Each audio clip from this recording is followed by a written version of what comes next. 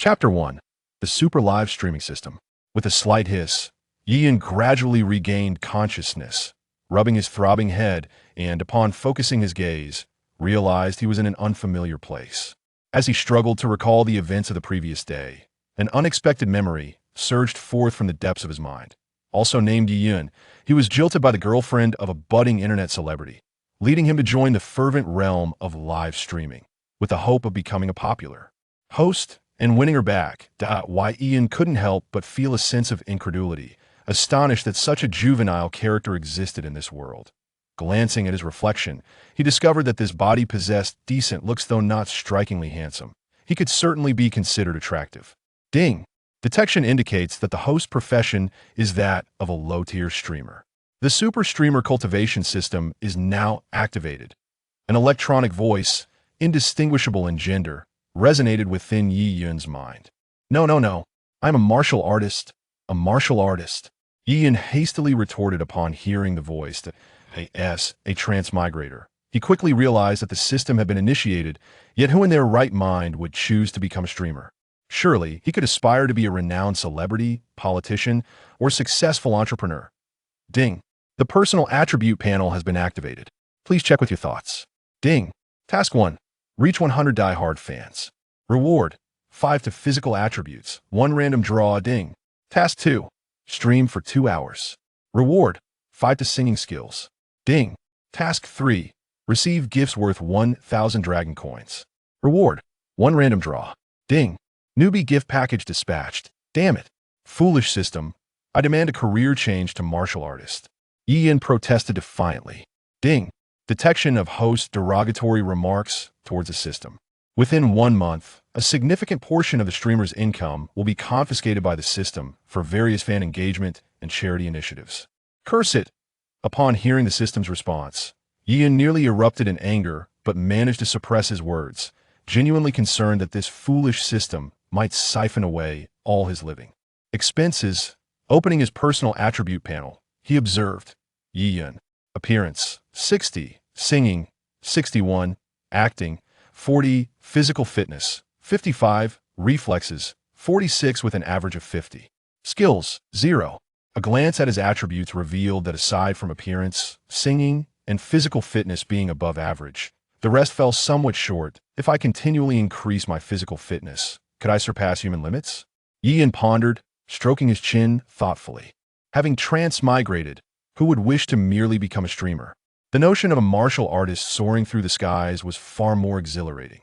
However, given the system's rigidity, he could only attempt to embrace the role of a streamer.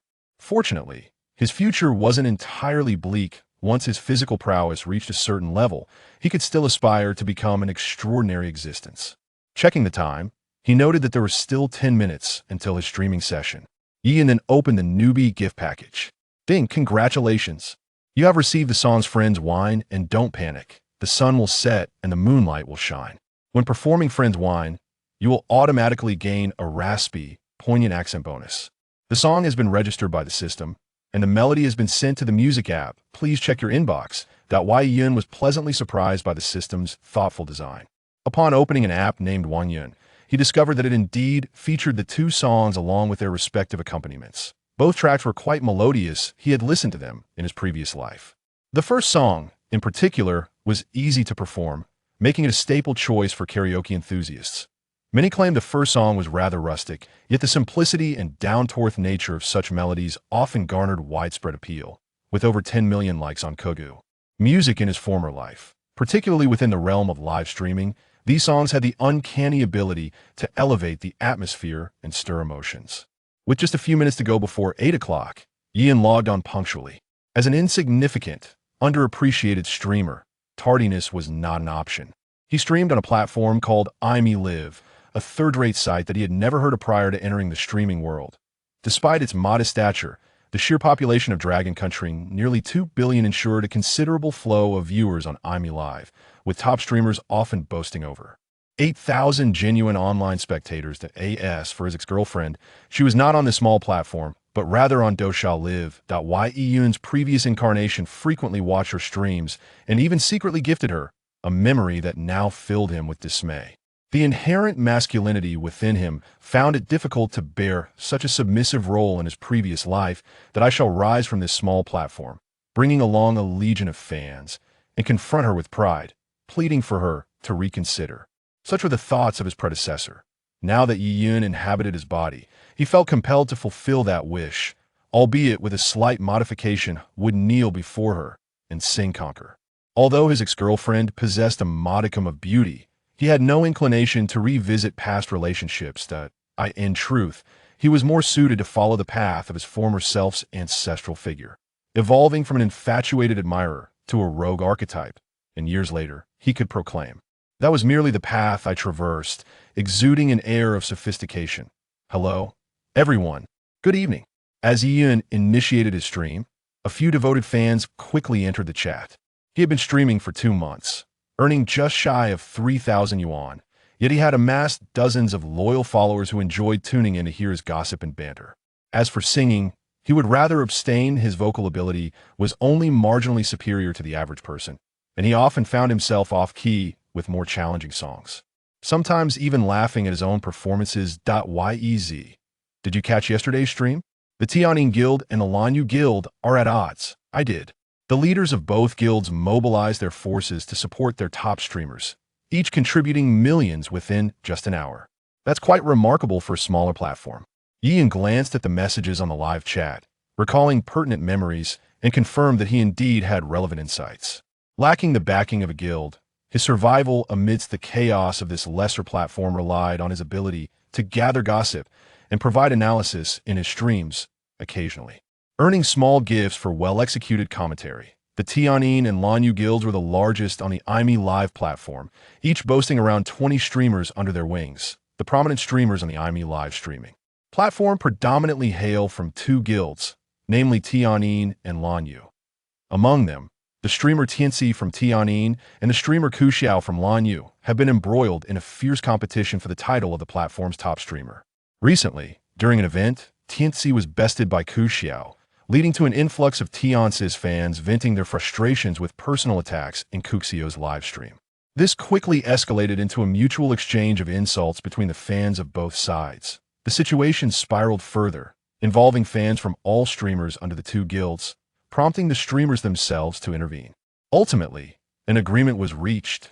The victor of the upcoming Tianwan Cup event, scheduled for a week later, would claim victory, while the losing side would not only be required to issue a public apology, but also produce a video of the kneeling apology. While private dignity might be set aside, losing face in the realm of the internet can render one a laughingstock, leading to a significant loss of followers except for those like my brother Gao, who have built their persona on being a jester. I've seen it Zhou Tian and brother Hua remain as formidable as ever. Brother Shi Tu, brother Hai, and brother Shui are also impressive. Between them, they've likely spent over 1 million, Douyin remarked. The individuals he referred to are well-known affluent patrons on the IME Live streaming platform, with the first 2 having spent over 10 million and the others several million each. The ranking system of IME Live closely mirrors that of its predecessor, Huya, comprising ranks such as swordsman, knight, lord, marquis, king, and ultimately, emperor. To ascend to the super emperor rank, one must spend over 1 million within a month.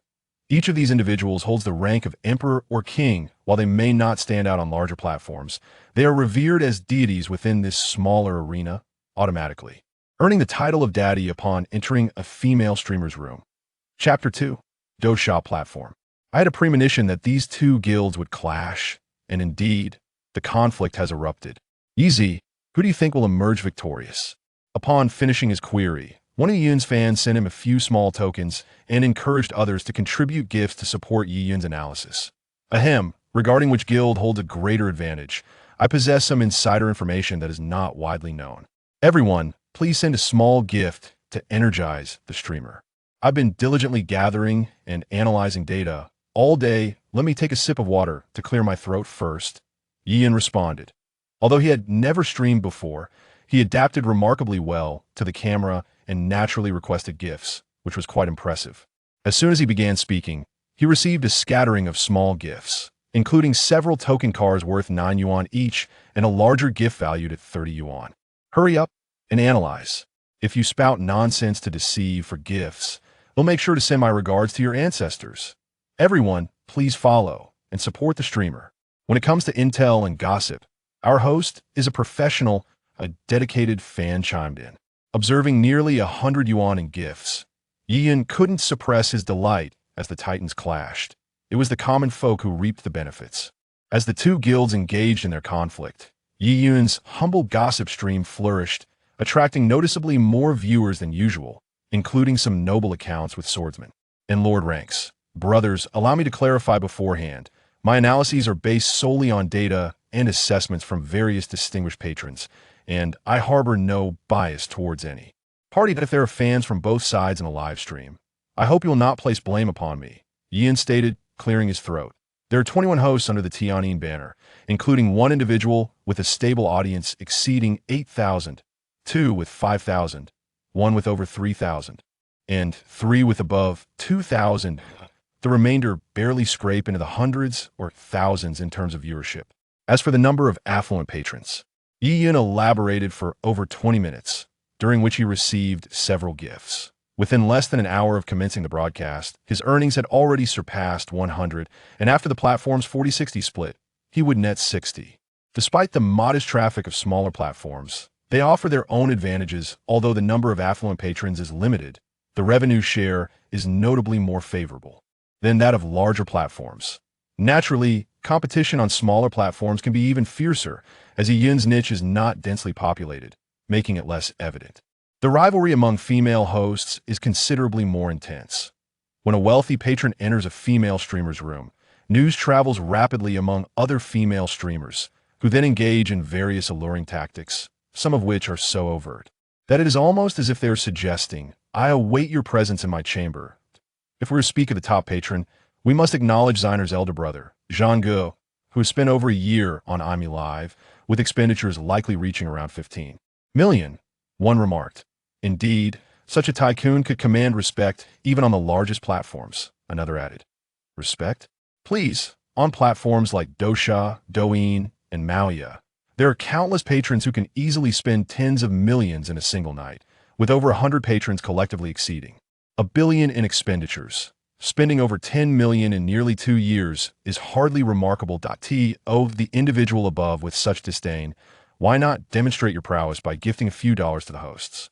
Debates in the live stream are commonplace, and Yiyan paid them no mind. Continuing, Zhang Ge is indeed formidable. He currently ranks as the highest spender on IME Live, having gifted Sheener over 800 times. Moreover, Zhang Ge enjoys the spotlight, often seizing opportunities to showcase his generosity. Do you think, in this upcoming Tianwan Cup showdown, either guild will summon Zhang Ge to lend his support? With this topic, the live stream became significantly more animated. After over an hour, the viewer count exceeded 500, and gift earnings reached over 200 yuan. It is no wonder that so many aspire to live stream. A modicum of talent can suffice for a modest living. For attractive women, merely engaging in casual conversation before the screen can yield substantial rewards, surpassing the income from traditional employment. Upon completing his system tasks, Yiyan did not hasten to log off, but lingered in the chat for another 4 hours before concluding the stream. That a glance at the back-end revealed that his earnings for the night surpassed 1,100, nearly equivalent to his entire income for the previous month. Thus far, his earnings this month had exceeded 1,500, with over 10 days remaining until the month's end. Yiyan estimated that he could earn over 5,000 this month. I shall practice a few songs before retiring, he mused, noting the late hour. Yet, he felt no inclination for sleep and resolved to rehearse a few more times. The reason he refrained from singing those 2 songs today was due to an official singing event, scheduled for tomorrow evening. After registering in advance, he would be able to perform in the official live broadcast room, and whether he would gain popularity would hinge on that singular opportunity. Upon receiving confirmation of his registration, Yiyan skillfully rehearsed the songs several times and noticed a significant enhancement in his vocal techniques while singing these 2 pieces, making him more than adequately prepared for the event. With this concern alleviated, Yiyan turned to his phone. As a seasoned cultivator, it was evident that midnight had yet to reach his designated bedtime. He opened the Douyin live streaming platform and was immediately drawn into a PK live broadcast featuring 4 highly popular streamers engaging in a live competition. This event was not a traditional PK. Rather, each participant had 1 minute to rally votes, competing against one another. If they garnered 100,000 votes, we had a match that number within a minute or face a penalty.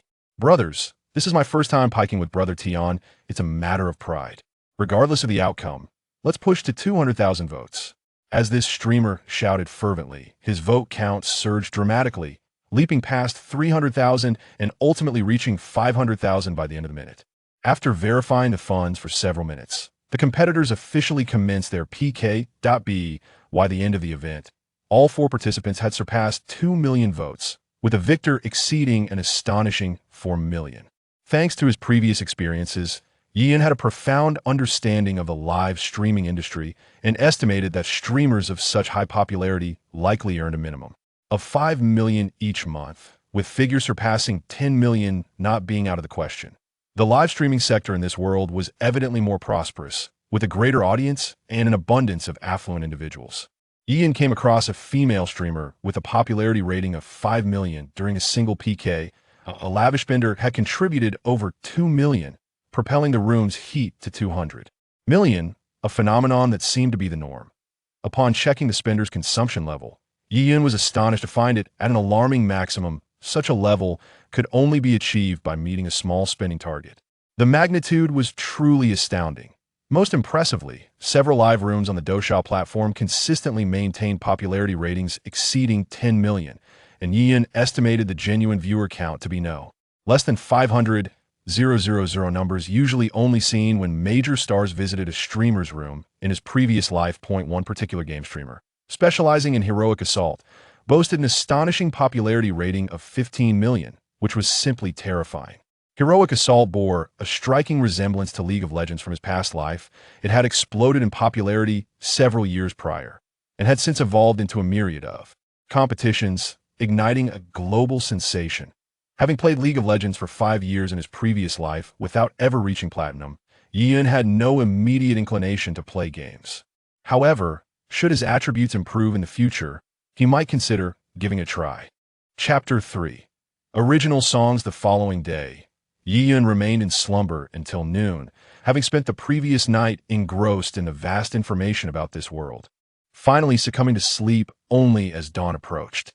I forgot to participate in the lottery. Douyin slapped his forehead, recalling his task. He had already accumulated over 1,000 dragon coins from his earnings yesterday, although the platform would take a hefty 40% cut and taxes were to be paid. The system had evidently not accounted for these deductions.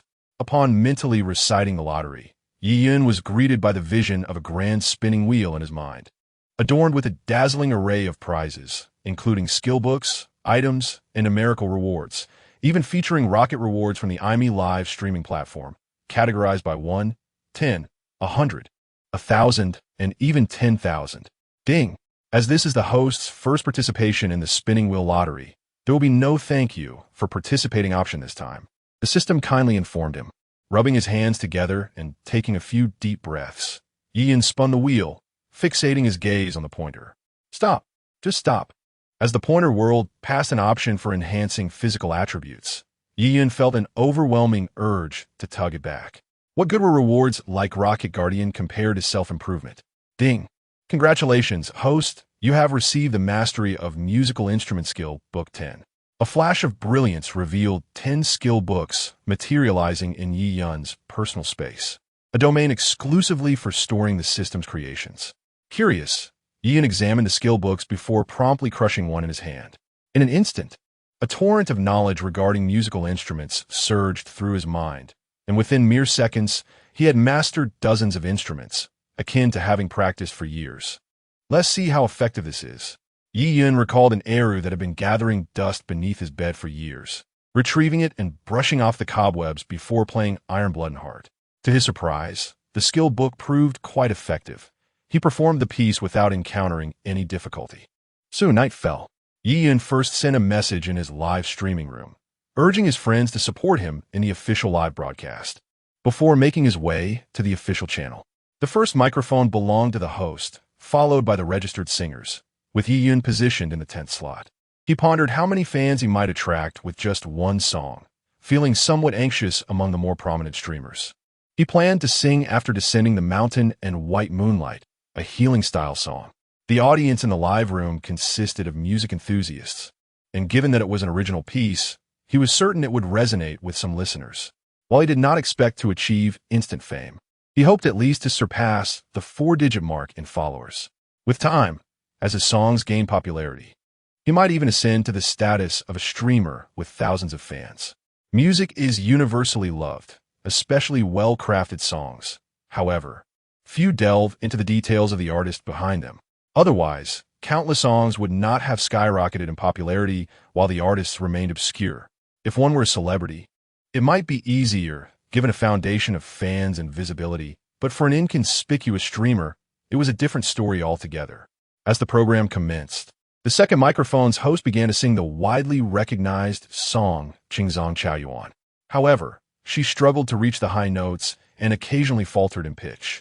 Despite this, she was a prominent figure on the platform with a considerable following and with numerous other hosts and fans watching the live stream. Her supporters generously showered her with gifts and compliments to maintain appearances.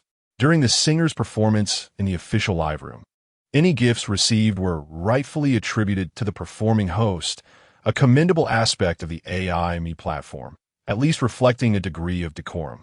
Jiagu sings exceptionally well. I somewhat regret being placed behind you, as the pressure has now shifted onto me, commented a beautiful host who took over the second microphone after Jiaji's performance. Upon her opening remarks, her fans lauded Jiagu, prompting him to reciprocate with a few small gifts, which in turn delighted his followers who felt a sense of pride and began to generously bestow gifts upon the female host. An hour later, the official live room reached a peak of over 30,000 viewers, with several enthusiastic patrons generously tipping thousands. Now, let us welcome Yi Zi to the microphone. Please listen attentively, for Yi Zi will present an original song titled After Descending the Mountain. There is still white moonlight, the host introduced, though he held little hope for Yi Yun's performance. In this bustling, live-streaming platform, original songs are birthed daily, yet a staggering 80% are lackluster. 10% merely rhyme for the sake of it, leaving only a scant handful of worthy compositions in the remaining 10%. Thus, he harbored no expectations for the original piece Yi Yun was about to share. What a ridiculous title, he mused, feeling no anticipation whatsoever for the host's original song. All right, let's hear a few lines and then get off the stage. Don't make me resort to insults. Go Yi Zi, Love X10. Little Yi Zi, how dare you participate in a singing competition, came the astonished comments, accompanied by virtual flowers X10. As soon as Yi Yun announced her original song, the comments in the live stream surged, yet amidst the flurry, not a single one expressed optimism for her. They were rife with mockery and vitriol. Such is the nature of the live-streaming platform, where anonymity breeds hostility and disdain. To Yi Yun's surprise, however, a few supportive friends did appear in her live room. While there were no affluent patrons, several modest gifts trickled in, contributing to her morale. This is a healing song, intended to help the lost find direction and to guide those in adversity out of their lows, Yi Yun briefly explained before hastily launching into her performance. Anxious that any delay might invoke the ire of her ancestors. Perhaps you find yourself shrouded in darkness, struggling to recall the dreams of yesteryears. Bowing your head, your hands lie empty, and you feel a poignant ache of loss. Each individual experiences their blossoming at different times, and you too shall encounter beauty along your journey. Open your arms to embrace the winds of change. In that moment, you shall undoubtedly become stronger, braver, and more composed. Do not succumb to confusion or panic. As the sun sets, the moon rises, illuminating your path through life, guiding you to your desired destination. Do not waver or despair. When the moon rests, the dawn will break. Lift your gaze to the heavens, and light shall surely return. Those you love will fulfill their promise to stand by your side. Chapter 4. The popularity surpasses 10,000. Alas, this song is truly remarkable. I absolutely adore it. The user Loneliness and Wind rewarded the host with a Rocket 1, while Eternal Love generously gifted the host with Roses 10. It appears that this song is not available online. Indeed, it is an original creation by the host. Bright Moon rewarded the host with Rockets 10. Yi Yun was astonished that his seemingly ordinary song garnered such immense appreciation, with follower numbers skyrocketing from a mere 3 digits to nearly 20,000. This signifies that, at this moment, out of over 30,000 viewers in the live stream, close to 2/3 had followed him. The revenue from gifts also surpassed the remarkable threshold of 10,000, with a single user named Bright Moon bestowing a gift valued at 10,000. Thank you, Yi Z, for presenting us with such a delightful original song. Let us all applaud him, the host announced. The fervor surrounding Yi Yun's performance had yet to wane. Gifts continued to pour in, and upon hearing the host's words, viewers began to shower him with $1 applause emojis, filling the comment section with a chorus of clapping emoticons.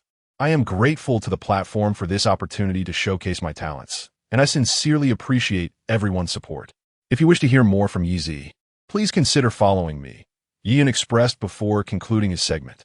He then returned to his own live stream, anticipating a high level of engagement that evening. As he had anticipated, upon his return, the number of online viewers surged past 5,000, with eager fans urging him to sing once more. All right, my friends, your affection serves as my greatest motivation. I shall sing for you again.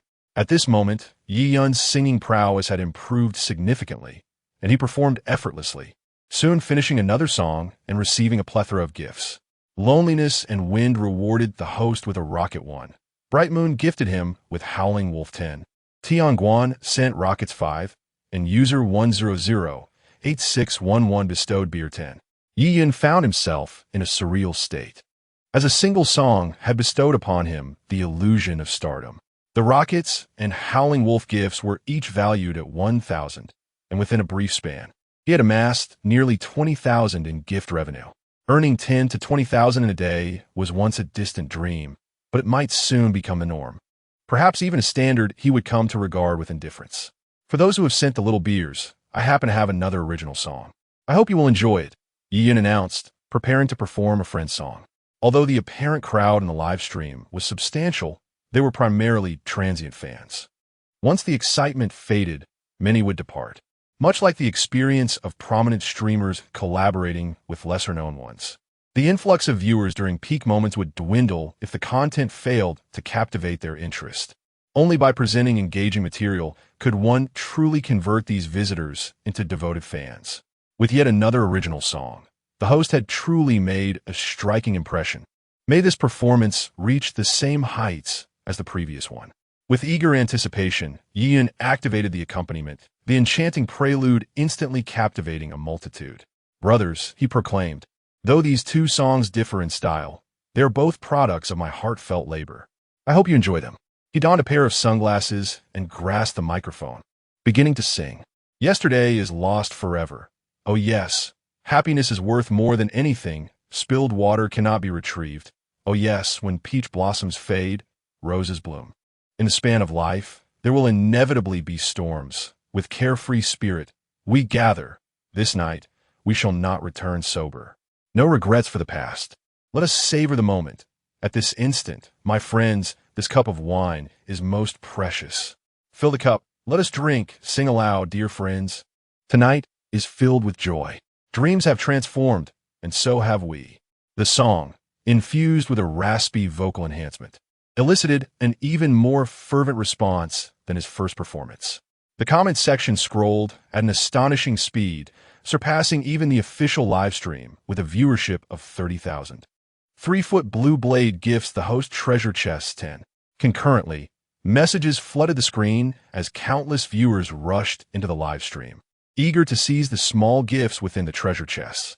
Bright Moon rewards the host treasure chest 10. Loneliness and Wind rewards the host treasure chest 1.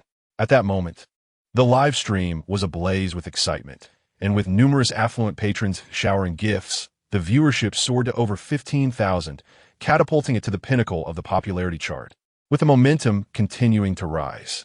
Seizing this fervor, Yi Yun performed the two songs once more. Thank you, brothers, for your unwavering support. I am immensely grateful to Bright Moon, Loneliness, Tianguan, and Qing Feng for their rockets and treasure chests. Yi Yun exclaimed, Damn! No wonder everyone aspired to live stream in my past life. The money flows so easily. I estimate I could earn over 50,000 tonight alone. In my previous life, that was nearly my annual income. Ding! Due to the surge in host popularity, a connection task has been triggered. Achieve 3 connection victories within 1 hour to receive a 5-appearance reward. Yi Yun was astonished by this fortunate turn of events. He was already quite handsome, and an additional 5 points in appearance would leave no competition. Given his current popularity and the number of affluent viewers in the stream, achieving 3 connection victories within an hour seemed utterly effortless.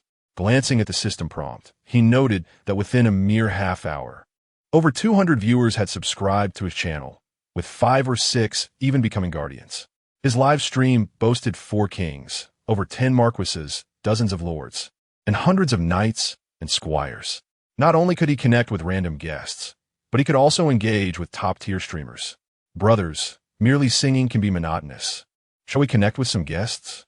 To be honest, I have been streaming for several months and have yet to connect with anyone, Yi Yun suggested. Affluent patrons often relished in connecting with streamers, particularly enjoying the spectacle of beautiful female streamers facing challenges. All right, let us connect with Hume. I wish to hear her sing. A fan of the Lord typed, let us connect with Lian Sheener. You both are singing streamers, so it would be delightful to bond a little more. Brothers, Yezi has never collaborated before and has never received such overwhelming support from family. I am uncertain about our cohesion. If the votes differ too greatly, it would be embarrassing. Let's randomly connect a few times to familiarize ourselves, Yi Yun remarked. Forced into this profession by the system, he had tasted the sweetness of success and cast aside any notions of embarrassment. In this line of work, one must possess a thick skin. Those who are overly sensitive cannot thrive. His primary concern was that losing in a collaboration might impact his tasks. Once the tasks were completed, the outcome of the collaboration would matter little, as losing would only result in some minor penalties. Chapter 5. Random Connection Soon. Yi Yun randomly connected with a female streamer named Yao Yao, who was strikingly beautiful and possessed an alluring figure. Yi Yun tactically took a sip of water and, with utmost seriousness, glanced up and down a few times before inquiring, "What kind of streamer are you, beautiful?" "Hello, Yezige. I am a dance streamer just starting on AI Me Live," Yao Yao replied. At that moment, she realized she was connected to a prominent streamer. As mere moments after their connection, hundreds of viewers had flooded into her live stream. "I am a singing streamer, and today is my first time connecting live. Shall we engage in a PK?" Yi Yun proposed. The fact that his opponent was a novice streamer suited him perfectly, alleviating the risk of an unexpected downfall. "Sure, brother," Yao Yao responded. For her, the chance to connect with a big streamer was an opportunity too good to miss, allowing her to showcase her talents. "All right, let us begin," Yi Yun said, fiddling with the PK setup before muting the microphone to rally support. Although he had never been a streamer himself, he had observed enough in his previous life to grasp the basic rhetoric, despite feeling somewhat restrained about vocally soliciting votes. "Brothers, let's send some gifts. Upgrade those fan badges. It's my first PK, and we cannot afford to lose, especially against a new streamer," Yi Yun encouraged in the live stream. Suddenly, the female streamer rose from her seat and began dancing, revealing her full figure. "Her waist is a deadly weapon," he mused, noting her height, which must have been around 1.72 meters taller than him. She danced quite well, and as she did, Yi Yun's fans in the live stream erupted with excitement, causing even Yi Yun to swallow hard a few times. "Brothers, if we win, let us have her dance. We currently hold a leading advantage. Though the gap ISN team massive, well, it seems victory is assured." Just as Yi Yun intended to solidify their advantage, a barrage of 10 rockets from Ming Yu soared down, propelling them ahead by over 100,000 votes. As the 10-minute PK concluded, Yi Yun's vote count reached over 200,000, while his opponent barely surpassed 20,000, many of whom were his own viewers who had rushed over to support him. Otherwise, it would have been a struggle for her to even break 10,000. Despite her attractiveness and captivating figure, she was still a newcomer, lacking a fan base advantage. "Yizige and all the brothers in her live stream, I've lost. How do you wish to punish me?" Yao Yao inquired sweetly from her gaming chair. Yi Yun concluded that this woman was quite adept and very open-minded. "Aren't you a dance streamer? Why not perform a dance for everyone to see?" Yi Yun suggested. "Of course, Yigo," What kind of dance do you want to see? I can perform all the trending dances online, Yao Yao replied. For her, dancing was a trivial matter. She simply wished to showcase something unique to attract more fans. In reality, she possessed considerable beauty and a passion for fitness, which earned her the admiration and infatuation of many. During this live broadcast, she alerted her devoted followers, affectionately referred to as her licking dogs. The impressive score of over 10,000 she had just achieved was largely due to the support of these ardent admirers, with the remainder contributed by the audience of the opposing streamer. The opposing streamer's viewership had soared to 20,000, making them the most popular individual on the AIME live streaming platform at that moment. At that instant, one of her devoted followers provided her with valuable intelligence, causing her eyes to sparkle with excitement.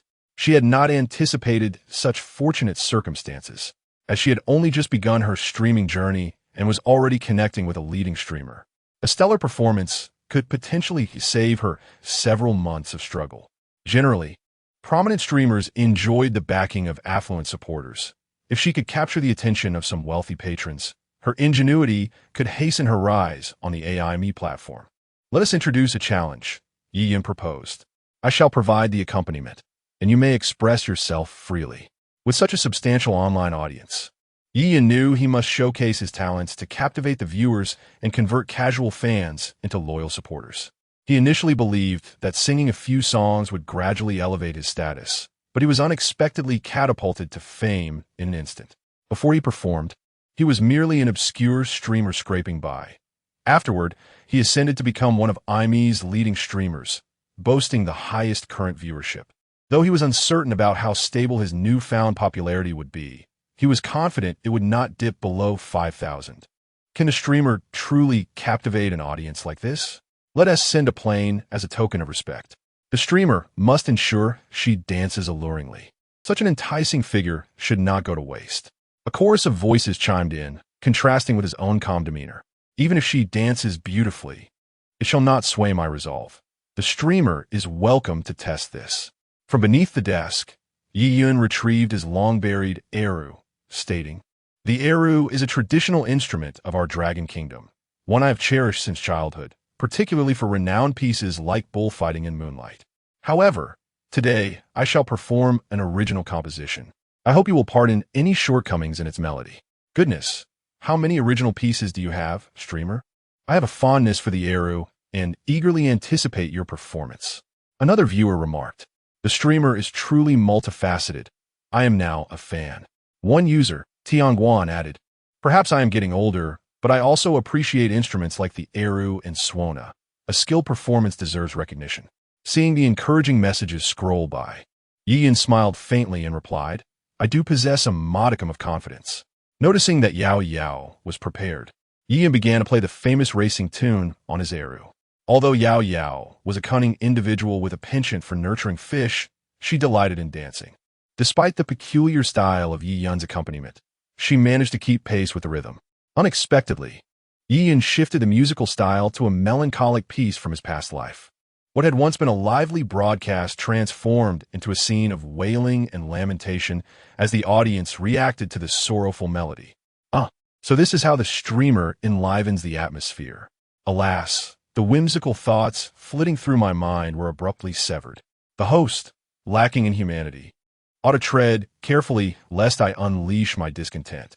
The eru undoubtedly reigns as the sovereign of sorrow among musical instruments. Its melodies resonate with profound melancholy. There exists no soul that the suona cannot dispel, nor a heart that the eru cannot rend asunder. Au poillon. In deference to the composition, I reclined and draped myself in a white quilt, enveloping my head. The eru, with its two strings, one representing the soul and the other the spirit. If one is severed, the soul departs. If both are broken, the spirit is shattered, leaving only echoes of sorrow, while the pain remains unheard. Such is the lamentation woven into the fabric of the eru's sound. The potency of this piece is overwhelming, unveiling the grief of widows, the confusion of the impoverished, the solitude of the unattached, the regrets of the remaining women, the grievances and despair of married women, and the bittersweet nostalgia of retired officials for their secretaries. all while articulating a pain that even ibuprofen cannot assuage.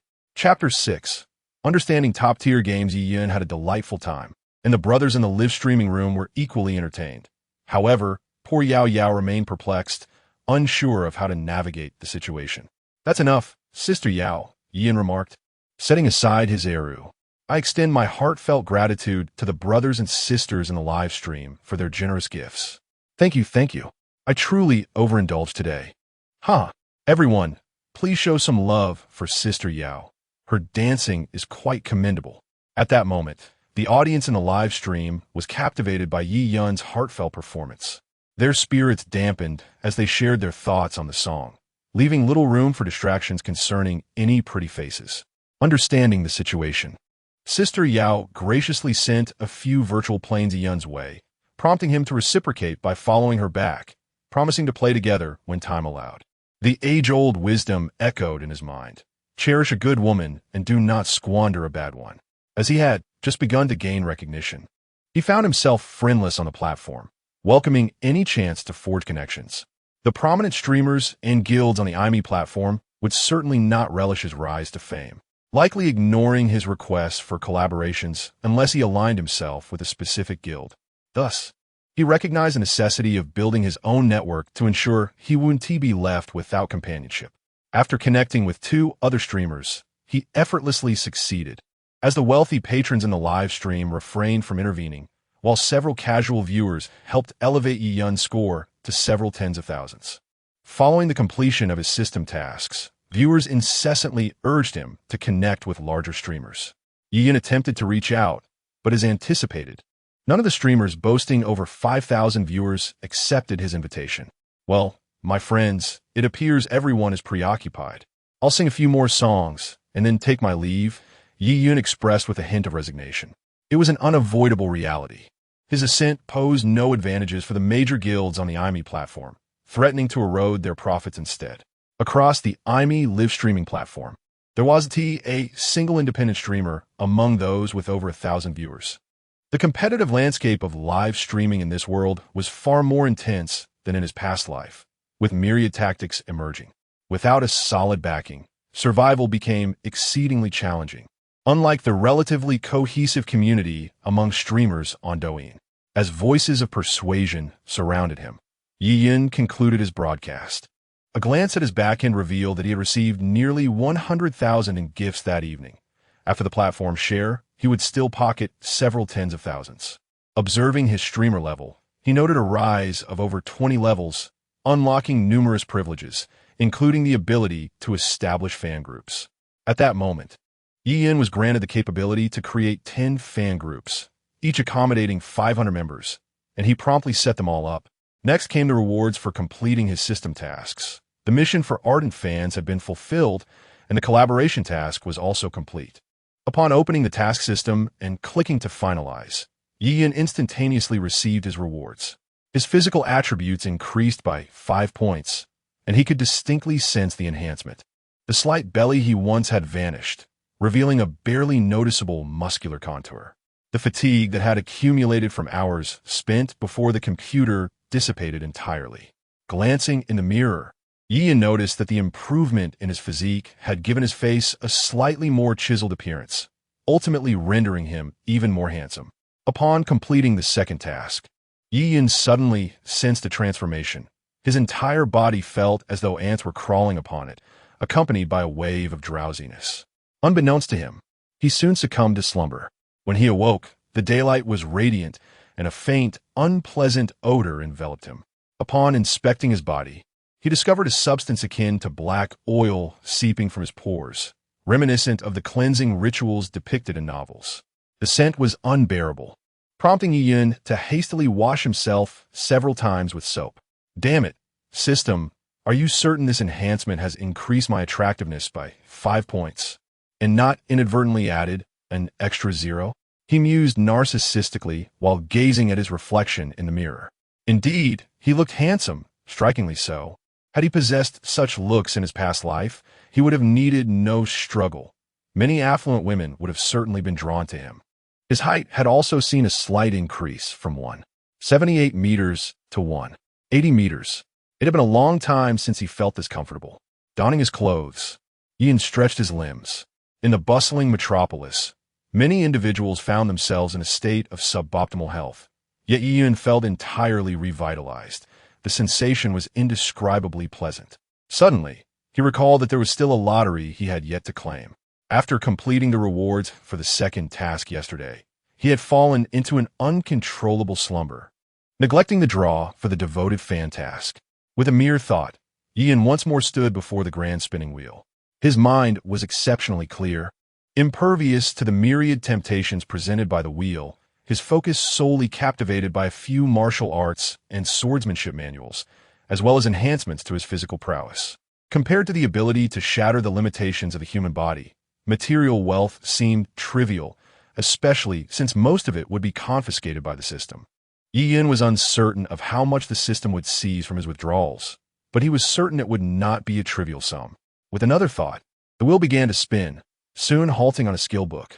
Top-tier game, Comprehension Skill, Book 10. Ian sighed. Some things cannot be forced.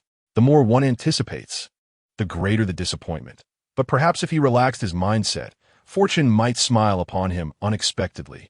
With a flicker of thought, he crushed the skill book in his hand, instantly acquiring a wealth of game comprehension. At that moment, the globally popular game Hero Strike was also being played, so he eagerly opened his computer to partake in a match. As a player in the gold rank, he chose the jungle role. Unlike previous matches where he struggled significantly, this game felt remarkably effortless. He discerned the opposing jungler's route with clarity, effectively dismantling their strategy, resulting in 2 successful kills and a significant level advantage. After reaching level 6, he began orchestrating plays, ambushing opponents with a series of impressive maneuvers.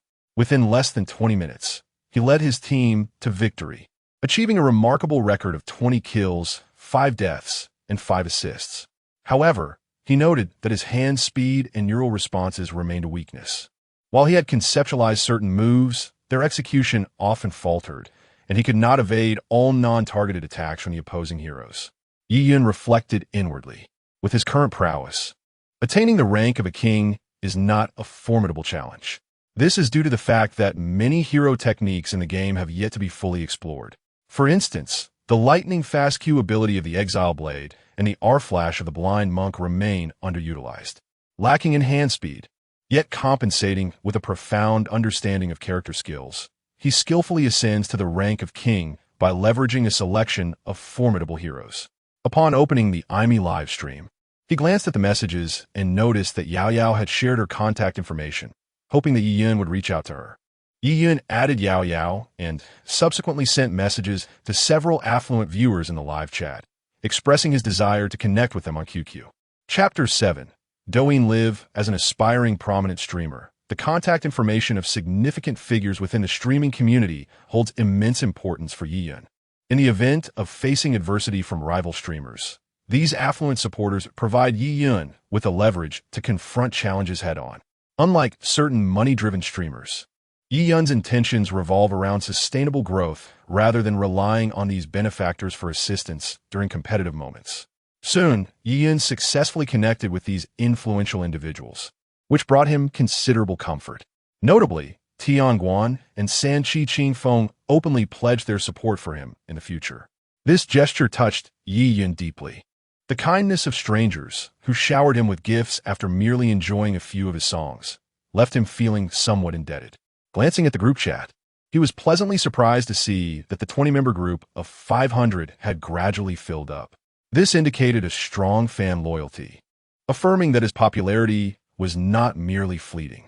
He had captivated these individuals through his talent, transforming them into dedicated fans. After uploading his songs to the app, Ian notified his fans in the live group chat that 2 new tracks had been released, available for free listening. The free aspect was a non-negotiable requirement from the system, but Ian was indifferent. The joy of being liked and supported far outweighed monetary gain. After engaging with the group for a while, Ian ventured out to a breakfast shop. Xiaoyan? The shop owner scrutinized Ian for a moment before exclaiming in surprise, "It's really you. How have you become so much more handsome in just a few days? I almost didn't recognize you." "Well, I've tidied myself up a bit. Uncle, do you have any suitable young ladies to introduce?" I'm still single. Ye yun it. Well, I might, but with your good looks, be careful not to toy with the feelings of those girls. Perhaps it's best you find someone yourself. The owner chuckled in response. After a brief chat and enjoying his breakfast, Yian leisurely strolled around, having spent the previous day indoors. Today marked his first shopping excursion since arriving in this world. Regrettably, such a striking figure had no girlfriend accompanying him. After a morning of exploration, Yian purchased a guitar, a sansien, and various other instruments such as harmonicas and flutes, thus achieving proficiency across a full range of musical tools. In the afternoon, after his meal, Yian tuned into a live stream. Since he had embarked on this career, he was determined to excel. The new section of IME Live was overwhelmingly filled with updates related to him, and several gossip streamers were discussing his impact in their broadcasts. The Tianyin Guild and the Lanyu Guild continued their quarrel. However, through the streamers' dialogues, Yian sensed a desire for resolution. Yet, the fans remained unwilling to relent, fervently moving between various live streams, hurling insults at one another. For fans, the thrill of drama always took precedence. They sought entertainment above all else. After spending over an hour on the IME live streaming platform, Yian perused the back-end messages, selectively responding to those that were beneficial for his fans, and added his elder brother, the Penguin, who had just replied to him. After finishing with IME, Yian opened Douyin Live, the world's largest short video platform. In just over 2 years since its live streaming section launched, it had overtaken Douyin and Maoya, establishing itself as the unrivaled leader in the field. Should Yian ever consider switching platforms, he believed Douyin would be an excellent choice. The immense traffic and ease of monetization for fans meant that popularity would not be obscured, and with a substantial female audience. His future charisma would likely attract a considerable female following. At that moment, Yian aimed to learn from the prominent streamers on how to garner votes and enhance the atmosphere. He entered a top-ranked live stream where an entertainment host, boasting over 50,000 viewers, was fervently engaged in a PK battle. Despite a 4-person competition, this host was single-handedly taking on 3 others, amassing an astonishing 5 million votes, while the other 3 also performed admirably, each securing over 1 million votes. Brothers, although we are in first place, it is not enough. We must widen the gap. On the count of 3, let us push for another wave.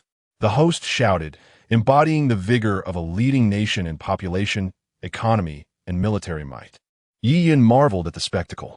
The PK votes were nearing 10 million, translating to nearly 1 million in virtual currency, suggesting that such a host could effortlessly earn several million in a single day. After a moment of watching the entertainment host, Yian transitioned to the gaming segment, discovering that many gaming streamers had audiences exceeding 100,000, with top-tier gamers even surpassing 1 million viewers. This was still during the day when many were at work. During the prime evening hours, the numbers could be even more staggering. Throughout the afternoon, Yian immersed himself in the streams, and at 7:50 in the evening, he entered his own live room to find a considerable number of fans already gathered, eagerly awaiting his broadcast. A subtle stir of emotion welled up within him as he initiated the stream, promptly notifying his followers of his arrival. Unlike previous streams that started slowly, his audience swiftly grew to around 8,000, continuing to rise. Is that the singer? He is quite handsome. The 2 songs he performed were delightful, and they were free. I'll follow him. I also think he looks much more attractive today. Did he undergo cosmetic surgery during the day? Yian smiled and greeted his audience, saying, cosmetic surgery? I've always been handsome.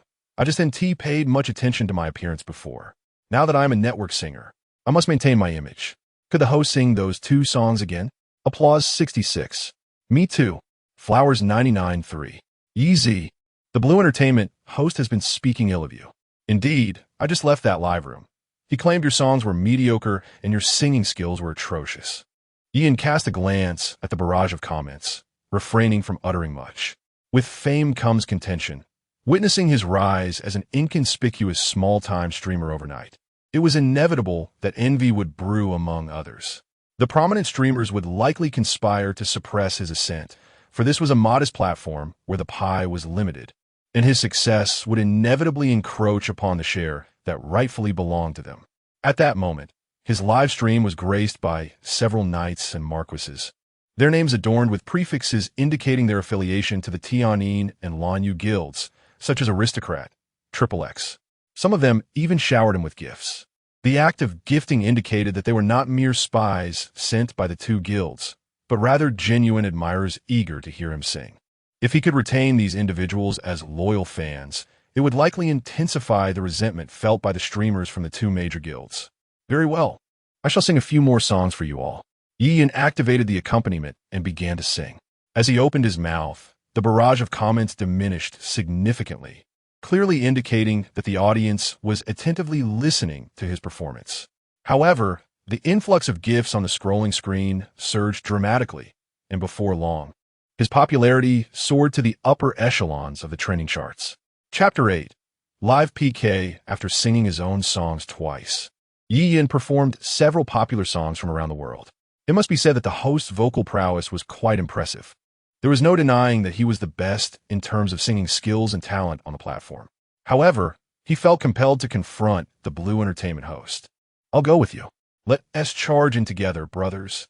Yiyan noticed that many were eager to stir trouble with the Blue Entertainment host and quickly urged, brothers, calm down. Let them say what they will. We'll focus on our own performance. Next, let us engage in a live collaboration. He was not a coward, but at this moment, having just risen to prominence, he had no friends and lacked strong support. Engaging in a public feud with the major hosts was not a prudent move. He planned to wait for a few days, allowing his songs to gain traction and his followers to grow. Then, he could confront them head-on when the time was right. In this small, segmented, live streaming platform, he knew that if he wanted to truly rise, he would inevitably have to clash fiercely with various guilds. A confrontation was inevitable, but it needed to be timed perfectly. Glancing at his friend list, he noticed that Yao Yao was online. Yiyan sent her a live collaboration invitation, which she accepted immediately, clearly having been waiting for him. Before the stream, it seemed Yao Yao had sent him a few messages, but he had not yet read them. Hello, Brother Yi. Yao Yao greeted him sweetly, then turned to the camera and said, Good evening to the brothers in the live room. Hello, Yao Yao. Yiyan replied with a smile and continued, Do you know any hosts? Bring a couple in for a match. Unfortunately, given his current popularity, he would have expected many hosts to want to collaborate with him. However, none reached out, as it was clear that the top hosts and their guilds had likely issued a directive against collaborating with him for PK matches. I have a few friends, but they're all small hosts like me with no points at all, Yao Yao responded. For hosts like Yiyan, engaging in a PK match required a point system. Otherwise, random votes could easily overwhelm him, and the prominent viewers in a room had little interest in participating. That's fine. Let us just play around, Yiyan suggested. Many in the live room enjoyed watching PK matches. There were already shouts urging him to engage in one, and some prominent viewers were waiting to show off their gifts. Soon, Yao Yao brought in two participants, a handsome young man and an average-looking young woman. They exchanged a few pleasantries before commencing the PK, with Yiyan facing them alone. Ding! The live PK task was activated, 1 against 3. Victory would yield a random reward. Yiyan did not expect the system to issue him a complimentary task, and he couldn't help but feel a surge of excitement. If he could randomly receive a 10-point boost to his physical attributes, it would be simply splendid.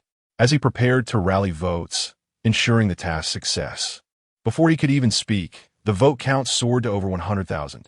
Before he could comprehend the exact figure, it leapt to over 300,000. At that moment, the special effects unique to the rocket began to materialize.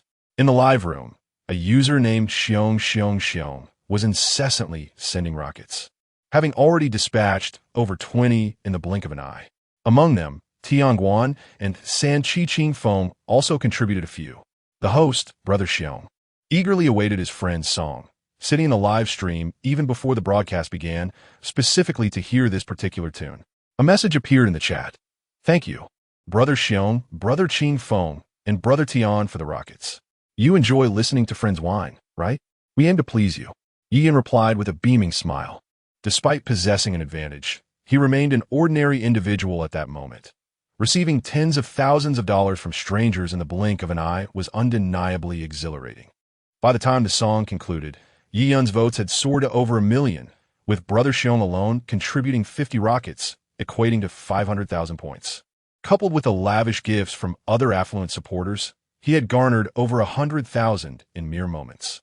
Truly, the internet provides swift rewards, even faster than theft. Thank you, brothers, for the gifts. Everyone, please show some love to Brother Xiong and the other esteemed guests, Yiyan said after the competition wrapped up, subsequently unmuting his microphone. Brother Yi, your firepower is astonishing.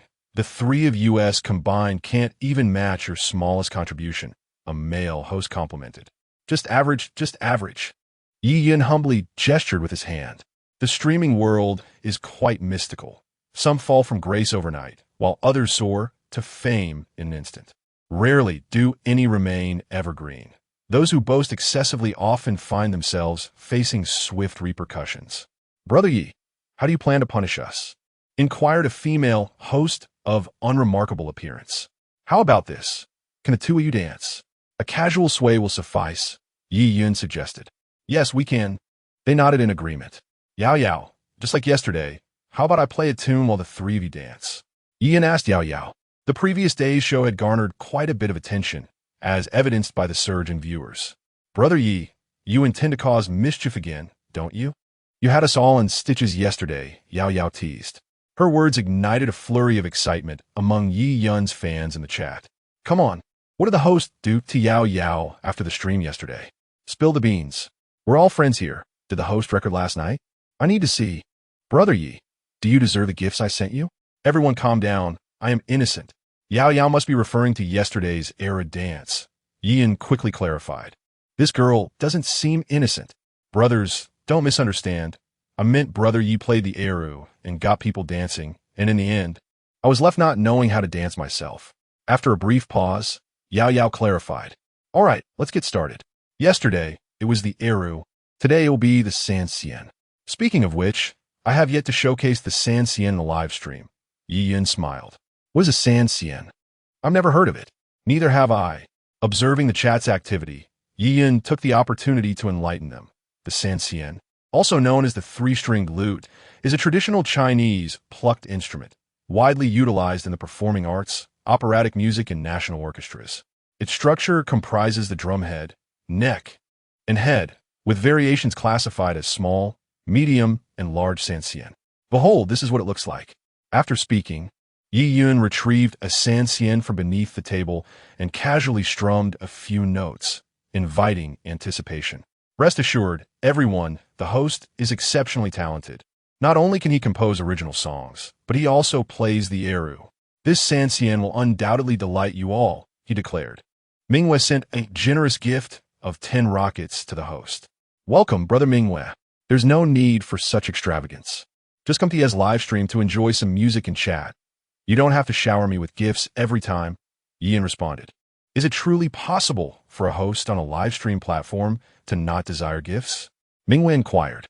Mainly, when you all send gifts upon arrival, I feel a bit guilty, Yiyan admitted earnestly. Spending 10,000 right off the bat seemed foreign to him, perhaps to those affluent individuals. Such an amount is akin to mere pocket change or the cost of a pack of cigarettes. Would it make you feel even guiltier if I indulged a bit more? Mingwei typed. Yiyan was uncertain how to respond. Ultimately, he thought, if they enjoy gifting, then let them do so. Perhaps for these wealthy patrons, spending money brings them joy. Yezi, you look more handsome today, Mingwei typed again. Shortly thereafter, a message floated through the chat. Mingwei had activated the Emperor title in Ye's live stream. Wow, big brother, are you serious? Just to be clear, I do not sell myself.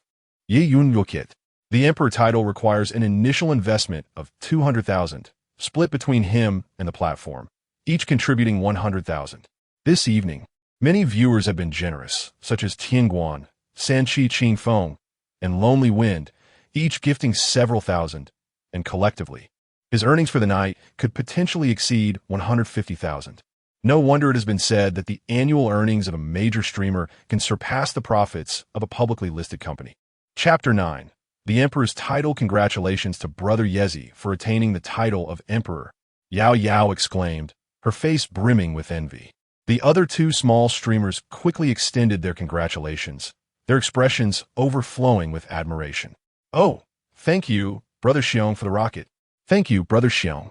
Yao Yao suddenly became animated, bowing earnestly towards the camera.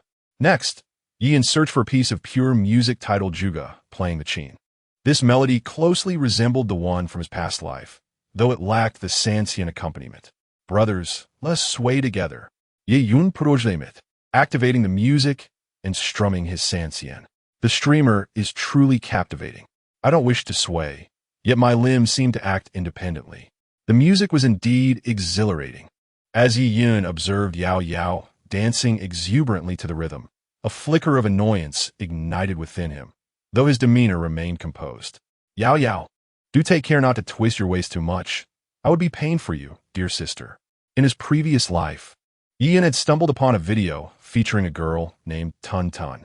Yao Yao's figure was reminiscent of Tun Tun, perhaps even more exquisite. Once the piece concluded, Yi Yun ended the live stream, and Yao Yao waved goodbye to him with a radiant smile. Thank you to all the brothers in Yezi's live stream for showering me with gifts. I appreciate it deeply. Yao Yao expressed her gratitude to the screen. In those fleeting minutes, her follower count surged by 5,000, and she received an abundance of gifts. Tonight, her earnings could potentially exceed 10,000, a feat that had once seemed unattainable mere days prior. Thus, her resolve solidified. She must cling to Yi Yun's leg, or rather, embrace it tightly. She sent Yi Yun several short videos, pondering, why hasn't Yezi replied? Does he not like me? A blush crept across her cheeks as she recalled the videos she had sent earlier. She recognized that seeking a benefactor and a big brother would require some sacrifices. Therefore, she sent him some enticing videos, thinking that if Yi Yun found them intriguing, she might film more.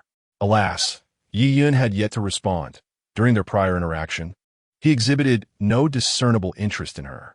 A wolf in sheep's clothing activated the king title in Yezi's livestream.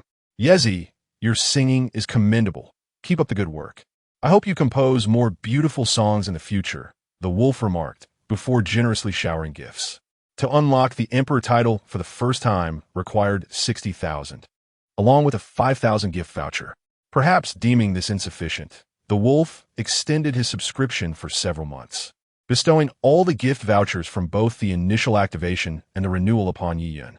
Super rockets, airdrop boxes, and treasure chests cascaded one after another, rapidly elevating Yi Yun's live stream to the pinnacle of popularity, surpassing the runner-up by nearly half. Thank you, Brother Wolf, for activating the king title in Yezi's livestream, and for your generous gifts.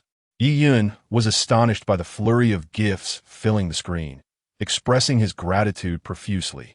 There are so many affluent individuals in this world. I never anticipated that even before my rise to fame, so many would be inclined to shower me with gifts. It's merely the cost of a meal. No need for thanks, the wolf replied nonchalantly. My annual salary barely suffices for a single meal of the affluent. The wealthy may not require leg hair. But what if I were to be showcased? It is truly beyond human comprehension. Neighbors gaze in admiration at the opulent. Fans in the live stream jestingly comment, Brother Wolf, I'm not attempting to curry favor, but perhaps it's fate. I have a semi-finished song titled The Wolf in Sheep's Clothing, which coincidentally shares your name, Yi Yun remarked. Is that true? The Wolf in Sheep's Clothing? Brother Wolf expressed skepticism. The audience in the live stream echoed similar doubts. How about this? I'll sing a few lines for you, Yi Yun suggested. The reason it's termed semi-finished is that he knows only the lyrics and melody, lacking the systematic guidance to compose independently. All right, sing away. If it's pleasant, I might just cover your meal, Brother Wolf responded.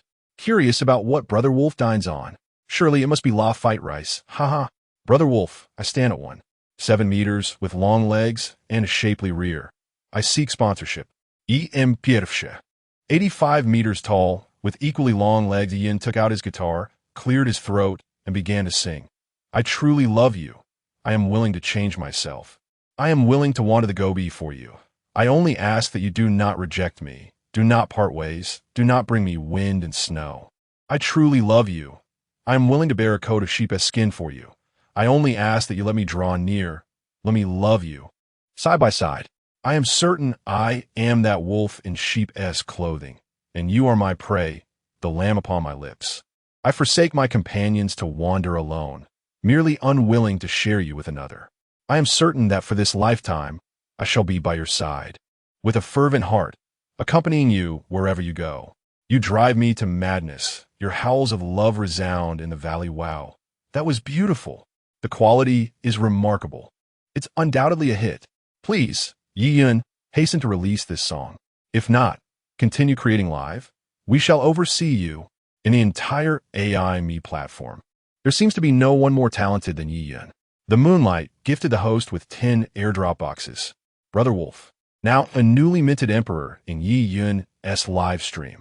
Brother Wolf showered the host with 100 treasure maps.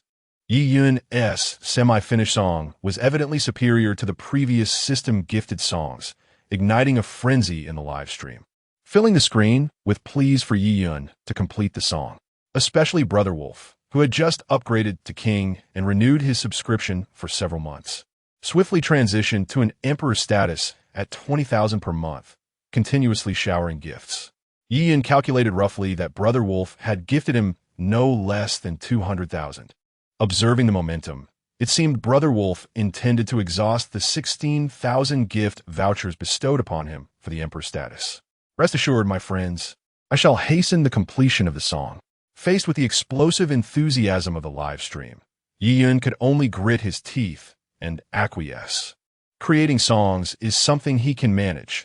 He can simply reproduce the songs from his past life, as he truly lacks the ability to compose music. It appears he must seek collaboration. Douyin musit inyardli. What a dreadful song. It is nothing but a lament devoid of substance, vastly inferior to our Su. Indeed, the lyrics are forced into rhyme, and the singing resembles the croaking of a duck. Is the host effeminate? Can he not muster a proper retort, even with a few gifts?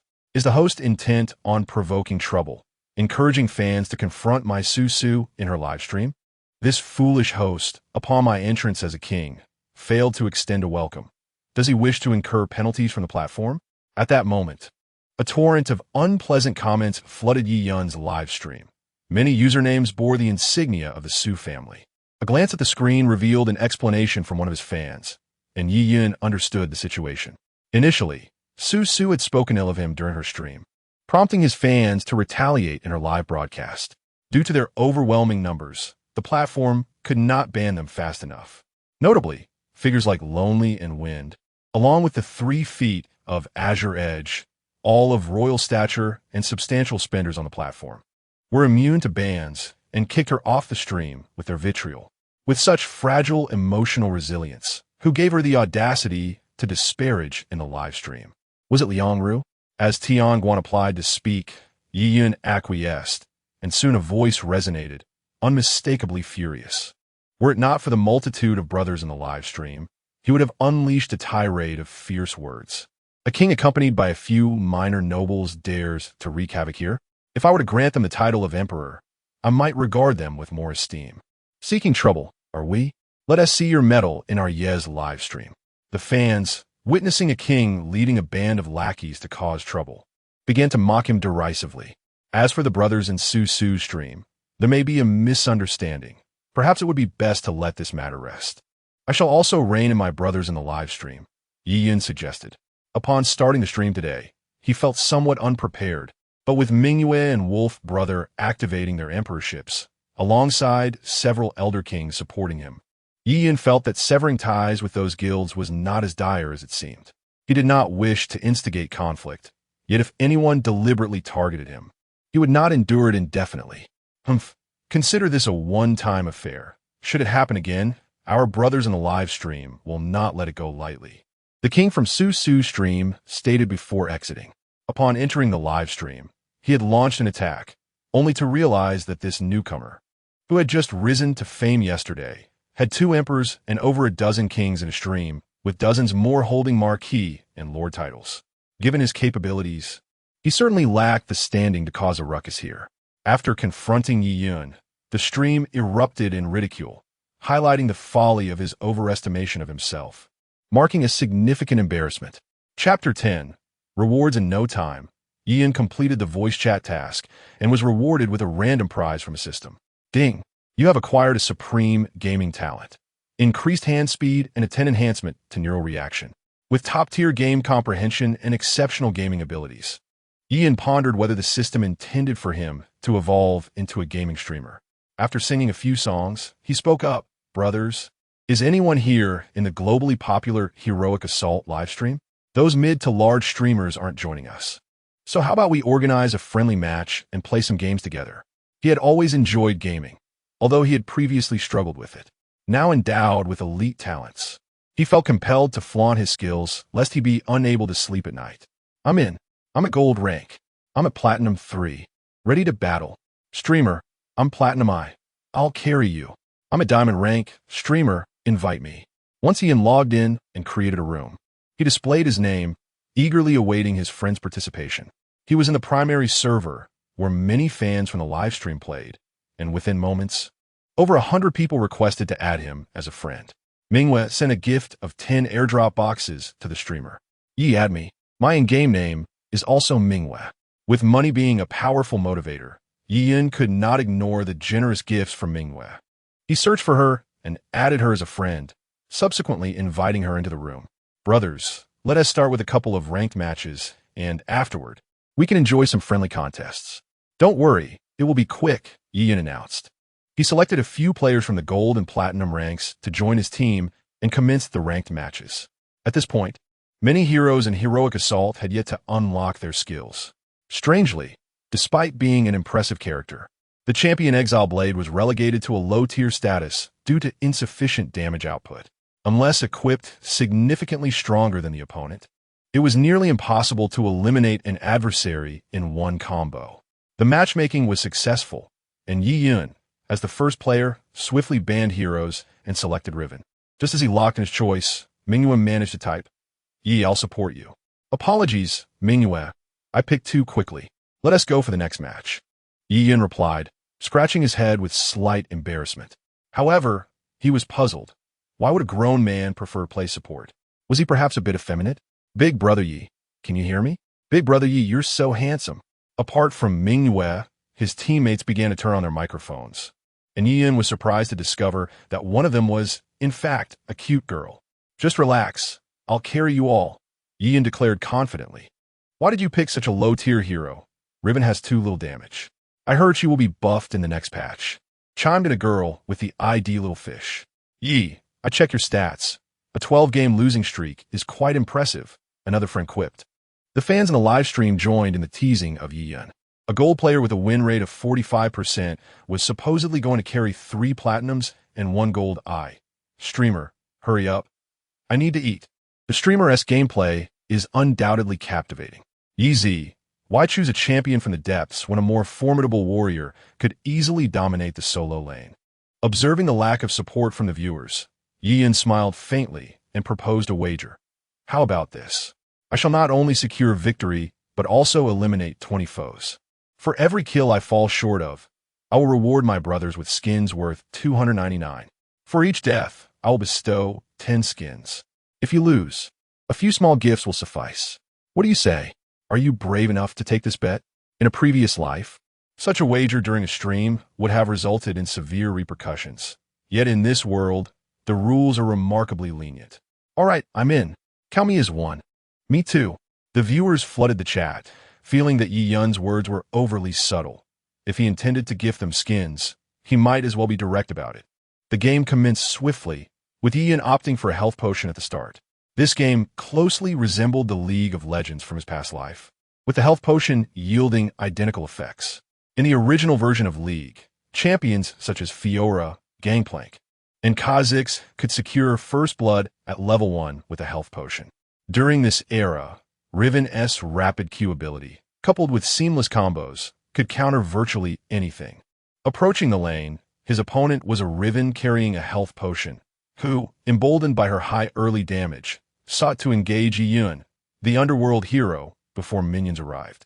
Yi Yun smiled subtly, waiting for the Riven to draw near. He activated his health potion, initiated with an auto attack, followed by another as she approached. He canceled the auto attack as animation with his Q ability, then used it to negate the subsequent cooldown by targeting the ground. In just over a second, he unleashed a rapid sequence of QAs, leaving his opponent bewildered as her health plummeted. In a desperate attempt, she flashed away, only to see the ignite spell affixed above her head. First blood. What sorcery is this, Yeezy? You just annihilated Riven at level 1, exclaimed the viewers. Wasn't Riven supposed to dominate with her blade? I barely registered what happened before she collapsed. The chat erupted with excitement, observing Yiyun's seemingly extraordinary gameplay. One might suspect he was cheating were it not for the knowledge that the game prohibits such advantages. Brothers, this is a simple trick with the Blade of Exile. Just have some dexterity, an auto attack, then cancel with Q and ground target to negate Q's cooldown.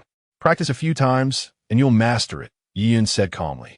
Your skills are quite impressive, Yeezy. Even the top players might struggle with that technique, his teammate praised. Basic skills aside, the Blade of Exile has additional combo techniques. If the opportunity arises, I shall demonstrate them all, Yiyun replied. With a mere 400 gold, Yiyun showed no intention of returning home. He positioned himself to control the minion wave, awaiting the return of his opponent. What was that maneuver earlier? You just obliterated me. I've played a few rounds with Riven, and I know her damage all too well, the opposing Riven typed. A few subtle tips for Exile. You may download IME and search for Yezi. In the future, I shall intermittently engage in gaming and share some insights on heroes. Yiyun, having recovered from typing, proceeded. After finishing his message, Fiora cautiously advanced to last hit the minions. Although aware of the lurking danger, she was determined to secure the cannon minions, clinging to the last vestiges of dignity as a top laner. By this time, Yiyun had reached level 2, yet Fiora dared to press forward, prompting him to enhance her understanding of his damage potential. With a decisive and relentless combination of skills, he pursued and struck her down once more. Drawing from experience, Yiyun surmised that the jungler would be at the red buff area, and after dispatching Fiora, he strategically positioned himself to observe the jungle. Indeed, he discovered the jungler at the stone golem, with only 2/3 of health remaining. The ensuing encounter requires no elaboration. Yiyun swiftly eliminated the jungler with a well-executed sequence and claimed the stone golem as well. Upon returning to lane, Yiyun cleared the minions and promptly returned home, acquiring a Tiamat and a pair of boots. Chapter 11. Godly speed and understanding. Once again online, the swordswoman had become significantly more timid, yet she remained oblivious to the extent of Yiyun's current damage. Taking refuge behind the turret, she exchanged blows with him, resulting in Yiyun losing 1/5 of his health, while the swordswoman was left with just over half. Yiyun chose not to continue freezing the minion wave. Instead, he swiftly cleared the minions and advanced to the turret. Sensing danger, the swordswoman, reluctant to abandon such a substantial wave of minions, hastily consumed a potion beneath the turret. Though she could forego this wave, she could not afford to miss out on the experience. At this moment, she had been pressured by Yiyun to the brink of nearly 2 levels behind. If she failed to capitalize on this wave's experience, her chances in the match would dwindle. Unfortunately, Yiyun was evidently not inclined to grant her wish. After calculating the damage, he boldly approached the swordswoman, delivering such overwhelming damage that she was left bewildered, showcasing a spectacular display of health bar depletion for the viewers in the live stream. After tanking a shot from a turret, Yiyun retreated to safety, consumed a potion, and then proceeded to the red buff area, where he encountered the jungler still engaged in taking the red buff. Although Yiyun was at half health, the jungler, aware of Yiyun's formidable Riven damage, promptly prepared to flee, using his flash to escape. Yiyun chose not to pursue. Instead, he collected the red buff and circled back to the bush near the stone golem, lying in wait for the swordswoman's return. The viewers were left in disbelief, questioning the host's audacity to ambush the swordswoman.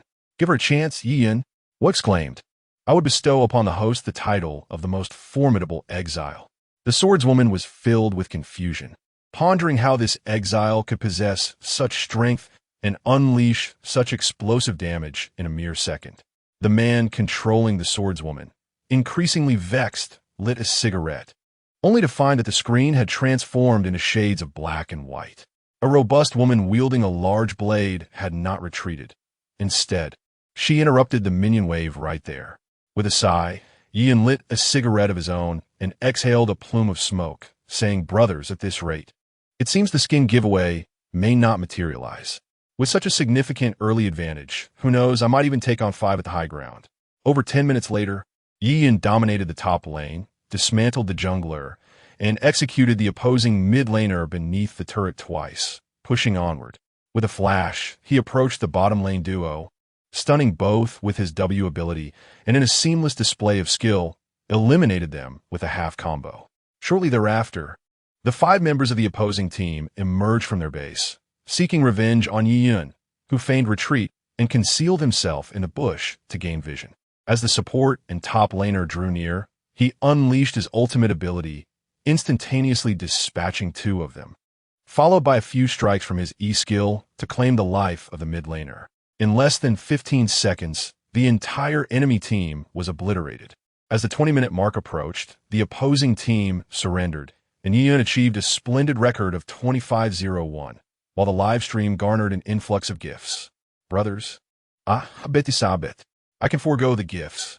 But those who wished for the humiliation of standing on their heads while defecating in the 5-star electric fan must fulfill their wager.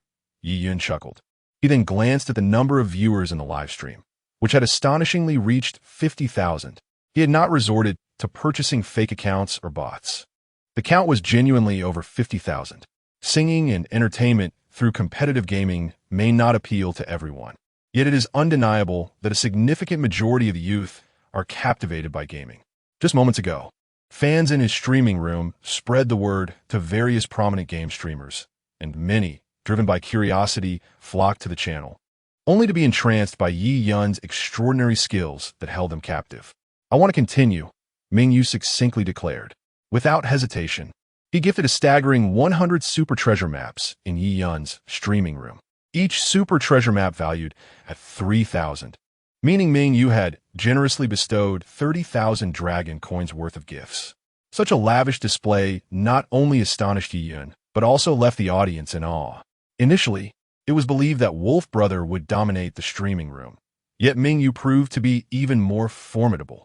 Brothers, the level of companionship we provide here must surely be unparalleled, right? How much does a session with a companion cost nowadays? Douyin, attempting to steady his emotions, spoke. The world of the affluent was incomprehensible to him. 30,000 felt as trivial as mere 30 cents.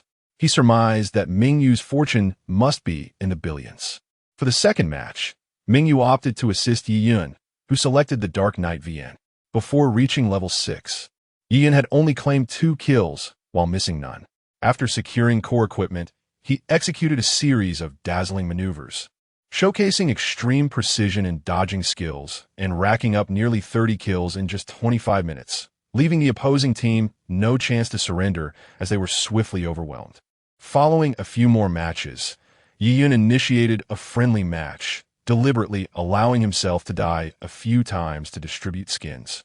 Continuing this until the early hours of the morning when the audience was reluctant to see him conclude the stream. Brothers, this shall be it for today. My eyes can hardly stay open, Douyin yawned wearily.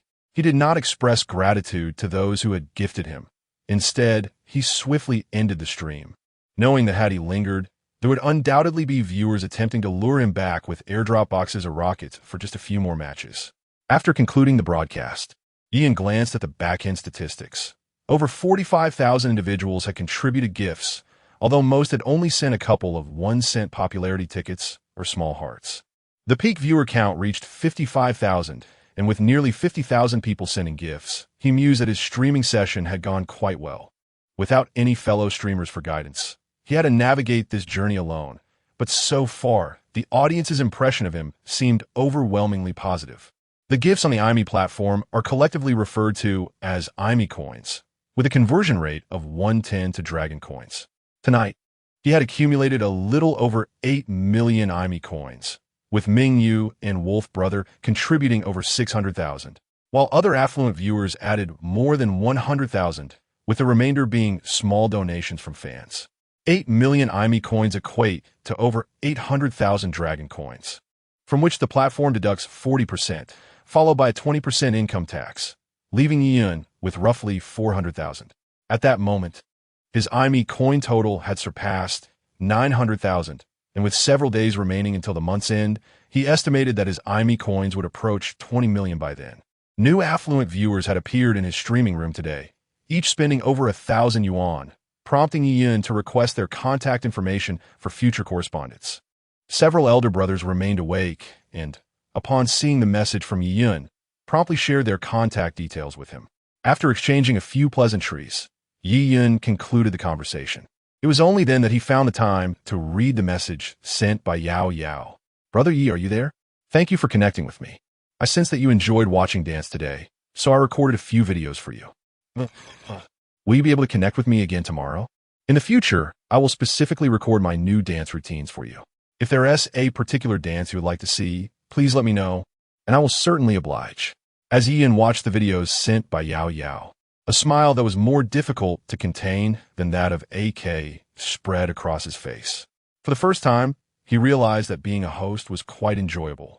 He opened Kuo Music to take a glance, and was pleasantly surprised to find that his 2 songs had surged into the top 50 of the new song charts, with Friends Wine reaching 3rd place and White Moonlight climbing to the top 20. Chapter 12. The Godly Rich Card. It is understandable that with the rise of popular idols, contemporary fans tend to prioritize appearances above all else, regardless of vocal prowess, dancing skills, or acting talent. As long as one possesses striking looks, they are deemed acceptable. Consequently, subpar films and mediocre songs proliferate. Although his music is of commendable quality, it was somewhat unexpected for his friend's track to ascend to the 3rd position on the new song charts. However, he senses that this is likely where it will plateau, as the top 3 songs are all released by the current darlings of the entertainment industry, and female fans' fervor is well known. After sleeping until noon the following day, Douyin arose, had a modest meal, and checked his phone, which was inundated with unread messages. There were invitations from affluent individuals to play games, along with friendly chats, including 2 videos sent by Yao Yao. One featured her in yoga pants and a snug athletic top, the zipper barely halfway up, revealing her flawless skin in a most tantalizing manner as she danced, leaving Douyin momentarily mesmerized. The other video showed her just out of the shower, clad in a subtly transparent white garment. She danced quite well, though there was still room for improvement. Douyin offered her praise, hoping she would grasp the underlying implications of his words. Tempted by Yao Yao, Douyin felt a surge of desire and contemplated treating himself to a foot massage. A glance at his phone balance revealed a meager $123.50. Alas, he might be the poorest streamer around, nearly reduced to begging. His balance had once been 5,000 or 6,000, but after intentionally dying several times to gift fans some skins, he had forgotten that withdrawals on IME Live could only be processed on the 2nd of each month. Now, his already strained finances were further exacerbated.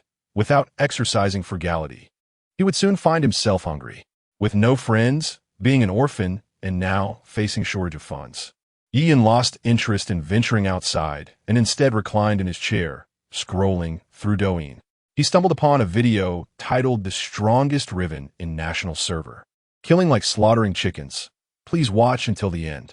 Intrigued, he clicked on it, only to witness Riven being single-handedly defeated multiple times with insufficient damage, while teammates questioned and mocked her choice of champion, accompanied by the stirring sound of a broken sword being reforged and the triumphant return of the knight. The music swelled dramatically as the visual sharpened, revealing the hero and their ID. To his astonishment, this was precisely the footage from his own live stream the previous day. He had not anticipated that as a small streamer, someone would create highlights of his gameplay. The level 1 solo kill showcased a top-tier Riven, followed by a level 3 takedown, transitioning into the jungle to secure another kill. Lurking in the brush, she swiftly eliminated an unsuspecting Riven. After level 6, amidst a 3-man ambush, Riven executed a devastating combination, obliterating 2 enemies in the mid lane, while also claiming kills in the top lane and jungle. The dazzling array of complex combos left viewers questioning whether the Riven they played was indeed the same champion portrayed in the video. Upon glancing at the likes, he was astounded to see it had surpassed 100,000, with comments flooding in, inquiring about the identity of the streamer, as the creator had seamlessly incorporated Douyin's instructional voiceover into the footage. Upon opening the homepage of this blogger, Douyin discovered that the individual had meticulously edited all of his gaming live streams from the previous day into separate videos for each hero. Among them, Riven and the Night Hunter garnered the most acclaim, each surpassing 1 million likes, while the others still received several 100,000. Is this fellow on the brink of stardom? Douyin mused, a faint smile gracing his lips as he continued to scroll through the videos. Ding. Daily task. Watch videos for 10 minutes. Upon completion, receive a random reward. Startled by the voice echoing in his mind, Douyin pondered the randomness of the system's tasks, utterly unpredictable. If one day it assigned him a task to eat a bowl of rice, he wouldn't be the least bit surprised. Time swiftly passed, and 10 minutes later, Douyin received his random reward. Ding! Congratulations! You have received a lavish card and 100 designated song production cards.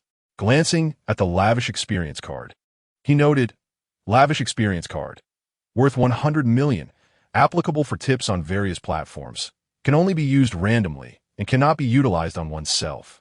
The system will supervise the host. Douyin felt an urge to curse the system. Just when he was nearly destitute, it bestowed upon him a card for the affluent that he could not even use on himself. Although he longed to vent his frustrations, he could only harbor these thoughts internally. The system, despite its apparent shortcomings, exhibited some degree of intelligence. If it were to punish him further, he would find no solace for his tears. With merely 100 yuan in his pocket, yet expected to wield influence as a wealthy patron online, the system certainly had a sense of humor. Douyin then examined the song cards. Designated song production card. The host may input a song title, and the system will assist in registering and distributing it. Quite fortuitous, he thought, just when he was at a loss for how to compose music for a wolf in sheep's clothing. Douyin resolved to create a piece for the wolf in sheep's clothing, along with several songs to enhance the atmosphere of his live streams. Subsequently, he intended to refrain from producing songs too frequently. With the aid of the system, he had transformed from an ordinary handsome man to a top-tier one within mere days. And enhancing his appearance further would surely be extraordinary. If he were to become a musical deity, he would find himself with no need to venture outside. His aspiration was to embody a martial artist from a novel, not merely a celebrity or actor. Utilizing the lavish experience card, Douyin chose to recharge his Douyin account. As he was quite familiar with the platform, having previously engaged with it and followed numerous charming female streamers. 100 million dragon coins, equivalent to a staggering 1 billion music coins, left him momentarily dizzy as he gazed at the lengthy string of numbers in his account balance. After stretching his fingers, Douyin anticipated that they would soon feel a bit sore. In his previous life, while watching live streams, he was reluctant to spend, merely fantasizing about the alluring female streamers. He knew that even a month's salary spent on them was inconsequential. Occasionally, witnessing the lavish spending of the wealthy made him feel as if they were foolishly extravagant. And reflecting on this now brought a tinge of envy. Meanwhile, Lu Tiantian propped her chin in a daze, staring at the sparse barrage of comments in the live stream room, feeling utterly drained of her spirit over the past 2 months.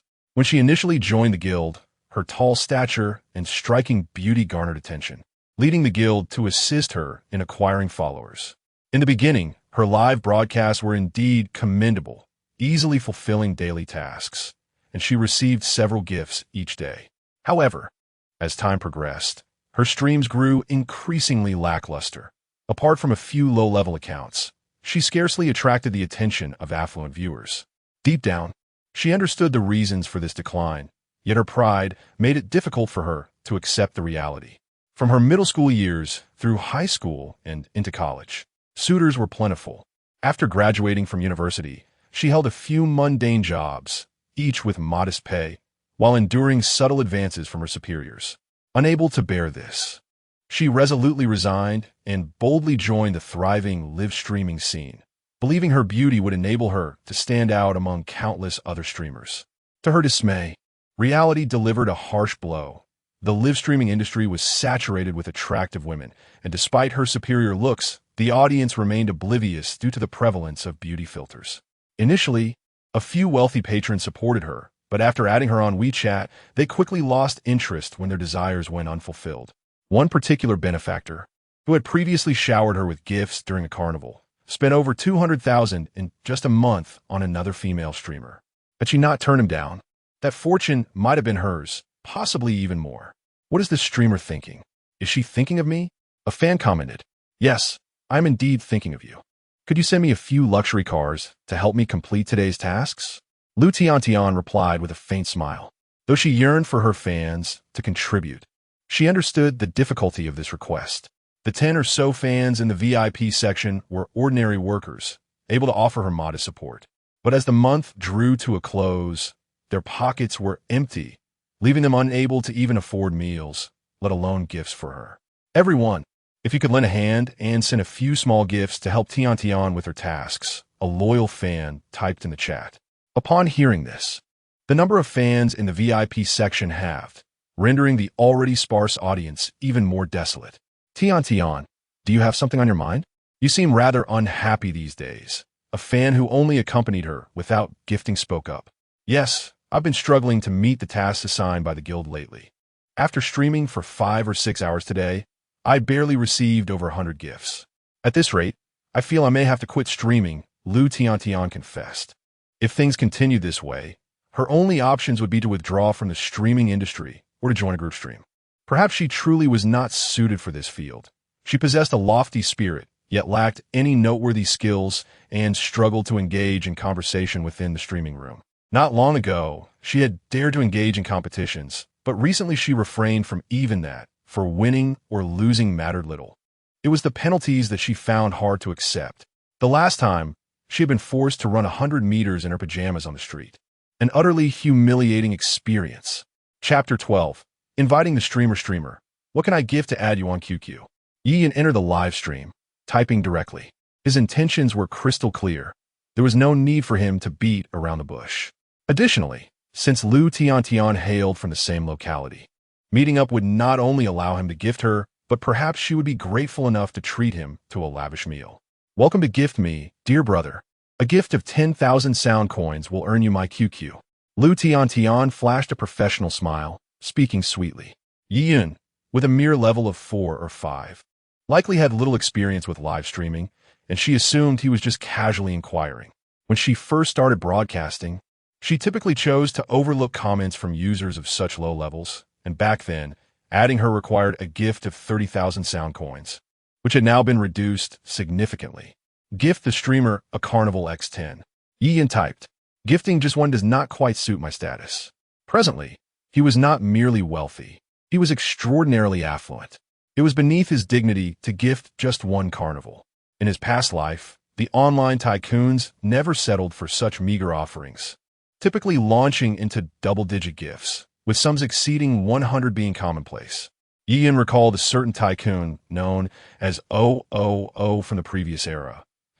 Upon passing through a movie-themed live stream, extravagantly gifted hundreds of thousands, setting multiple small targets across the internet, only to later vanish, with rumors suggesting he had faced dire consequences. In this world, the online tycoons were even more formidable, akin to benevolent benefactors, with one particularly extravagant tycoon once splurging across 3 major platforms in a single day. "Thank you for the 10 carnivals, dear brother." "Thank you," Lu Tiantian exclaimed, visibly excited. After languishing for 2 months, she had unexpectedly encountered a true tycoon, far superior to any she had previously met. His 10 carnivals amounted to a staggering 30,000, surpassing her current monthly earnings. The 10 carnivals triggered an announcement across the platform, drawing numerous viewers into Lu Tiantian's once quiet live stream, instantly enlivening the atmosphere. "Brother, please hold on a moment." The sudden arrival of fortune left Lu Tiantian flustered as she hastily retrieved her phone, followed by sending her contact details to Yian. Exiting the live stream, Yian searched for Lu Tiantian on WeChat, and his request was accepted in an instant. "Can we hang out?" he typed. "Are you also from a city?" Lu Tiantian replied. "Indeed," Yian responded while continuing his search for targets. He possessed ample sound coins, but even abundant funds must be spent wisely. He was willing to gift not just a few, but hundreds of sound coins, provided it pleased him. "Brother, I can go out, but I can only accompany you for a stroll and a meal." Lu Tiantian hesitated for a few moments, unable to overcome her reservations, and typed. Is it because my gifting is insufficient? Yiyin inquired. Not at all. It's just that I cannot overcome my own hesitations, Lu Tiantian replied. Since that is the case, then forget it.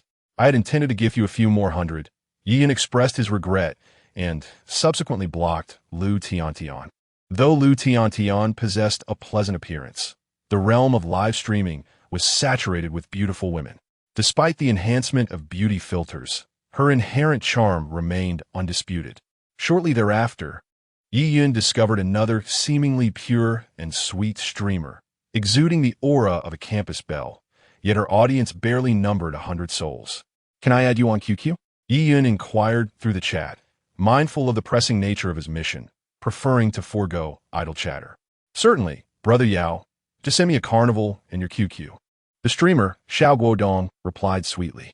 Adhering to the usual protocol, Yiyin promptly dispatched 10 carnivals, embodying the demeanor befitting a wealthy patron. With 10 billion love coins at his disposal, he deemed anything less than a grand gesture unworthy. Xiao Guodong gasped in delight at the live stream's visual effects, unable to suppress a squeal. In nearly 2 months of broadcasting, she had never received as many gifts in a single day, even accounting for the platform's cuts. The guild's share and taxes, she would net a tidy sum of 10,000 yuan, more than her earnings from the previous 2 months prior to streaming. Please hold on. I'll send you my QQ right away, Xia Cici said, quickly regaining her composure. After successfully adding Xiao Guodong on QQ, Yiyin typed, "Would you like to be friends and perhaps share a meal?"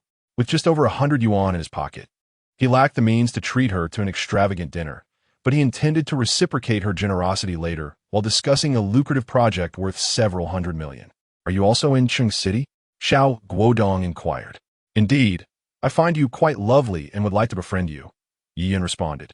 Meanwhile, in her rented apartment, Xia Cici pondered how to reply to the messages on her phone. After 2 months of streaming, being an adult, she quickly discerned Yiyun's intentions and understood what he desired. However, having never even dated, she felt reluctant to yield so easily to Yiyun's advances. Could you share your age? After a moment's thought, Xia Cici typed, 22. I should be around your age, Yiyun candidly replied, sensing a glimmer of hope, even surmising that Xia Cici was in a state of hesitation. Xia Cici was taken aback. She had expected Yiyin to be a middle-aged man in his 40s or 50s, not someone a similar age. What she initially found hard to accept suddenly became a tad more palatable. Brother Yao, if you can send me 10 more, I will go out with you, she declared after several moments of contemplation, having resolved to set certain conditions. 10? Is that too many? 5 would suffice as well, Xia Cici quickly added, fearing she might scare Yiyin away. Determined not to be easily won over during their first outing, she planned to negotiate terms, such as the daily gifts she would receive. If he agreed, she would consider the prospect of being his girlfriend. She had come to realize that with no particular talents, and not being particularly articulate, her only advantage lay in her beauty. Why should anyone shower her with thousands or even tens of thousands of yuan? The dance and singing streamers receive a plethora of gifts due to the joy their talents bring to the affluent patrons and their fans. However, the fleeting skills they acquire often fail to captivate even themselves, let alone their audience. In their quest for fame and the aspiration to achieve financial independence while youth remains on their side, they feel compelled to align themselves with wealthy benefactors. To their surprise, the demands of such relationships are far less than they had anticipated. Yiyun, with a hint of indifference, recorded a voice message before re-entering the live streaming room. CC, have you connected with the wealthy gentleman on QQ? Is he inviting you to sway the night away? The woman I have guarded for over a month is destined to become another's, and it pierces my heart. With a subtle smile, Yiyin opened the gift panel and directly pressed on the carnival option. I will gift the streamer a carnival 1. I will gift the streamer a carnival 10. I will gift the streamer a carnival 50. I will gift the streamer a carnival 100. 100 units of Huazi amount to 300,000. A mere trifle for Yiyun, who possesses a fortune of 100 million, since the system prohibits direct self-gifting or clever cashbacks. Surely arranging a date with a female streamer does not contravene any rules? Chapter 13. Fair skin and beauty CC, you must seize this opportunity. With such a prominent figure supporting you, earning tens of thousands monthly will be effortless. Xiaoxi's manager quickly sent her a message. Among the countless female streamers on Douyin, many possess striking beauty, yet only a select few ascend to the pinnacle of success. The key lies in having a benefactor. With such support comes popularity and a wave of followers eager to emulate. Gradually cultivating Xiaoxi into a streamer with over 5,000 followers would be a simple task. Yiyun's generous outpouring of gifts during the carnival propelled Xiaoxi's livestream viewership to over 10,000, securing her position at the top of the popularity rankings. The Douyin of this world differs from the Douyin of his past life. Events like the carnival allow for a single burst of gifts to flood the entire platform, ensuring even those merely browsing videos are aware of the live stream. If this were on the Douyin platform, such lavish gifting could elevate the live stream's popularity to over 50 million. The audience marveled at the close-up view of a pure, wild tycoon. Could the tycoon visit my stream? Such a skilled player. Does the tycoon need any leg hair? After finishing his gifting spree, Yiyun exited the live stream. Yet the influx of unfamiliar messages and new followers surged, which he paid little mind to, choosing not to set his account to private. His account primarily featured content from attractive female streamers, and those with ulterior motives would undoubtedly discern his interests, saving him the trouble of reaching out later. Quite sincere, isn't it? Yiyun typed. Enough, enough. I never expected you to shower me with so many gifts. I still can't believe it. It feels like a dream. Xiaoxi replied excitedly. Then, how about we meet, and you treat me to a meal as a token of gratitude? That wouldn't be unreasonable, would it? Yiyun continued. Not unreasonable at all. Just give me a moment to change and freshen up before heading out. Xiaoxi hurriedly responded, even shutting down her live stream. At that moment, she was entirely immersed in the joy of her unexpected fortune, completely oblivious to any thoughts of not letting the other party take advantage of her. Her sole belief today was to thoroughly win over this wild tycoon, making him her close ally. She envisioned dominating the PK zone, avenging herself against those who had wronged her, ensuring she would retaliate against each person who had once bullied her. Yiyun freshened up and donned a crisp outfit before heading out, taking bus 18 to Wanda. Who would have thought that a tycoon capable of commanding vast wealth on Douyin would travel by bus? Yiyun chuckled to himself as he patiently waited in a crowded area. Although Xiaoxi appeared stunning during her livestream, caution is the mother of safety. If she turned out to be unattractive, all his generous spending would merely serve as tuition fees. Glancing at the messages on Douyin, he found little of value among the noise, except for a few meaningful ones. Can the tycoon visit my livestream? Meower can certainly shake it. Video. The excessive beauty filter prompted Yiyun to shake his head and delete the message. Could my elder brother visit my live streaming room? We have over 30 young female streamers, and I assure you, there will be someone to satisfy your tastes. Flights are available nationwide. Are you still interested? My streamers are youthful and beautiful, possessing talents in singing and dancing, yet they remain relatively unnoticed. Would you consider coming to show your support? Yiyun perused the options, meticulously selecting a few while discarding the remainder. He then engaged with his fans in the live chat. Although he did not broadcast today, his follower count surged impressively to over 200,000. While this figure pales in comparison to the million-strong followings of top streamers, he undoubtedly possesses a more active fan base.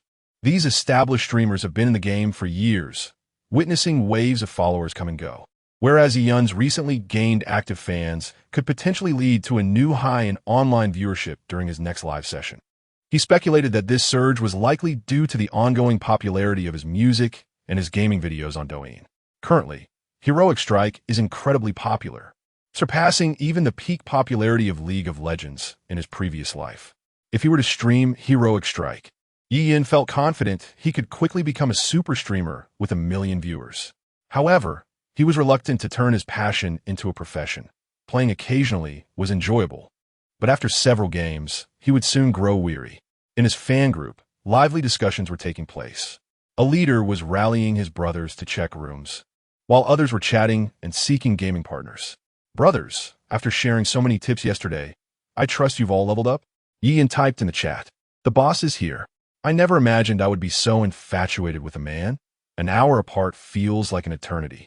Yes, I've grasped the concept, but not the execution. I've plummeted to silver. This game relies on talent. Just look at that streamer from Korea. Once he gets it, he is unstoppable.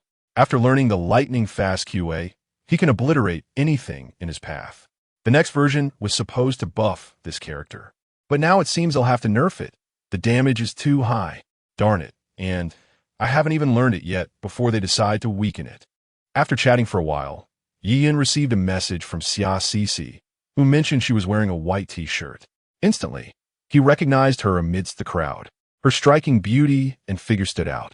With fair skin that matched her on-screen appearance, she was scanning the area, evidently searching for someone. Yian sought a local streamer, motivated not only by the desire to support, but also by a rebellious urge against the system that monitored him. He was determined to find loopholes. To his surprise, he encountered a girl with such exceptional looks and figure. Her long black hair cascaded casually over her shoulders. She wore a white t-shirt paired with a floral long skirt. Possessing large eyes and a heart-shaped face, her beauty and grace rivaling that of many celebrities. In a mere span of seconds, several men had already begun to discreetly admire Xia Cici. "Hey," Yian called out, gently tapping her shoulder from behind, startling her. "Why are Yao Ge?" Xia Cici gasped, turning to face him, her surprise evident as she took in his well-proportioned physique and handsome features. Youth aside, what truly captivates is his striking handsomeness, which effortlessly dissolves any lingering sense of awkwardness within her. At this moment, she realizes how fortunate she truly is. "Allow me to introduce myself. I am Yi Yun." Yian extended his hand. "Brother Yun, I am Xia Cici," she replied, hastily reaching out to shake hands with Yi Yun. This was no ordinary individual. He was a major benefactor who had generously bestowed over 100 huazi upon her, a veritable tycoon, resulting in her earnings exceeding 100,000 today. "You young ladies enjoy shopping. You must have visited Wanda before. What delectable treats can you recommend for me to sample?" Yian inquired. As evening approached, he felt a slight pang of hunger. A casual bite followed by a movie seemed prudent, as he preferred to conserve his resources. After all, he had a live stream scheduled for later that night. "My friend and I are quite fond of a particular grilled fish restaurant at Wanda. The flavors are exquisite. If you don't mind, Brother Yun, shall we indulge in some grilled fish?" Xia Cici ventured tentatively. She was already mentally prepared for a lavish expense, hoping to take Yi Yun to a high-end dining establishment. Yet she was surprised by his inclination to dine within Wanda itself.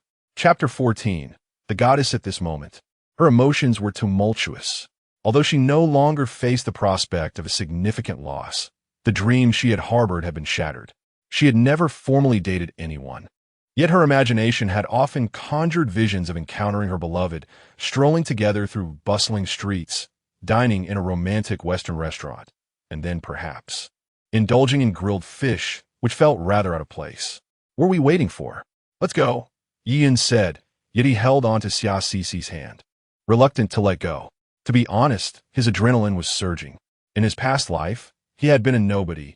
Not only did he lack a goddess-like girlfriend, but he had never even had a partner of average attractiveness. Although he now had a girlfriend who was somewhat decent-looking, she belonged to his previous self, not him. Moreover, they had merely held hands, and he felt embarrassed for his past self. Xia Cici's fair skin bore a hint of blush, her head slightly bowed, clearly feeling shy. Many had pursued her, yet none caught her eye. This was the first time, aside from her father, that a boy had held her hand. Xia Cici was correct. The grilled fish restaurant in Wanda was indeed delightful, and Yian was starting to feel quite full. Glancing at the time, he noted it was already past 6, and time was slipping away. "Brother Yin, may I treat you to a movie?" CSCC Fentured. "Maybe next time. I'm a bit tired and would like to rest. Could you book a hotel on your phone? Something upscale? I'll send you 100 huazi," Yian replied. Upon finishing, he opened his phone, intending to enter Xia Cici's livestream to send huazi, but Xia Cici quickly declined. "Brother Yun, let us wait until I start streaming. This would be too extravagant," she said. "All right," Yian nodded casually. 100 or 2 huazi was trivial for him. If he didn't spend it soon, it would take him a year and a half to exhaust it. Initially, Xia Cici was puzzled by Yi Yun's modest phone and attire that did not exude the air of a wealthy heir. She wondered if he had spent all his savings to impress her. However, when she caught a glimpse of the substantial amount of love coins on Yi Yun's phone while declining his offer, she was nearly taken aback. Over 900 million, more than 90 million. To spend such a sum on live streaming, his real assets must be astronomical, 10 billion, or perhaps even 100 billion. If Yi Yun were aware of Xia Cixi's thoughts, he would find them quite amusing, for his total wealth amounted to barely over 100 yuan. An hour and a half later, Yi Yun felt invigorated, wholly devoid of the fatigue often mentioned online. Cixi, will you stay here for the night, or head back? I have something to attend to shortly, Yi Yun said. He had contemplated taking a day off, but reconsidered the consequences. With so many fans drawn to him today, and long-time followers eagerly awaiting him in the live stream, due to his exceptional gaming skills, taking the night off would likely result in severe backlash. Won't you stay with me? Xia Cixi asked, her voice tinged with disappointment and reluctance. Today, despite having just met Yi Yun, she found it difficult to part ways. Yearning for his company and wishing for a tender embrace to share a sweet night's slumber. Perhaps next time. I have urgent matters to attend to this evening. Yi Yun replied with a hint of guilt.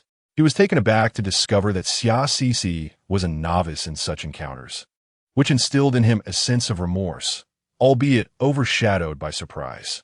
With this thought, Yi Yun took out his phone and gifted Xia Cixi 100 huazi. Is my dear Cixi truly captivated by Brother Yao? They reside in the same city. What transpired during the hours since her broadcast ended? He pondered.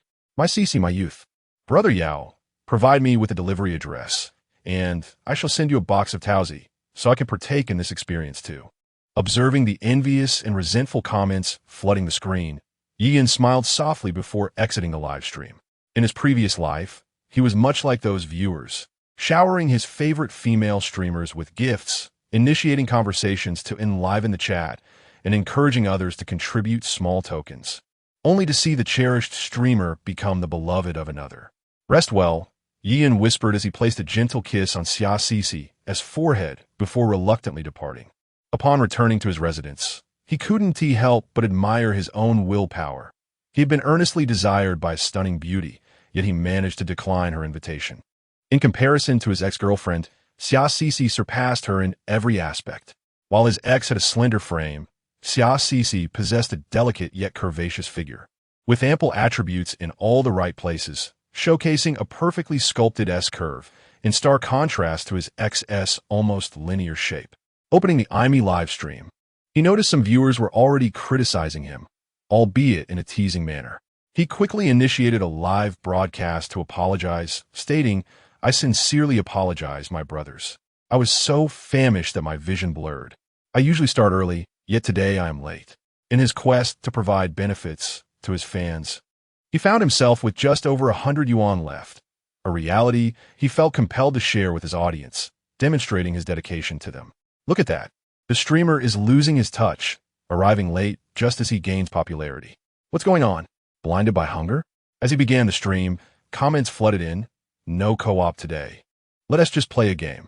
Leaf, my roommate has cancer and wants to see you play one last round of exile. Yi Yun chuckled awkwardly and replied, my skills are evident to all, and under normal circumstances, I wouldn't falter. However, since you all support me so wholeheartedly, I intentionally met my demise a few times to distribute some skins as a token of gratitude.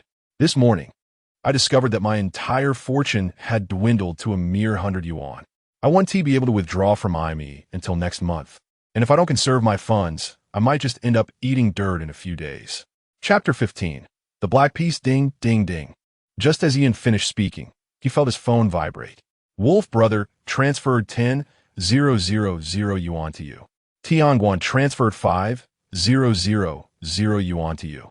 Mingyu transferred 100,000 yuan. Qing Feng, Bear Brother, Wolf Brother, Bear Brother, and Mingyu, please do not do this. I merely found the situation somewhat amusing. I did not mean to solicit gifts from anyone, Yi Yun said with a hint of helplessness. He had come to realize that the wealthy individuals in this world were genuinely affable and, indeed, affluent, unlike the tycoons of his previous life, who often collaborated with streamers or relied on guilds for income. Particularly with Mingyu, Yi Yun was curious about his wealth. But Mingyu's social media was off-limits to him, and his demeanor was often reticent, resembling that of a shy individual, which made Yiyun hesitant to engage him in conversation. Streamer, I specifically downloaded AI, me live to watch you play VN, please start game soon. Heh, useless streamer. Only knows how to peddle sorrow for profit. Foolish streamer. Keep your fans in check and don't let them disrupt others' live streams. Okay? Brothers, the dogs are back. Close the doors and chase them away. No, this time there are quite a few of them. I am undercover in a major streamers fan group at Lanyo, and many prominent streamers have united against Yeezy. Exactly. I am also an undercover agent.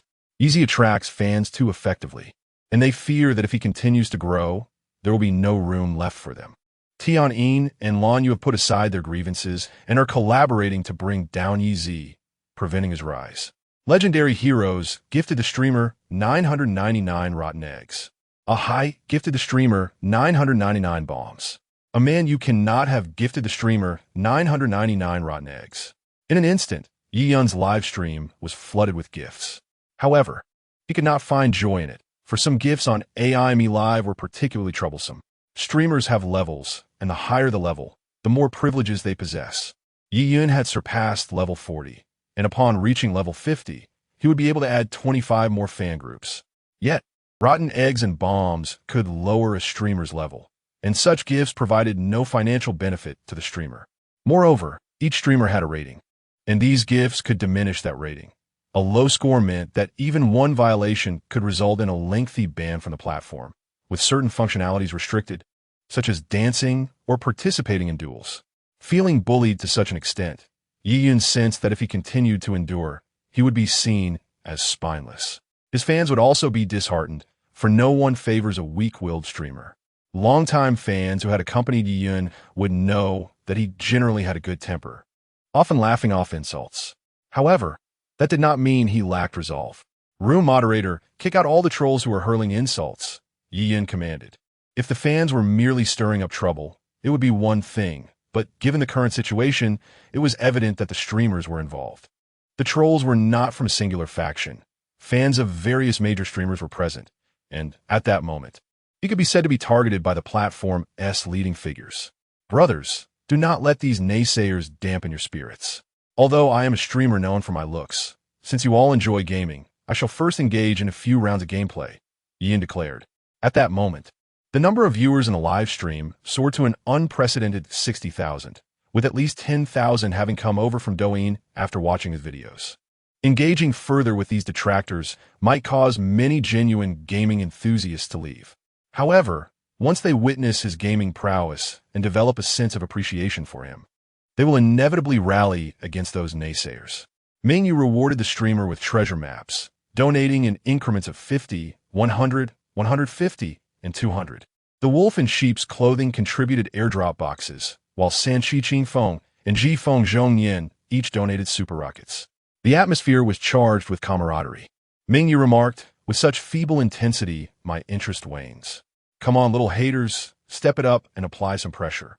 Tianguan added, you little haters. If you can't even muster a $3,000 supermine, don't come here to amuse us. Brother Xiong chimed in, a favor must be returned. After Yi finishes his broadcast, let us pay a visit to the various popular streamers' channels. Thank you, dear brothers and sisters in the live stream. I'm truly honored by your support. I feel overwhelmed, Yiyun expressed, logging into the game, heroic onslaught. These supporters genuinely rallied behind him. Many who were previously absent in the live stream logged on upon hearing from their comrades about the targeting he faced, and without hesitation, they began to donate. This was real monetary support, pouring in tens of thousands, with not a moment's hesitation.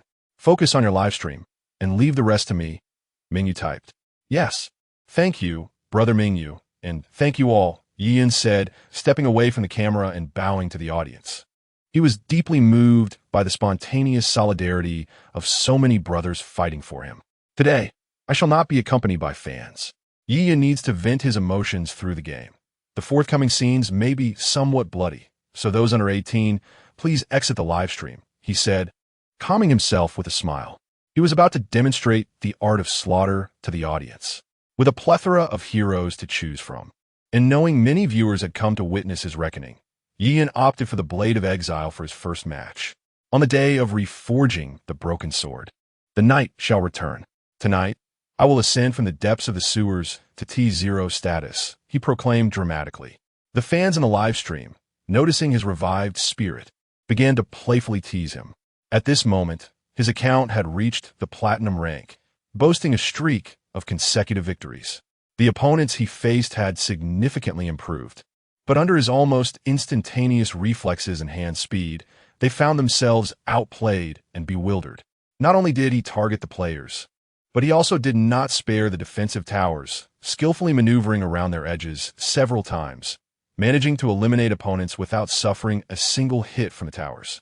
In less than an hour, 3 matches concluded, each with over 20 kills, and though he reveled in the carnage, he met his demise a few times as well. Brothers, I shall not be able to treat you to skins tonight. Let's revisit this when I have funds next month, Yi Yun remarked. He truly could not afford it, relying on Xia Cici for meals. Where are you staying? I can call the hotel to send you some late-night snacks, Minghua typed. Goodness, truly a wealthy individual. The concept of takeout seems non-existent to him, opting instead for hotel delivery. No need, Brother Minghua, a friend treated me to a meal, Yi Yun replied. Is it a male or female friend? Minghua probed. Confess freely, or face the consequences. Quickly disclose whether it's a girlfriend. Yeezy, how could you hide a girlfriend from us? Yi Yun chuckled awkwardly and responded. He had no intention of becoming a star or idol, hence he would not keep secrets. Given his nature, he certainly would not remain tied to one person. He would undoubtedly form more connections in the future. At this moment, it was wise to be open, preventing future revelations that could lead to embarrassment. Chapter 16. The blind monk the moon remained silent, and the fans of the live stream began to tease each other before focusing intently on Yi Yun's gaming broadcast. To them, it was entirely natural for someone as handsome as Yi Yun to have a girlfriend. Brothers, this round we shall play the blind monk. I'm not particularly skilled with him, so please refrain from mocking me, Yi Yun remarked as he locked in the blind monk for jungle duty. The mere mention of the blind monk reminded him of the legendary tales surrounding the strongest of his kind, a man so formidable, yet seemingly trained by his girlfriend into something else entirely. In his past life, the server boasted numerous adept blind monks, yet only one could be considered the epitome of mastery. Given his quick reflexes, he should be able to execute the ward kick, right? One viewer mused, I've been eagerly anticipating your play with the blind monk, and you claim you're not proficient. Another added, no worries, this champion possesses high potential. Even a novice can achieve remarkable feats. The audience, blissfully unaware of Yi Yun's pretense, offered him words of encouragement instead. Starting with a conventional jungle clear, he soon detected an escalating tension in the mid lane by level 3, prompting him to stealthily position the blind monk in the bushes. His mid laner, showcasing commendable skill, successfully lured the opposing mid laner into a confrontation, which Yi Yun capitalized on by landing a particularly cunning sonic wave. As he followed up with a ward to close the distance, applying a slow with his E ability and reserving his second Q to prevent the adversary's escape. The opponent recognized their impending doom, failing to use their flash as Yi Yun claimed the kill. Impressive, the streamer blind monk possesses some finesse, the viewers remarked. Not bad. He's already exhibited 80% of my skill level with the blind monk. With such rapid reflexes, the streamer should be quite adept at executing the ward kick, indicating that his initial modesty was somewhat disingenuous. Yi Yun glanced at the barrage of comments, but chose to remain silent. Ever since he began the game, even the naysayers had dwindled as he became engrossed in the gameplay, momentarily forgetting his original intentions. After reaching level 6, I shall reveal to you the true prowess of the blind monk, he thought, filled with anticipation. By level 5, Yi Yun secured yet another kill, this time from the mid lane, and subsequently returned home to upgrade his equipment. At this juncture, his team, occupying the red side, found themselves at a disadvantage. The top lane was being suppressed, and the bottom lane was overwhelmed, particularly by the Katarina who had claimed 2 of Yi Yun's allies. In truth, he had intentionally refrained from making too many ganks. After all, how could he display his own prowess if the overall team advantage was too pronounced? Brothers, they are attempting to take the dragon. We should make an effort to contest it, Yi Yun declared. The opposing mid and bottom lanes were preoccupied with the dragon pit, and it was evident that Yi Yun's team lacked any desire to contest the dragon, except for Yi Yun himself, who boldly approached the pit. The winds howl, and the waters grow cold. A valiant warrior departs and never returns. Indeed, the streamer demonstrated a lack of proficiency with the blind monk for the first time, as his team found themselves at a disadvantage. What a foolish streamer. He neither assists his teammates nor controls the dragon, came the criticisms. Is the viewer upstairs blind? Even build a kill knife. This match is lost. A chorus of discontent echoed. Didn't they notice that Yi Yun had already secured 2 kills? Others chimed in. Yi Yun should have played more strategically. He was performing so well, but opted for a champion he wasn't confident with. Although his blind monk skills were commendable, he failed to set the pace. Indeed, the blind monk is incredibly strong in the early game and should be aggressively ganking.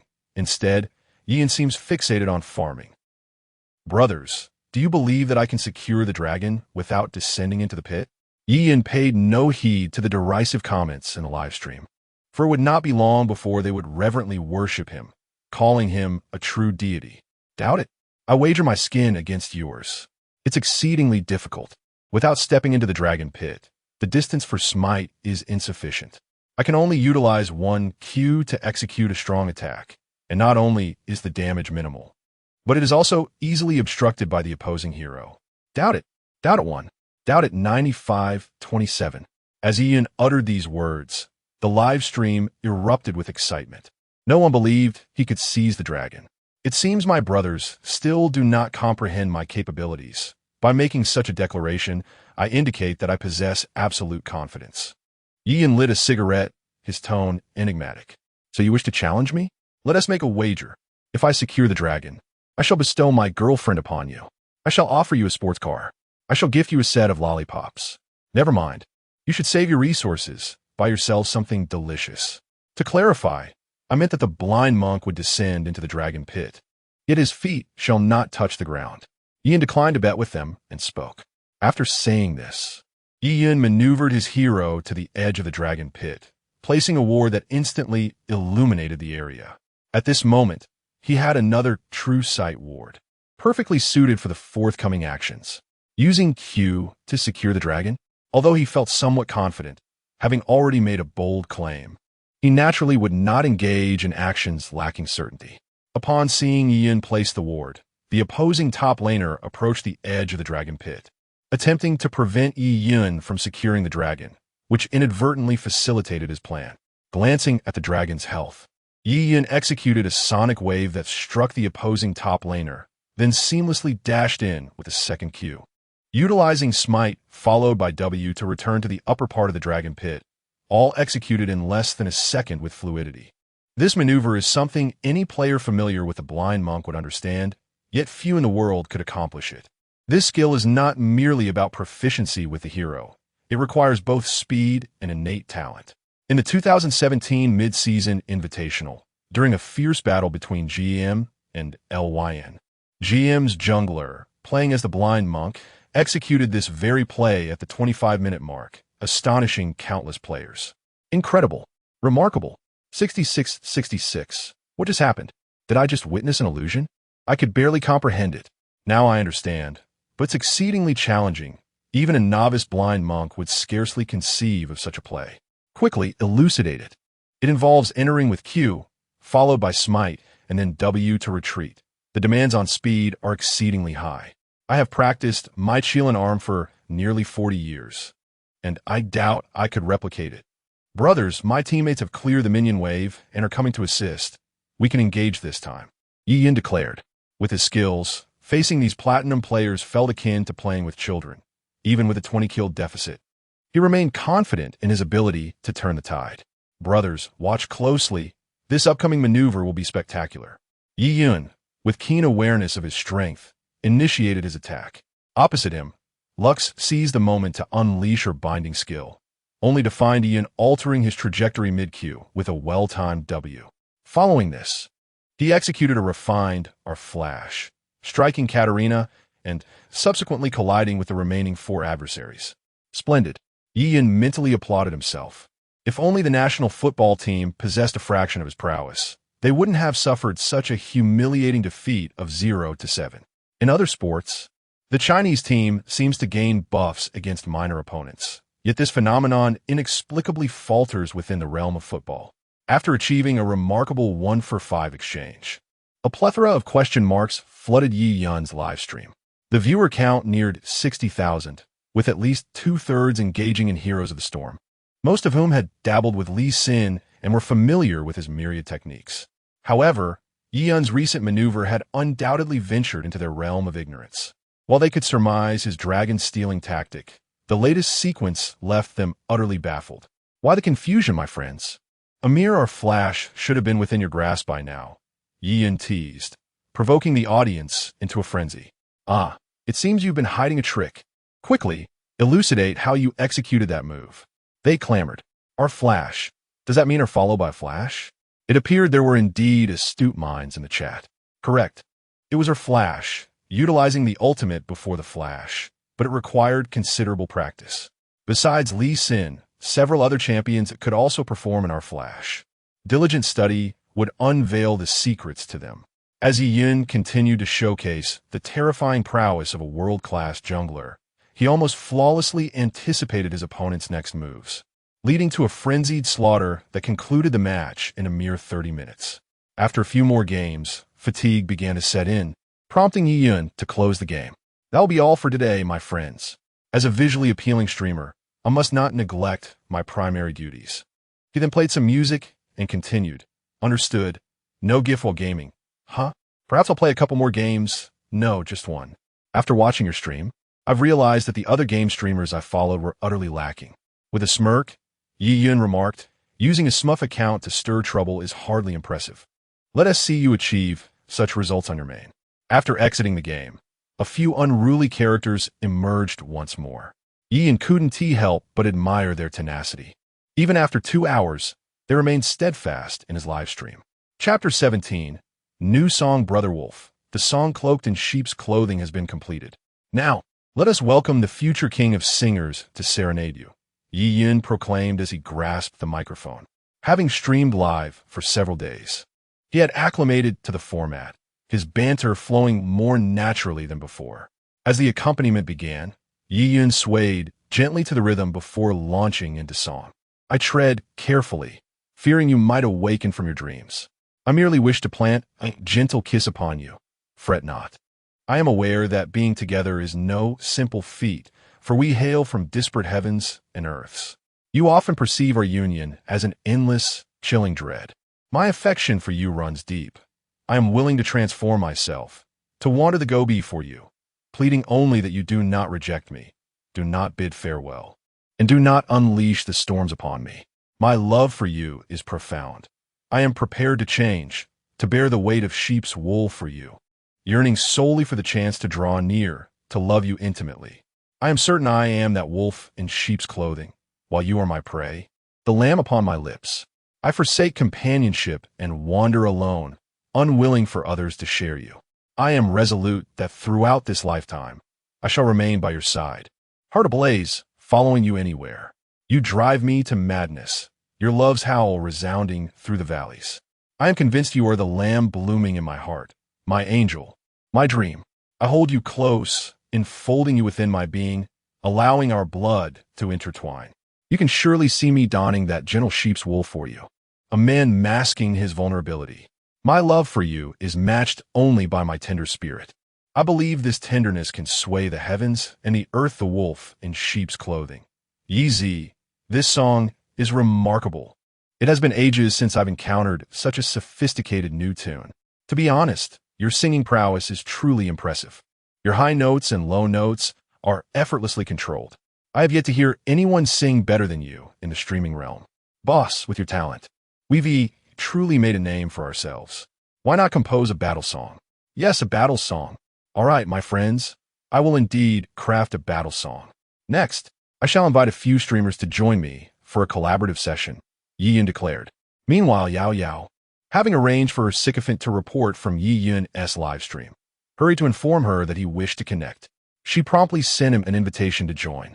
Yao Yao, I have missed you dearly in this short day apart. I can't help but feel you've matured somewhat, Yiyin remarked as he leaned closer to the camera, scrutinizing her appearance. Look at your expression. Aren't you afraid your girlfriend might see it? I always thought you were quite serious, but it seems you too can put on a fade, she teased. Perhaps my attire today is a touch more mature. Yao Yao mused, seemingly oblivious to the underlying meaning of Yiyun's words as she examined her outfit. Come, let us play some games. I'll complete the tasks. Yiyun invited. After speaking, he addressed the fans in the live stream. Yao Yao is quite an industrious girl. Everyone, please show her some attention and support. He was quite pleased with the short video Yao Yao had sent him the previous day. She appeared stunningly beautiful and alluring online, and he was curious about her real-life appearance and whether her waist-to-hip ratio was as striking. Ah, thank you to the wolf in sheep's clothing for the generous gift. I appreciate it, big brother, love you, Mama. He also expressed gratitude to Brother Yezi's family for their gifts to Yao Yao, thanking everyone. Yao Yao, witnessing the influx of gifts amounting to tens of thousands within mere seconds, felt her resolve to cling to Yi Yun's coattail strengthen. She was aware of the various prominent streamers discussing Yi Yun's situation, yet as a small streamer herself, she knew that regardless of whether those big streamers recognized her, she would still stand by Yi Yun. Brother Yi Yun was down-to-earth and generous with his family's gifts. She felt that by aligning with him, her prospect for success would improve.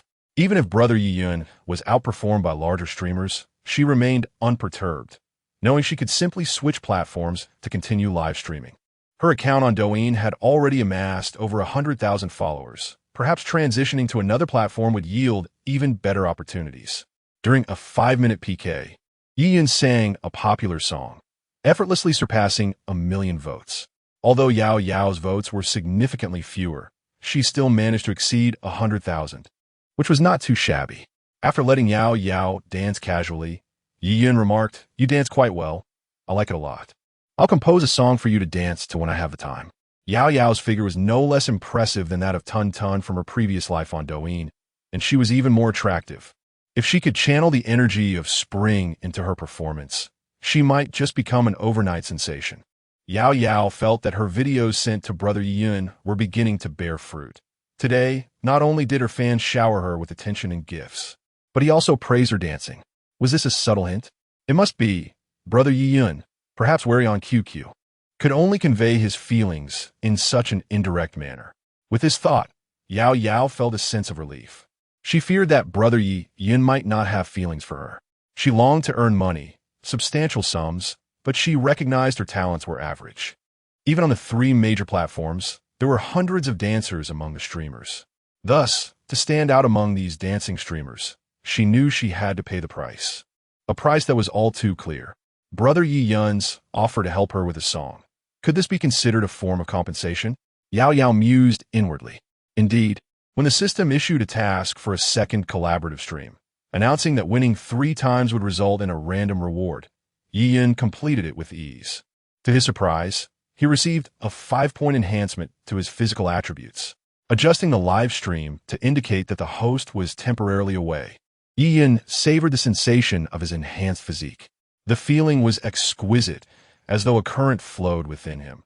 He sensed that with continued improvement, it would not be surprising if one day he possessed the internal strength akin to that found in martial arts novels. He glanced at his attributes. Yi Yun. Appearance, 65. Vocal ability, 66. Acting skills, 40. Physical fitness, 65. Reflexes, 56. A healthy adult, male, typically averages a score of 50 in physical fitness. Yet he finds himself boasting an impressive score of 65, suggesting that his physical prowess might surpass that of even those who engage in regular exercise. As the scene unfolds, Yi Yun engages in light-hearted banter with the viewers in the live stream. It is already midnight, and he cannot help but admire the tenacity of his critics. If only they channeled such determination into their studies, they would surely gain admission to esteemed institutions. Yi Yun notices that a considerable number of detractors persist in their relentless attacks against him. Tianguan, I must say I admire you little critics. Perhaps it's time to retire for the night, lest you jeopardize your efforts to earn a living tomorrow. Let me sing a few more songs for you before I take my leave. You wish to hear the wolf in sheep's clothing, don't you? Very well, I shall oblige. Ian begins to sing. After performing several songs, he engages in further conversation with his loyal supporters, sharing tips on heroic strategies. By the time he concludes the broadcast, the clock strikes 1 in the morning. Exhausted from several battles against Xiaoxici and a lengthy live stream, he collapses in a bed without even glancing at the messages in the background. Unbeknownst to him, as he drifts into slumber, some fans in the group chat erupt with excitement. A few influential figures lead a charge into the live streams of Douyin and Lanyu, who are currently broadcasting. Without hesitation, they shower the host with various gifts designed to diminish the broadcaster's level.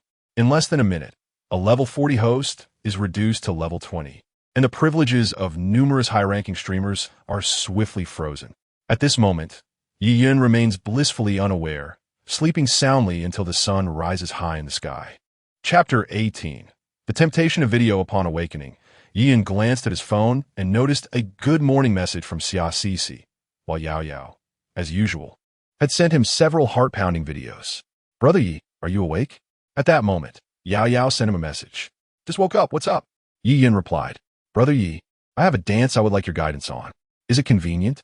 After hesitating for a full 20 seconds, Yao Yao finally sent him a message. "I'm not well-versed in dance, but I can certainly offer you some incisive feedback from an audience's perspective." Yiyun typed back, "Knock, knock, knock." After sending his message, Yao Yao invited him to a video call. Yiyun's heart raced. Despite having secured the affection of a goddess-level beauty, his former insecurities made him feel a tinge of nervousness in this somewhat ambiguous atmosphere. After a moment's hesitation, he accepted the video call. Before him appeared an exceptionally beautiful and tall woman clad in a form-fitting gray mini dress, complemented by gray stockings. Strolling through the streets with such a stunning girlfriend would undoubtedly be a source of pride, eliciting envy from countless men. As a normal male, Ian felt a rush of blood. "Very nice, Yao Yao. The beauty filter on AI Me Live isn't set too high, is it?" Ian remarked after taking a careful look. The beauty effects on live streaming platforms are typically quite pronounced, although the filters on Penguin Video allow for only slight adjustments. Yao Yao's attractiveness was still striking. If he were to rate her, he would give her a score of 93 for looks and 97 for her figure. "Haha, Brother Yun. As long as you don't think I'm ugly, that's good enough. I didn't use any beauty filters on the camera or Penguin. I just applied a light makeup," Yao Yao said, feeling a bit shy under Yiyun's gaze. "Not using a beauty filter? Is this a way of testing the waters?" Yiyun mused internally, though he maintained a calm exterior as he inquired, "Which city are you in, Yao Yao?" Yao Yao was a clever girl. She should grasp his underlying intention. With his popularity and influence, guiding her to greater heights would not be difficult, even leveraging his memories from a previous life to elevate her fame, though it would require some sacrifice from her. "Brother Yun, I'm in Cheng City." "You must be in Cheng City, right?" "We're not far apart," Yao Yao responded. "You've been streaming for a while? Haven to you? How is it going?" Yiyun inquired, his eyes fixated on a rather distracting area of the screen. The angle of Yao Yao's phone conveniently allowed him to glimpse her alluring neckline, stirring an undeniable restlessness within him. "I find live streaming to be quite challenging. Without support, it's tough to stand out among countless hosts. If it weren't for you connecting with me every day, I'd still be a nobody, let alone receiving so many gifts daily," Yao Yao expressed with a hint of disappointment. She was undeniably beautiful, with many admirers in reality, and had once entered the live streaming industry with high hopes, expecting to earn a decent income even without becoming a superstar. Little did she anticipate that, after becoming a streamer, she would barely make a ripple. Thus, she placed all her hopes upon Yiyun. To her satisfaction, Yiyun not only enjoyed considerable popularity and the adoration of many wealthy patrons, but he was also remarkably handsome, which did not diminish her own self-worth. "Whenever you find the time to visit Cheng City, I shall guide you in dance and assist you in selecting suitable music," Yiyun proposed. Given the tremendous success of a video on Douyin, Yiyun believed that if Tun Tun could achieve fame, then Yao Yao, who surpassed Tun Tun in various aspects, could certainly do the same. "I can do it today. I will just take a brief leave from my live stream." Yao Yao quickly understood Yiyun's intention and replied, "Very well. Remember to bring several outfits and try each one to see which looks best," Yiyun advised. "Do you wish to see them now, Brother Yin?" Yao Yao asked, her cheeks flushed with a hint of shyness. This was her first time engaging in such an activity, and it filled her with exhilaration, causing her heart to race. Ahem, Yin coughed lightly and replied earnestly, I currently have nothing to attend to, so please proceed. I shall offer you some unprofessional guidance. With that, Yin switched off his camera. The two sought their own interests. Yao Yao's proficiency was a bit daunting, and there was a concern about potential complications should a recording occur. Noticing Yin had turned off his camera, Yao Yao expressed her apprehension. Brother Yin, I won't cover my face. I wouldn't want to dampen your enthusiasm, but please refrain from recording. This is my first time.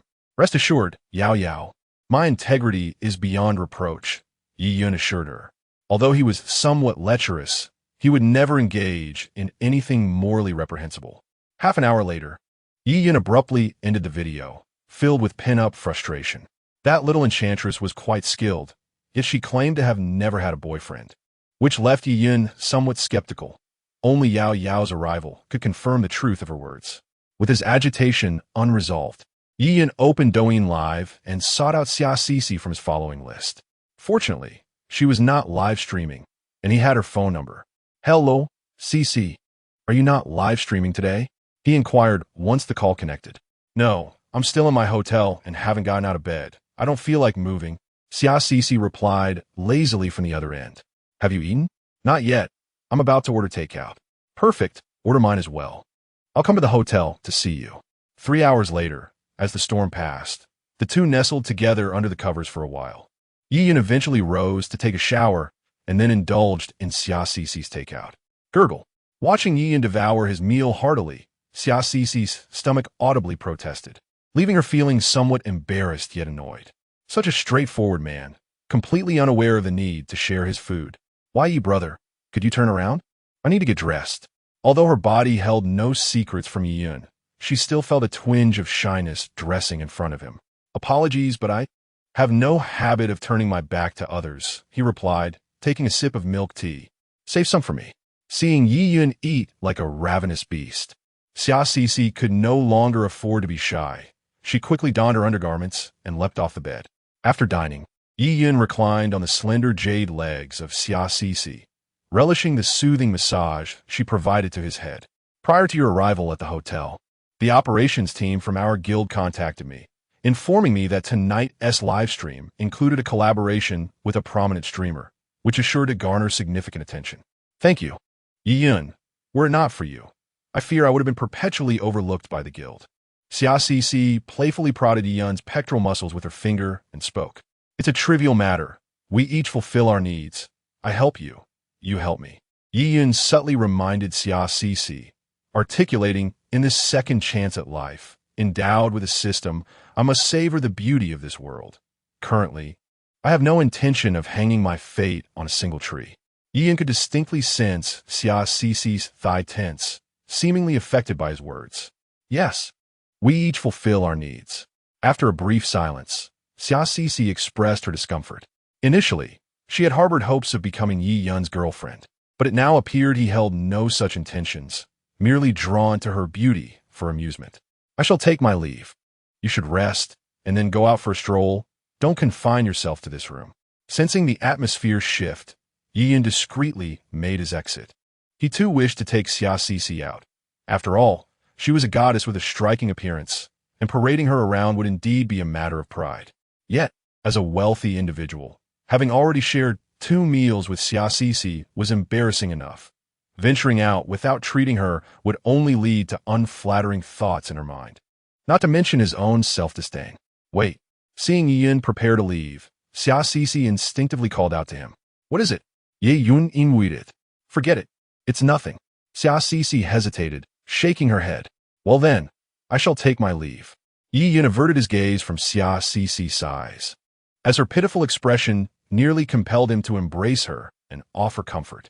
However, he needed to remember that he aspired to be a man of great wealth, possessing vast fortunes, and must not succumb to weakness. Chapter 19. A rift. As soon as Yi Yun exited the hotel, his phone began to ring. The caller was an unfamiliar number. Upon answering, Yi Yun learned that the individual on the other end was a representative from IME Live. seeking to extend a contract for a renowned streamer to him. After a moment's hesitation, Douyin declined the offer, as his current contract still had 2 to 3 months remaining, and he preferred to address such matters at that time. Typically, contracts for prominent streamers commence at a minimum of 6 years, with discussions often spanning 3 years. However, for Douyin, 3 years felt rather protracted. Live exhibited certain developmental limitations. Had he been on one of the 3 major platforms, his popularity would undoubtedly have doubled. Much like video platforms of his previous life, some productions boasted exceptional quality and commendable reputations, yet due to platform constraints, they never achieved widespread acclaim. For instance, if 10 individuals viewed Douyin's edited videos on Douyin, although they might express interest in him, only 2 or 3 would ultimately opt to download Live, while the others would continue scrolling for the next video. Today, Douyin's phone was particularly busy. Having just turned down the representative, another call soon came through. "Hello, I am Zhao Jun, the vice president of the Tianyin Guild." The voice on the line introduced itself. "Hello," Douyin replied briefly, awaiting Zhao Jun's further remarks. The reason for the call from Tianyin Guild was evident. They aimed to recruit him. Currently, he was enjoying unprecedented success on Live, his popularity unmatched and rising at an alarming rate. Having showcased the techniques of the blind monk to his audience yesterday, he anticipated a surge of individuals eager to learn from him today. "Douyin, we at Tianyin Guild would like to invite you to join us. I assure you, the terms and conditions will be to your satisfaction. And our guild primarily promotes singing streamers, which aligns perfectly with your talents," Zhao Jun stated. "I apologize, but I currently have no intention of joining a guild." Douyin declined. His amiable nature was the only reason he had refrained from expressing his disdain.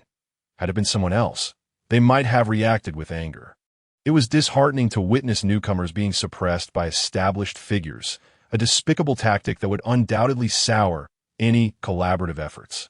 "Perhaps you could share an address, and I could visit your city for a face-to-face discussion?" Zhao Jun persisted. While Tianyin Guild and Lanyu Guild were fierce rivals, they often exhibited a tacit understanding regarding certain matters.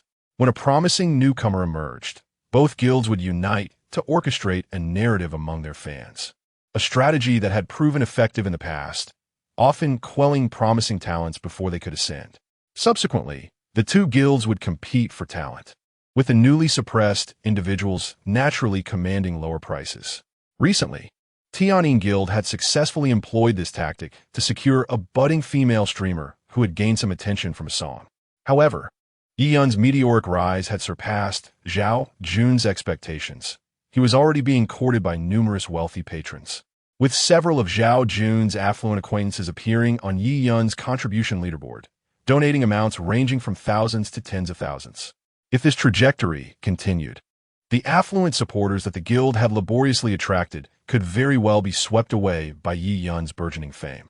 What troubled him even more was that after Douyin's meteoric rise to fame, many of the streamers under his banner had seen a significant decline in popularity, transforming into ardent followers of Douyin. In essence, Douyin's explosive success had severely impacted the interests of Tianyin. Consequently, he conferred with the individuals from Lanyu, urging the streamers to take a stand and incite more affluent patrons and fans to create disturbances in Douyin's streaming room. However, to his dismay, Douyin's popularity surged even higher yesterday, with tens of thousands remaining in his stream, drawn in by the allure of his gaming prowess, resulting in the loss of several thousand viewers from their ranks. Those thousands, who were once their loyal supporters, might very well become adversaries upon their next encounter. Even more perplexing was the fact that these individuals bore the fan banners of his own establishment, many of whom were part of the streamer group. It would undoubtedly complicate matters, as these individuals would likely act as spies for Douyin. It would be quite inconvenient to rally their fans for support in such a circumstance. Given the modus operandi of your Tianyin Guild, I dare not disclose my location to you. What if you were to send someone to assassinate me? Douyin taunted. "Douyin, do not be so ungrateful. By joining our Tianyin Guild, you would at least avoid several years of misdirection.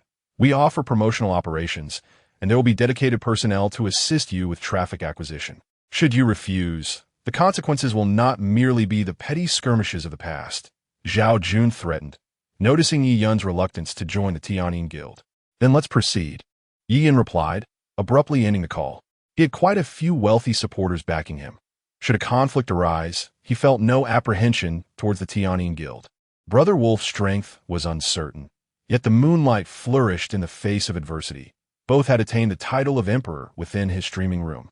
The likes of Brother Xiong and Qing Feng were also formidable, and recently, several new affluent patrons had emerged, all possessing considerable prowess. The number of kings frequently present in his streaming room exceeded 10, with even more marquises among them. As long as he refrained from provoking the Tianyin Guild, he would count himself fortunate. If they dared to continue troubling him, Yi Yun felt compelled to act decisively, lest his streaming compatriots perceive him as timid and ineffectual. In truth, had he not remained silent, some of his fellow streamers and affluent supporters would have been unable to contain their desire to rebuke the situation. Unbeknownst to Yi Yun, during his absence, several streamers from the Tianyin Guild and Lanyu Guild had already been overwhelmed, their ranks drastically diminished to level 1, leaving some female streamers in tears. Ding! A task was triggered. Achieve victory in the upcoming Tianwan Cup event in 3 days to earn 3 spins on the prize wheel. At that moment, the system issued a challenge, compelling Yi Yun to seize the championship in the Tianwan Cup within 3 days. Frankly, Yi Yun harbored no desire to participate in this tournament. For him, it served little purpose beyond financial gain. The essence of this event was merely a means to extract money, with the platform exploiting the guilds, which in turn exploited the affluent and ordinary fans beneath them. There were even collusions between the platform and the guilds, offering recharge discounts, with the funds contributed by the affluent patrons being returned in full. Ultimately, it was the smaller affluent patrons and ordinary fans who were primarily targeted. Of course, fearing a massive exodus of their funds, they dared not go too far. These were insights gleaned from his days as a gossip streamer. Regrettably, Yi Yun pondered, had he known the path to pursue was Douyin, he would have allocated his resources to the IME Live streaming platform instead. If he had invested 50 million there, the task would have been nearly assured. Shortly thereafter, a call from Lanyu interrupted his thoughts. Yi Yun merely uttered a curt dismissal before disconnecting the call.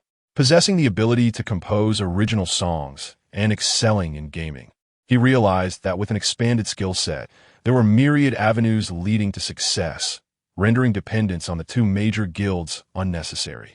Arriving at an internet CAF, Yi Yun retrieved his phone. "Mingwe, are you gaming? Brother Guan, are you gaming? Brother Xiong, are you gaming? Brother Qing Feng, are you gaming? Brother Lang, are you gaming?" After reaching out to numerous affluent acquaintances, Yi Yun finally assembled a 5-member team, embarking on a thrilling journey of conquest and advancement in the Rift. As he was neither a woman nor inclined to exploit his body, he could only engage these esteemed individuals in games, fostering camaraderie through shared victories and banter. Chapter 20. Harvest Brothers, my little brother has to leave for a while. Yi Yun informed the elder members of his team after receiving a call from Yao Yao 3 hours later. Go on. I feel incredibly powerful right now." "Perhaps it's just an illusion," someone replied. "It's fine. After winning so many matches, you'll surely encounter a formidable opponent next time, and that should bring you back to your senses. Minhue, assist me next round. My ADC is also quite strong," Yi Yun suggested. "Not really. I don't enjoy playing support," Minhue responded. Yi Yun was taken aback. After chatting for a while, he exited the game, sensing that Minhue's orientation might be a bit unconventional. He decided it would be prudent to refrain from making lighthearted jokes with her in the future. Despite receiving a transfer from his supporters during the livestream, he had yet to accept it, leaving him with merely 100 yuan. Reluctantly, he spent 20 to take a taxi to his residence. From a distance, Yi Yun spotted Yao waiting downstairs. Standing at 168 meters tall, her long hair was tied into a high ponytail, adorned with a white hat. She wore a white crop t-shirt that revealed her navel, exuding a charming aura. Her loose-fitting, wide-leg pants complemented her appearance, and she pulled along a suitcase that undoubtedly contained items to bring her joy. "Yao Yao," Yi Yun called out, waving to her. "Yin Gu," Yao Yao turned to him, a hint of shyness evident in her greeting. Even though she could easily charm several infatuated admirers, she still felt a twinge of nervousness. "I'm sorry to have kept you waiting. I thought you would arrive in the evening, Yi Yin apologized. It's all right, Yin Go. I just want to surprise you. Yao Yao replied sweetly. Let us go upstairs for a drink, Yi Yin suggested, taking Yao Yao's suitcase and naturally intertwining his fingers with her delicate hand. Instead of resisting, Yao Yao leaned affectionately against Yi Yun's shoulder, resembling a young couple as they made their way into the room. The atmosphere sparked with fervor. And 3 hours later, Yi Yun wearily concluded the battle. Yi Ge, your clothes are ruined. Yao Yao playfully prodded Yi Yun's abdominal muscles. It's fine, I'll compensate you. I still have millions in my account. I'll send you some later, Yi Yun assured her. You must compensate me well. Because of your fans, I have suffered an undeserved calamity. Tianyin and Lanyu's members, unable to contend with your fans, took their frustration out on me. I've even dropped a level, Yao Yao lamented. Not only had she lost her worth, but her live stream had also been disrupted. Yi Yin knew he had to adequately compensate her. What about my fans? Yi Yin asked, puzzled. Since logging off yesterday, he and T logged back into Live, leaving him unaware of the events that had transpired. He recalled a previous phone call with Brother Xiong, who had simply mentioned a fight before abruptly hanging up. Initially, he thought Brother Xiong was involved in a physical altercation, but now it seemed likely that it was related to Live. Ah, how amusing it is that you all address me as boss in a live stream, yet fail to notify me, your superior, about the brawls. Yi Yin found himself at a loss for words as he retrieved his phone and opened the Live app. At that moment, the messages in his groups were flooding in, each surpassing 999, a truly vibrant bunch. Those fellows dared not stream anymore. The sweet girl had been demoted to level 1 by Brother Xiong and his crew, her face paling as if she had just consumed something vile. Reducing a streamer, once above level 50, to level 1 is indeed a testament to Brother Xiong's prowess. Having engaged in the Live platform for 5 years, I had witnessed countless skirmishes, and the most formidable among them barely matched Brother Xiong's might. The boss had yet to make an appearance. Had he shown a willingness to engage, the firepower would have been unimaginable. Fortunately, it was a blessing that Yi Zi was offline. Otherwise, he would undoubtedly hinder progress. Indeed, while the brothers were embroiled in combat, he would only be there pleading for them to cease. Ming Yue and Wolf Brother, along with several other esteemed leaders, had yet to intervene, seemingly indulging in a playful game with the boss. Perhaps the boss held some reservations. To be frank, who cares about reservations? Whoever seeks trouble should face the consequences. It is that simple. The Blue Entertainment Guild's bitter laughter continues to broadcast. Shall we charge in, brothers? Let's take a moment to rest. For many esteemed leaders have grown weary and logged off. We shall proceed once they return. We mere mortals cannot hope to overcome a major streamer like bitter laughter with our paltry efforts. After perusing the messages in the groups, Yi Yin gleaned the unfolding events. It appeared that after he logged off yesterday, a group had commenced showering the streamers from Tianyin and the Blue Entertainment Guild with foul egg bombs and other gifts, causing several to be demoted to level 1, making them hesitant to log back on. These individuals kept their lips tightly sealed, not a single one divulging any information despite numerous skirmishes in the game. Yi Yin found it quite amusing. The boss remained timid while the fans struck with fervor, likely fearing his intervention. The cohesion of your fans is truly remarkable. My own fans hardly part with even a small gift despite my entreaties. Yours, on the other hand, elevate you to near-divine status without a word from you, Yao Yao remarked with a hint of envy. Prior to connecting with Yi Yin, she had received only a few hundred yuan in gifts throughout the day, and on a lucky occasion, she might break 1,000. However, after the platform's cut and taxes, it barely surpassed her regular job by a fraction. Yi Yin smiled, not responding, as he glanced at the back end. Yao Yao nestled into his embrace. Curiosity piqued about the amount of love coins he possessed. Tens, hundreds, thousands, tens of thousands, hundreds of thousands, millions. Over 60 million love coins. Yao Yao gasped in astonishment. Covering her mouth, Yi Yin had only been popular for 3 or 4 days and had amassed such a fortune. How could she not be astounded? More than 6 million dragon coins. Is this the earning potential of a top-tier streamer? If he engaged in more PK battles, he could likely surpass 100 million. Being his partner, Yao Yao felt a swell of pride within her. Observing her charming and radiant demeanor, Yi Yun sensed his saintly composure beginning to fade, his temper rising. Entering Yao Yao's live stream, he opened the gifts section and inquired, "Would you like to experience the life of a lavish tycoon?" "Yes," she responded eagerly. "Then you can do it yourself." "Really? More real than gold?" Yao Yao felt a twinge of disbelief, but upon seeing Yi Yun's earnest gaze, she relaxed, placing her finger on the gift section and proceeding to send gifts one by one, thus achieving a milestone. "Yun, brother Yun, how much should I send?" Yao Yao hesitated to proceed, her voice tinged with uncertainty. "Send as much as you desire," Yi Yun replied with a mischievous smile. Chapter 21. The Great Battle. The Emperor's return. You are quite ruthless, spending over 10 million love coins in just a few minutes, Yi Yun jested. After all, the money he withdrew would be deducted by the system, so he felt no remorse in spending it. "Wasn't it you who encouraged them to spend? If you hadn't hit them so hard and so fast, they might have had more to spare," Yao Yao remarked, her eyes sparkling with affection. "I'm hungry. Let's order some takeout," Yi Yun suggested. After 2 intense battles today, he was utterly exhausted and famished. "You can't possibly be left with just over 100 coins. Can you?" Yao Yao exclaimed incredulously.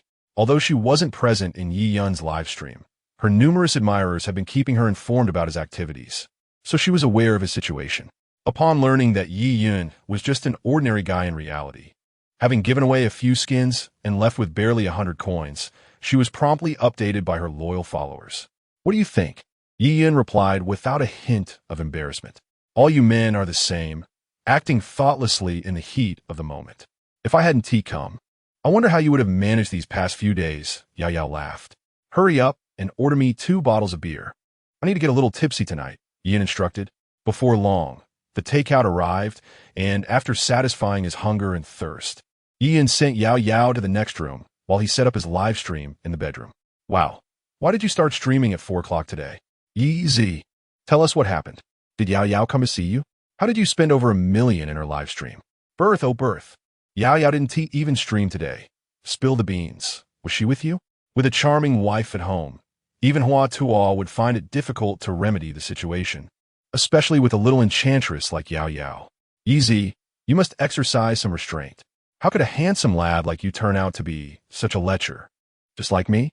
My mother always taught me to grow up to be an outstanding person, and I've succeeded halfway by becoming quite the lecher," one of the viewers joked.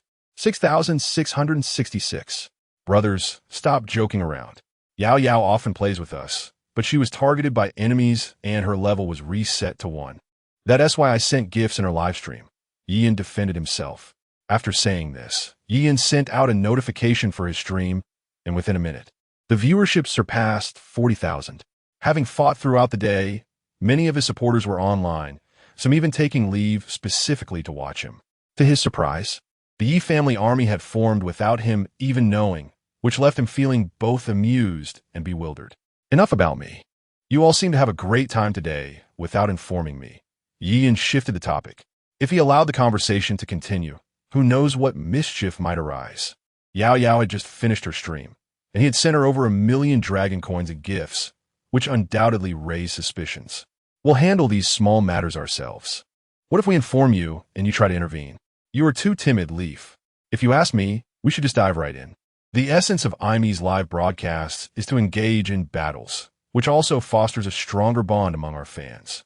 Brothers, the reason for this early broadcast today is that I received a recruitment call from Tianyin and Lanyue during the day. After I declined their offer, they ominously warned that things would not remain trivial. As to how they will escalate, I am eager to find out. First, they incited our fans to stir up trouble. Then the host personally entered the fray, and now they are resorting to phone threats. Even a clay figurine has its temper, let alone me, who represents the dignity of my brothers. For now, let us play some games and sing a few songs. Once our brothers gather, I will lead you all to confront them. Leafian remarked that in ancient warfare, one must stand firm on moral grounds. Nowadays, it is widely acknowledged that Tianyin and Lanyue were the ones who instigated trouble with him. Thus his retaliation is entirely justified. How dare they threaten Leaf? A bunch of clowns who couldn't even muster the courage to go online during the day dare to intimidate the leader? Ridiculous. Let us not wait for the army. Let's go now. My blade is already eager for action. A misunderstanding may arise. I am not waiting for the army, but rather for my brothers to log on. Haha, I see now. It turns out we're just waiting for the elder brothers to arrive. Leaf, do not underestimate yourself. I can easily prepare dozens of bombs for them. Upon hearing that Leaf Yin would personally lead the charge into the live broadcast, the fans erupted with excitement. The Leaf army is currently strong and thriving, and not only did Tianyin and Lanyue fail to win them over, they persistently seek trouble. If not for Leaf Yin holding them back, they would have acted days ago. Brothers, let us first sing a couple of songs. The first is a new piece we created but have kept under wraps until now. The second was inspired by my current predicament and was penned in 3 minutes. In this battle, whether we face defeat and retreat from the internet or break free from our shackles to soar into the heavens, I do not know. But since I have stepped forward, I will never retreat. Rest assured, Leaf, with us by your side, you will never lose. Well, who would have thought that beneath your effeminate exterior lies the soul of a resolute warrior? Charge, charge, charge. Brother Wolf has arrived. Welcome back, Emperor. Welcome back, Emperor. Welcome back, Emperor. We asked Brother Wolf to protect Leaf. Upon the entrance of Brother Wolf, adorned with the title of Emperor, the live broadcast room erupted in a frenzy, with screens filled with greetings for the Emperor and requests for Brother Wolf to safeguard Leaf. Among the tens of thousands of fans in the live room, while wealth may be scarce, the satisfaction of the wealthy elite's vanity is immensely fulfilled. I will take action, declared the wolf in sheep's clothing with just 4 words. Yet, those 4 words significantly bolstered the confidence of the fans in the live room. It is hard to imagine how terrifying it would be if Brother Wolf, who usually playfully showers the room with hundreds of super rockets, truly decided to unleash his power, punctuating his statement with a period. We must quickly summon the great Emperor Mingyue to take his place. The great Emperor Mingyue is indispensable alongside the 2 supreme emperors. Brother Qingfeng has arrived. He glanced at his phone and saw that Mingyue had sent him a message, stating that she was currently striving to maintain the high ground and would return shortly. Yiyan informed him that he would be performing 2 new songs. Moments later, a spectacular effect featuring 9 golden dragons pulling a luxurious carriage appeared in the live stream. Mingyue had arrived. Do as you wish. Leave the rest to me, she typed. Mingyue the Great is formidable. Such commanding words stirred unexpected emotions within me. A man. Brothers Xiong, Gudan, Tiange, Wuming, and Duanjie have all arrived. Though the broadcast began prematurely, many on the IME platform flocked to the stream upon hearing news of Yi Yun's impending performance, including some streamers who directly entered Yi Yun's live room. Upon glancing at the online viewer count, Yi Yun himself was astonished to see it had surpassed 100,000. Chapter 22. The Expedition. Today, I present to you 2 new songs. One is titled Enchantment, and the other, A Life in Full Bloom. I sincerely hope you enjoy them. Currently, on the Kowo New Song chart, you can find Friends of Wine, The Wolf in Sheep's Clothing, and The White Moonlight after descending the mountain, all of which are my creations. Feel free to give them a listen, and if you find them appealing, I would greatly appreciate your support in boosting their rankings. Ian began to speak. With nearly 110,000 listeners, many may not be familiar with him. He took a few moments to introduce himself, hoping to win over a multitude of new fans. The first song, Enchantment, is dedicated to all of you. I hope you enjoy it. Upon finishing his words, Yi Yin utilized 2 music production cards to bring these songs to life. In an instant, the laws were overturned. Who am I? I am the chaotic spirit of my heart. Right and wrong, I can attain enlightenment. The demon begins to awaken the truth. In the fog, who whispers softly, the highest glory enjoys solitude. With perseverance, we conquer and flatten the fury of heaven and earth. Though the clouds may darken and the winds may roar, nothing shall impede my journey. Through wind and rain, let the gods beneath my feet pave an invincible path for me. A single tear falls as I glance back. All I possess is the will to fight. After the stars tumble from the sky, I pray, do not depart, do not depart. That warmth can no longer be preserved. Love has grown cold, chillingly cold. My wishes are shared with you until the very end. In a previous life, Ian had quite the fondness for this song, though it bore an ominous reputation, having been used as a theme song in numerous games, each resulting in a darker fate. Such a beautiful melody. Once more, he exclaimed, today, with the corpses of our enemies, let us pave an invincible path for ye. The demon begins to awaken the truth.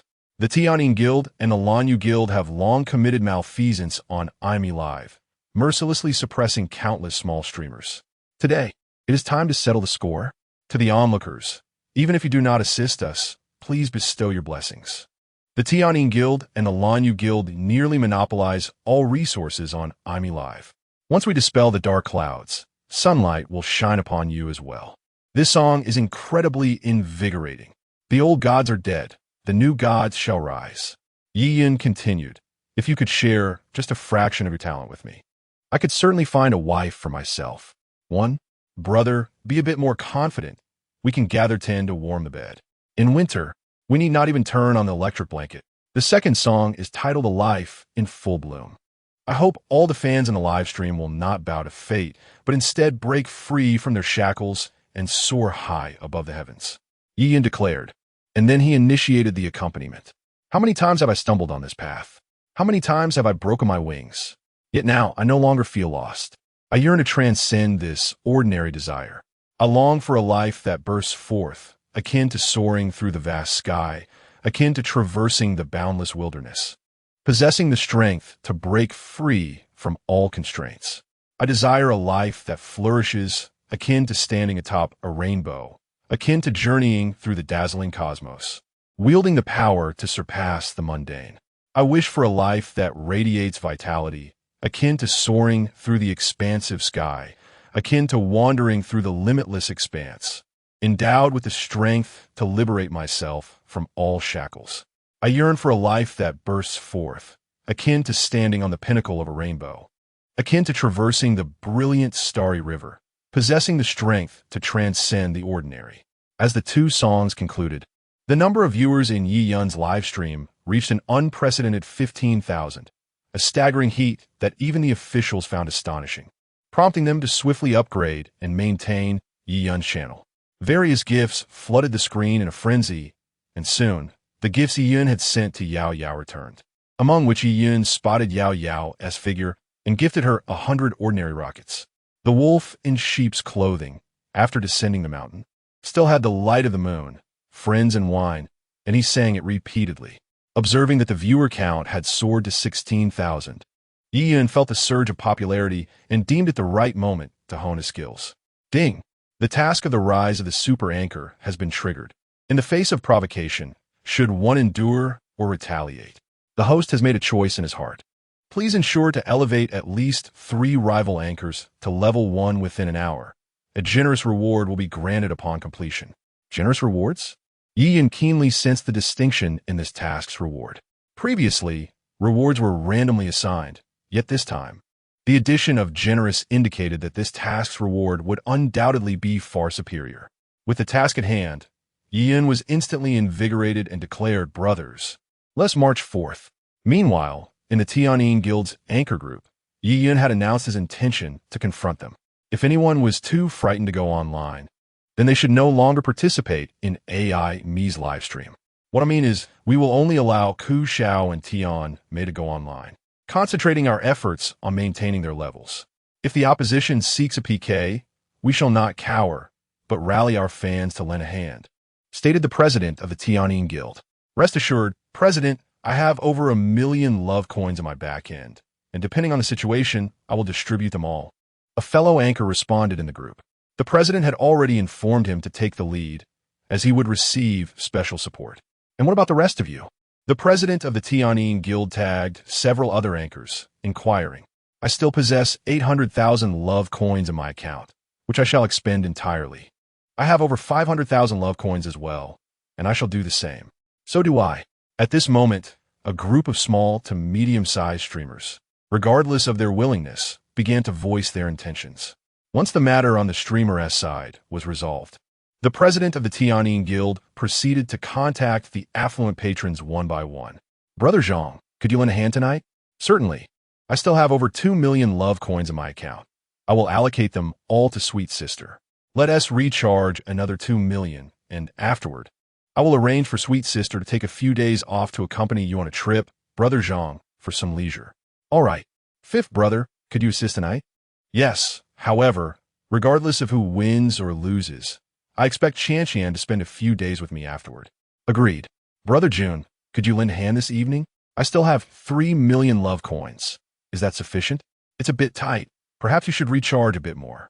When you come to my place, I shall make arrangements for you. I want both Sweet Sister and Shuang to accompany me. Are you up for it, Brother Jun? Nonsense. I can handle both without issue.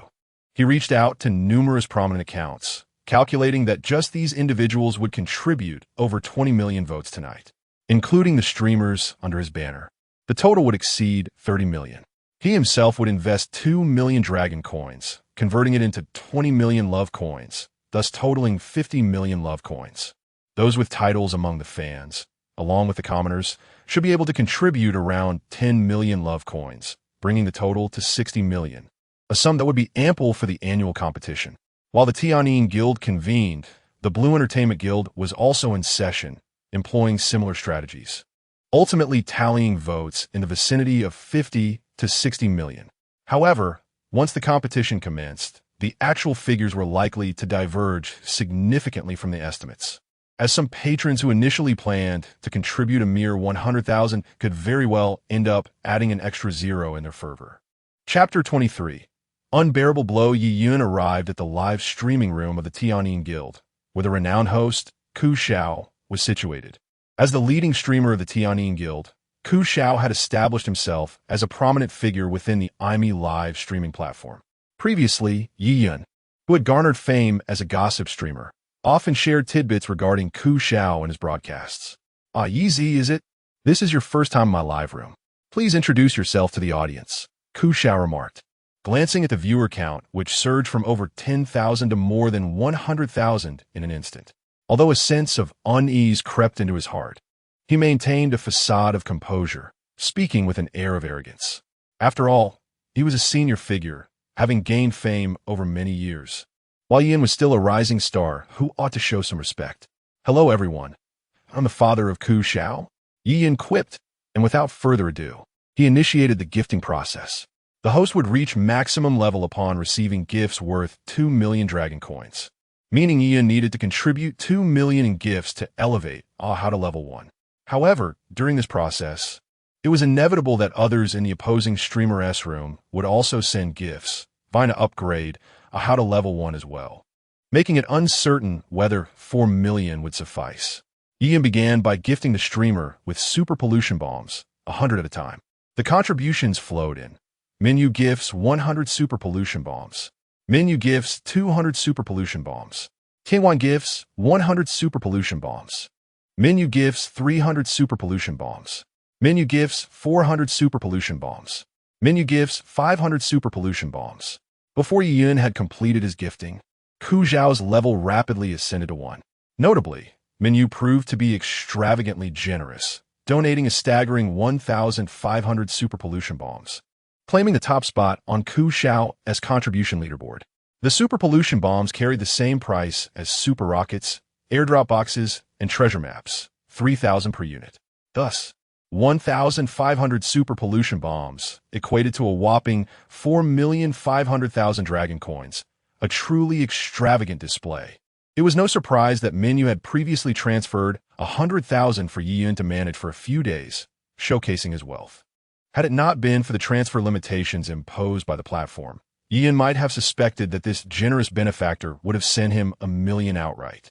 With an extensive fan base, Yi Yun's supporters were notably willing to spend, and with the occasional contributions from affluent patrons, they effectively kept Ku Xiao's level firmly at 1. The live stream of a level 1 host faced restrictions, causing many viewers to be forcibly ejected from the room. I've heard you're the leading host of the Tianyin Guild. Is this truly all you have to offer? Yi Yun typed disdainfully. Is this truly all? Is this truly all? Is this truly all? Upon seeing Yi Yun's message, fans echoed his mockery, overwhelming Ku Xiao's streaming room with the phrase, "Is this truly all?" The sheer volume of responses created an atmosphere of ridicule. Lack of capability warrants a more subdued demeanor. Refrain from constantly criticizing this and that, lest you find yourself inadvertently trampled upon one day. Yi Yun continued. Brothers, let us fight with all our might. We have been bullied to this extent. Let us show the spirit of our laughing family army. Ku Shao proclaimed, blaring spirited music and shouting fervently. Although being firmly held at level 1 was humiliating, within just a few minutes, he had accrued over 30 million IME coins. In comparison to this sum, what was a little embarrassment? Let us depart, my brothers. This strength is far too feeble. It is time to move on, Yiyin declared. He then entered the live stream of a female broadcaster under the Tianyin banner. The leading female host of AIM Live, Sweet Sister, possessed the ability to sing, dance, and engage in delightful conversation, all while being exceptionally beautiful. Numerous affluent patrons had graced her stream. The wolf in sheep's clothing generously gifted the broadcaster with 100 super polluting bombs. The lonely wind followed suit with another 100. And so did the nameless, Fei Fei, and the wolf in sheep's clothing once more, contributing 200 super polluting bombs. My dear viewers, the opposition is exceedingly fierce. I humbly request your assistance in boosting the momentum. Please do not relent. Sweet Sister's voice was soft and sweet. Despite the influx of wealthy supporters in Sweet Sister's stream, the overwhelming force of Yi Yun's patrons proved insurmountable, leading to her swift defeat in merely 3 minutes. Yi Yun then proceeded to the Blue Entertainment Guild, which possessed slightly inferior combat strength compared to Tianyin. 2 prominent streamers were swiftly reduced to level 1. My brothers, the firepower is indeed quite formidable. I initially anticipated a protracted battle and harbored concerns about failure. To my astonishment, the conflict was resolved in under an hour. Yi Yun remarked upon returning to his own live stream. This was followed by an extended session of gratitude, during which several unfamiliar names surfaced, including one who had not even acquired a title, yet had contributed an impressive 500 super polluting bombs. I extend my heartfelt thanks to Mingwei, to Lonely Wind, to the wolf in sheep's clothing, to Tianguan, to Sanchi Qingfeng, to Fei Fei, to the nameless, to Brother Xiong, and to mid-aged Windchaser. Your generous support has allowed Yi to achieve such a decisive victory, filling my heart with immense gratitude. Yiyin was not one to readily express his emotions. All his sentiments were encapsulated in a song he dedicated to the audience, titled Thank You. Grandson, you seem to be hoarding another song, do you not? After hearing Ye's melody, those young idols are simply unbearable. My favorite is listening to Yi sing, Fei Fei exclaimed. Yi, once you finish expressing your emotions, could you take me for a game? Fear not, Fei's sister. I shall lead you. My sword saint is exceptionally formidable. Yet, can you truly rival Ye's prowess? Of course. Fei's sister. I was genuinely moved and was just about to immerse myself in the sentiment, but your words have shattered my composure. Yi Yun replied, both amused and exasperated. All right, now let me present this song, Thank You, to everyone. If life could leave behind enduring memories, I would undoubtedly choose gratitude. Should I still possess the ability to speak before my final breath, I would utter a heartfelt thank you. If the weight of existence could be lifted by my hands, you would surely be the spirit of my life. If love could unite us eternally, I would express my thanks to her, saying thank you. Thank you for embracing my pain and holding my wounded heart, for never surrendering amidst the chaos of the city. You took my hand and led me into the storms of tomorrow, steadfast regardless of the rugged path ahead. Thank you for allowing me to discover myself in this ordinary world. Even in the absence of sunlight, I remain beautiful. You have taught me that loving you is akin to loving myself, and you have shown me the value of cherishing every moment in life. If the weight of existence could be lifted by my hands, you would surely be the spirit of my life. If love could unite us eternally, I would express my gratitude to her, saying thank you. Thank you for embracing my pain and holding my wounded heart, for never surrendering amidst the chaos of the city. You took my hand and led me into the storms of tomorrow, steadfast regardless of the rugged path ahead. As the song concludes, the live stream is illuminated with glowing sticks and the formidable words of the Yi family army. To be honest, I am bemused that such a significant undertaking as forming a family has gone unmentioned to me. Do you no longer regard me, your leader? Yi gazes at the screen filled with the Yi family army, bemused yet amused. Moreover, that name strikes me as rather juvenile, lacking any grandeur. The leader may not be in your eyes, but remains in your hearts. The Yi family army, notorious for their misdeeds, points unerringly at Yi Yun. You are indeed the scapegoat. Shoo, keep those thoughts to yourself, lest you provoke Yi Zi's wrath. So, you are all doing this on purpose, enjoying yourselves while I bear the blame. Fine, let me indulge as well. Tonight, the fan appreciation event shall commence. Yi Yun reveals a smile, tinged with ruthless intent, and opens the portal for heroes to emerge. Chapter 24. The adored brother, since the aim is to revel in enjoyment, is only fitting to select a hero capable of delivering such exhilaration. For his initial choice, Yi Yun opted for LeBlanc. Among all assassins, she possesses the most flamboyant skills and can swiftly claim the lives of her adversaries, executing a dazzling array of combinations that number in the dozens. Fei Fei assisted him in amassing a considerable sum, and naturally, Yi Yun felt compelled to invite her to partake in a few matches.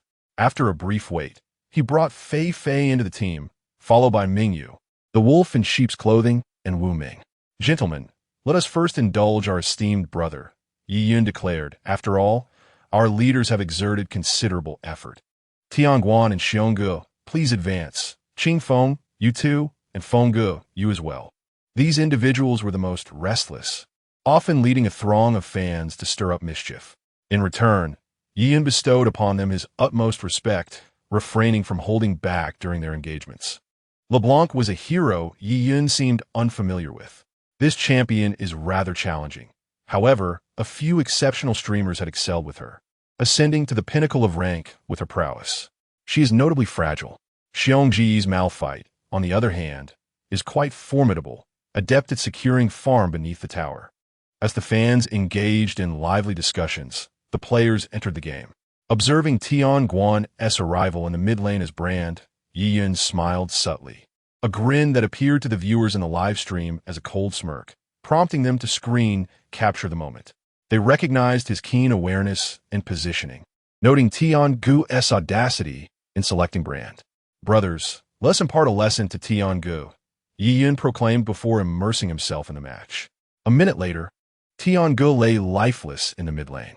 Watch out, you little brat, or I shall hurl rotten eggs at you, Tianguan furiously typed to everyone. Mastery is often forged in the crucible of adversity, and Tiangu ought to maintain a calm demeanor, for this was merely the beginning. After accumulating sufficient gold, Yi Yun returned home to acquire a Rabadon's death cap. Upon reaching level 5, Tiangu met his untimely demise once more, contributing layers to Yi Yun's item. Following another wave of minions, Yi Yun ascended to level 6. After updating his gear, he made his way straight to the bottom lane. With all players being affluent, none willing to concede, the skirmishes in the bottom lane were particularly fierce. As Yi Yun arrived, he promptly claimed a kill and an assist. In the ensuing minutes, Black Rose consistently replicated his dazzling combinations, interspersed with basic attacks that even Malphite could not withstand. Though his rank was merely diamond, his skills were undoubtedly among the finest globally, far surpassing those of the opposing team. Just how relentless can a top-tier assassin be? The answer lies in instilling such fear in the opposing support that they hesitate to ward alone, dreading the sudden emergence of LeBlanc from the shadows. The enemy ADC, upon spotting him in their line of sight, fled in terror, while Tiangu's Brand had developed a profound apprehension, unwilling to confront him in the same lane. As the soldiers engaged in battle, humming a tune, the screen unexpectedly transformed into shades of black and white. Initially, due to Yi Yun's need to perform basic attacks, they could still perceive his silhouette. However, it soon devolved into witnessing a fleeting afterimage in an elongated chain, culminating in a sudden demise. Fortunately, I have never encountered EZ. It was far too terrifying. At the start, when his equipment was not yet fully developed, his skills were interspersed with a few basic attacks. Later, I could scarcely discern how many skills he unleashed, as the opposing team simply evaporated. Did the streamer truly select the same hero as I did? Goodness, how many exceptional heroes does Yi Z possess? The previous champion from South Korea showcased an impressive LeBlanc in the mid lane, while he too performed remarkably, earning the MVP title. Yet, I sensed a disparity when compared to Yi Z. Come on, my friends, let us not exaggerate and tarnish Yeezy's reputation. He is a world champion, the preeminent mid laner, often referred to as the Demon King. Yeezy's mastery of LeBlanc was simply astounding. I dare say it surpassed his prowess with Riven and Lee Sin. This fellow truly does not regard the top-tier players as worthy adversaries. After a single match concluded, Yeeyun's record stood at an impressive 28-0-3, while the opposing team maintained a commendable yet bleak tally, with scores predominantly at 0-8 or 0-10. Clear the field, clear the field. May the next 5 victims take the stage, Yeeyun implored. I beseech you, dear friends, can anyone apply some pressure to Yeezy? With over 100,000 viewers in the stream, is it possible that not even a few masters are among them? Surely not. Yeeyun remarked with a hint of sarcasm, inciting his audience to grind their teeth in frustration. They collectively rallied for skins, begging for a master to step forth and challenge Yeeyun. Lo and behold, in the subsequent match, 2 masters indeed appeared on the opposing side.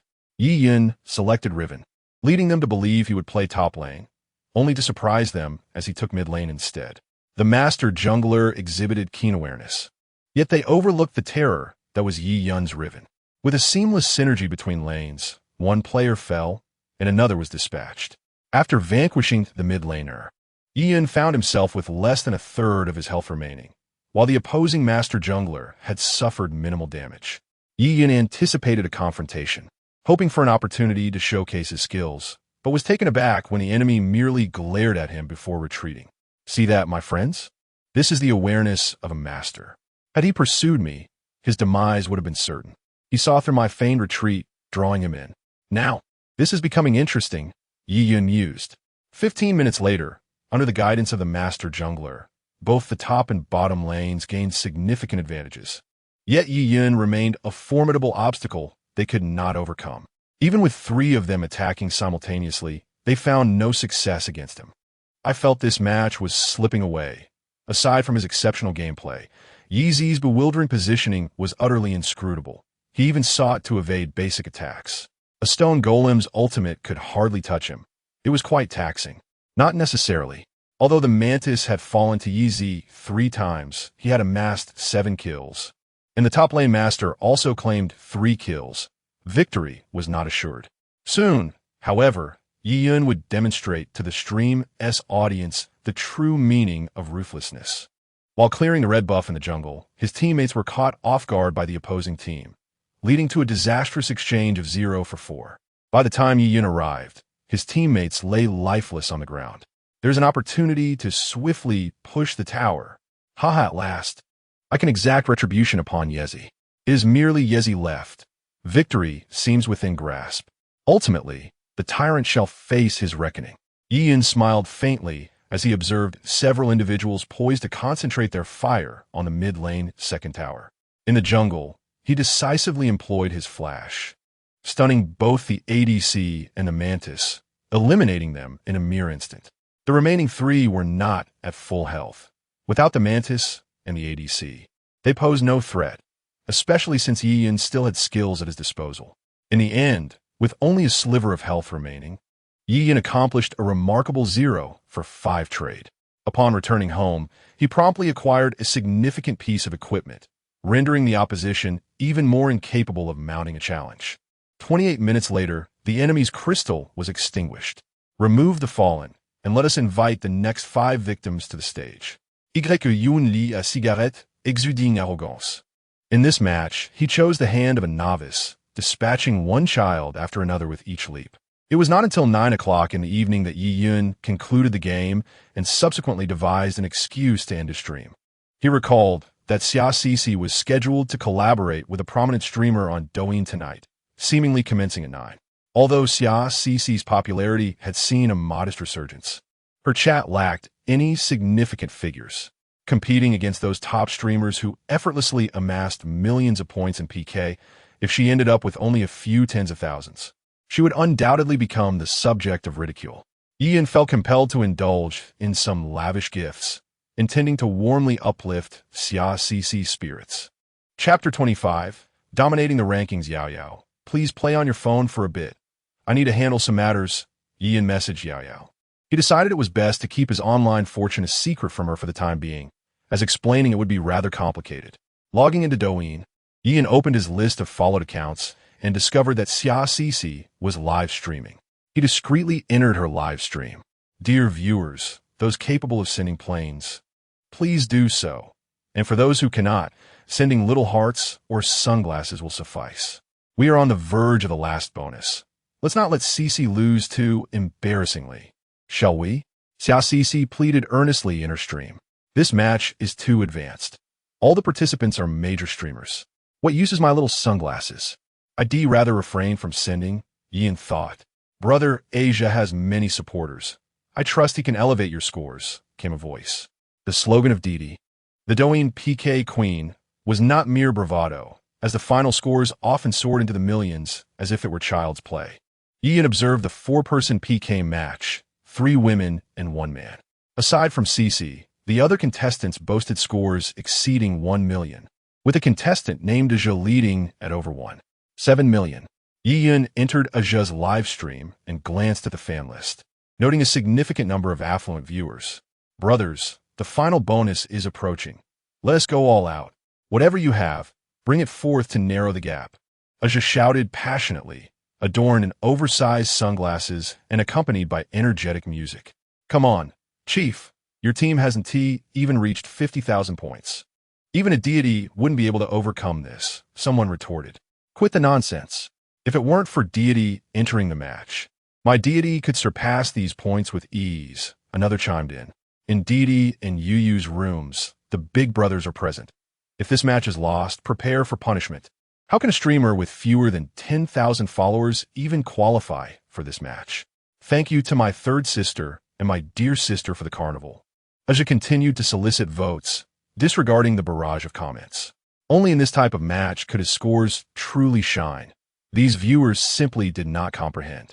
After a few moments, Ian browsed through the streams of 2 female hosts. One was Didi, the queen of Douyin PK, notorious for her rule of automatic account suspension if one did not engage in a PK match within 3 minutes of logging in. The other, Yuyu, was also quite renowned among female streamers, dominating the space when her supporters were present. Otherwise, anyone could easily surpass her. In Didi's stream, several high-level supporters were present, including one who had reached level 80, spending nearly a small fortune. Numerous accounts had also invested millions. In Yuyu's stream, there were fewer affluent viewers. Yet even one of them was sufficient to rival an army, boasting a staggering level of 85 and having spent over 100 million. However, these individuals had played for several years to accumulate such wealth, with some even collaborating with the streamers. Ian still had over 9 billion coins in his account, which provided some reassurance. Returning to Cici's stream, he noticed her distractedly picking up her phone, only to put down again. Where's Yao Ge? Why hasn't he arrived? Jelly, did you upset him? She questioned, her concern palpable. In a match like this, even if Jelly were here, it would be futile. My dear family, I am quite distressed. Sighed Cici. I initially intended to inform him, yet I feared he might misconstrue my intentions as an attempt to extract money from him, which rendered me hesitant to voice my thoughts. Now, I find myself in an embarrassing predicament. After confiding in Yiyun about her desire to collaborate with a prominent streamer, she hoped to subtly request his assistance. However, inexplicably, the words remained unspoken. Logically, given their transactional relationship, she ought to have sought gifts from Yiyun. Yet she felt an overwhelming aversion to vocalizing her needs, worried that he would look down upon her and perceive her as someone trying to exploit his generosity. Without the necessary prowess, one should not hinder my esteemed elder brother, she lamented. Enchantress, possessing such beauty, do tell, do you have an affair with Aja? You look splendid. Allow me to shower you with gifts, came the playful remarks from the audience. Your figure is commendable. I shall inform DD to request a sultry dance from you shortly. Due to CC's perceived shortcomings, some fans arrived to mock her, while others, admirers of the opposing female streamer, approached to tease her for her appearance. Yiyun, with a slight smile, found the punishment quite agreeable in this realm of live streaming. A provocative dance was hardly a significant issue, provided it remained discreet, as the policies here were rather lenient. Platforms like AI.me or smaller ones often transform their rooms into intimate settings late at night, albeit at a steep cost. Some rooms demanded upwards of 100,000 love coins, equivalent to 10,000 yuan, enough to indulge in several encounters with escorts.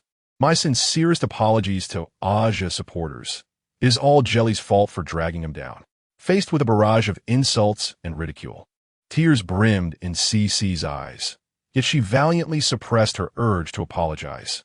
Observing the relentless taunts, her loyal fans felt an ache in their hearts, hastily typing responses to defend her, but their efforts seemed as inconsequential as a droplet in the vast ocean. Yiyun, however, was not preoccupied with such matters. Upon exiting the live stream, he unmasked his account and entered CC's streaming room.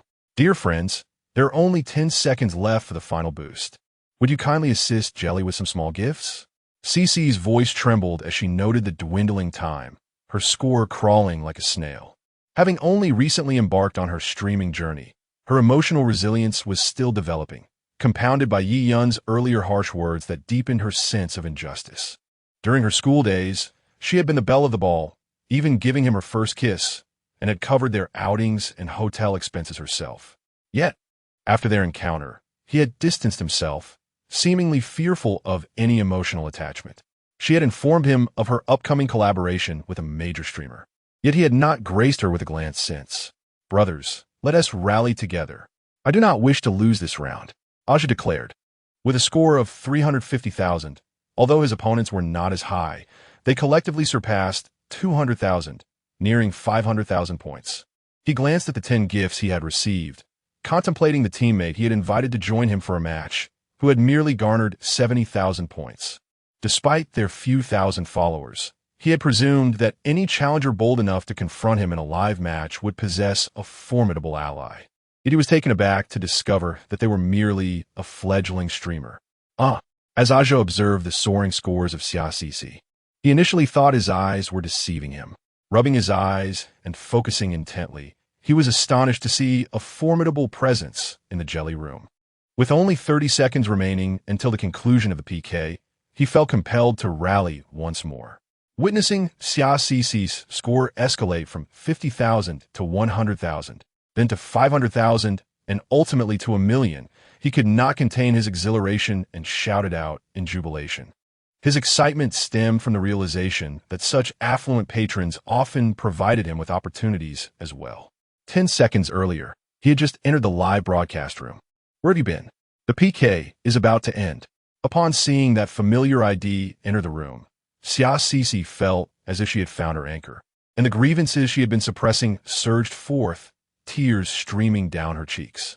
Don't worry, I'm here, ready to suppress all adversaries, Yiyan reassured her, recalling the classic words of the Emperor of the Wild.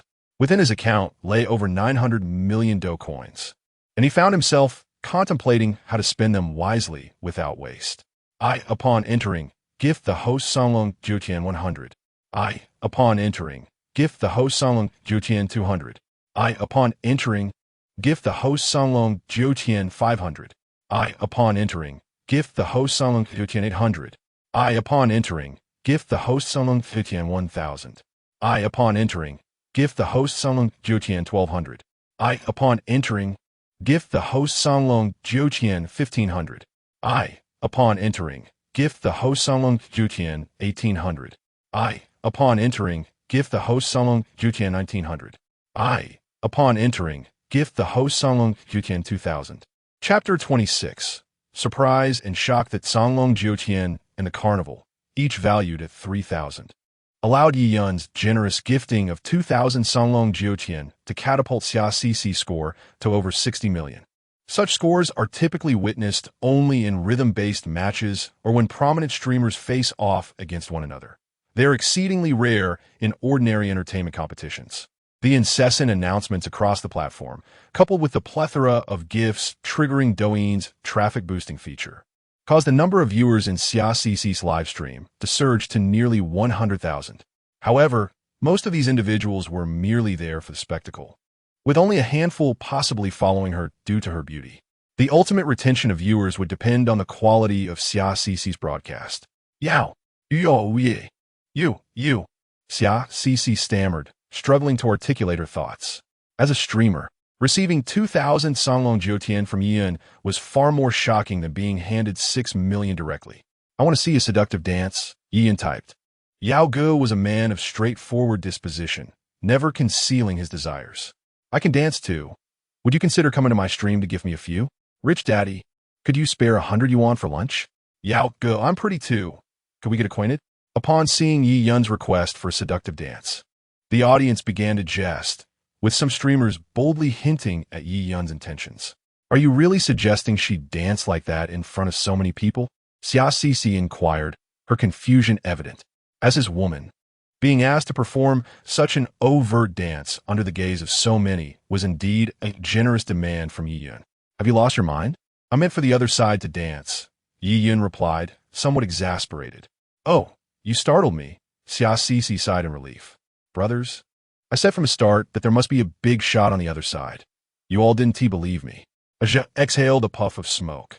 Speaking up, 60 million points equate to 600,000. How many big brothers can afford that? Only in life and death matches do they truly spend.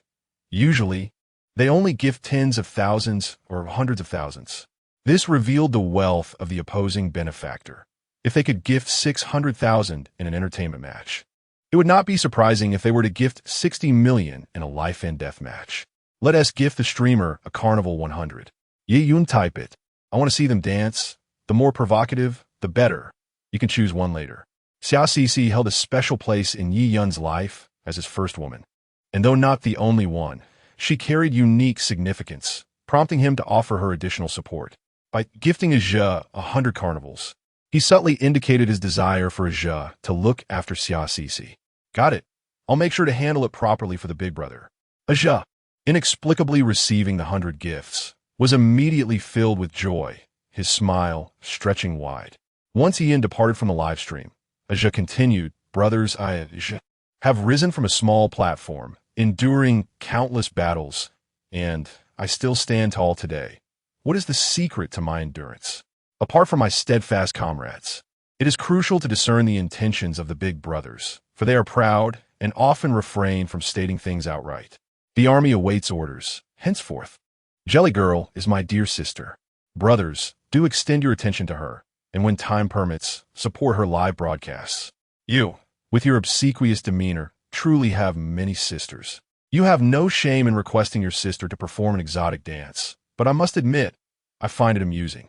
My older brother suggests that your sister should dance provocatively.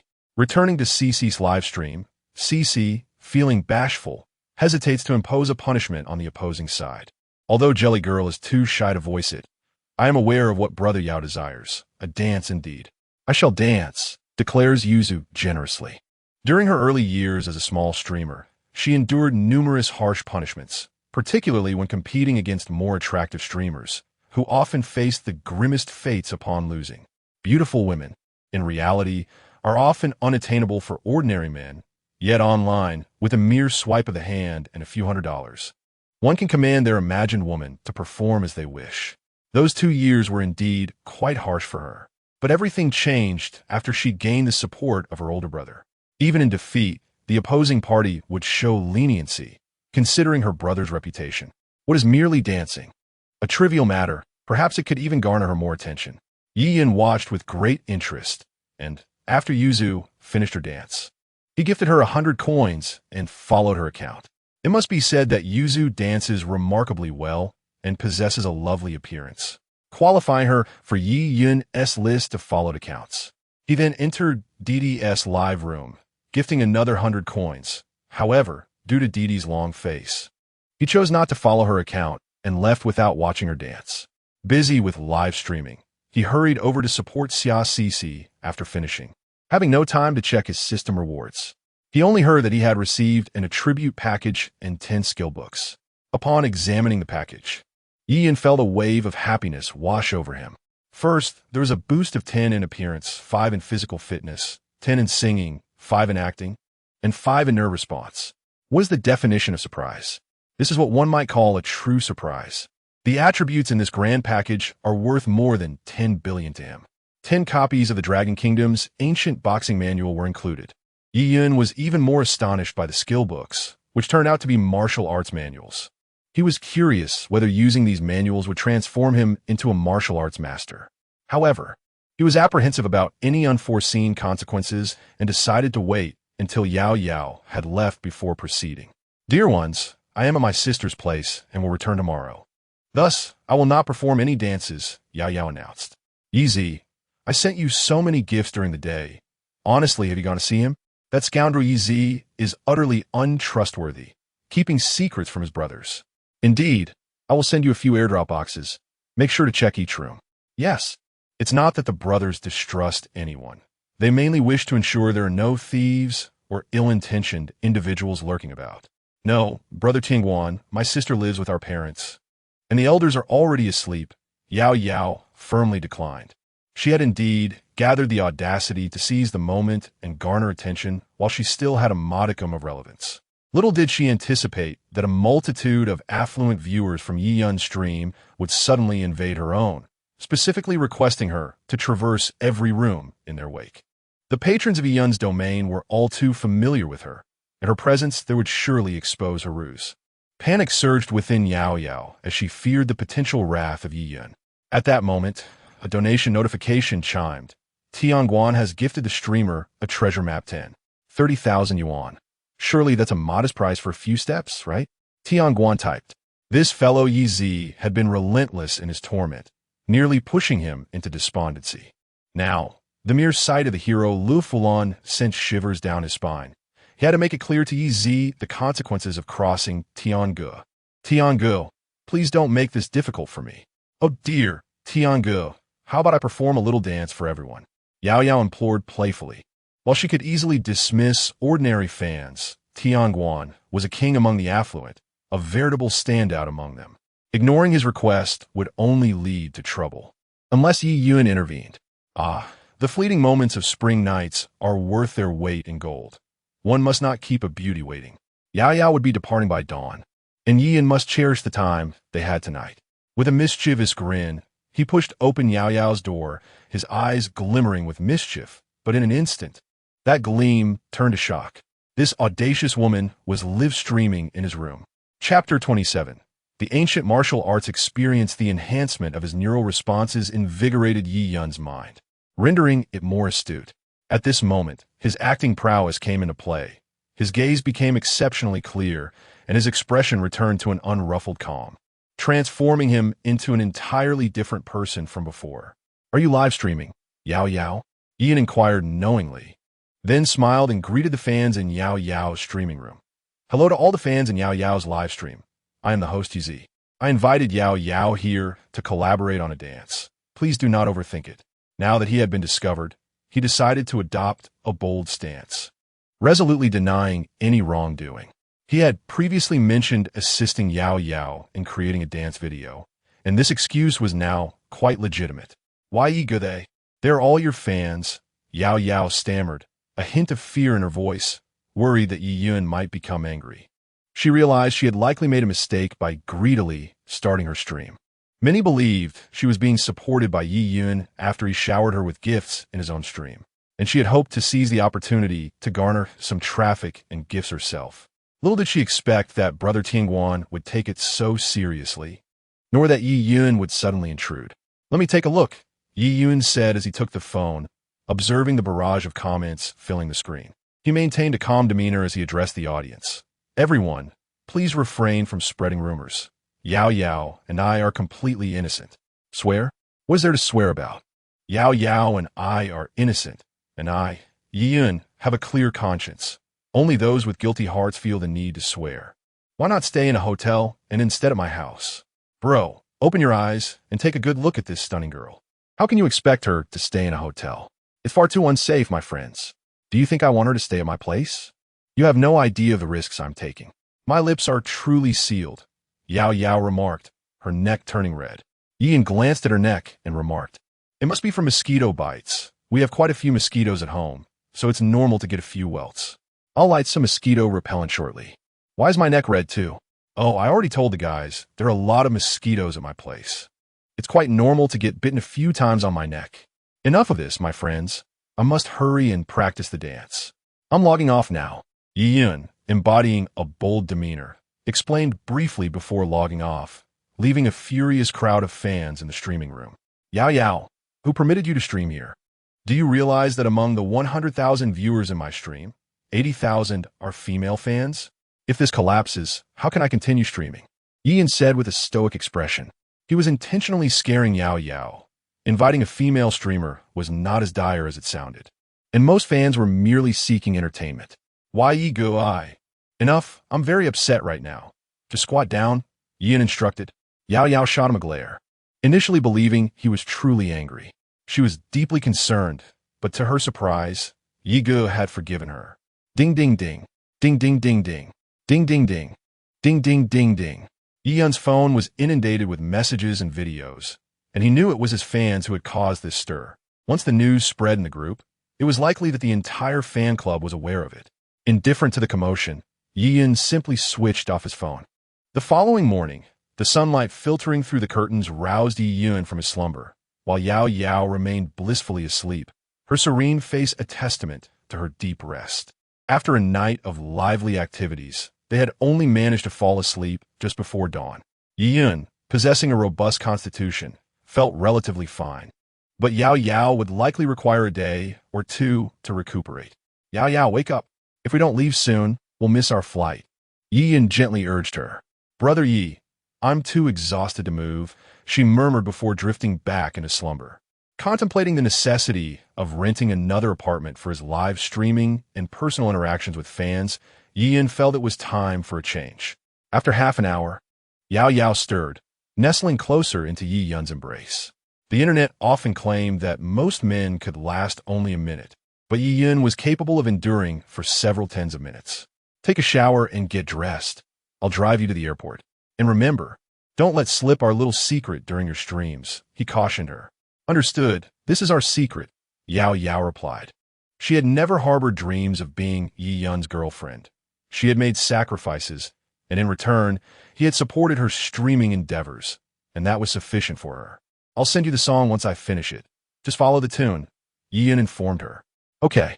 After escorting Yao Yao downstairs, Yi Yun returned to his residence and activated his phone, which was soon bombarded with an overwhelming influx of messages. Mingyu had sent dozens of messages, the initial ones filled with exasperation, transitioning to sarcasm, and eventually escalating to frantic pleas upon receiving no response. Brother Wolf had made a few light-hearted jabs, as did Brother Xiong and others. Among the messages were also overtures of reconciliation from Tianyin and the Blue Entertainment Guild, to which he chose not to respond. He was indifferent to their antics. If they wished to bully him, they could, and if they couldn't, they could seek peace. He would leave it to his fans to decide. The platform had also reached out to him, eager to discuss matters given that his recent activities had significantly boosted the download numbers for the AI Me streaming app. Yi Yun replied courteously, but chose not to engage further with the platform, as he deemed AI Me too small and planned to transition to one of the three major platforms once his contract expired. Lastly, he received a call from Xia Sisi, who, after several unsuccessful attempts to reach him, sent a message inquiring if he needed company. Feeling a bit drained from the previous days, Yi Yun declined her offer and subsequently ignored her further messages. After addressing these matters, Yi Yun decided to utilize his attribute gift pack. Instantly, various attributes surged significantly, and since he had previously enhanced his physical capabilities, he found himself wide awake this time. Glancing at his attributes, he noted that each one had surpassed the average person significantly. Yi Yun. Appearance, 75 singing ability, 76 acting skill, 45 physical fitness, 70 nervous reflexes, 61 his singing ability had reached a professional level. His appearance had elevated him to the status of an unparalleled handsome man. His physical fitness was akin to that of a special forces soldier, and his reflexes exceeded those of an ordinary adult male. A tingling sensation enveloped his face and body, and Yi Yun understood that the system's transformation was yet to be completed. With a mere thought, he once again employed the ancient martial arts manual. In an instant, he felt an influx of countless martial arts experiences flooding his mind. These were not mere fleeting glimpses akin to watching a film, but rather akin to possessing an alternate life, as if he had personally traversed through it. He began his training at the tender age of 3, achieved modest success by 12, wandered far and wide by 20, seeking the wisdom of renowned masters, and by 30. He had once again transcended his abilities, attaining the realm of a martial arts grandmaster. However, upon reaching this pinnacle, further advancement eluded him. And even at the age of 120, he found no new insights, culminating in a life that was grand yet tinged with regret. Was this truly the zenith of martial arts? Yi Yun felt a surge of dissatisfaction. Influenced by the martial arts experiences, his heart brimmed with a sense of wistful longing. In his memories, he had devoted his entire life to martial arts, dedicating 120 uninterrupted years to self-study. Yet he had stagnated in skill, unable to progress beyond the age of 30. I possess a system. If I can acquire further martial arts experiences, I shall surely break through. And there will undoubtedly be a path ahead. Yi Yun resolved firmly within himself. Chapter 28. Master K. The 10 ancient martial arts manuals represent the most significant gain for Yi Yun, surpassing even the enhancement of his physical attributes. Without hesitation, Yi Yun executed a formidable set of Bejiquan, his muscles and bones moving in unison, the sound of his punches resonating like thunder. One could easily surmise that such a technique, if it struck a person, would result in a hefty compensation of at least 100,000. The 8 deadly moves of Bejiquan include the Overlord's Reins, the fierce tiger climbing the mountain, the left and right doors forced open, the unconcerned 3 at the door, the 3 points of the King of Hell, the hand of facing the wind and welcoming the sun, the yellow Oriole's double embrace, and the earthly cannon. Upon completing the sequence, Yi Yun delivered a heavy punch onto the table, instantly creating a significant dent in the solid wooden surface, breaking 3 of its legs in the process. While an ordinary martial artist might be deemed a master upon achieving the 2nd level of force, I am capable of unleashing a 3rd level of force, making it remarkably effortless to kill with a single blow. Ian stood up, slowly exhaling a breath of stagnant air, contemplating silently. Martial arts also serve as a form of live streaming. Currently, various platforms host streamers specializing in sanda, boxing, and traditional martial arts, often engaging in real bouts every few days. Recently, a traditional martial arts streamer was challenged by a boxing streamer and ended up in the hospital after 3 punches. Thus, the correlation between martial arts skill manuals and live streaming is evident. It is hardly surprising that he drew a martial arts manual. Opening Douyin, Ian began scrolling through videos, hoping to trigger a system task. Glancing at the substantial amount of sound coins in the background, he felt a headache coming on regarding how to spend them wisely, opting to hide his level to avoid any future pretentiousness. Brothers, Yia is still defiant. I cannot stand her arrogance any longer. Let us shower her with flowers. Today, she must be subdued. Yi Yun entered a group broadcast room, discovering an above-average-looking streamer dancing with an expression of defiance on her face. Brothers, let us make an effort. We must subdue her today. Who can send a plane to make the host turn off the air conditioning? I'll send 10 small flowers. Brothers, follow my lead. We must get her today. He initiated by sending 10 planes and then followed up with a generous donation of 999 flowers. Do not stop. Keep her dancing until the broadcast ends. Yi Yun typed before leaving the room. As he continued to browse, Yi Yun found himself in a live stream room he frequented in the past. This streamer, known as Little Fairy, was of average appearance and had mediocre singing and dancing skills, yet she had risen to fame by collaborating with a prominent gaming streamer. Initially subjected to ridicule and various criticisms, she persevered, becoming a genuinely enjoyable streamer. In times of emotional turmoil, Yi Yun would occasionally visit Little Fairy's live stream. Though he had no money to spare at that time, having spent all his discretionary funds on his ex-girlfriend and had never even sent her a light board. Most popular female streamers possess beauty or talent, often supported by affluent patrons. Yet, Little Fairy, devoid of such talents, managed to garner sincere support from a loyal fan base, many of whom regarded her as a daughter. Witnessing her remarkable journey of growth, filled with extraordinary adventures and challenges, she has experienced moments of despair and joy, ultimately blossoming into a top-tier female streamer. Dear brothers and sisters, while you frequently engage in high-stakes matches, It must be acknowledged that the prowess of the esteemed individuals in the streaming realm is undeniable. They are formidable indeed, often orchestrating grand displays with fleets of luxury cars and balloon parades for the enchanting streamers. However, it is disheartening to realize that these prominent streamers are often backed by affluent patrons, making it quite overwhelming. Just as victory seems within reach, they can swiftly eliminate dozens of competitors in a heartbeat. Who could withstand such pressure? The little enchantress spoke. To possess such a devoted fan base fills her with immense joy, granting her an unparalleled sense of presence. In her early days, when collaborating with some seasoned streamers, fans spontaneously organized gift-giving, leading her to surpass 1 million points right from the start. It nearly brought her to tears. If you're called to action, then go. Spare us the trivial chatter. Indeed, Sanjin is currently unoccupied, even he. Rest assured, you 1T brings shame upon yourself. Upon noticing the influx of requests for her to engage in high-stakes matches, the little enchantress felt a flicker of doubt about her own capabilities. Just as she contemplated inviting Sanjin, she received a live stream invitation from Quiet.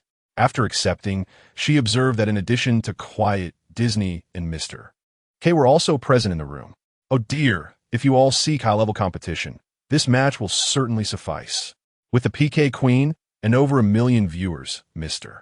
K, a brand ambassador, was a formidable presence, and Quiet Stream was equally supported by numerous brands. Relax, dear Enchantress. There's no need to struggle. The battle call had been sounded. It was time to seize the moment. Brothers. 047, never say die. Shall we engage in a match, dear Enchantress? Quiet inquired with a smile. This match is too elevated. I fear I may lower your GDP, the little Enchantress replied apprehensively. The reputation of the PK Queen's livestream was well known, boasting numerous high-level viewers, with scores frequently surpassing the millions. As for Mr. K, his influence as a top-tier sales streamer was unassailable, with stable online numbers exceeding 100,000 and ticket sales reaching impressive heights. Not to mention the multitude of brands that sought his favor. Quiet has recently gained immense popularity as well, consistently drawing tens of thousands of viewers, supported by numerous brands. What is there to fear? I will join you in a team, and together we shall face whatever comes our way, Quiet declared. She aimed to help her dear friend gain more followers. As a loyal sister, she felt it was her duty to support the little Enchantress. You are far too modest. Dear Enchantress, who doesn't know of your brother's remarkable cohesion? Didi remarked. Very well, I shall team up with Quiet. Should we decide on penalties after the match, or establish them beforehand? The little Enchantress asked. Let us determine the penalties after the match, Didi replied. In truth, she was reluctant to team with Mr. K, as their combined strength was overwhelming. In their streams, the generosity of the wealthy could easily eclipse the achievements of ordinary streamers. Quiet and the little Enchantress could muster at most 5 million points, while Mr. K's stream attracted affluent supporters whose casual contributions could easily surpass that, thus failing to stimulate the interest of high rollers in their own match. Dear Enchantresses, please hold on for a moment while I convene a brief meeting. K spoke up, preparing to engage the brand representatives in the live streaming room. This situation is truly daunting. I must convene a meeting as well, the fairy remarked. Subsequently, a group momentarily exited the connection. Gentlemen, this scenario is exceedingly intimidating. We have 1 queen of PK and 2 brand representatives in the streaming rooms. I feel quite anxious, the little fairy lamented. Why the worry? Did I not say to take it easy? It is time to showcase the unity of our 047 team. Never mind. Let us forget I mentioned it. Such is the nature of live streaming.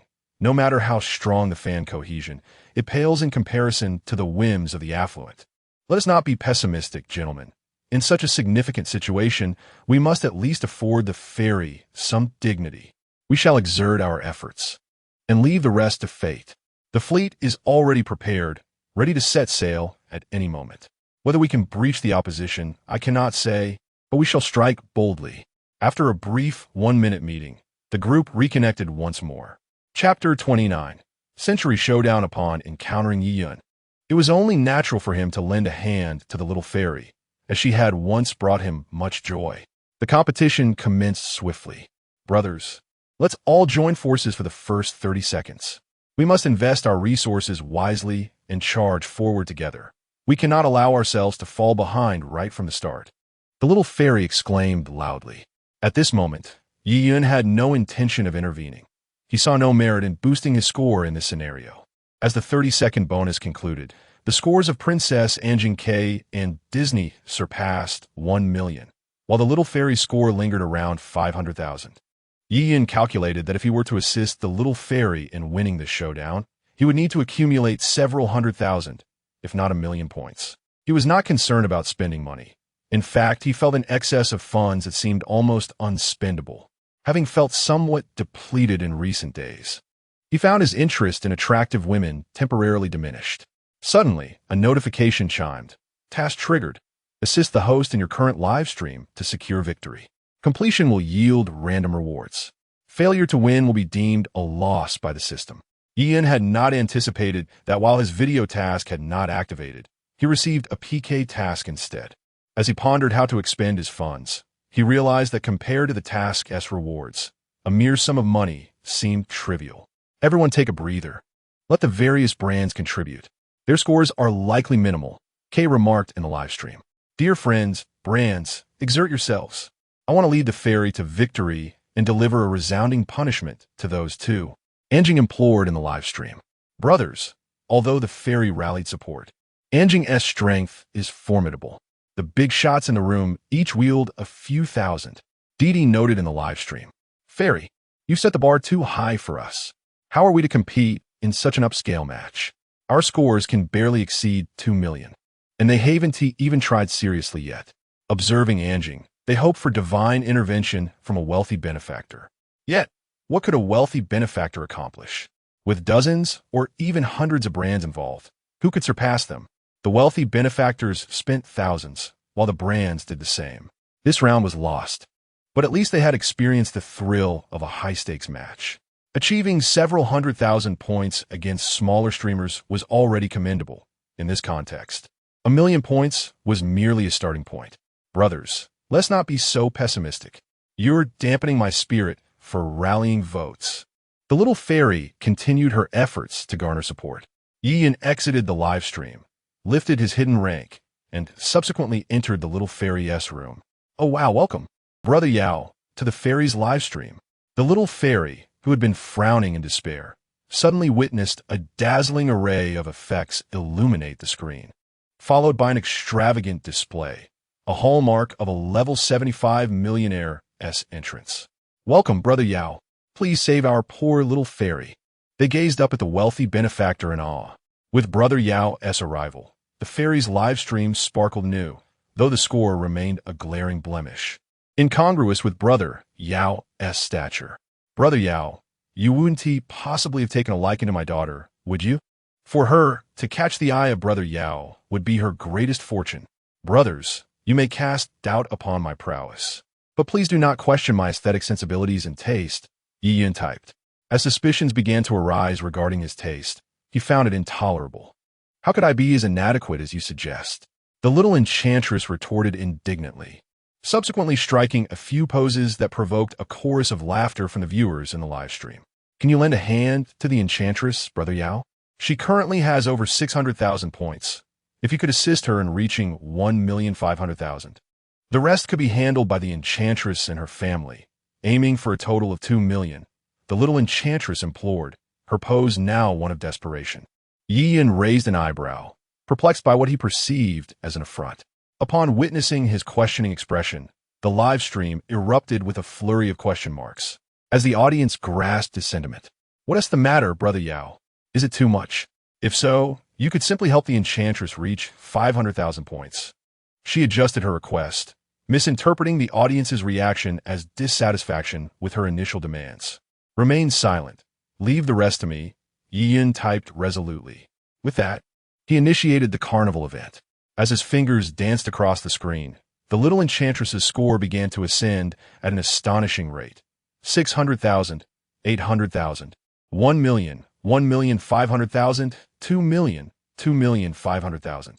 Upon reaching 2,500,000 points, she surpassed the Quiet Princess, ranking third.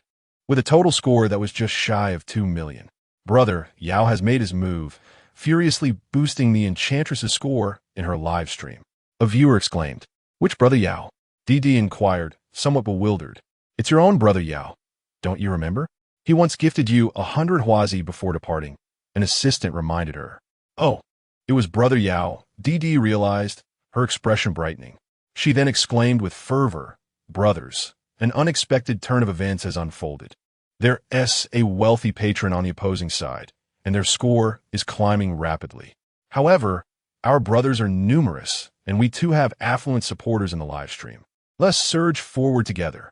In the bustling metropolis of Magic City, the economic hub of Dragon Country, wealth was abundant. In a high-rise office, a man in his 30s was engrossed in DD's live stream.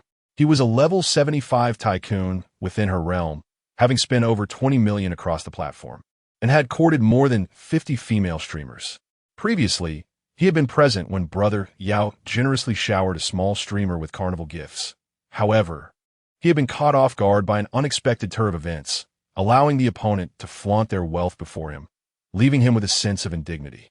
As a young and prosperous individual with a fortune in the hundreds of millions, he could not let such an affront go unanswered. Unrestrained Love Gifts Disney Carnival 10. Unrestrained Love Gifts Disney Carnival 50. Unrestrained Love Gifts Disney Carnival 100. Suddenly, the atmosphere in Kay's live stream exploded. Major brands quickly took action, urging one another not to delay, for they might find themselves at a disadvantage if the opposing score continued to escalate at such a frightening pace. Kay was startled to see that the current lead was merely 500,000 points. He exclaimed loudly. Ever since Yi placed his hands on the carnival, he had not relinquished them, and in no time, he dispatched 300 carnivals, propelling the little fairy's score to a staggering 9 million points. However, DD's score was also rising at an alarming rate, closely trailing behind with over 8 million points, while Kay stood at over 7 million. As for the Quiet Princess, she was lagging behind with just over 5 million points. In DD's live stream, two wealthy patrons had made their presence felt, fervently sending carnivals as if seeking to reclaim the glory lost to Yao Gu in a previous match. Kay's live stream erupted with activity as well, with brands contributing more than 10 wazis, eager for Kay to lavishly promote their products. Just moments ago, a brand that had sent dozens of wazis saw their product skyrocket to 10,000 orders, sending those brands into a frenzy. Brothers, we cannot allow Yao Gu to fight alone. Let us contribute whatever we can. This is destined to be a historic battle. If the total score surpasses 100 million, it will surely be etched into the annals of the 047 livestream. At this rate, breaking 100 million seemed entirely feasible, and an individual score exceeding 100 million was within the realm of possibility. Yao Gu is truly remarkable. The little fairy was utterly astonished, watching her score soar from the millions to the tens of millions, nearly fainting from excitement. She pressed her palms tightly against her mouth, terrified of making a sound that might distract Yao Gu, especially since he had instructed her to remain silent. However, as her score approached 20 million, she could no longer contain herself, fearing that if it continued, her blood pressure might soar dangerously high. I can't take it anymore. This is suffocating. Yao Gu. Dear Yao, perhaps we should call it a day? You need not spend any more. The little fairy said anxiously. Approaching 20 million points, which equated to nearly 200,000, could buy a sports car, and that was utterly daunting for her, an ordinary girl. What would she do if Yao Gu truly intended to do something extravagant? The monkey army arrived, having heard of the grand PK unfolding in the fairy's live stream. Wow, 600 carnivals, 700, 800, over 1,000. The brothers rallied to support the fairy with Yao Gu's assistance. They were determined to be the protagonists of this monumental PK. With 6 minutes remaining until the PK concluded, Yi Yun had already sent 1,000 carnivals, and the little fairy's score had soared to over 30 million. Chapter 30. Sanctions by the Heavens. Where did this magnificent creature come from? It's truly astounding, exclaimed the host, Dama Ho, as he gazed at the vibrant carnival unfolding on his screen, nearly drooling in awe. The enchanting Zayajing, a streamer under the banner of Maho Media, had initially gained fame through a serendipitous collaboration with Dama Ho which catapulted her into the limelight. Since then, she had harnessed the immense traffic and officially joined Maho Media, and now, nearly a year had elapsed. "Call me Daddy. Get Yaoge to shower you with gifts too," De Maho remarked, sensing that his friend Su would inevitably lose sleep over this. To be fair, this newly emerged tycoon is truly remarkable, having already contributed over 4 million without any signs of halting. The brand representatives in K's live stream were left astonished, their frustrations bubbling to the surface. In a matter of moments, the viewer count in Zai Yajing's live stream soared past 500,000 and continued to climb. Many other streamers also joined in, watching this exhilarating contest alongside their fans. Brothers, head over to Zai Yajing's live stream and lend her your support. As fellow streamers, let's help out those among us who have the means, declared Maho. Indeed, brothers. Remember to type that Maho family is here to assist. Who knows? If Yaoge is pleased, he might reward us later, chimed into Maho's assistant, Binzi. By the heavens, is that what I meant? Such a well-intentioned gesture twisted into something else. Hand me your hand, De Maho retorted as he sensed his assistant's mocking tone. With a mere thought, his slippers materialized in his hands. Meanwhile, a wealthy individual from Magic City had been relentlessly showering gifts, nearly 1,000 carnival tokens, hoping to outshine his opponent, only to find that his rival showed no signs of backing down. The 3 million plus he had spent could have easily purchased a supercar or a luxury watch, and he felt a pang of regret at this expenditure. While he possessed a fortune amounting to billions, encompassing various properties, vehicles, antiques, and luxury items, his liquid assets were currently limited to just over 10 million. Damn it, last time I let you win, but this time you show me no mercy. Do you not understand the unwritten rules of camaraderie among the affluent? If I lose to you again, how shall I ever navigate Douyin? He fumed, before sending a message to Didi, requesting a refund of her share from the gifts he had given her. Upon receiving his message, Didi hesitated. Typically, streamers return funds only if they actively solicit contributions from tycoons. Gifts initiated by the tycoons themselves do not require reimbursement, merely a dinner to foster goodwill. The substantial sum felt akin to a juicy morsel just within reach, and she was reluctant to relinquish it. However, after a fleeting moment of indecision, she acquiesced to the wealthy patron's request. "All right, but you must bear the platform's commission and tax," Didi typed in response. "Understood," the affluent individual from Magic City replied, though he still felt the sting of loss. Nonetheless, retrieving just over a third of his expenditure was a reasonable outcome. As the countdown to the end of the PK dwindled to 3 minutes, the affluent patrons in Didi's live stream found themselves unable to continue their lavish displays of wealth. They recognized that, despite their financial prowess, they were operating on an entirely different plane compared to their opponent. Only the singular tycoon from Magic City remained steadfast in his resolve. Previously, he had funneled his entire 10 million yuan into virtual currency, and now, a mere 3 million remained, while his adversary showed no signs of relenting. 90 million points. Gazing at her PK score, the enchanting little fairy felt a wave of dizziness wash over her. Such a lengthy string of digits was beyond her wildest dreams. Her assistant hastily brought over oxygen, allowing her to take a few deep breaths, subsequently joining her in the effort. The thrill was palpable. The adrenaline continued to surge through their veins, leaving them trembling with excitement.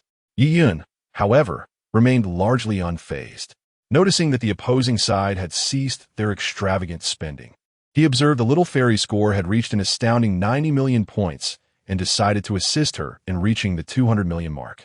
In the live stream of K, he remarked, "Brand representatives, cease your contributions. We cannot contend with that tycoon. Let be." In truth, it was unnecessary for him to voice this. The various brand representatives had already stopped their contributions, having previously only offered modest gifts. The affluent individual from Magic City, once a coveted guest among numerous streamers and a frequent subject to gossip, was now left to exit Didi's live stream in utter defeat.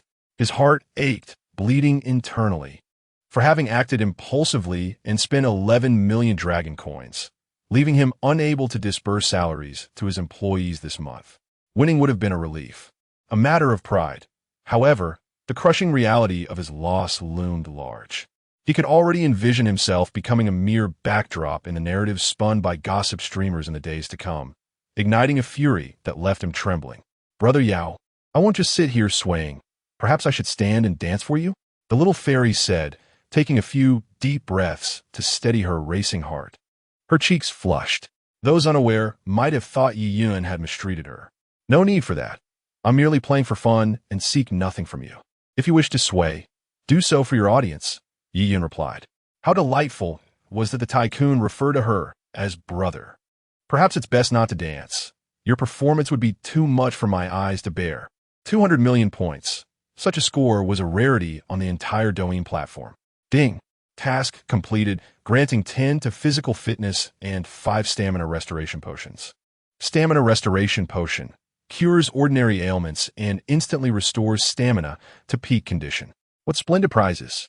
With the intensity of recent battles, Yi Yun felt slightly weakened. He promptly consumed 1 potion.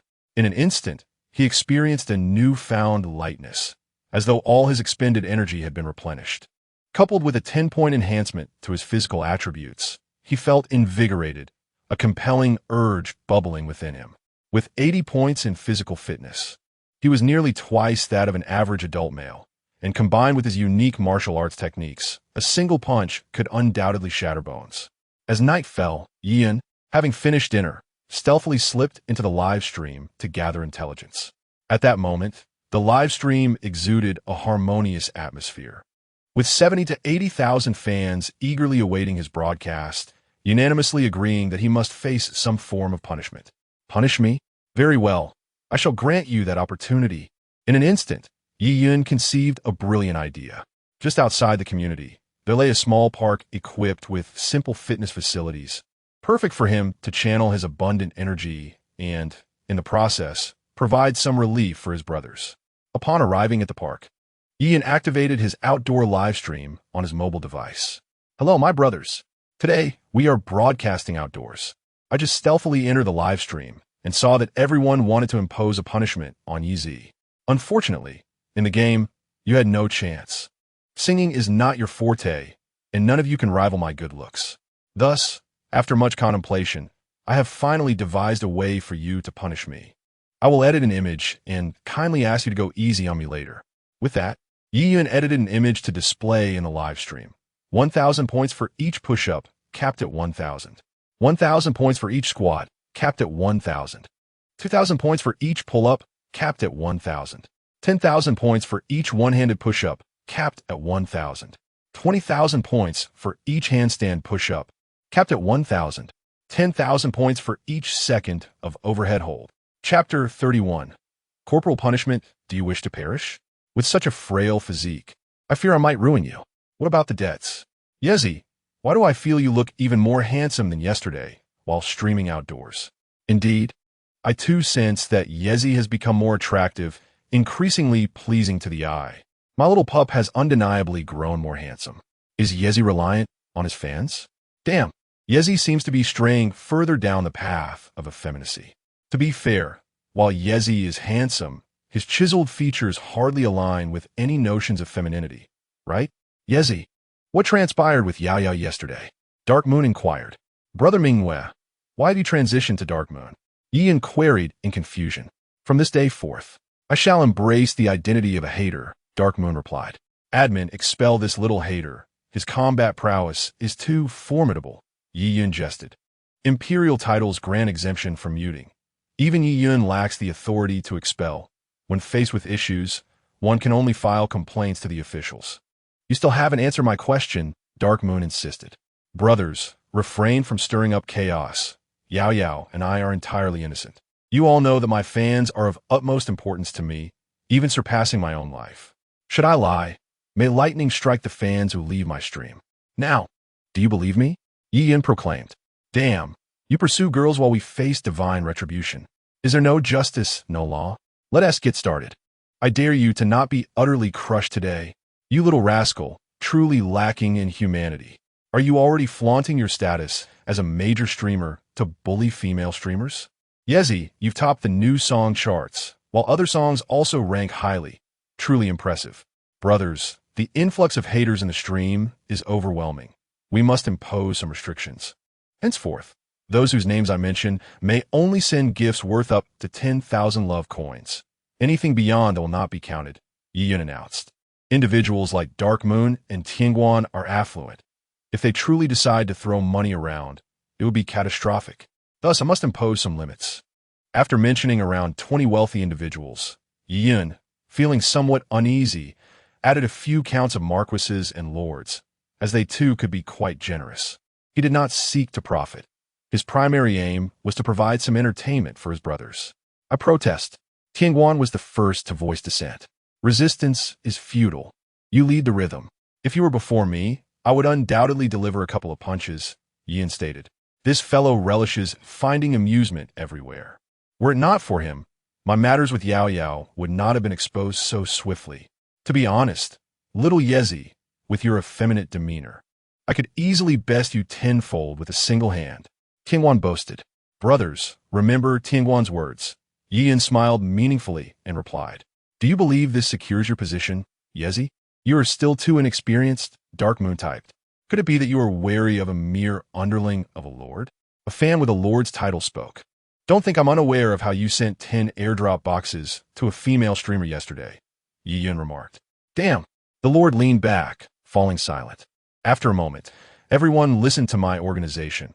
Let us join forces to defeat Yezi, Tianguan said in the lord's group. Good. Let us heed brother Tian's advice. Yes, let us bring him down. He mocks us daily in the live stream. While secretly engaging with female streamers, he must be punished. Brothers, rise up. Let Yezi realize we are not to be trifled with. For now, let us refrain from immediate action. Let those below level 10 take the lead. As their accumulated points hover around 500,000, we shall supplement the rest, ensuring that Yezi performs 1,000 push-ups, Tianguan commanded. Received. Understood. Acknowledged. Brothers, begin counting from 1, so I may direct us effectively, Tianguan continued. 1, 2, 8, 15, 26, 51, 102, 150, 201. Let us commence with the first set of push-ups. A 3-minute timer starts now. Yiyun announced, opening his health bar. As his words faded, a tidal wave of gifts surged in the live stream. Glow sticks, vintage cars, luxury vehicles, flowers, and more, instantly elevating his health bar to over 200,000. Damn, have I underestimated them? Yiyun was taken aback by the ferocity of his brothers. In an instant, they amassed over 200,000 points. If this were a Douyin PK with a 30-second bonus, it would have soared past 400,000. 200 push-ups were nothing but a trifle for him. Even after an hour, fatigue would not touch him. 300,000, 400,000, 500,000, 600,000. The members of Yiyun's Lord group tacitly refrained from intervening, relying solely on the ordinary fans to elevate the score to over 600,000. Such unity was unparalleled on the IME platform. Upon seeing the score reach 600,000, the momentum began to wane. Tianguan sensed that it was time for their intervention. Brothers, on the count of 60, each of you send a hot air balloon worth 10,000 love coins. Tianguan announced in the group. Received. Let us crush him. Force him to grovel. Yiyun knew the group would not spare him. Indeed, as the score stagnated, a squadron of hot air balloons promptly emerged, driving his health bar beyond 100,000. All right, brothers, we VE hit the limit. 1,000 push-ups, right? Let us do it in installments, 100 a day, starting now. Yiyun jested. Can't handle it, can you? Why not stretch it over 1,000 days? No trust. Huh? If you dare, tell me your address. Just kidding, brothers. Everyone knows no one values trust more than I do. Let us tally the score. I shall begin my push-ups. Yiyun looked at the warm-hearted fans on the screen, laughing heartily. 1,000 push-ups posed no challenge for him. He commenced without hesitation. With each count, 1, 8, 20, 100, 150, 200, 280, 310. Yiyun began to feel the strain, yet he persevered. Astonishingly, his endurance was remarkable. For those who dared to label him as weak, I would gladly contest. If he were deemed feeble, what would that make me? No, let us disregard that. Who dares to challenge the very essence of determination? I struggle to manage even 20. He has broken the rules. Let him be punished with 100. 100, indeed. My friends, I never claimed it had to be a continuous effort. Let us not create a ruckus. Ultimately, the final word rests with me. Yi, drenched in perspiration, lay on the ground, stating, performing 1,000 push-ups is not inherently difficult, yet sustaining that effort continuously proves to be a challenge. I managed over 800, but I could no longer hold on. After a brief respite of several seconds, Yi resumed, completing the remaining 1,000 in one go. My friends, 1,000 push-ups is a trivial pursuit. If you accuse me of being incapable, know that my previous push-ups were executed with textbook precision. With that, Yi lit a cigarette, continuing, at present, I may not manage 1,000 in one breath, but with a bit more training, I shall soon be able to. The next squat session commenced as Yi embarked upon his second endeavor. Chapter 32. The Heavenly King Cup event. Upon concluding his words, Yi, drenched from head to toe, removed his shirt, revealing a physique that was unexpectedly impressive. His robust pectorals, the chiseled contours of his abdominal muscles, and a well-defined waistline instantly ignited the excitement in the live stream. Yi moved closer to the phone. Rest assured, I am a male fan, no screen licking, exclaimed one viewer. Damn, not only is he handsome, but his physique is also impeccable. Yi, you're about to become my lifelong rival. Why must you exist? Yi, your figure is quite impressive. Yi, I admire it, typed in you. When you visit Hangzhou, I would like to treat you to a meal, wrote Fei Fei. Mediocre compared to my muscles, typed Brother Xiong. In truth, my physique is rather perfect as well. All things converge to one, remarked Tianguan. All right, 3 minutes are up. A score of 200,000 points and 200 squats, Yi announced, having kept a close watch on the time. Damn, I was so caught up in conversation that I forgot about this. Yi, you're cheating. Let us restart. This round doesn't count. You sly dog. You secretly opened the health bar, and I didn't even notice. Damn, can't play fair, can you? Brothers, I followed the procedure. If you didn't pay attention, you can't blame me. 200,000 points is quite generous. I didn't expect you all to let me off so easily. Thank you, thank you. By the end of his statement, Yi adopted a tone reminiscent of the Yin-Yang family, further inciting a chorus of protests from the audience. The 200 squats posed no challenge for Yi, and he completed them in under 10 minutes. Brothers, so many people have gathered around. I'm starting to feel a bit embarrassed. Yi lifted his phone to capture the scene, revealing that the once quiet park was now surrounded by dozens of onlookers. As they noticed Yi filming them, they all raised their thumbs in approval. To complete 200 squats in one go, that's some impressive physical prowess. Haha, those ladies are practically drooling over Yi. Honestly, any man would envy Yi's physique. Some women might not appreciate muscles, but what man doesn't wish for a body like that? If I were there, I'd be drooling too. You guys don't understand the impact he has on us women. Brothers, I'm feeling a bit depressed. What if he ends up being supported by a wealthy woman and stops streaming, like those beautiful female streamers? The person above is overthinking it. After watching so many days of live streams, haven't you noticed that Yi is different from the other streamers? He is talented and doesn't chase after money. How could someone like him be supported? With me around, no one can support him, typed in you. And you, should I call you sister or brother? Just call me brother, and you replied. Enough chatting. This sly dog secretly opened the health bar again. Damn, this guy is truly cunning. I've shouted myself hoarse. And you still aren't paying attention. 30 seconds left, let us go. How utterly disgraceful of you, a bunch of brutes. For the first 2 minutes, Yi deliberately distracted the attention of his fellow viewers in the live stream, ensuring they would not notice his secretive attempt to activate the health bar. However, in the final seconds, he was uncovered, and the lordly faction swiftly retaliated, raising his health bar to an astonishing 2 million. 1,000 pull-ups? Goodness. Merely contemplating it sends shivers down my spine. Yi felt he may have set the bar too high. While he could indeed complete 1,000 pull-ups with his current physical condition, he would require at least 2 breaks. Fortunately, the ultimate interpretation of the rules lay in his hands. Brothers, let the counting commence. 1, 25, 50, 150, 200, 230, 300, 389, 500. After completing over 500 pull-ups in one breath, Yi muscles trembled all over. Thankfully, the pull-up bar was not excessively high. At his height of 185 centimeters, he could just manage to touch the ground on tiptoe. Cheating. Damn it. That doesn't count. Let us start over. A penalty of 100. They clearly couldn't handle the challenge. Brothers, I am not cheating. My hands never left the bar. What can I do if it's too high? Ian chuckled at the sight of the furious crowd. After a brief respite, he completed another 300 pull-ups and then finished the remaining ones after another short break. 3 hours later, Ian had completed all the challenges. In the final Russian lift, he achieved a time of 1,000 seconds. The group pushed him close to half an hour. Had he not urgently shut down the health bar, the total duration could have surpassed an hour. He had underestimated the methods of the wealthy patrons. As Dark Moon and Tianguan and other affluent supporters expressed their intentions to give gifts with a one-to-one return, promising to take screenshots for future reference. With such assurances from these affluent benefactors, the fans were invigorated, swiftly raising his health bar to over 10 million within a minute, and soon thereafter, it broke through the 20 million mark. Is it you who are cheating? Resorting to such despicable tactics as cashback, Ian remarked as he donned his clothes, holding his phone while walking.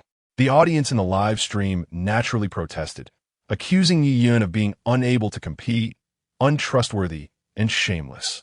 I hereby declare that in this contest between myself and the fans of the live stream, the ultimate victor is I, TSK. With 140,000 fans in a live stream, is this all the strength you possess?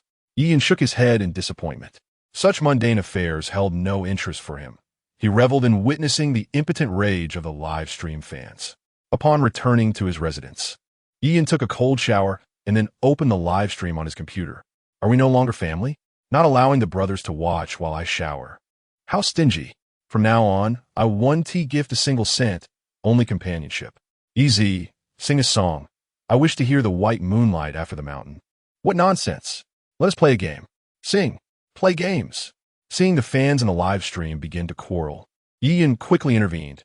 It's too late today, so we want to play games or sing. There is something I wish to discuss with you all. He intended to seize the King's Cup, and this matter naturally required prior communication with his brothers. With a fleeting glance at the screen, Ian continued, Brothers, I wish to partake in the Tianwang Cup event. Would you be able to lend me a hand? Currently, he is merely a mid-tier streamer within the vast landscape of live broadcasting. However, the loyalty of his fan base is remarkably potent, with numerous affluent supporters. Few can rival him across the entire internet, so competing in the Tianwang Cup should pose no challenge. Yiyun is unreliable. I shall not contribute unless you bring forth another Russian toast. Someone chimed in. Quiet down above. We're discussing serious matters. One toast is insufficient.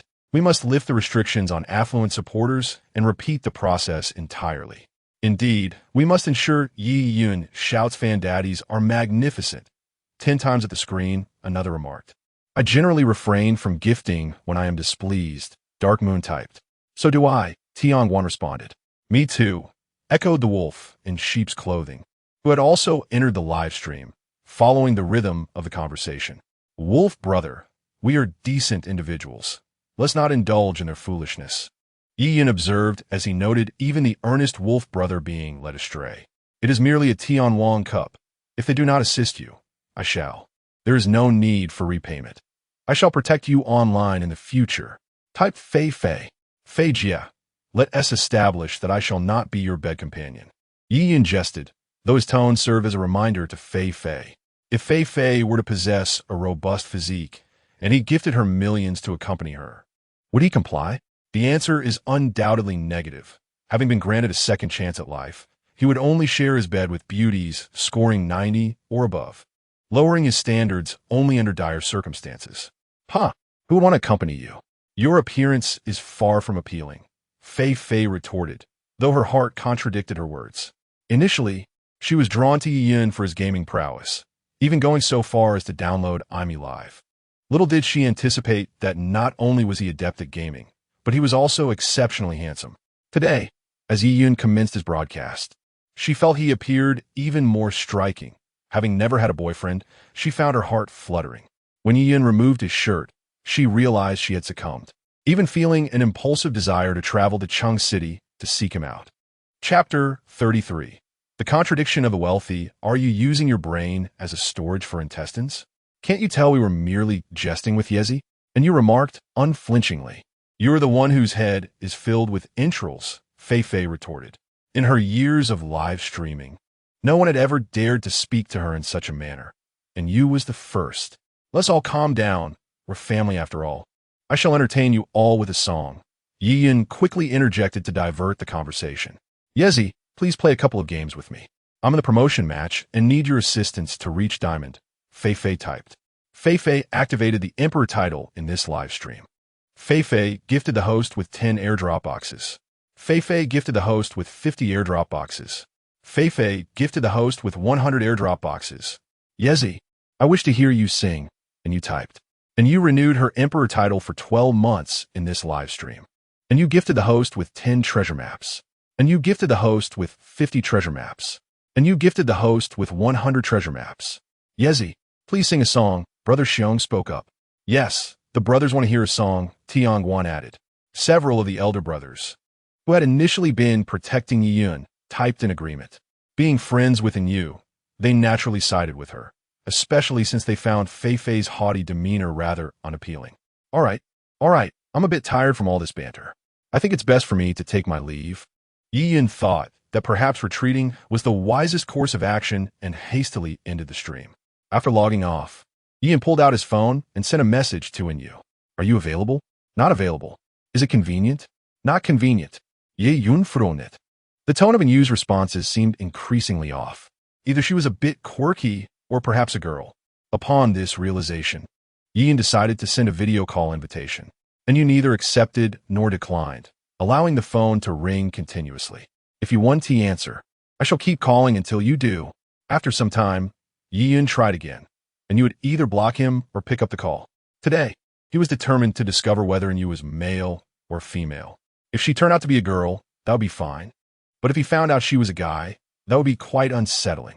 Why do you keep calling me? A towering man, likely around 6 feet 3 inches, with a full beard and a robust physique, grumbled. Why you? Aren't you? Yiyun stammered, clearly taken aback and shocked. It was this burly man who had been teasing him on QQ every day. Well, what of it? Do I not exude masculinity? The man replied with a grin, casting a flirtatious glance at Yiyun. Enough. Yiyun quickly interrupted Yu, stating, Brother Yu, once we hang up, I shall delete you on QQ. The money you sent me will be considered as payment for your teasing me. You should go find another male host instead. Yiyun had never expected Yu to be so striking enough to churn his stomach. This is my bodyguard. If you provoke me, I shall tease you back.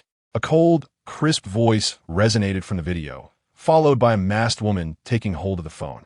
With a sigh of relief, Yiyun realized she was indeed a woman. Though masked, her fair complexion and ample bosom suggested that even if she were not conventionally attractive, she would not be unpleasant to behold. Yizi, you are indeed a lecher, and Yu remarked, casting a disapproving glance at Yiyun, who was unabashedly appraising her, particularly her chest. Moon sister, please refrain from such baseless accusations. My scrutiny stems purely from curiosity. Only those with impure thoughts would misconstrue my intentions. Besides, you have been teasing me on QQ. What harm is there in stealing a few glances? Yiyun replied with a playful grin. He discerned that Yu exhibited classic signs of social anxiety. When not on video, she was loquacious and flirtatious. Yet upon the onset of video, her gaze darted about, betraying her discomfort. We are well acquainted. Wearing a mask feels overly distant. Remove it so I may see your face. I must know what my most helpful moon sister looks like, Yiyun urged. It is good that you recognize my significance. Yet earlier, you offer me no support. And Yu retorted, her frustration evident. I am a streamer, with Fei showering me with gifts. How could I speak on her behalf? Would you have me jeopardize my standing in the streaming community? Furthermore, moon sister, your temper seems a tad excessive. You ought to temper it moving forward, Yiyun advised. Do you dare to critique me? And Yu responded, surprised that Yiyun would speak out, especially in defense of a newcomer. Aware that his words might incite her ire or prompt a retaliatory response, Yiyun felt compelled to share his thoughts. Continuing down this path will complicate matters for me. He did not prioritize becoming a prominent streamer, nor did he care for the affluent patrons who might support him. His sole aspiration was to transcend the ordinary through the streaming platform, treating each devoted fan with sincerity along the journey. "Are you serious?" And you inquired. "What do you think?" "Ye yun replied," and you appeared slightly vexed, her chest visibly rising and falling.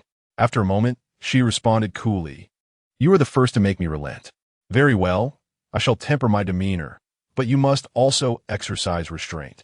I do not wish to witness you flirting with other women. I have taken an interest in you." Wow, that was remarkably assertive. Yi Yun chuckled, amused by her boldness, and gave her thumbs up. "If you were before me, do you believe I would not deliver a playful reprimand to your dairy? I don't believe you.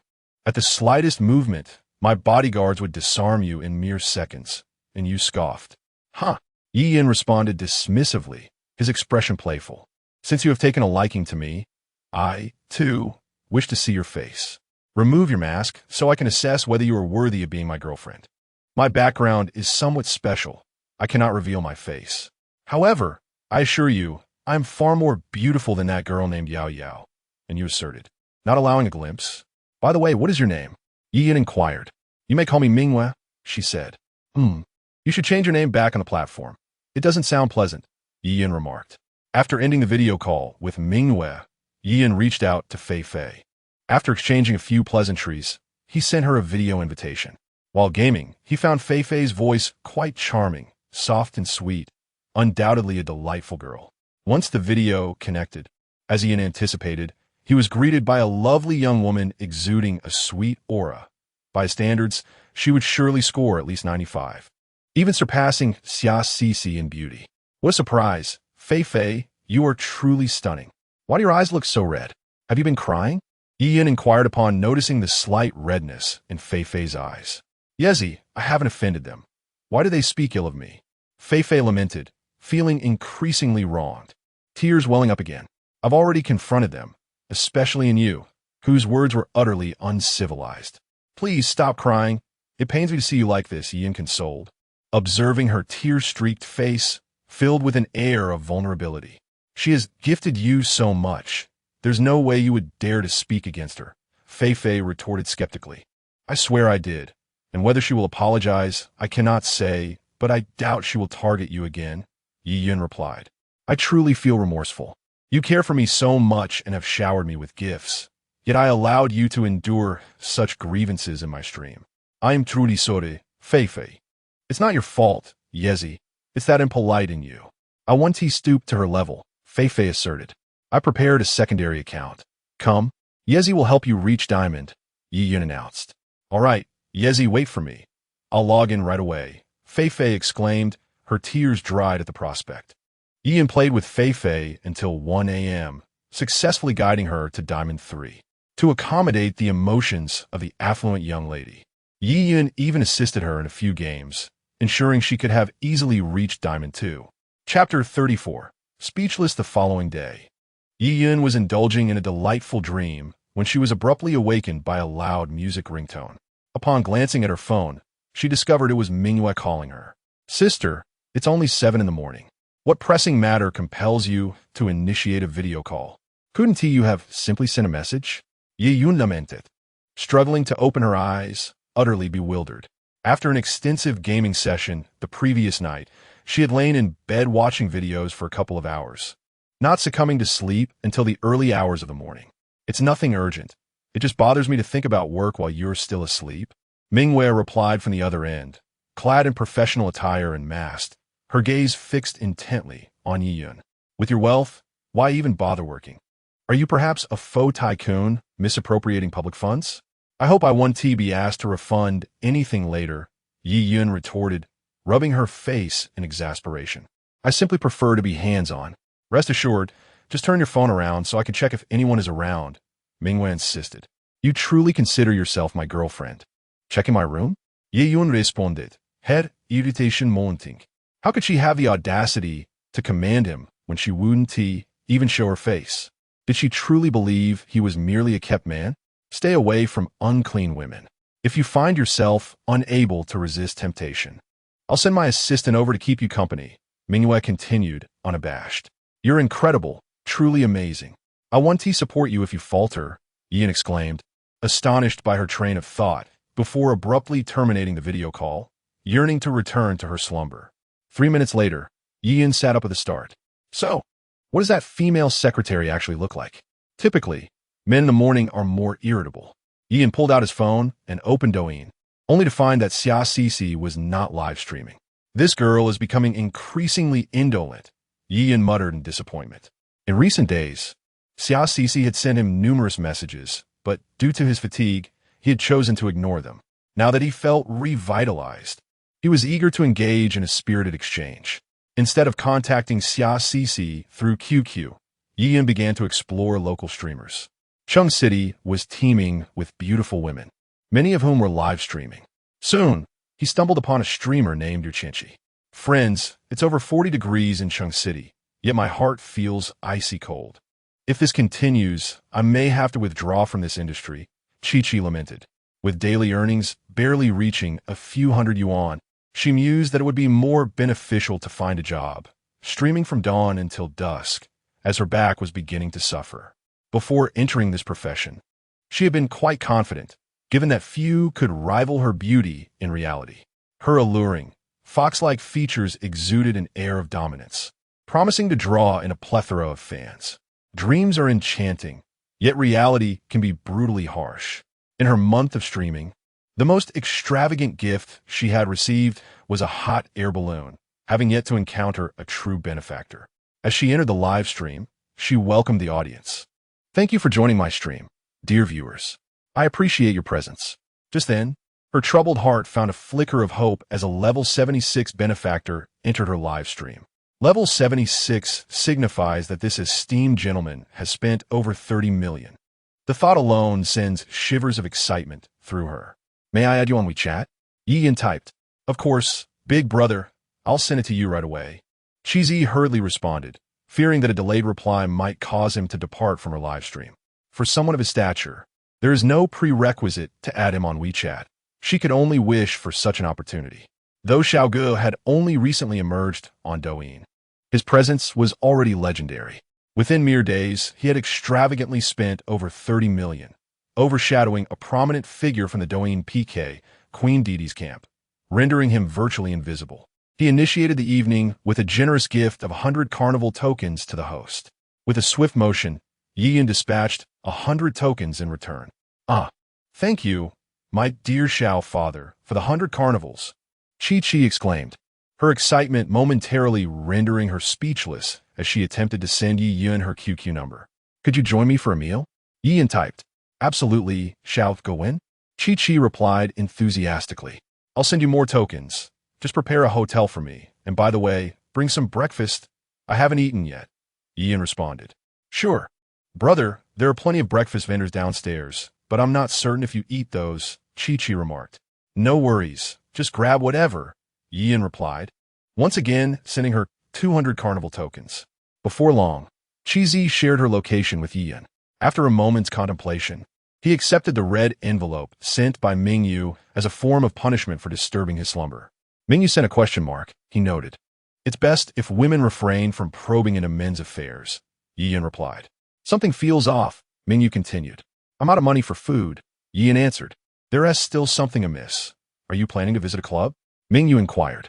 With a swift click on her avatar, he blocked her, relishing the sudden tranquility that enveloped him. Even if he were to indulge in a life of leisure, Yian intended to savor it to the fullest. The sensitivity of women's intuition was alarming. She could discern his intentions with uncanny accuracy. Arriving at a 5-star hotel, Yian spotted Chi-Chi waiting outside from a distance. He felt quite pleased with himself, having chosen a woman of exceptional beauty. Even without the aid of beauty filters, Chi-Chi was undeniably stunning, with a captivating allure that turned heads. Her form-fitting red gown, complemented by high heels, accentuated her figure beautifully. Especially striking was her face, which exuded a bewitching charm, easily igniting the passions of men. 5 hours later, the storm had passed. Xiaoge, you are remarkable, Chi-Zi said, feeling utterly drained, her eyes reflecting both admiration and trepidation. You're impressive as well, Yian complimented. I must take my leave. I will continue to support you over the next 10 days or so. I believe your streaming will flourish, he said, gently ruffling Chi-Chi's hair. Thank you. Xiao Ge, I will strive to improve. Would you like me to keep you company tonight? If so, I'll end my broadcast early, Chi-Chi offered. Yi amused himself. See, some experienced women truly understand. No, I have matters to attend to this evening, Yi-Yun replied with a shake of her head. After freshening up, she departed from the hotel. Upon opening her phone, she removed Mingyue from her blacklist. This domineering woman, characterized by her strong desire for control, must undoubtedly be furious at this moment. Chapter 35. An apology after releasing his pent-up emotions. Yi-Yun felt invigorated, his body brimming with vitality. He had intended to continue his leisurely stroll through the streets, when suddenly he remembered that today was the day for withdrawals from the back end. Upon returning to his residence, he accessed the platform and was astonished to discover that he had accumulated over 120 million in gifts this month, a truly unexpected windfall. With the platform taking a 40% cut and taxes levied at 20%, he still found himself with several million in hand. Goodness, he had suddenly transformed into a wealthy individual. After applying for the withdrawal, Yi-Yun watched as over 5 million entered his bank account, a surreal moment that left him somewhat disbelieving. Suddenly, a notification chimed. Due to the host's derogatory remarks towards this system, a portion of the host's earnings will be confiscated at the system's discretion. The confiscated funds will be allocated for charitable purposes or as rewards for the host's fans. As the system's voice faded, his bank balance rapidly dwindled, and from the nearly 6 million he had amassed, only 3,000 remained. His fund for the Mingyue red envelope had been deducted as well. How can you call that a discretionary confiscation? Yi-Yun fumed, almost exploding with rage. Can't you at least let me enjoy the lavish life of a wealthy person for a moment? At the very least, allow me to buy some clothes and bags for my women. His frustration boiled over, and he inadvertently uttered a curse. Host derogatory remarks detected. The punishment system has been extended by another year, the system announced once more. I. Yi-Yun seethed with impotent fury for several seconds before exhaling a resigned sigh. All right then, with the mid-autumn festival approaching, why don't you prepare some mooncakes to distribute to my fans? Certainly, the host may draw a total of 10,000 mooncakes during the broadcast, and the system will assist in their distribution, the system responded. I would like to compose a poem to accompany the mooncake boxes, Yi-Yun added. What poem? Water melody. When will the bright moon appear? Agreed. Suddenly, a message from Mingyue popped up. Yi-Zi, you've taken my affection for granted, and this time you've genuinely upset me. Yi-Yun replied with a question mark, intending to placate her, but was instead met with a video from Fei-Fei. Yi-Zi, you're up quite early, Fei-Fei said, her voice laced with sleepiness as she lay in her pink blanket. What time is it? You should get out of bed, or I'll spank you, Yi-Yun teased while fiddling with his belongings. You wouldn't dare. My parents have never even spanked me, Fei-Fei laughed. Your parents spoil you too much, Yi-Yun mused, recalling their conversation while gaming the previous day, his envy evident. This little heiress had pocket money in the 9-digit range, which was more than what Principal Wang had sought from her father for investment in his past life. Yi-Zi, I want to travel to Chung City, Fei-Fei said, her beautiful eyes gazing adoringly at the busy Yi-Yun. The two had shared everything the night before, their bond rapidly strengthening. Although they had yet to break through that final barrier, she sensed they had confirmed their relationship. Wait a moment, I'm quite busy at the moment. Let us discuss it once I've finished, Yi-Yun replied, declining her request. What a jest. Fei-Fei hails from a commendable lineage, with several publicly listed companies under her family's name, a blend of political and business influence. She certainly wishes to avoid trouble. Though he is somewhat of a libertine, he is not so indiscriminate as to disregard the potential consequences. It is not a matter of fear, but rather a desire to evade unnecessary complications.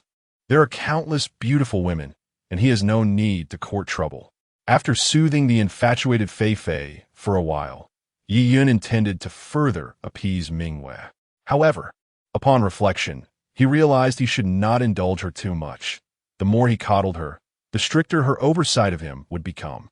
With so many streamers on the 3 major platforms facing imminent decline, if he did not intervene, would they not starve?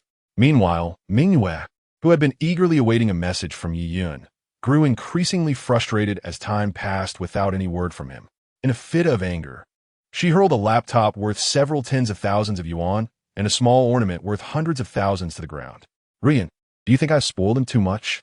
After taking a deep breath, Mingyue slowly seated herself and beckoned her secretary, Lu Ruyin, who obediently settled in her lap.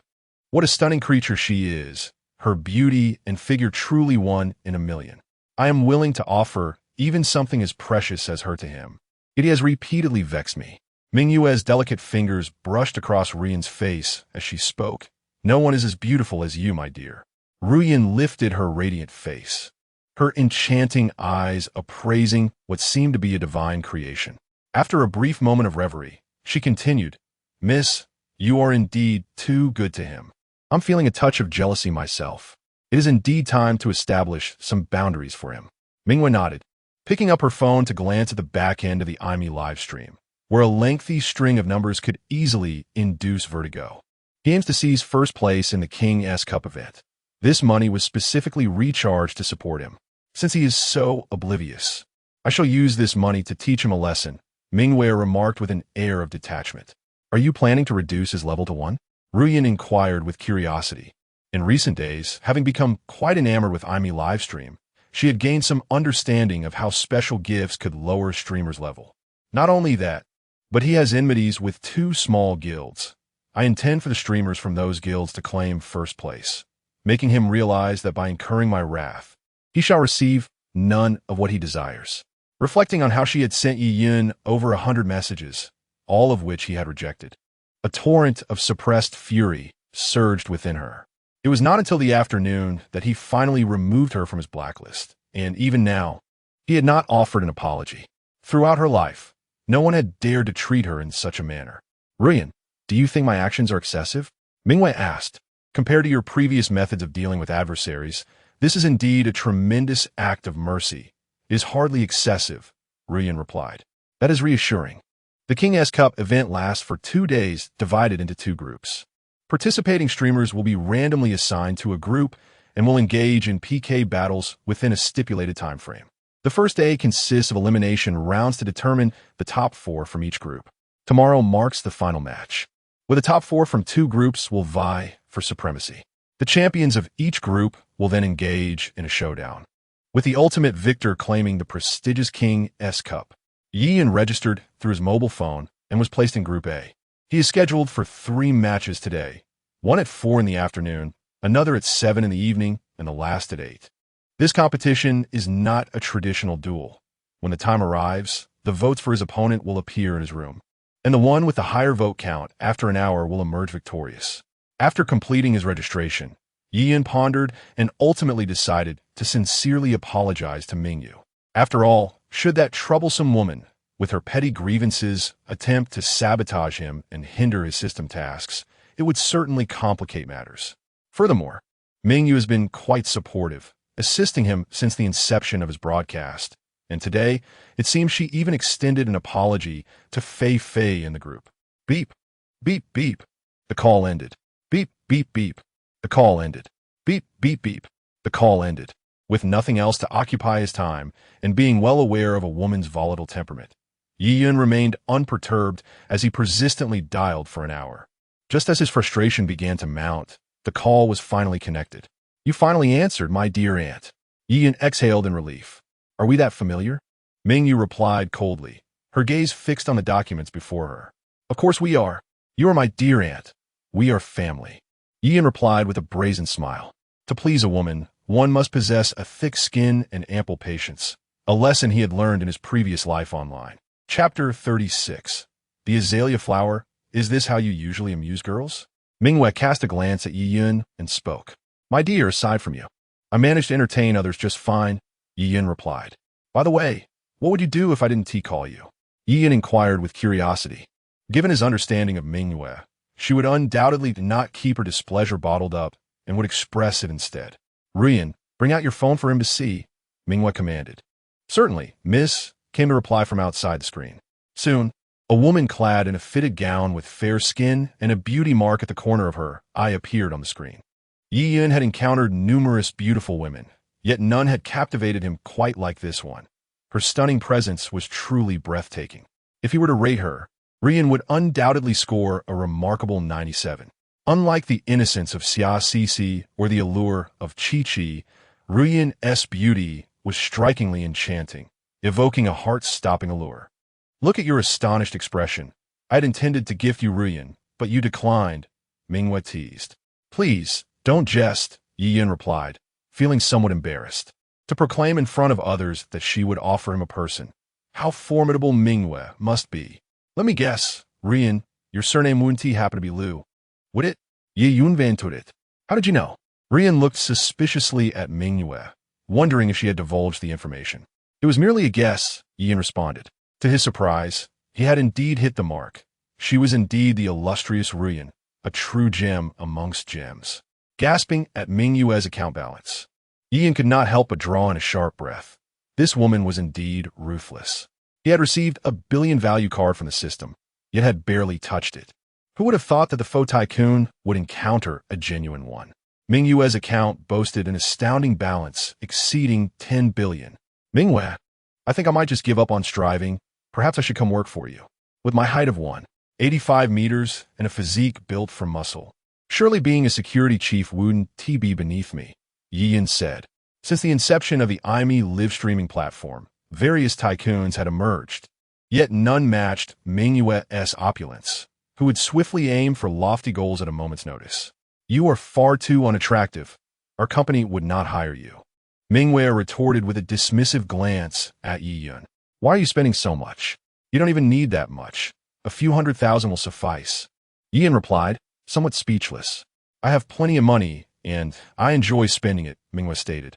By the way, the Mid-Autumn Festival is approaching. Provide me with an address, and I shall send you a box of mooncakes as a token of my appreciation, Yiyan said, feeling slightly abashed. He assured himself that the box indeed contained mooncakes, devoid of any hidden currency or gold. A mere box of mooncakes is hardly impressive, Minghua scoffed, casting Yiyan a disdainful look. Hey, what S with that expression? Just so you know, inside there's one of my finest works, Yiyan remarked. A song? Minghua asked, intrigued. She finds joy in listening to music, which is why she downloaded the IME Live app. It features a singer whose song she adores. However, shortly after downloading the app, she encountered Yiyan. At 4 o'clock in the afternoon, Yiyan purchased some snacks and 3 bottles of large green beer. With a limited monthly budget, he had to be frugal.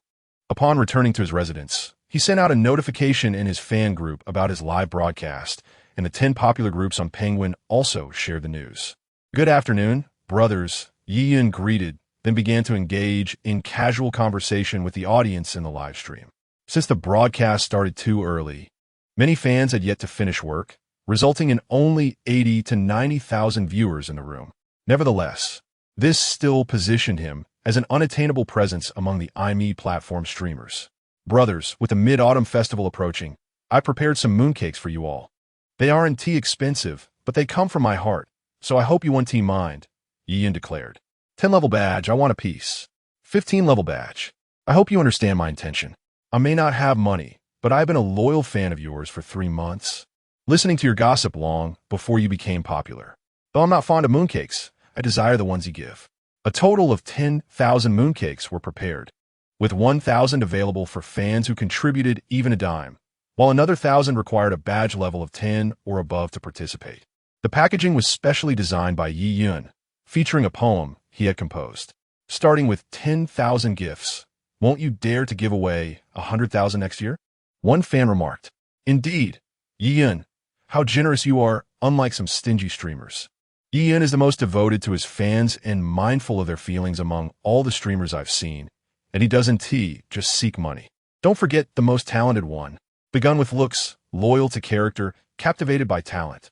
Yiyan, take a look at the packaging and let the brothers appreciate its quality. Yiyan, are you getting carried away? You're not even soliciting votes for this event.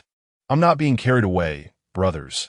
We've already surpassed many others, so there's no need to specifically ask for votes, Yiyan explained. With millions of dragon coins deducted, only a few thousand remained, and he had lost motivation to earn money. Engaging in light-hearted chats with friends among his fans was quite fulfilling. Brothers, refrain from flooding the chat. That poem is Yi Yun's magnum opus. Titled Shui Diao Gu Tu. When will the bright moon appear? I plan to adapt it into a song for everyone to enjoy, Yi Yun announced. At that moment, someone invited Yi Yun to join a collaborative stream. Glancing at the invitation, he recognized it was from a prominent streamer named Dog Dan, not affiliated with Tianyin or Lanyu guilds. Since the last encounter where he had a confrontation with two major guilds, many renowned streamers had shown interest in collaborating with him. Hello, Dog Brother, Yi Yun greeted upon connecting. Hello, Yi Yun. I've been wanting to collaborate with you for a while. Today, I finally have the opportunity. Dog Dan responded. Your praise is too high. I used to watch your outdoor streams frequently, Yi Yun replied. Is that so? How fortunate, Dog Egg remarked. After exchanging pleasantries, the two settled on a rather mild punishment before commencing their competition. Brothers, let us send some king tickets shortly. Just one each will suffice to create a gap with our opponent and prevent those crafty old players from stealing the tower at the end, Yi Yun announced. With his words, the king tickets surged by several thousand, priced at 1 yuan each, or 10 love coins. The accumulation of tens of thousands of king tickets significantly bolstered Yi Yun's score, propelling it to over 600,000 points. By the way, my brothers, regarding the battle song enchanted from a while back, while melodious, I found it lacked vigor. Recently, I've composed a new rendition, Yi Yun continued, successfully raising his score to 500,000 points, sufficient for the opposing team to raise their voices in pursuit for a while. As he engaged in casual conversation with his fans in the livestream, I share that sentiment. Its beauty is undeniable, yet it seems to lack intensity. Indeed, it felt somewhat lacking. Why not sing the new battle song for us? Ideally, it should be both enchanting and capable of igniting our passion. This song, Golden Camellia, is quite famous from Korea. It is an anti-war anthem that commemorates lost loved ones. I've added a DJ mix and slightly increased the tempo. If the brothers wish to hear it, Yi Yun will sing it once, he declared. The Golden Camellia is indeed well-suited as an atmosphere-igniting battle song, especially when performed in a war song style. In his previous life, while exploring Douyin, he had encountered a bespectacled gentleman singing this very song, and it was undeniably captivating. Chapter 37. Outdoor streamer. As the preeminent streamer on the IME platform, Dog Dan eagerly prepared for his first collaboration with Yi Yun, notifying a few senior colleagues who seldom appeared in the chat.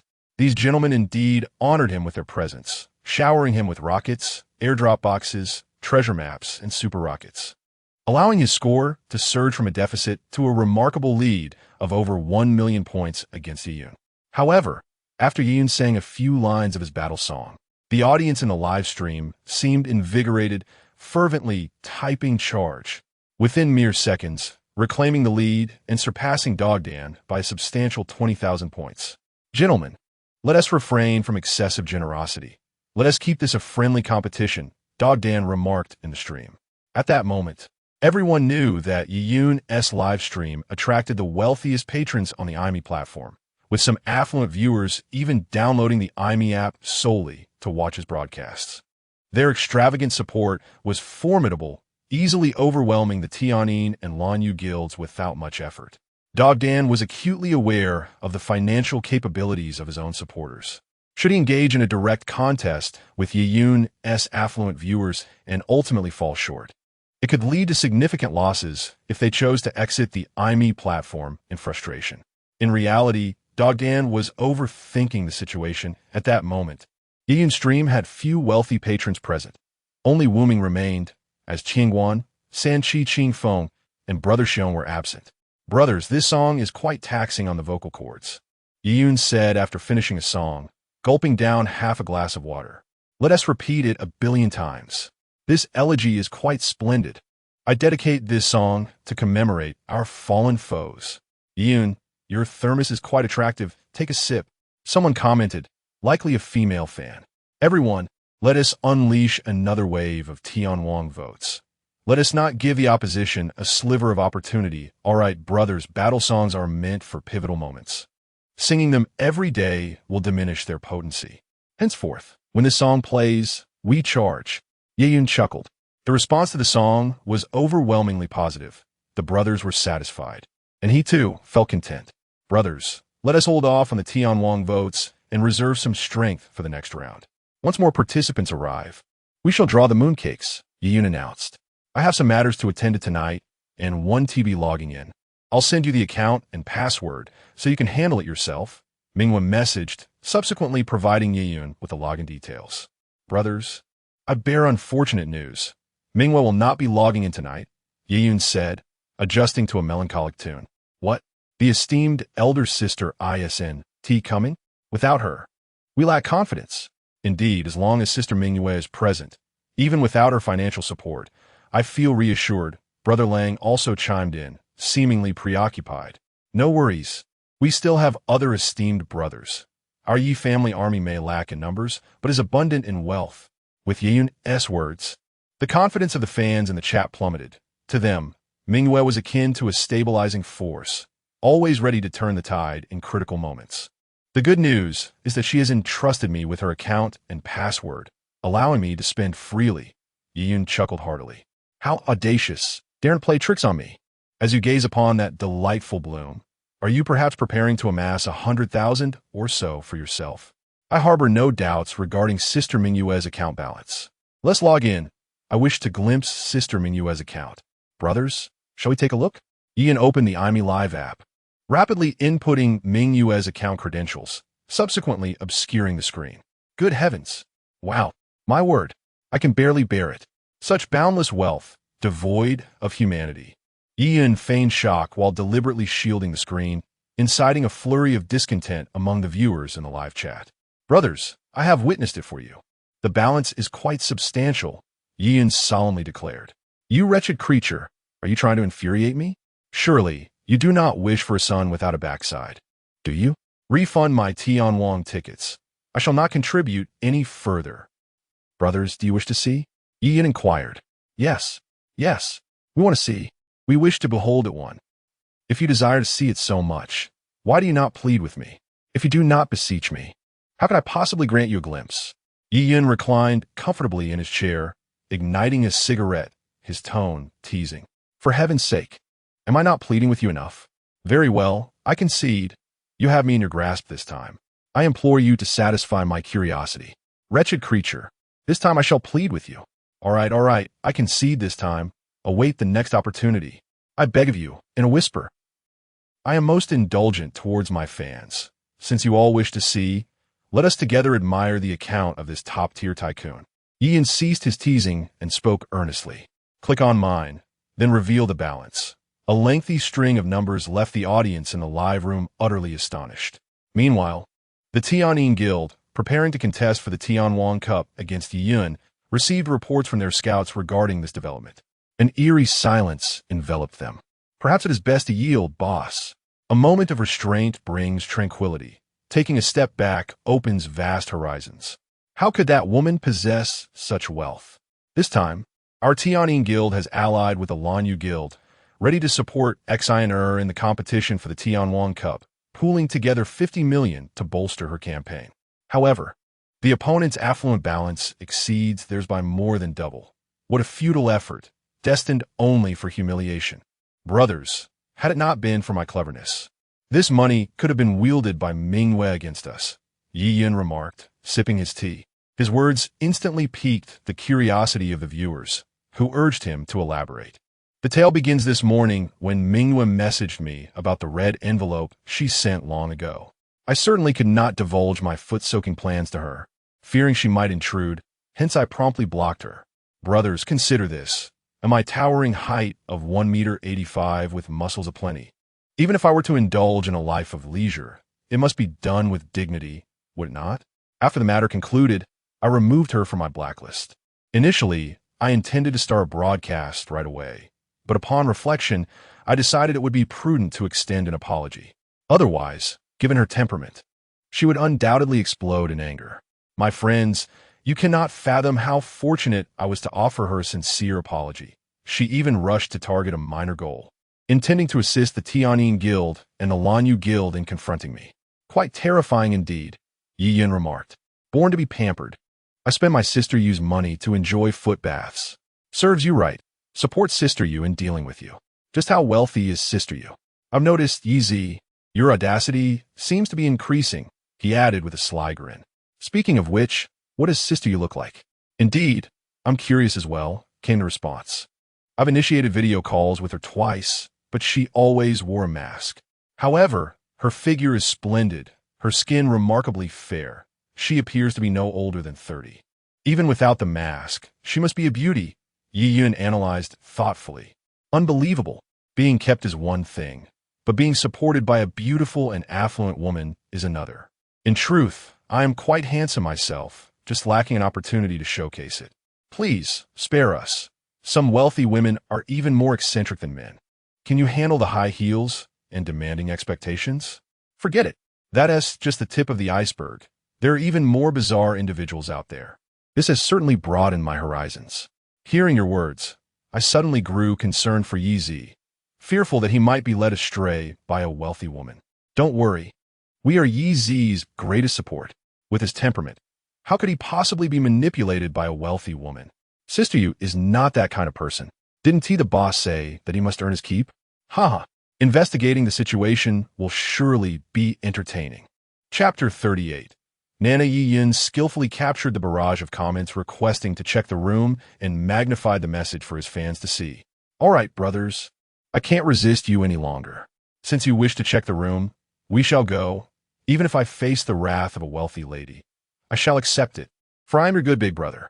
Yi Yun's expression revealed a hint of unease. Spending a rich woman's money to pursue one's own desires. Could there be a more lucrative endeavor? Oh no!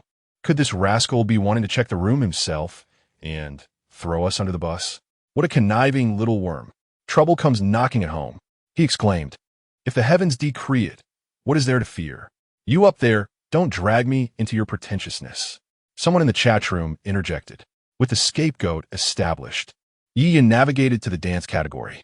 Due to the small platform's limited traffic, most of the streamers were rather lackluster, with only a few receiving support from substantial followers. Yi Yun perused the page slowly, eventually selecting one who appeared quite appealing. Brothers who enjoy this, feel free to hit that follow button if you absolutely love it. You may also send a few small gifts, the streamer, Nana, announced after performing a dance, returning to her computer. How did I not notice such a treasure in the dance category? Easy. I beg you, send her a rocket, charge it to my account. Send two, charge it to my account. Don't listen to them. Easy. They're trying to trick you. You think you're the clever one up there, huh? Quite overwhelming. ISNT it? Technology. Yi Yun clicked, and 10 super rockets soared into the air. He had momentarily lost focus. This dancer, named Nana, bore an uncanny resemblance to someone from his past life, Mina, in both figure and appearance. Her ample bosom seemed almost ready to leap forth. Wow, thank you, Brother Mingwei, for the 10 super rockets. Thank you, Brother Mingwei, Nana exclaimed, her hand covering her mouth in astonishment. Someone actually gifted me 10 super rockets. Am I about to become famous? Wow, so many people. Which brother has come to check my room? Nana noticed her room, which had originally held a few hundred viewers, suddenly swell to several thousand, quickly surpassing 10,000 in mere seconds. Her face flushed with excitement. Thank you, Brother Yeezy. I'm so thrilled. I never expected you would come to check my room. Thank you, Brother Yeezy, and thank you everyone. Nana clasped her hands together in gratitude, subsequently granting Yi Yun speaking privileges. So, you're a dance streamer, right? Can you dance to the dynamic light wave? Yi Yun inmuted. The dynamic light wave was a popular piece of music in this world, somewhat different from its counterpart in his past life, and many dance streamers favored it as accompaniment. As a time traveler, Yi Yun felt compelled to create the dazzling swing and the train. I can dance to it, Brother Yeezy. I can, Nana responded eagerly. She was determined to seize this opportunity for wealth. As the music began to play, Nana swayed her graceful figure in rhythm. Yi Yun rested his arms on the table, propping his chin, unable to suppress a smile of appreciation. Marvelous, absolutely marvelous, brothers, he remarked as he swallowed hard. Subsequently, the page was obscured, and as the mouse glided, he followed Nana, sending her a private message. I sense you possess the potential to rise to fame. May I add you on QQ? Could it be that Yezi was indeed seeking Nana's QQ? The previous commenter retracted the words couldn't and the question mark. How audacious he was. using Mingyue's money to woo women. Attracted by her beauty, loyal to her character, entranced by her talent. What character, one might ask? Having successfully added Nana on QQ, Yian graciously bestowed upon her 10 super rockets. Thank you, Brother Yi, for the 10 super rockets, Nana exclaimed in a sweet tone. All right, focus on your live stream. Everyone, please show Nana some love before you leave. Noticing Nana's followers, which barely numbered 10,000. Yian helped her reach 50,000 before he departed for the next venue. It seemed Yao Yao had received word. Although she had not been online earlier, she was now present.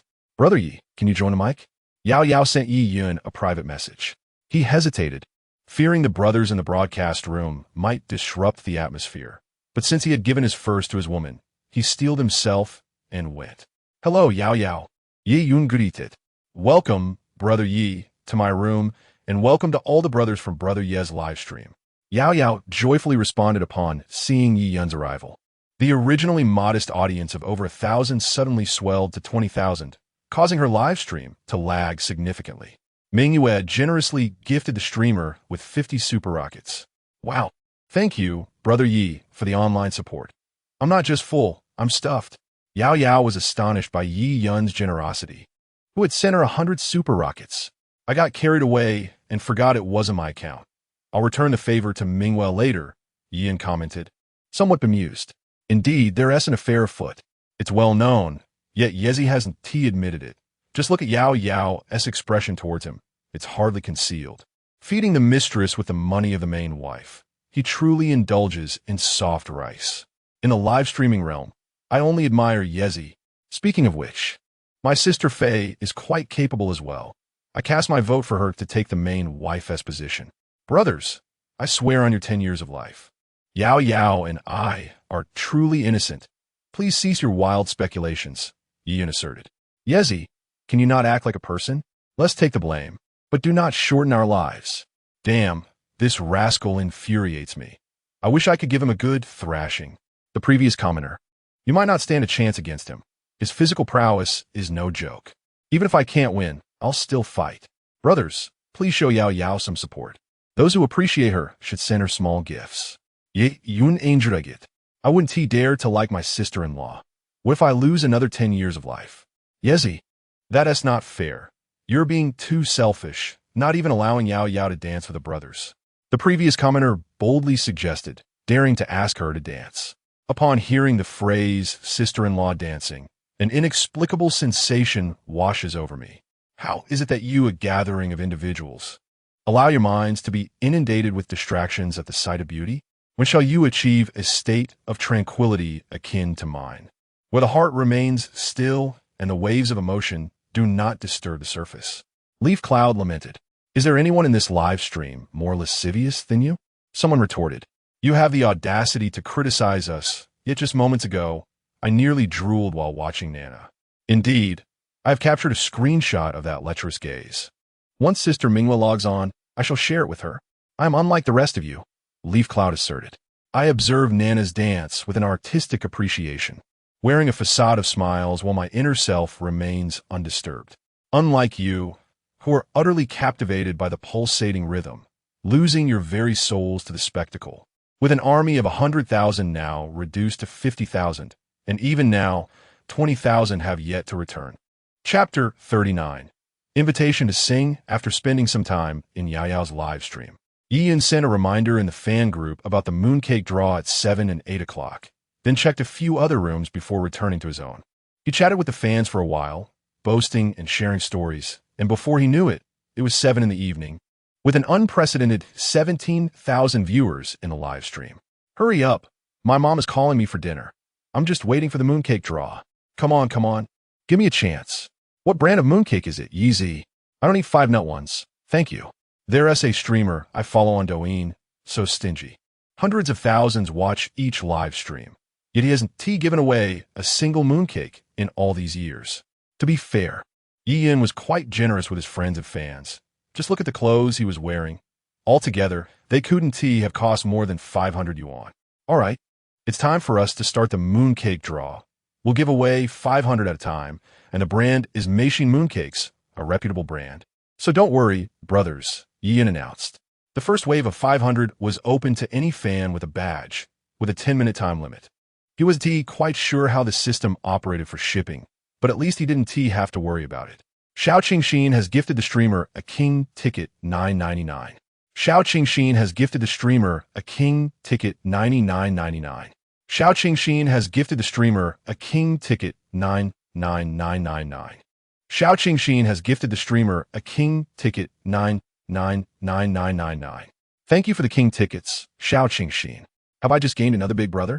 Yi Yin remarked as he watched the screen filled with Xiao Qingxin's generous contributions, which amounted to over 100,000 king tickets in a short span. He recalled that just moments ago, a marquis had sent him 200,000 tickets. He had some impression of this marquis, as he had been quite generous to his fans as well. In a dormitory at the China Conservatory of Music in the bustling metropolis, a fair-skinned, beautiful, and tall woman lay on her bed, continuously clicking on the king tickets until her balance was depleted. With so many wealthy fans in Yi Zi's live stream, I wonder if he would notice my small contributions. The woman, whose online name was Xiao Qingxin, mused to herself. She had discovered Yi Yin after hearing his songs Descending the Mountain and White Moonlight on Kowo, and had even downloaded IME Live to support him.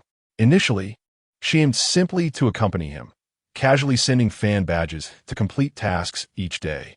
However, after learning of Yi Yun's musical talent, she suddenly felt compelled to invite him to sing, investing 4 to 5 months of her living expenses into it. This was a gamble, and she wasn't sure if Yi Zi would help her, but she resolved to take the plunge. Yi Zi, could I add you on QQ? Xiao Qingxin typed. Yi Yun's live stream had system settings in place, making the messages from wealthy fans more prominent. Add me on QQ? Yi Yun, intrigued, opened Xiao Qingxin's profile, noting that her gender was marked as female, and her avatar featured a sweetly smiling girl. I generally do not add people on QQ easily, Yi Yun replied, looking somewhat conflicted, and asked, is that avatar really you? It is indeed me, Xiao Qingxin typed back. Yi Yin continued to browse through the materials until he encountered a note indicating the age of 18. With a hint of reluctance, he remarked, adding me on QQ is permissible, but given my handsome appearance, you must refrain from incessantly messaging me. His lecherous nature was laid bare, implying that he secretly welcomed the attention, chuckling to himself. He did not anticipate such a level of beauty in their chat room. This is our group. I must add her as a friend shortly. Who among you can exit the group to let me in? I am willing to compensate. Hello, Yige. Came a message from Zaya Kingston after they connected on QQ. Greetings, Zaya Kingston. Yin typed back. Easy go. May I request that you compose a song for me? I can offer payment, Zaya Kingston stated directly after a moment's hesitation. Writing songs? Yi Yin was taken aback. He hadn't expected Zaya Kingston to solicit his assistance in songwriting. It was indeed his forte, and he could effortlessly compose multiple songs in a flash. However, the melodies in his mind were primarily timeless classics from his previous life, which he felt should not be squandered. Brothers, please refrain from flooding the chat. Zaya Kingston is seeking my help with a song. Can you not entertain more rational thoughts? Yi Yin directed towards the camera, displaying his phone screen. How about this, Zaya Kingston? I invite you to join me for a duet, so I can assess your vocal prowess. That sounds great, Yizigo. I am a student at a music academy, Zaya Kingston replied enthusiastically. After inviting her to sing, the young lady performed a classic Cantonese love song with remarkable confidence. As Yi Yin listened, his astonishment grew. Her voice bore an uncanny resemblance to that of G.M., a renowned singer from his past life, so distinctive that one could identify her instantly. Could it be that he was on the verge of nurturing a budding diva? Yi Yin stroked his chin, intrigued by the prospect. Zaya Kingston's profile featured selfies that showcased her looks and figure, and her vocal talent was undeniably impressive. With a bit of support, she was bound to achieve stardom. In truth, Yi Yin himself could rise to fame swiftly. Several of his songs still occupied the top 10 on the Kowo music chart. However, due to his low profile and refusal to succumb to numerous offers from various companies, coupled with his lack of self-promotion, he remained an artist whose songs were popular, yet he himself remained obscure. You sing quite well, but songwriting requires inspiration. I will reach out to you once I have a clearer idea, Yi Yin stated. Easy go. Does this mean you agree? Zaya Kingston inquired, her surprise evident at Yi Yun's amiability. Indeed, Yi nodded. Xia Kingston possessed a unique voice that bore a striking resemblance to G.E.M., and her vocal skills were exceptional. Yi Yun was eager to see how far she could ascend in the entertainment industry with his assistance. Currently, the music scene in Longwood boasted 4 major divas and 4 rising stars, all of whom were top-tier artists. Yet, Yi Yun felt that many of their songs lacked substance. Brothers, there is 1 minute left to grab the fortune bag. Those who haven't yet, hurry. Also, send some tickets to the king. The competition is formidable, Yi Yun announced. Unlike the small streamer at 4 o'clock, the host currently competing with Yi Yun for the king votes possesses formidable skills, amassing over 500,000 king votes in a mere 10 minutes. It's time to take action. The opponent is a prominent streamer. Yi swiftly utilized Mingyue's account to eliminate the adversary. Indeed, with such an abundance in Mingyue's account, she must be contemplating how to expend it daily. Perhaps you could alleviate some of her burden. Once again, I am left to bear the brunt of this. My lifespan is being diminished. And how can I muster the enthusiasm to engage? Brothers, let us refrain from using Mingyue's account. One cannot bite the hand that feeds, nor accept gifts without reservation. What if, in the future, Mingyue requests, Yi, come spend a few days with me? It would be impossible to refuse, Yi Yun remarked. Are you still concerned about this? Isn't Mingyue quite attractive? I will be more than delighted. Yet just moments ago, you were lavishing so much on Yao Yao. Spending on Yao does not equate to spending on me, does it, brothers? Yi Yun retorted unabashedly. Impressive. Utilizing Mingyue's funds to indulge in your own affairs. Haha, it seems you are indeed the one, Yi. Are you not worried that Mingyue might change her name to Inu? So what if she does? We still have her, brothers, don't we? After speaking, Yi Yun felt a pang of hunger and took out some marinated delicacies and beer he had purchased earlier. Donning disposable gloves, he retrieved a duck wing and addressed the screen. Brothers, let us feast first. Initially, he had intended to withdraw some funds to treat himself, perhaps ordering delicacies he had only ever seen in videos. Yet he was taken aback by the system's lack of fairness, leaving him with only a few thousand yuan. Chapter 40. A bet how did I end up drinking this dreadful green beverage? I must at least finish a bottle of Tianya. Only taking a tiny sip feels rather effeminate. The duck wings look quite appetizing. This was Yi Yun's first time consuming food on screen, and the fans in the live stream began to express their opinions. Taking just a small sip like a woman? Yi Yun repeated a comment made by a user named Juchu Huasher with a disdainful smile. I'm not boasting. If I truly start drinking, there won't be anyone in this live stream who can compete with me. I can finish this bottle in 5 seconds. Believe you? In your dreams. If you can finish it in 10 seconds, I'll do a handstand and, well, Juchu Huasher from Liu retorted. Don't do a handstand and embarrass yourself. I'd rather not get splattered. How about this? I'll bet against you all from the Jochun group. Are you brave enough to accept? Yi Yun wiped his hands and proposed. The Jochun group consisted of 1,000 fans, all of whom had attained knight status by paying 200 yuan initially, followed by a monthly fee of 50 yuan to maintain their title, receiving gift vouchers worth over 50 yuan in return. Though it may seem insignificant, it is quite substantial, especially since Yi Yun had only recently gained fame. The high-ranking badges in his live stream were purely the result of fans actively supporting him. How shall we wager? We from Jochun are never afraid of a challenge, Liu exclaimed. Indeed, the world is vast, but our Jochun is the mightiest. Let us make it grand and have you show us a handstand while, well, in 5 seconds, I'll down this bottle of beer. If I win, each of you from the Jochun owes me a pair of sunglasses. If I lose, you can decide on a punishment, Yi Yun stated. On the IME platform, he was nearly invincible. Losing a PK match was a challenge, even without the wealthy patrons present. His fans were quite fervent, capable of scoring nearly 1 million points without his urging, effortlessly surpassing 2 million when votes were rallied. Invincibility can be quite lonely. Thus he sought amusement with his fans. Consider it accepted. Just a pair of sunglasses? You look down on us, don't you? How audacious to underestimate my esteemed Jochun. Surely there are people who can finish a bottle in 5 seconds, but you are definitely not one of them.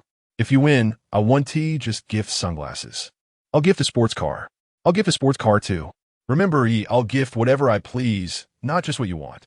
Brothers from Ajochuan must ensure Yi faces the consequences. All right, we from Ajochuan accept. If you lose, you must do deep squat jumps on the spot.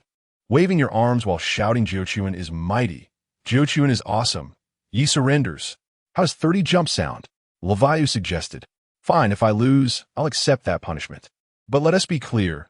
There will be foam when I chug the beer, so the brothers in the stream shouldn't make a fuss over the foam. Ian replied with a smile. In his previous life, he managed a record of just over 3 to 4 seconds. After his transmigration, his physical prowess has significantly improved, making it a trivial task to break the 3-second mark. Seriously, when have we ever resorted to underhanded tactics? It has always been you who played unfairly, he remarked. Indeed, during our last workout at the park, you were constantly trying to cheat. I eagerly await the day you transform into a jet-propelled warrior. Stay away from the computer. Don't spray me with foam. Opening a bottle of beer, Ian prepared himself and declared, 3, 2, 1, go. After uttering these words, he swiftly shook the bottle a couple of times and began drinking, managing to consume the entire bottle in just 4.5 seconds. Brothers, 4.5 seconds, I win, Ian announced, setting down the empty bottle and letting out a satisfied burp.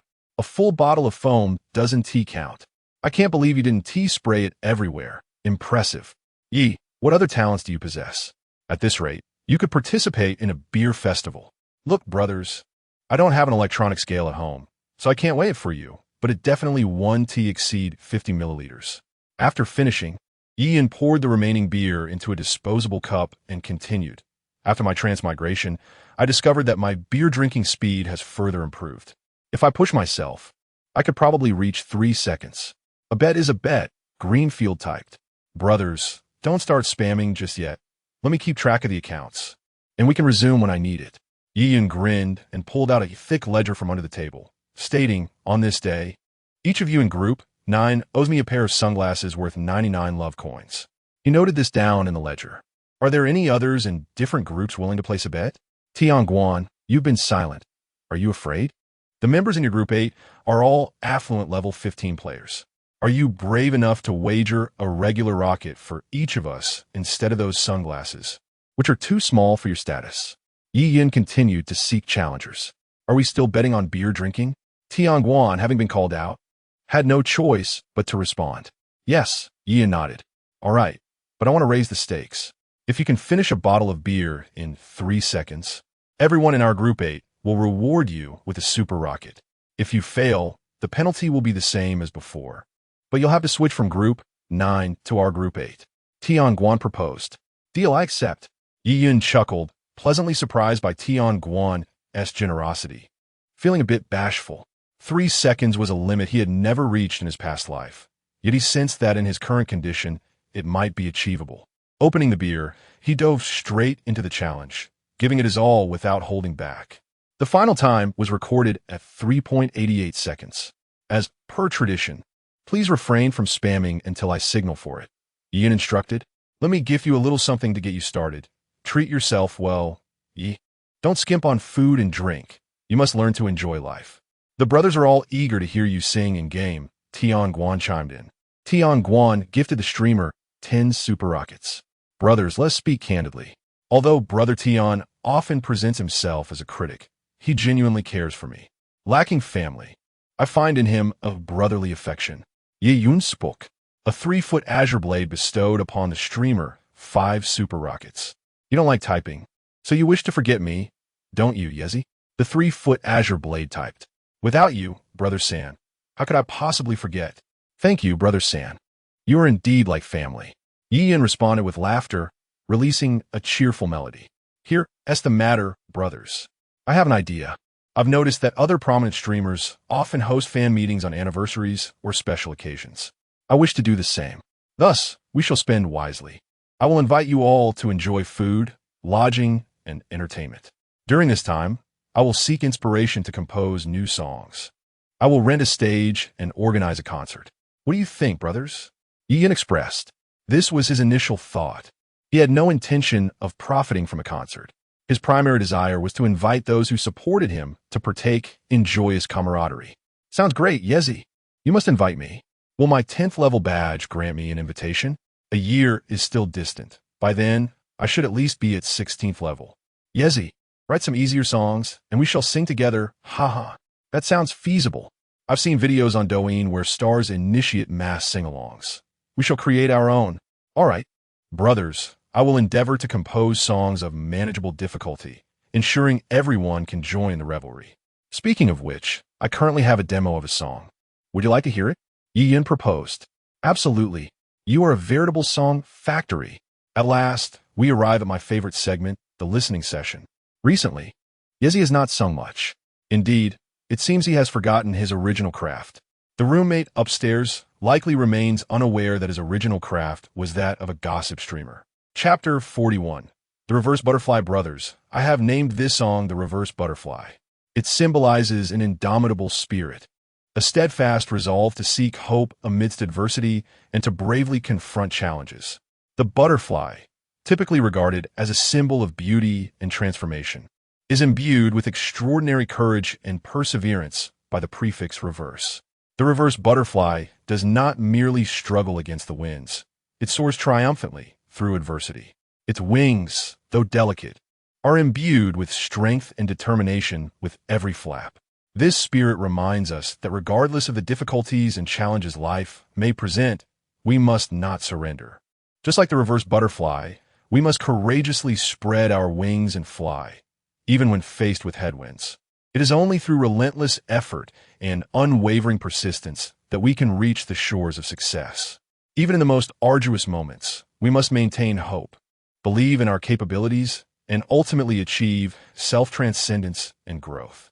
This is a spirit worthy of emulation, inspiring us to forge ahead on the path of life, confronting every difficulty with bravery and steadfastness. Having said that, I now present this song, The Reverse Butterfly, to each and every fan in the live stream, Yiyin declared. The title alone suggests an inspirational anthem. I truly enjoy uplifting songs, though I would prefer Yi to compose a few love songs or pieces in traditional style. Recently, I felt a bit lost and hope to find strength within this song. Brothers, let's raise our glow sticks. Just arrived. Has Erze released a new song? You're fortunate to have caught it just in time. Quickly take a seat and enjoy Erze's performance. As the accompaniment began, Yiyin stifled a nearly uncontrollable smile and started to sing. Whenever I feel helpless, you pat my shoulder, saying, "It's all right, I'm here for you." Whenever I am on the verge of giving up, you cheer for me, guiding me toward the path ahead. The world is vast. We have many dreams yet to pursue. Though the journey is fraught with challenges, while we are young, we must dare to venture forth. Through the ups and downs, leaving home behind, I only wish to chase that ray of light. Who says a butterfly cannot possess the power to shake the very cosmos? Excellent, excellent. A truly remarkable song.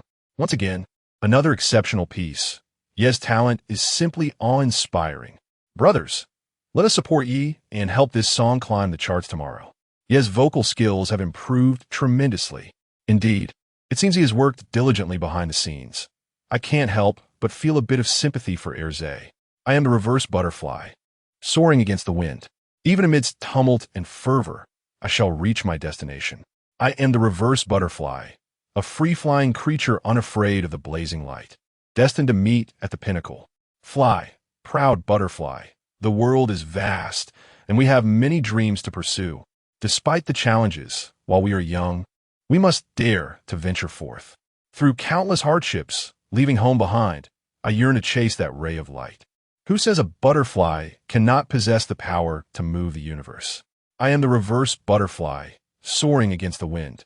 Even amidst tumult and fervor, I shall reach my destination. I am the reverse butterfly, a free-flying creature unafraid of the blazing light, destined to meet at the pinnacle. As the song concludes, the chat flooded with a chorus of emojis. Some fans felt deceived by Yiyin and expressed their anger, calling him an unfilial son. I am the reverse butterfly. I am the reverse butterfly. Brothers, do you not feel a surge of strength rising within you as you listen? Yiyin chuckled, his laughter nearly causing him physical discomfort. Indeed, there's a surge of energy within. Consider it 10 explosive gifts for you. Do you wish to rebel against the heavens? Brothers stand united with you, and you dare to play tricks on us? Very well, I shall remember this. Next time we engage in a match, I shall definitely turn against you. Remember this, Yi Zi. The humiliation of being tricked this time shall be avenged by us, the fans of 9,527. The fans in the live broadcast were nearly driven to madness by Yi Yun's antics. Sitting on the sofa, sipping beer, and enjoying the music, their mood had been elevated by the song, only to be abruptly diminished. Who could endure such a sudden shift? Brothers, I believe you all felt the strength through the song, and I trust you will sleep well tonight, Yi Yun said with a broad smile. However, to the viewers, that smile seemed rather irritating. Brothers, practice this song. When you go to KTV with your friends, pass on this strength to them, Yi Yun suggested. I cannot compete with my brothers. Forget it. I just got out of the hospital with a fracture. My father has not been well lately. He was dismissed from his job. May I sing this song for him? Brothers, let me clarify. I am merely making a suggestion. Whatever happens next is not my concern, Yi Yun stated. He continued to stream for another 2 hours, successfully advancing in the competition. All right, brothers, tomorrow I will share outdoor adventures or play some games. As soon as he finished speaking, dozens of supply boxes appeared on the screen, as viewers attempted to entice him to stream longer with their financial contributions. Thank you, unknown brother, for your generous gift. Much appreciated, Yi Yun typed in response. Let's skip the small talk and get to it, unknown replied. I have a headache. I need a rest, Yi Yun typed back. At merely 10 o'clock, the notion of rest seemed absurd. A throbbing headache, an aching stomach, sore eyes, and gastric discomfort plagued him. After only a few days of broadcasting, he had exhausted every excuse conceivable. The options dwindled with each passing moment. The fans in the live stream room expressed their amusement. No more talk. Everyone should rest early, he declared before departing from the live session.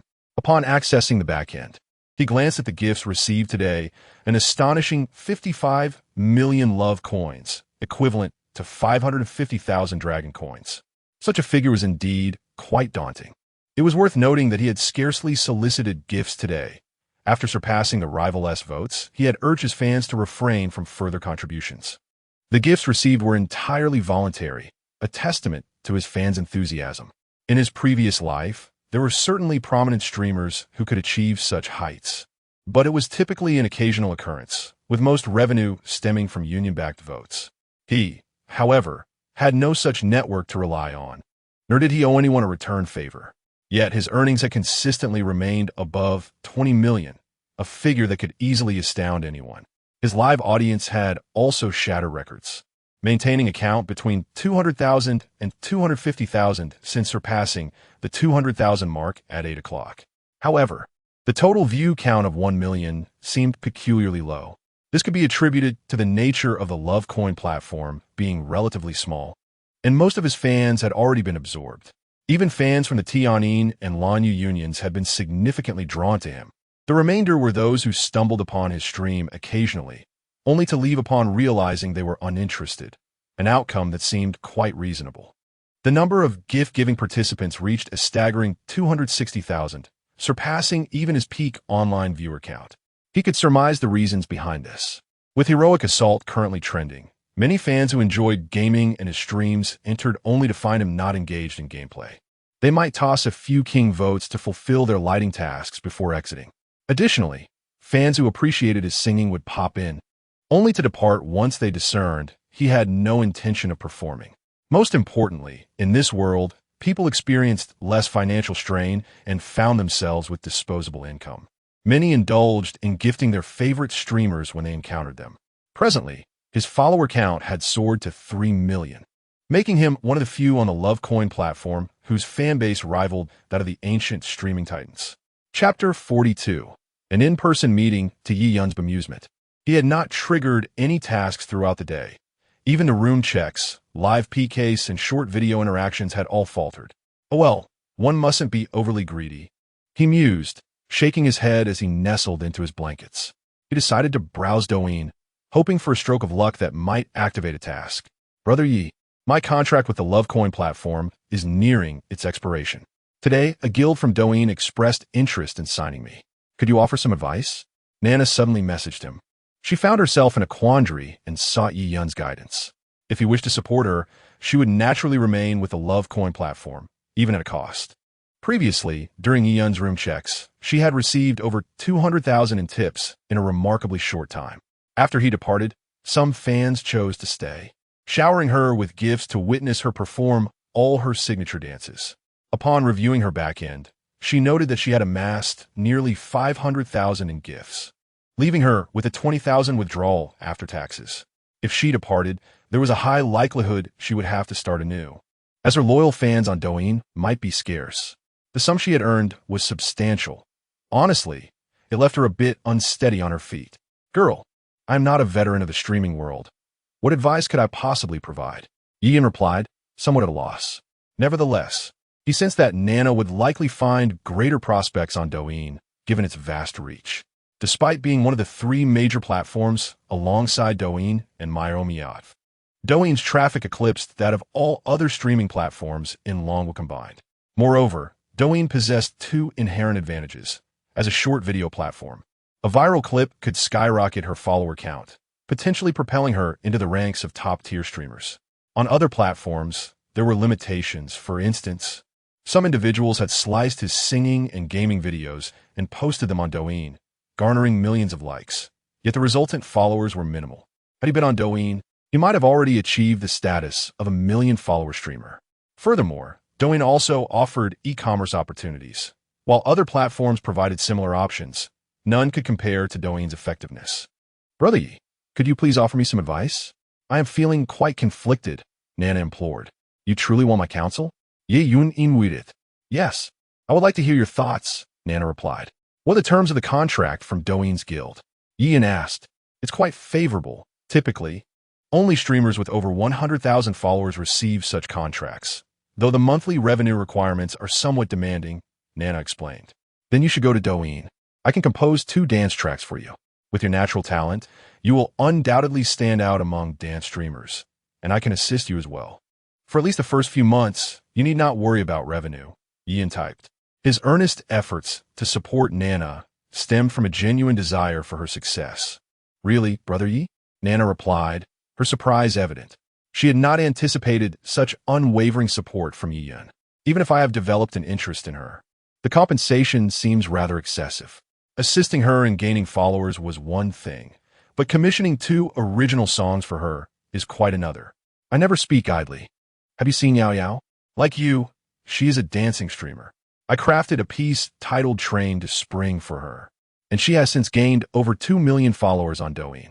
Recently, she has expressed a desire to further her career on that platform," Yiyin remarked. "Yigo, I have a flight to Chengdu soon.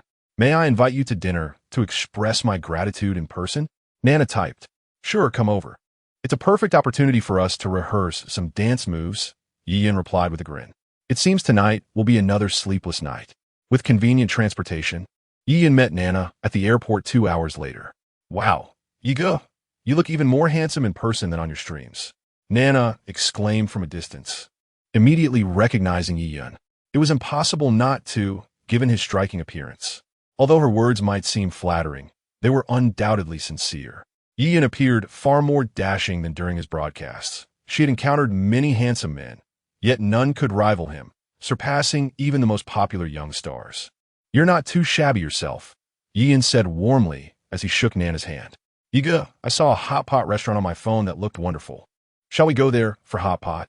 Nana suggested. After all, one cannot visit Sichuan without indulging in its famous hot pot, and she wasn't particularly afraid of spicy food. "All right, ome indifferent," Yiyun nodded. They then took a taxi to an exquisitely decorated hot pot restaurant. "Isn't this a bit extravagant, Nana? This meal will likely cost over 1,000, Yiyin commented, feeling it unnecessary for her to spend so much on a dinner. "Yiga, you are my benefactor. Please don't hold back," Nana replied, touched by Yiyun's consideration. "Very well, let us proceed," Yiyin agreed. In this life and the last, it was Yiyun's first time dining in such a high-end establishment, where a single broth base cost over 8,000 and the ingredients were exorbitantly priced, culminating in a total bill exceeding 40,000. "Yiga, you weren't joking about composing 2 dance songs for me, were you?" Nana asked, her cheeks slightly flushed as they returned to his place. Having consumed a bit of alcohol, she felt emboldened, speaking with newfound confidence. Yes, you. My intention to support you is sincere. The songs have already been composed. They were originally meant for Yao Yao, but I believe they suit you better. As for the choreography, we can work on it together, Ian responded. The train and the swinging pendulum dance moves are perfectly suited for Nana. Who else could I give him to?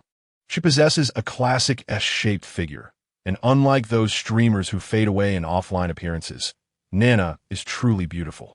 With a little promotion, elevating her to a top-tier streamer will be effortless. I will follow your lead. You go? Nana nodded. All right, I'll play the music, and you can practice the moves to find your rhythm. Ian brought Nana into his streaming room and, with a mere thought, utilized a song-making card to create two melodies. The sound of a beer can opening echoed, sparking the imagination. It was merely the sound of him popping open a beverage. The two pieces of music possessed a vigorous rhythm, and Nana, with her commendable dance skills, performed quite impressively. All right, I already have a general picture in my mind. Next, I will demonstrate the dance, and then I will guide you step by step. Yi Yin remarked. In his previous life, he often watched Mina dance these two routines on Douyin, making it exceedingly simple to replicate them one-to-one. After executing the dance, Ian began to instruct Nana meticulously. 5 hours later, exhausted yet triumphant, he had successfully taught Nana. It must be said that her foundation in dance was quite solid, allowing her to grasp certain elements swiftly. Brother Yi, the new guild that invited me to develop on Douyin has a robust background. It is the prestigious Xingyu from the entertainment industry. With the rise of live commerce, they wish to carve out a niche in the streaming realm, offering excellent conditions. Furthermore, the owner is a woman, so there is no need for concern, Nana said, reclining in Yi Yun's embrace. Very well, you should engage in discussions with them. During this period, I will connect with you several times to help increase your follower count. This way, you will have more confidence in your negotiations, ensuring you don't enter that space devoid of popularity, Yi Yun replied. Chapter 43. The Challenge. Brother Yi. The task assigned by the guild requires that my monthly revenue in the first 5 months must not fall below 1 million. If I accomplish this task within the stipulated time, I will receive an upgraded share later. I am somewhat anxious about not being able to meet this goal, Nana said, nuzzling her charming face against Yi Yun's chest. What a captivating little enchantress she is. Ian playfully patted Nana's pert backside and replied, Did I not assure you that I would assist you in achieving your monthly revenue targets during the initial months? You need not worry about that. He had so much money on his Douyin account that he hardly knew how to spend it. Helping Nana reach hundreds of thousands in monthly revenue would be as effortless as drinking water. Thank you, Brother Yi. Will you treat other female streamers the same way in the future? Nana inquired with a hint of curiosity. What's your take on that? Yi Yin responded ambiguously. Brother Yi, you really don't need to do so much. For a prominent streamer of your caliber, just connecting with us lesser streamers is enough to leave us eternally grateful. Some smaller streamers even shower gifts in the hopes of securing a connection with a big streamer. And they might even travel to the city of the major streamer just to spend a few days there, Nana expressed. You not only connected with me, but even specially composed 2 songs for me and are helping me with my revenue. I truly don't know how to repay you. She added, How do you know so much despite being so inexperienced? Ian asked, intrigued. He had not anticipated that Nana was still a novice. Perhaps her short streaming career had yet to expose her to seasoned veterans. I learned it from the group chat. Being a streamer, especially a female one, I must understand the ways of survival, Nana explained. She had a sister group consisting of streamers from platforms like IME, all of whom were female. Such discussions were commonplace in the group, with some even openly sharing their successful connections with big streamers. You possess quite a bit of knowledge. Focus on your streaming and refrain from overthinking other matters. Whether you are a streamer or a celebrity, as long as you are sincere with your fans, they will, in turn, be sincere with you. Those who only think about exploiting their fans are bound to face downfall sooner or later, Ian advised. It reminded him of a top-tier influencer from his past life who, after facing a few criticisms, imploded spectacularly, leaving their opponents utterly bewildered. For an entire week, Yi Yun and Nana explored beautiful landscapes together. If looks could kill, he would have been slain countless times by envious male admirers. After bidding farewell to Nana at the airport, Yi Yun took a taxi back to his residence. Throughout the week, his bank account had remained largely untouched, while Nana's wallet had dwindled to near emptiness, which left him feeling somewhat awkward. However, he had informed Nana that he encountered some issues and had transferred most of his money, leaving only a few thousand in his account. During this week, his fan base in the streaming room had steadily increased, and he had successfully secured the championship in the King S Cup, with no one vigorously competing against him. Due to Nana's presence, he had refrained from activating the rewards from 3 lottery draws, but now he finally had the time to do so. Brother, did Nana really go to your place? Yao yao me sangit Yeyun. Why are you asking so many questions? Yeyun replied. Brother, I also wish to come and spend a few days with you. Yao Yao keenly sensed the impending crisis and spoke up. Let's discuss it later. I've been quite busy these days. With that, Yeyun ceased to engage further. Over the course of a week, he felt utterly drained, devoid of any other thoughts. As night fell, Yeyun prepared to stream at the appointed time. Oh my, Yi Huang has actually graced us with his presence on time today. How rare it is for him to abandon his gentle abode to join our rough crowd. Every female streamer who had their first connection with Yi Huang, provided they were attractive, mysteriously vanished the following day. Quite terrifying. You upstairs, are you unaware that Yi Huang holds sway over Cheng City? Remember, when you meet Yi Huang in Cheng City, you must bow, for you are not merely meeting Yi Huang, but the very heavens of Cheng City. Quickly, go deal with the Hao. That scoundrel has berated you all day long. You've developed dark circles under your eyes this past week. You ought to exercise some restraint. The brothers still wish to gather for the anniversary. Instead of an anniversary, let us have a full moon gathering. October 1st is right around the corner, and I'm unsure where to play. When it comes to combat prowess, Nana reigns supreme. Yeezy is clearly lacking in vitality now. Yao Yao did not possess this level of combat capability a few days prior. Is it because you notice my sister Mingyue has not been online recently that you have let yourself loose? Brothers, stop your wild speculations.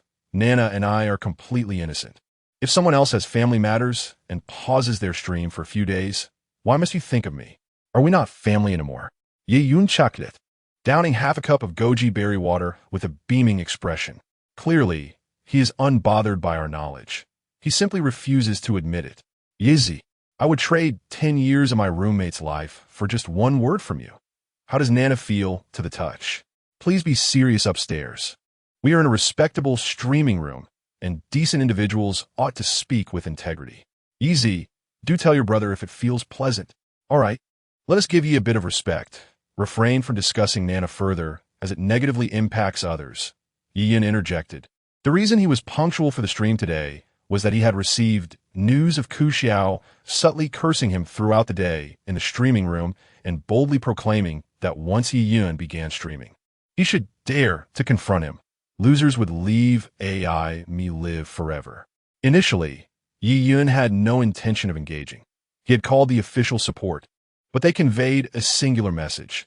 If he were to renew his contract, Ku Xiao's streaming room would be permanently banned. Yi Yun had no intentions of renewing his contract with AI Me Live, and he had not yet decided his future, but the platform's approach left him quite displeased. Brothers, you're likely aware that someone has spent the entire day cursing me in the streaming room.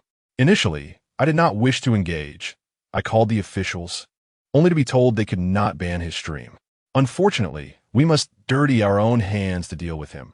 Yi Yun expressed with a hint of frustration. Since he wished to play, he would indulge Ku Xiao in a game, arranging to meet offline. After all, ever since he acquired the experience of the ancient Dragon Kingdom's boxing technique, he had yet to showcase his skills. As he spoke, he searched for Ku Xiao to add him as a friend.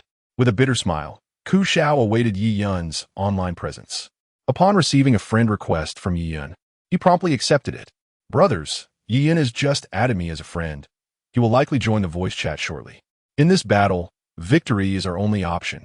We currently have over 80,000 brothers in the broadcast room, so those who can take action should do so. Ku Xiao humbly bowed to all the supporters. After expressing his sentiment, he decisively offered 3 deep bows. At that moment, his broadcast room was filled with all the guild's hosts and their fans. Representing the collective strength of the guild, having prepared a week in advance for this confrontation, he was determined to secure victory. Haha, this dog truly has thick skin, bowing as he does. Soon, I will take action and deliver a decisive blow to this fool.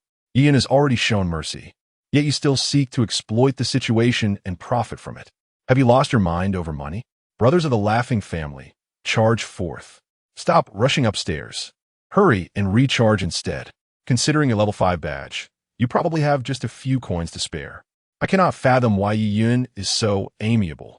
Cannot you all simply befriend him? Must you provoke him? The critical question is, can you even contend with him? Enough with the petty provocations. This fool even resorts to insults. Our brothers in the group have been reporting him for a day, yet his broadcasting level remains untouched. If it weren't for Yi Yun streaming here, this small platform would hardly attract any attention. I share your sentiments. I specifically downloaded AI Me for Yi Yun, as I usually only play Douyin. After finishing his bows, Ku Xiao returned to his chair, unperturbed by the torrent of insults flooding the screen. Having already made an enemy of Yi Yun, he knew that friendship was no longer an option, even if he were to extend an olive branch. Yi Yun's fans would never accept it. Initially, he had no intention of provoking Yi Yun, but the sudden emergence of such a formidable superhost on a small platform was alarming, especially given the latter's astounding ability to attract followers. His own follower count was already minimal, with more than half having defected to Yi Yun's side.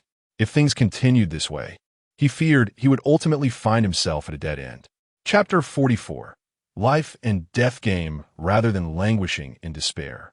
It is far more prudent to take the initiative and seize a significant opportunity. The live streaming room of Yi Yun is filled with affluent patrons, and the purchasing power of the viewers is among the highest in the entire streaming industry. While there are numerous streamers with hundreds of thousands of followers, many of whom struggle to garner any substantial engagement, it is common for a single PK battle to yield scores in the tens or even hundreds of thousands. However, Ahau is confident that should Yi Yun speak, even the ordinary fans would willingly contribute to elevate him to prominence.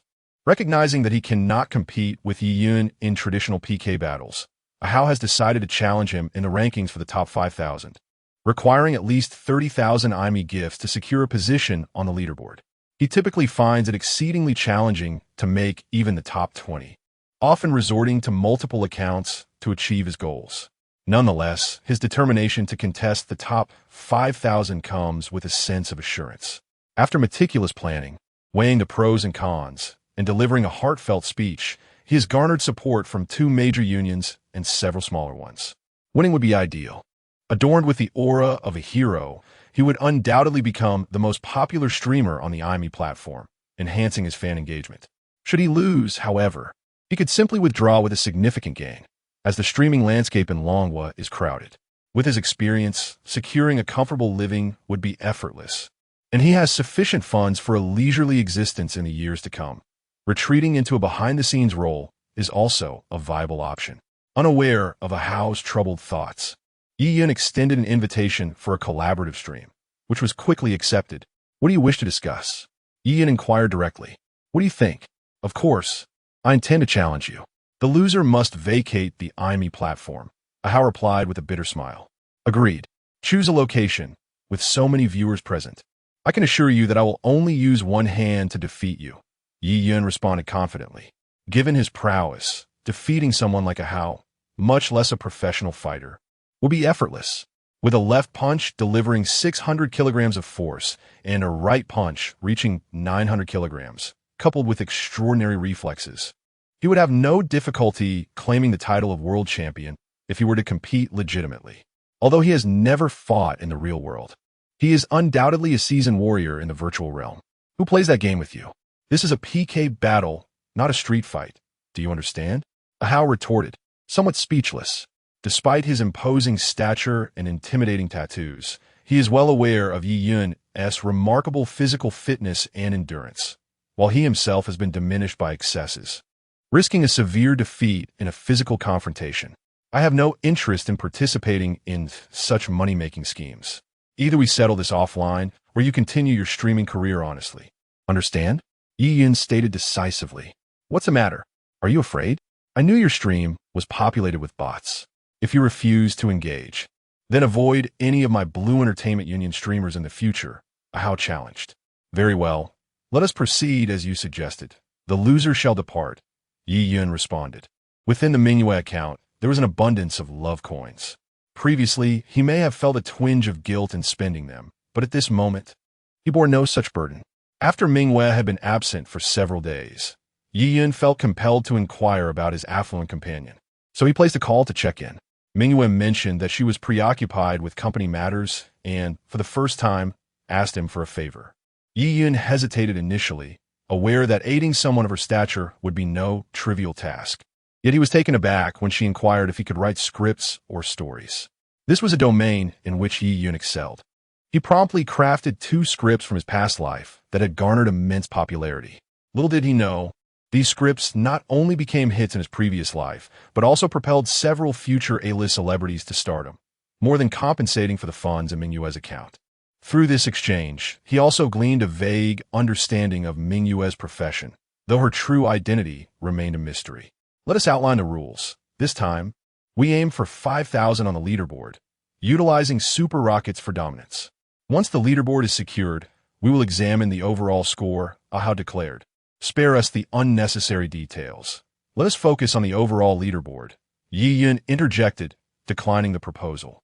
To achieve a rank of 5,000, he would require 5,000 fans to assist with $3,000 worth of super rockets, a feat beyond the capacity of a mere wealthy individual. His reluctance stemmed not from fear, but from a genuine concern for his loyal supporters who truly cherished him.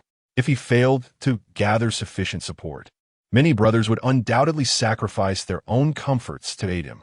The overall leaderboard, however, would alleviate such concerns, as Mingyue alone could certainly propel them with her influence. Yezi will handle the competition. We will take care of the rest. Let us engage. The brothers in the group are already prepared. They rallied. Indeed, let's show this scoundrel what true solidarity looks like. Do not worry, Yezi. Our scouts have already learned of his intent to compete, and the brothers are ready. Damn it, we have the means. We do not require your thrift. Let's unleash our fury. Yes, let us do it. Very well. Let us aim for 5,000 on the leaderboard. Let us commence, Yiyun declared after glancing at the public screen. To be candid, he was somewhat apprehensive. Competitions of this nature typically demanded prior preparation and communication with fans. Generally, a rank of 10 would require gifts amounting to $3,000, while a rank of 50 would necessitate gifts of $1,000 or several $100s. Beyond 50, it would merely entail gifts of $100 or even tens of dollars. Aiming for 5,000, however, was the most extravagant and perilous endeavor. Such competitions had not occurred in his past life. Yet they had surfaced a few times in this world, often deemed a matter of life and death. With severe penalties for failure, retirement from the internet was the least of the consequences. Despite the daunting nature of the task, many brothers in the group claimed they were ready, leaving him no choice but to acquiesce. Departing from the IME platform was inconsequential. Being ousted would be a source of humiliation, and his success in courting women would undoubtedly plummet. After agreeing, Yiyun sighed and reluctantly initiated the PK. Once muted, he addressed his viewers in the livestream. Alas, brothers, I initially intended to elevate our standing using Mingyue's account, but this individual insists upon aiming for 5,000 on the leaderboard, a challenge beyond the capacity of any single benefactor. Those with the means, I implore you to lend your assistance. I shall ensure Yezi rewards everyone with ample benefits in the future. In the second group, Xiao Peiqi gifted the host a Super Rocket 1. In the fifth group, Jiojio bestowed a Super Rocket 1 upon the host. In the eighth group, Ibu Deng Tian presented a Super Rocket 1 to the host. User 845764973 offered a Super Rocket 1 to the host. In the first group, the Firefighter Squad granted a Super Rocket 1 to the host. Tian Guan contributed a remarkable 50 Super Rockets to the host, while Yao Yao gifted 10. Na donated 20 Super Rockets, and an anonymous user presented 50. The Wolf in Sheep's Clothing generously gifted 100 Super Rockets, and Sanchi Qing Feng contributed 50. Gu Yufeng also provided 50 Super Rockets. Following Yiyun's words, the screen was instantly filled with Super Rockets, causing the live broadcast room to lag. Yiyun glanced at the leaderboard. In less than a minute, over 1,000 individuals had successfully made their mark, some contributing more than one. In addition to Super Rockets, There were ordinary rockets, sports cars, lollipops, and other small gifts, instantly elevating Yi Yun's score to over 40 million points. In a previous life, such a score would have been deemed a legendary showdown, a rarity in the streaming world occurring only once every month or two. Thank you, brothers, for your support. I've reached the top of the leaderboard with over 1,000 points. No, wait, it's 2,000 now. We still need 3,000 more super rockets to secure the top spot. Come on, brothers, don't hold back. Let him feel what despair truly means, Yi Yun proclaimed. In his past life, when witnessing such a showdown, he would often remark on the folly of those with too much money. Yet now, as he found himself amidst it, he could not help but feel a surge of adrenaline. At this moment, he led by nearly 20 million points. But this was primarily due to the large number of fans in the live room. Many could not afford super rockets and instead offered various other gifts. Currently, he was only ahead of a Hao by fewer than 800 super rockets. Play the battle song. Sing it yourself. Ye Yun repeat. Yezi. You often carry yourself as the big brother, and I've let that slide, but what should you call us now? If you don't play the battle song, how much do you despise the dog? Life and death hang in the balance. We fight with our backs against the wall. Brothers and sisters, as the battle song sounds. Charge forward with me. Yi Yun seized the microphone, activated the music of Jin Dalai Hua, and began to sing. Ding! Mission desperate, fight triggered. Temporary increase of 20 in singing skill. Gain a versatile voice for the duration. 2 chances to spin the prize wheel upon victory. A random deduction of 20 body attributes upon failure. Chapter 45.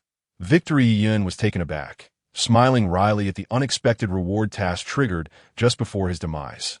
He found himself somewhat appreciating the bitter smile. Previously, he had yet to engage in the 3 rounds of the Tianwang Cup S lottery, but should he triumph this time, he would have the opportunity for a staggering 5 rounds of the lottery, truly a path to sudden wealth.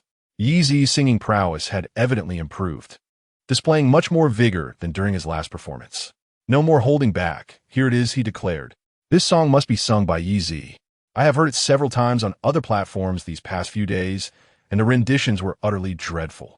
Upon finishing the song Golden Daily Flower, over 4,000 people had already occupied the leaderboard, and it was merely a matter of time before reaching the 5,000 mark.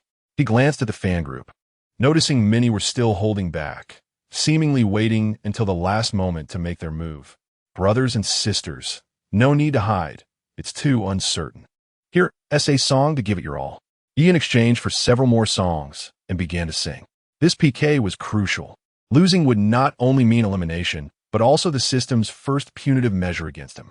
He had no intention of relinquishing even a single attribute point. Let us go all out. Don't overthink it. This is the essence of manhood. Not questioning how many obstacles lie on the road of life with fervent passion, daring to love and act. Let us seize the moment. Do not dwell too much on opinions. Who truly understands me? This unfettered life seeks only freedom. Regardless of the difficulties and setbacks, let them pass with a smile. Having traversed through storms and rivers, enduring countless trials and deceptions, I am but a grain of sand in the vast sea, drifting silently like a fallen leaf. Who wishes to drift with the current? I should stand tall and firm. Let us go all out. Don't overthink it. This is the essence of manhood. Not questioning how many obstacles lie on the road of life with fervent passion, daring to love and act. That it. Thank you all for your tremendous support in the live stream. Yi Yun continually expressed gratitude as he read off names from the leaderboard. Damn, 38,000 points, and my name is absent from the top 1,000. Crying. I have a premonition that this song, Seize the Moment, will become the anthem of streamers begging for support. Haha. Easy. Please put away that touched expression. I still prefer your rebellious demeanor. I contributed to the leaderboard with over 40,000 points, ranking around 900. Covering face, laughing. My brothers are too strong. Thumbs up. Here, a song be brave, dedicated to everyone. Thank you all for your unwavering support. Yi Yun opened the music and sang Be Brave.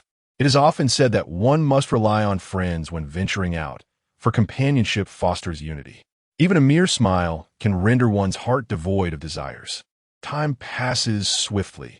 Who among us can afford to linger in the depths of our thoughts?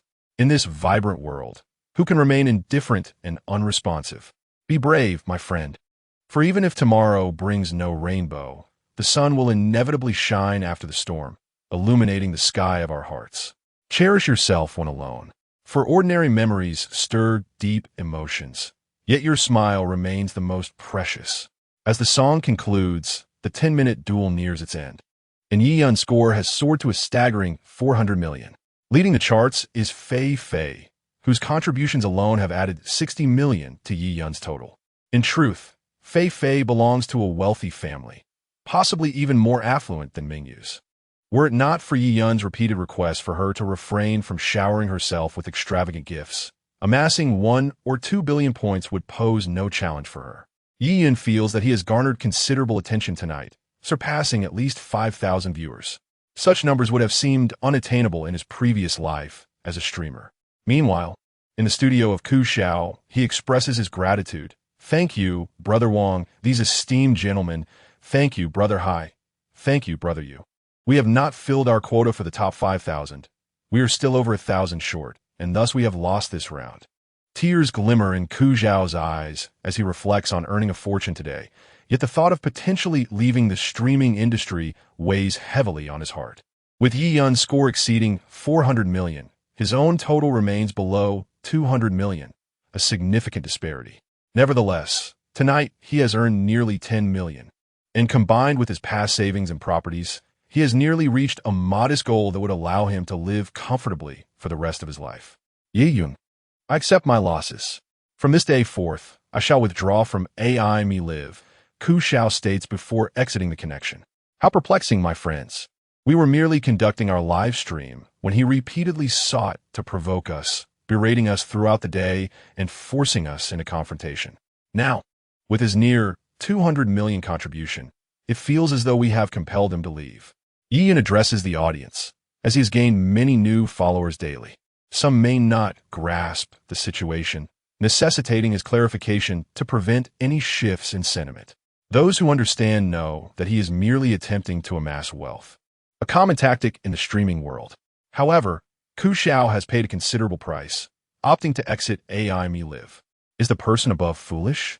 He merely seeks to use Yi Yun as a means of departure, likely having secured another opportunity already. Ku Xiao's contract is expiring, and I used to be his superior. Such is the reality. There are no fools in the streaming industry. I refuse to believe he is acting solely on impulse. Enough of the discussion, my friends. Let us turn the focus to ourselves. Yi Yun remarked as he opened the conversation. My streaming contract is nearing its end. Do you have any thoughts on that? Do not renew it, Yezi. AI Me Live restricts your potential too much. Consider moving to a larger platform where you can explore more opportunities when you're not streaming. Came the response. It matters not. Wherever you go, we shall follow, another voice chimed in. A multitude of voices demand that Yezi transitions to a grander platform. Engaging in battles, there would be exhilarating, unlike this small platform where victories feel trivial. Yesterday, a monumental PK occurred on Douyin, featuring the likes of Lao Ni and Sheng Zai, where their combined scores exceeded 10 billion. I yearn to see Yezi compete against them. I witnessed it too. It was a matter of pride, yet they were cornered. The scores were all self-generated. Indeed, the self-generated scores were impressive. As Yi Yun perused the barrage of comments, he noted that 90% of the viewers did not wish for him to remain on AI Me Live, and among those, 8 out of 10 expressed a desire for him to join Douyin. Although the Douyin of this world bears similarities to the Douyin of his past life, the streaming environment is considerably more accommodating. Let us not even mention those irksome dances. Some female streamers, while performing, even intentionally allow their garments to slip, revealing alluring lingerie. Chapter 46. Leaving the group, let us discuss this later. Yi Yun received a reminder from the administrator, bringing the conversation to a close. Brothers, one does not truly comprehend the intensity of competition until they engage in a PK. It is astonishing to witness the emergence of so many capable individuals in our streaming room during this period. Yi Yun magnified the contribution leaderboard for the hour and remarked, among the top 10 names, some were unfamiliar to him, such as the 5th-ranked Sang Chun, who had not yet unlocked his rank and had only joined the fan club 7 days prior. To his surprise, Sang Chen demonstrated immense strength, having sent over 100 super rockets just moments ago. Additionally, there were several affluent supporters. At least 10 of the names within the top 20 were unknown to him. The scores of the top 100 were all above 500,000, prompting Yi Yun to marvel at the wealth of these individuals. Yi Zi, since the brothers are supporting you so much, why not organize a full-month celebration? Let us schedule it for National Day, someone suggested. Support. Let us hold it in Zheng City, centrally located and easily accessible. If I hadn't seen your address was in Zheng City, I might have believed you. Another chimed in. Easy. Let us host it in Zheng City, not elsewhere. You're already bickering before the plans are even in place. Let us consider providing some benefits to the brothers for National Day. We could discuss the event details later. This is quite troublesome. If too many people show up, we'll need to arrange communication and logistics. Just thinking about it gives me a headache, Yi Yun stated. In recent days, he had experienced a rapid increase in followers. Just 7 days prior, his streaming room had over 200,000 viewers. Now it boasted 350,000. This figure only accounted for those present in the stream, as many others were occupied with work or classes, and it was uncertain how many would attend the event. As his hit songs gained traction, an ever-growing audience recognized him as a streamer, leading to an accelerated growth in followers. By the time he organized the event, he would likely have surpassed the million-follower mark. A considerable number of game fans were drawn to him. He had already earned the title of the strongest passerby, king, among his followers. Whenever he played a game, it was guaranteed to be broadcasted by the game's official channel. Just a few days ago, he had taken Na to an internet CAF to play games, and over 200,000 viewers tuned in to watch him play. Brothers and sisters, I've realized I may have overestimated things. If only a few people show up for the event, that's manageable. I can cover food, lodging, and entertainment. But what if 1,000 people show up? I couldn't possibly afford to accommodate them all, Yi Yun said with a wry smile, covering his forehead. Let us not even mention that he was a pseudo-tycoon. Even a genuine tycoon would struggle to host 1,000 guests for food and entertainment. Even if he could afford it, managing such a large crowd would be chaotic, and there's a chance he could end up spending a fortune without any reward. Only a self-funded event could make such an undertaking feasible. Given your recent surge in popularity, it's likely that 1,000 attendees would be a conservative estimate. If only we had organized this earlier, you could have at least enjoyed a meal together, with a wry smile.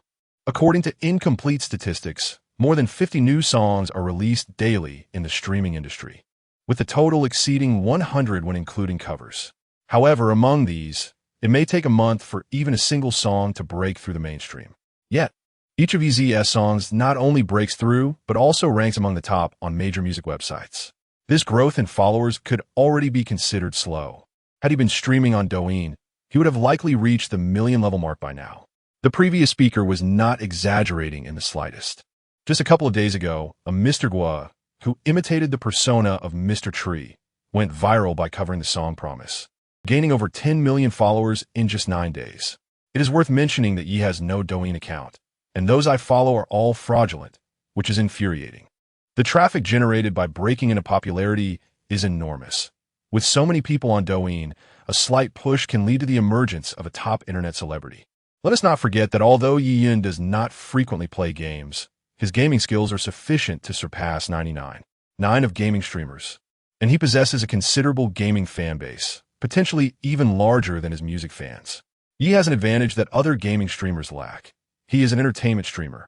Even if the game heroes strike declines in popularity, the majority of fans who enjoy watching him play will likely remain loyal. The previous speaker is indeed correct. It is still early, and I have not played games in quite some time. Come on, brothers, let us engage in a few matches. The rank is too high.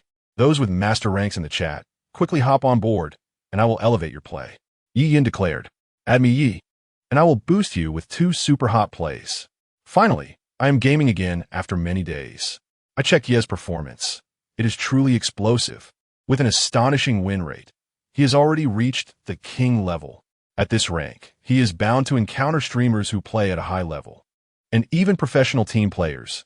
I eagerly anticipate a confrontation between Yi and them. To be fair, Ye's skills may not necessarily be inferior to those of professional players.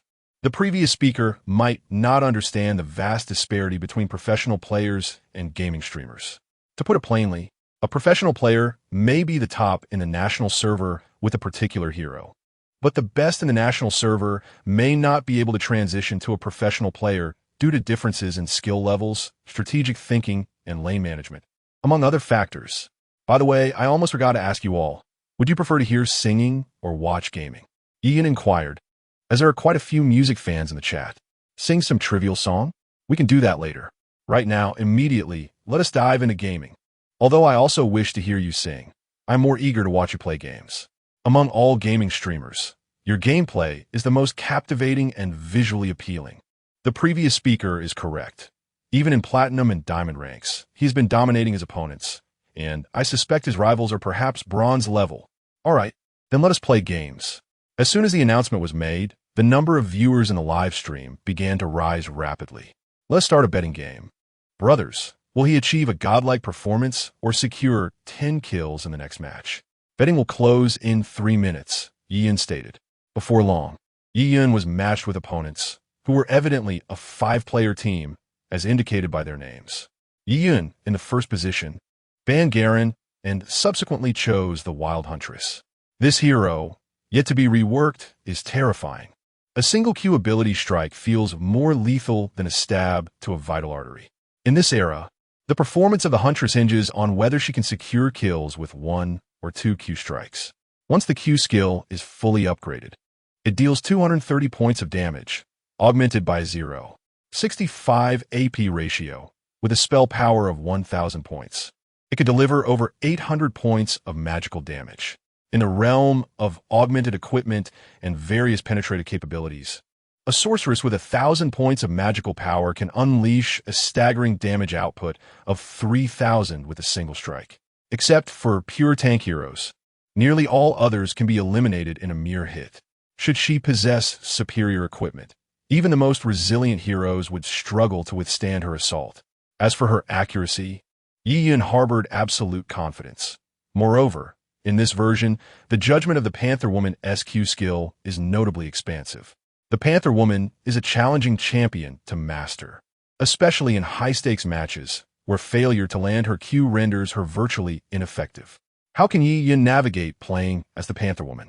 In high-level play, this champion often finds it difficult to carry the game. Let us refrain from inundating the chat. Have faith in Ian. We naturally believe in him.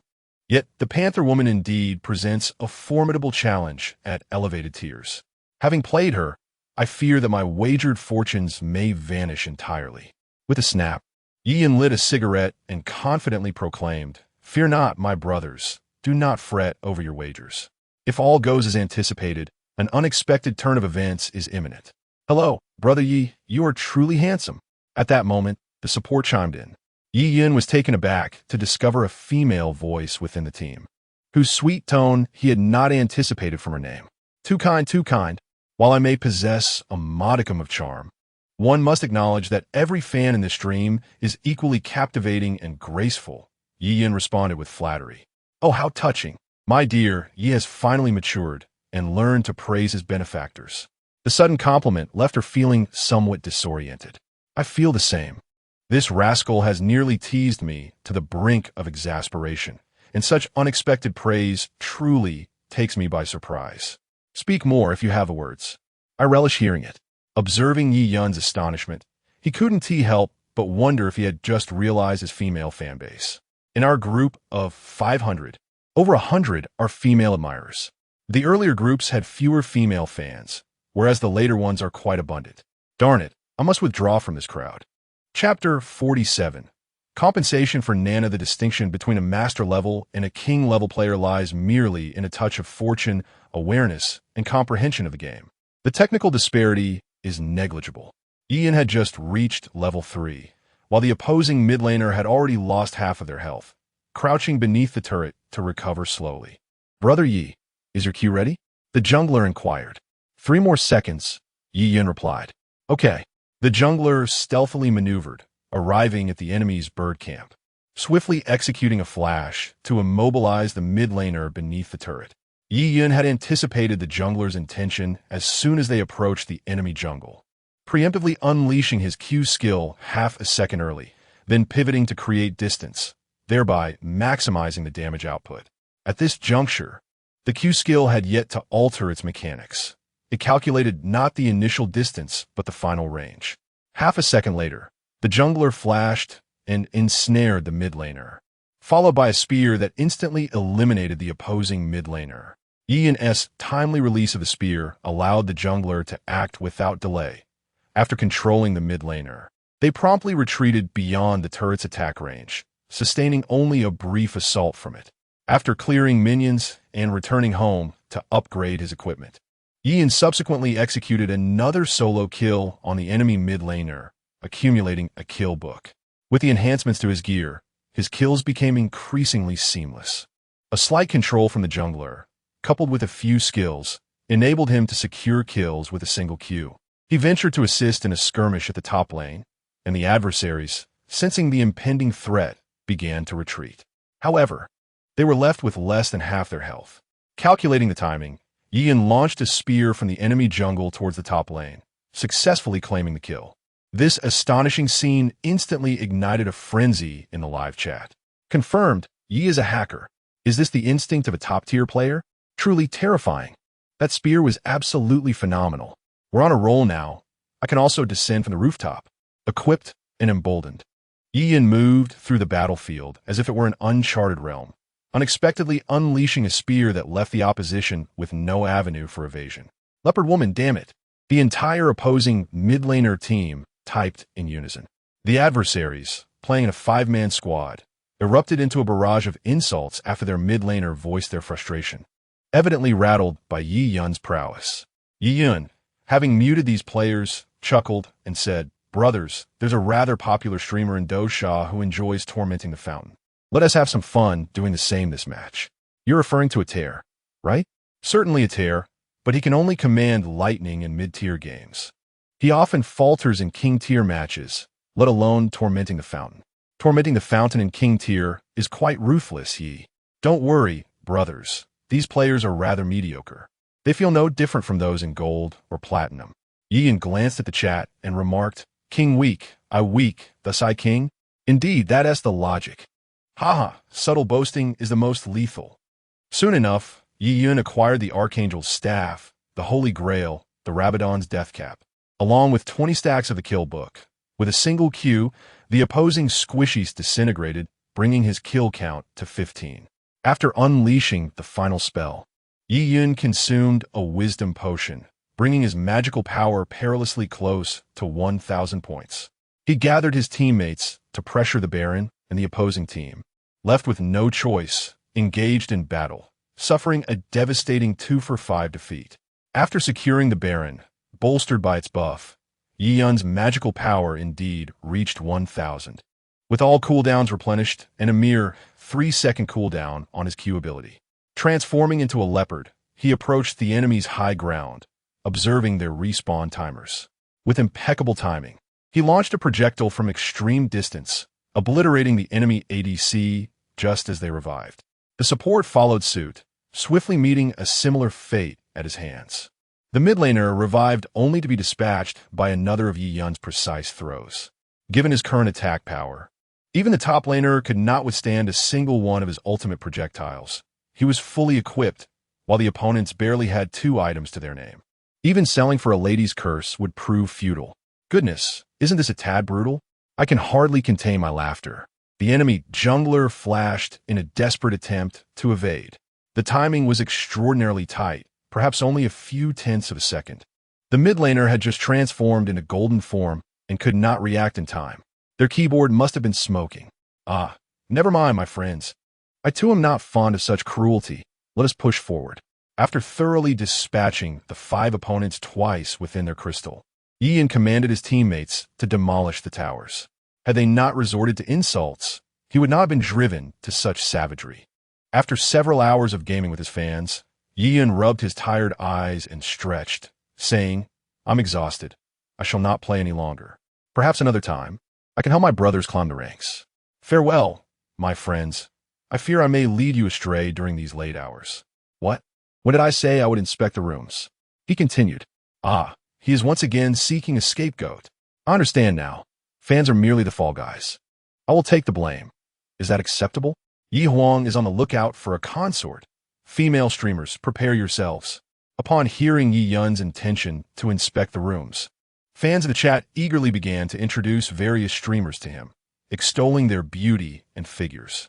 First, let us visit the familiar streamers. You all frequently lead others astray, so let us compensate them, Yi Yun suggested, subsequently finding Nana's streaming room.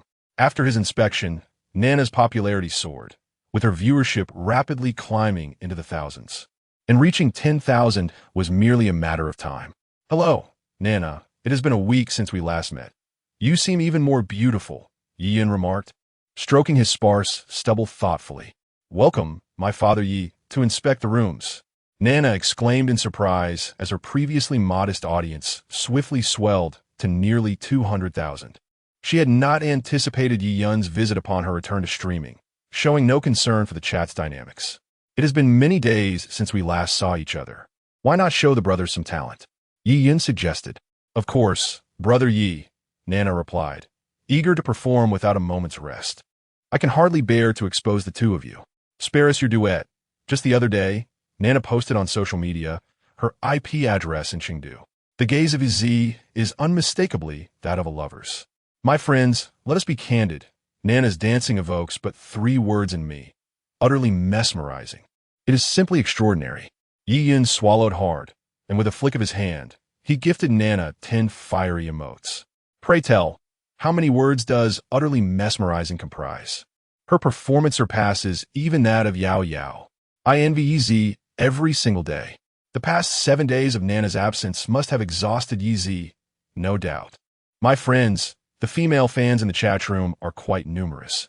I cannot fully unleash my efforts, so I implore you to send Nana some small tokens of affection. During those few days in Cheng City, Nana bestowed upon Yi Yun the joy of being pampered by a wealthy woman, only for him to realize, as she departed, that she had depleted all her credit lines in treating him to indulgences, accumulating debts of over 100,000. Chapter 48. Facing sanctions without the need for Yi Yun to speak, numerous fans in the broadcast room generously showered Nana with small gifts. At this moment, his popularity had surged by over 100,000 since his first visit to Nana's stream. Naturally, there were more viewers accustomed to watching live broadcasts and gifting this time around.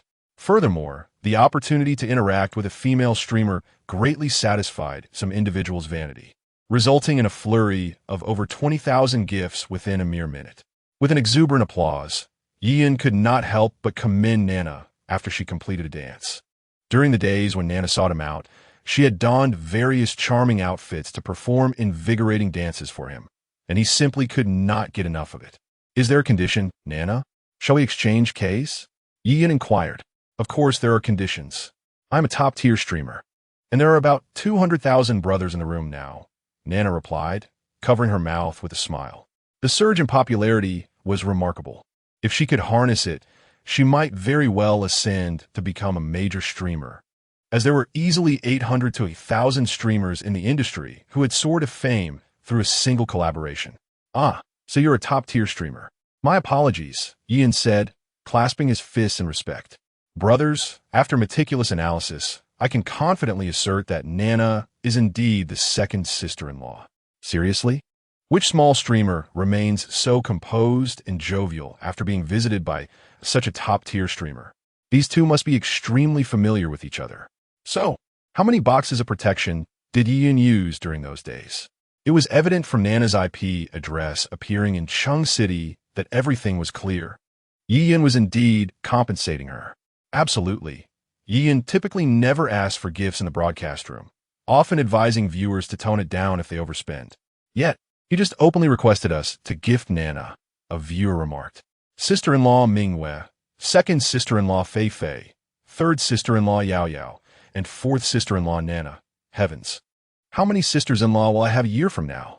Nana, the big brothers and sisters in my broadcast room have instructed me to discuss punishment first, she said, glancing at the barrage of comments.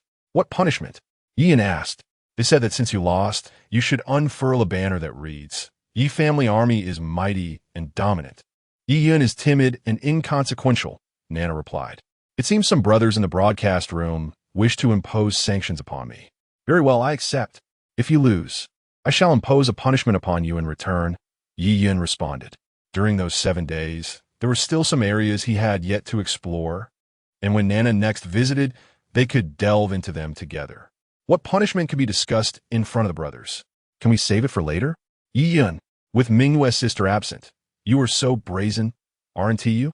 Do you not value my sister Fei-Fei at all? Just keep me in your heart, Fei-Fei typed. Yi had previously explained that it was merely for the sake of entertainment, and she did not believe he would be attracted to such women.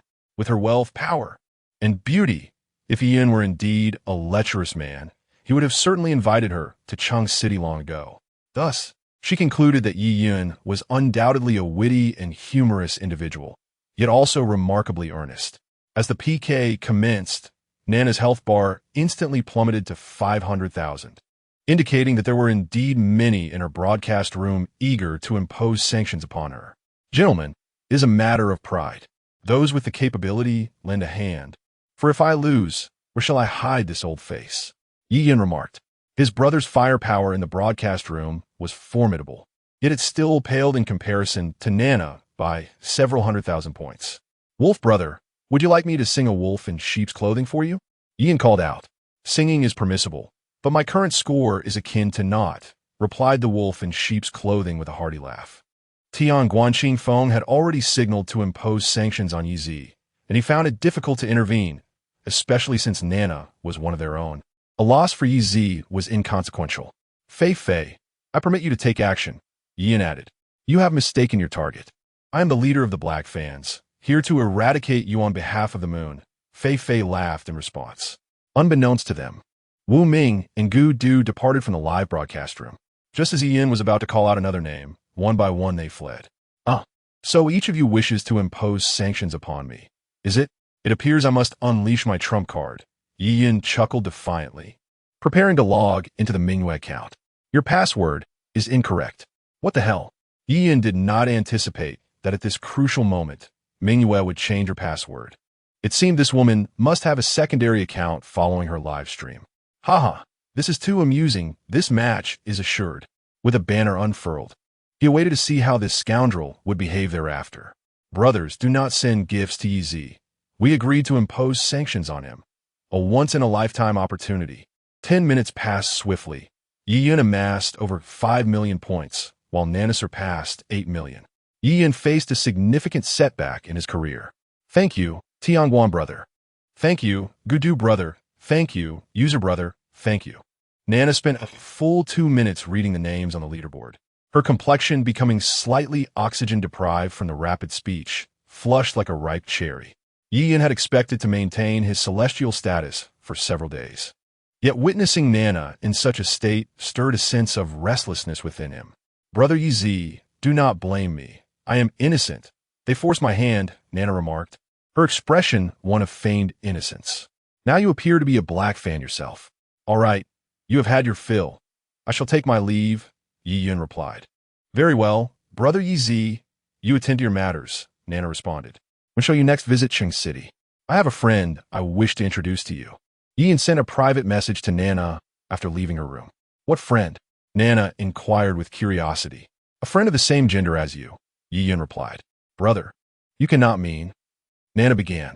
Your brother is a respectable man with pure intentions. Indeed, you surmised correctly. I wish to introduce you to a friend and perhaps enjoy a game together, Yi articulated. All right, brother, my health has yet to recover. I shall come over in a couple of days, Nana replied. Very well. After exchanging a few words with Nana, Yi ventured into Yao Yao's live broadcast room. This young lady evidently sensed a looming crisis, as she had been messaging him daily, eager to come to his side. After giving Yao Yao a little boost, I engaged in a PK match before returning to my own live stream. Alas, how has my formidable army of 400,000 been reduced by more than half? Yi glanced at the viewer count, momentarily at a loss for words. They are all captivated by the dance of the third and fourth sisters. While we may not partake, we can at least relish in the visual feast. One must admit, the sisters are truly remarkable. Yezi, relinquish one of the sisters to me. A woman like that, is beyond your grasp. Upstairs, there was audacity, daring to covet the sisters. Let us play a few more matches and see if we can encounter some hidden gem streamers, Yiyin suggested. After uttering this, he clasped his hands together in a wish. I am willing to trade 10 years of my brother's lifespan in exchange for a connection with a stunning female streamer. Both in looks and figure. Damn. Seriously, Yezi, have some decency. Before long, Yiyin connected with a female streamer, who, though young, appeared to weigh around 200 pounds. I'm sorry, but I have a stomachache. I must disconnect, Yiyin suddenly remarked, clutching his abdomen in pain before hastily ending the call. Have I perhaps borrowed too much from my brother's lifespan? Let us continue. With that, he initiated another connection. Ah, Yezi, I can't believe I've connected with you. The female streamer, after a few moments of shock, seemed to confirm her recognition. Upon witnessing the sudden surge in viewer numbers, she became exuberantly animated. What type of streamer is she? Yiyin assessed the other party with a serious demeanor. With a mere 50 points in appearance, he had no desire to linger. But, given that she recognized him, it would be impolite to simply disconnect. Haha, this serious expression is quintessential Yezi. Encountering a beautiful woman makes one's heart race, and meeting an unattractive one makes one wish to flee immediately. If I fail to connect with a single beauty this evening, I might be unable to sleep from frustration. An hour later, damn, each of you seems to have your lips enchanted. I've connected with over a dozen, and none exceed the passing grade in looks. Enough of this. With that, Yiyin abruptly shut down the live stream. Yao, come by in a few days. I have a colleague in the same field to introduce to you. After ending the broadcast, Yiyin contacted Yao. Is it Nana? A few moments later, Yao replied. Impressive. Yiyin mused internally. One must concede that a woman's intuition is remarkably accurate. He had yet to reveal the identity, yet Yao had already guessed it. You will find out when you arrive.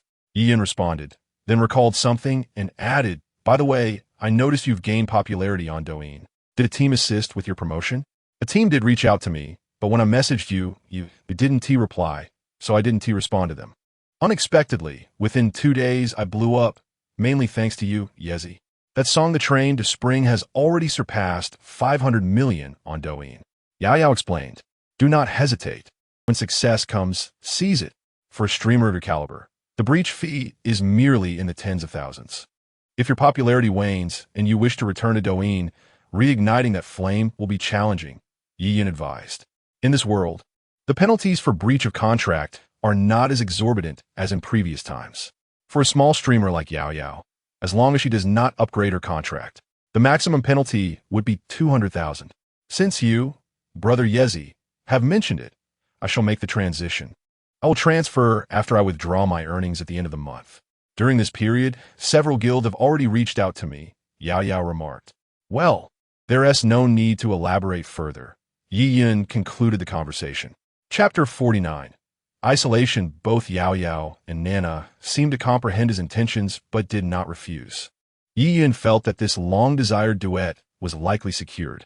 For the first time, he truly relished the experience of being a live streamer. Upon checking the back end, he discovered that he had amassed nearly 600 million love coins today, marking the most lucrative session since his streaming debut. When converted to Dragon coins, that amounted to 60 million, swifter than robbing a bank.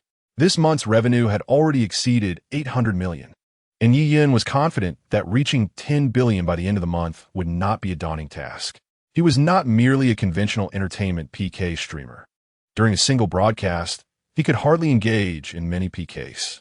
If he were akin to Didi on Douyin, he would be either engaged in PKs or en route to them upon logging in, and he felt that he had already surpassed 10 billion love coins. System. Let's discuss a matter.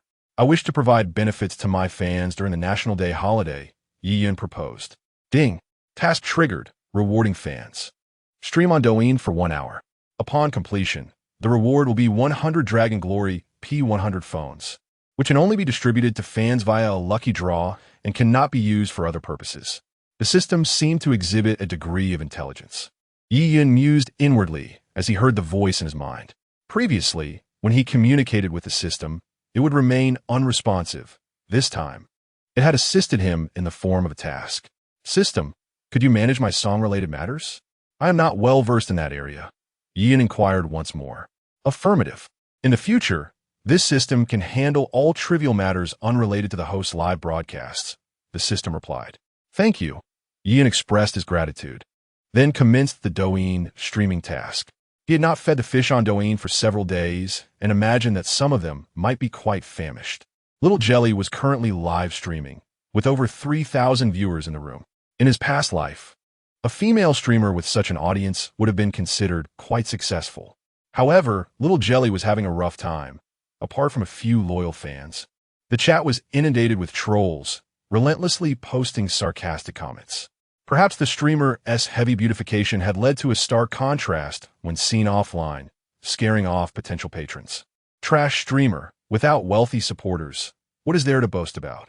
A room of several thousand viewers, yet only accumulating a few thousand points in PK. How embarrassing. May the entire family of the trolls perish. One comment read, is it appropriate to speak this way about a young girl?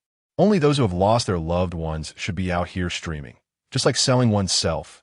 If you're dissatisfied, can't you keep it to yourself? Ian watched for a few minutes, feeling speechless. He had not anticipated that in just over 10 days, the rhythm of Xia Cici's streaming room had shifted dramatically, and her popularity had dwindled significantly. In fact, Xia Cici had sent him numerous messages on QQ. They lived in the same city and were not far apart. She had invited him out for meals several times, but he had ignored her. I'll help you secure a spot in the rankings if you play around. I've been busy lately, my apologies, Ian messaged Xia Cici on QQ. Noticing her phone vibrate, Xia Cici glanced at it and could no longer suppress her feelings of grievance. Tears as large as beans streamed down her cheeks. The pressure she had been under recently was overwhelming. Ian had previously showered her with gifts, which had significantly boosted her visibility. However, the live streaming room was rife with detractors. Many were harshly criticizing her. In those moments, she found solace in Yi Yun's presence. Subsequently, Yi Yun bestowed significant gifts upon a streamer named Chi Chi, which irrevocably tarnished her reputation. Many began to deride her appearance, expressing disappointment in the wealthy patrons. Even when she disabled the beauty filter, the scornful remarks continued to drown her out. Furthermore, during recent PK matches, without Yi Yun's support, she had not secured a single victory, resulting in some fans drifting away. The pressure from the guild was substantial as well. They had just invested resources in her, only for the affluent benefactor to vanish. Damn it, you bunch of brutes, you've made our Jelly cry. Who can't play the victim? I guess they're missing Yao Ge, haha. The more she cries, the more she wants to curse you. Why haven't you replied to my messages for so many days? Xia Cici texted Yi Yun. Thanks to Yi Yun, she had ascended from a mere small streamer to the pinnacle of success. It was also due to him that she had endured such an avalanche of cyberbullying, weeping only under the covers after her broadcasts. I've been busy, my apologies. I'll help you secure a ranking in a moment, Yi Yun replied. He had taken on Chi Chi and was engaged in the King's Cup, and with Nana also present for several days. He had little time to attend to Xia Cici. Damn, thinking about it, I truly am a scoundrel. Xia Cici wiped her tears. With Yi Yun's arrival, she felt emboldened, glanced at her friends, and initiated a PK. Sister Ying, are you up for a PK? Xia Cici typed. As a small streamer, she had to inquire before challenging those top-tier female streamers, unless they had a good rapport.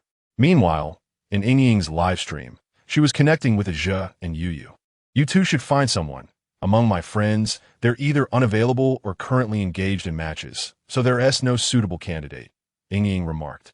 We can't just pick anyone. My elder brother will leave soon, Zhe joked, eliciting laughter from the audience. Got one, Ying suddenly exclaimed, and then invited Little Jelly to join the connection. Hello, Zhe, Sister Yu, Sister Ying. Upon being brought in, Xia Cici greeted them. Ah, it's Sister Jelly. Last time, your elder brother really indulged me, Zhe replied, clasping his fists. In the world of Douyin, there exists an unwritten rule among the wealthy supporters. When the streamer they back wins, they should bestow some compensation upon the defeated party, typically a few hundred yuan. However, last time, Yao Ge had generously gifted 100 yuan, which genuinely astonished him. Not only him, but both Yu and Didi also received 100 yuan, totaling a staggering 900,000 dragon coins. enough to purchase a small apartment in a city. Having streamed for over a decade, he had seldom encountered such formidable wealthy patrons. "Is your elder brother not around?" Aja observed the fans in the live chat repeatedly commenting on Jelly's elder brother's absence. Feeling somewhat puzzled and suspecting that Jelly might be shamelessly seeking attention. He was aware of Jelly's recent trajectory, and honestly, if she had come with the intention of garnering followers, that would be quite foolish. In their realm, it is not uncommon for scores to soar into the millions, with instances of surpassing 10 million occurring with regularity. The Jelly livestream, however, boasts merely over 1,000 viewers, the majority of whom are detractors. If no benefactor steps forth when the broadcast begins, even the highest hopes may only yield a few tens of thousands in points. Consequently, instead of garnering fans, she would be met with an onslaught of vitriol. Ying and Yu, both seasoned female streamers, are well aware of Jelly's plight, and even some of their own followers partake in the disparagement of her. Initially, they presumed that Jelly had secured the support of a benefactor to engage them in a PK, yet it became evident that not only was there no benefactor present, but also no enigmatic figure lurking in the shadows.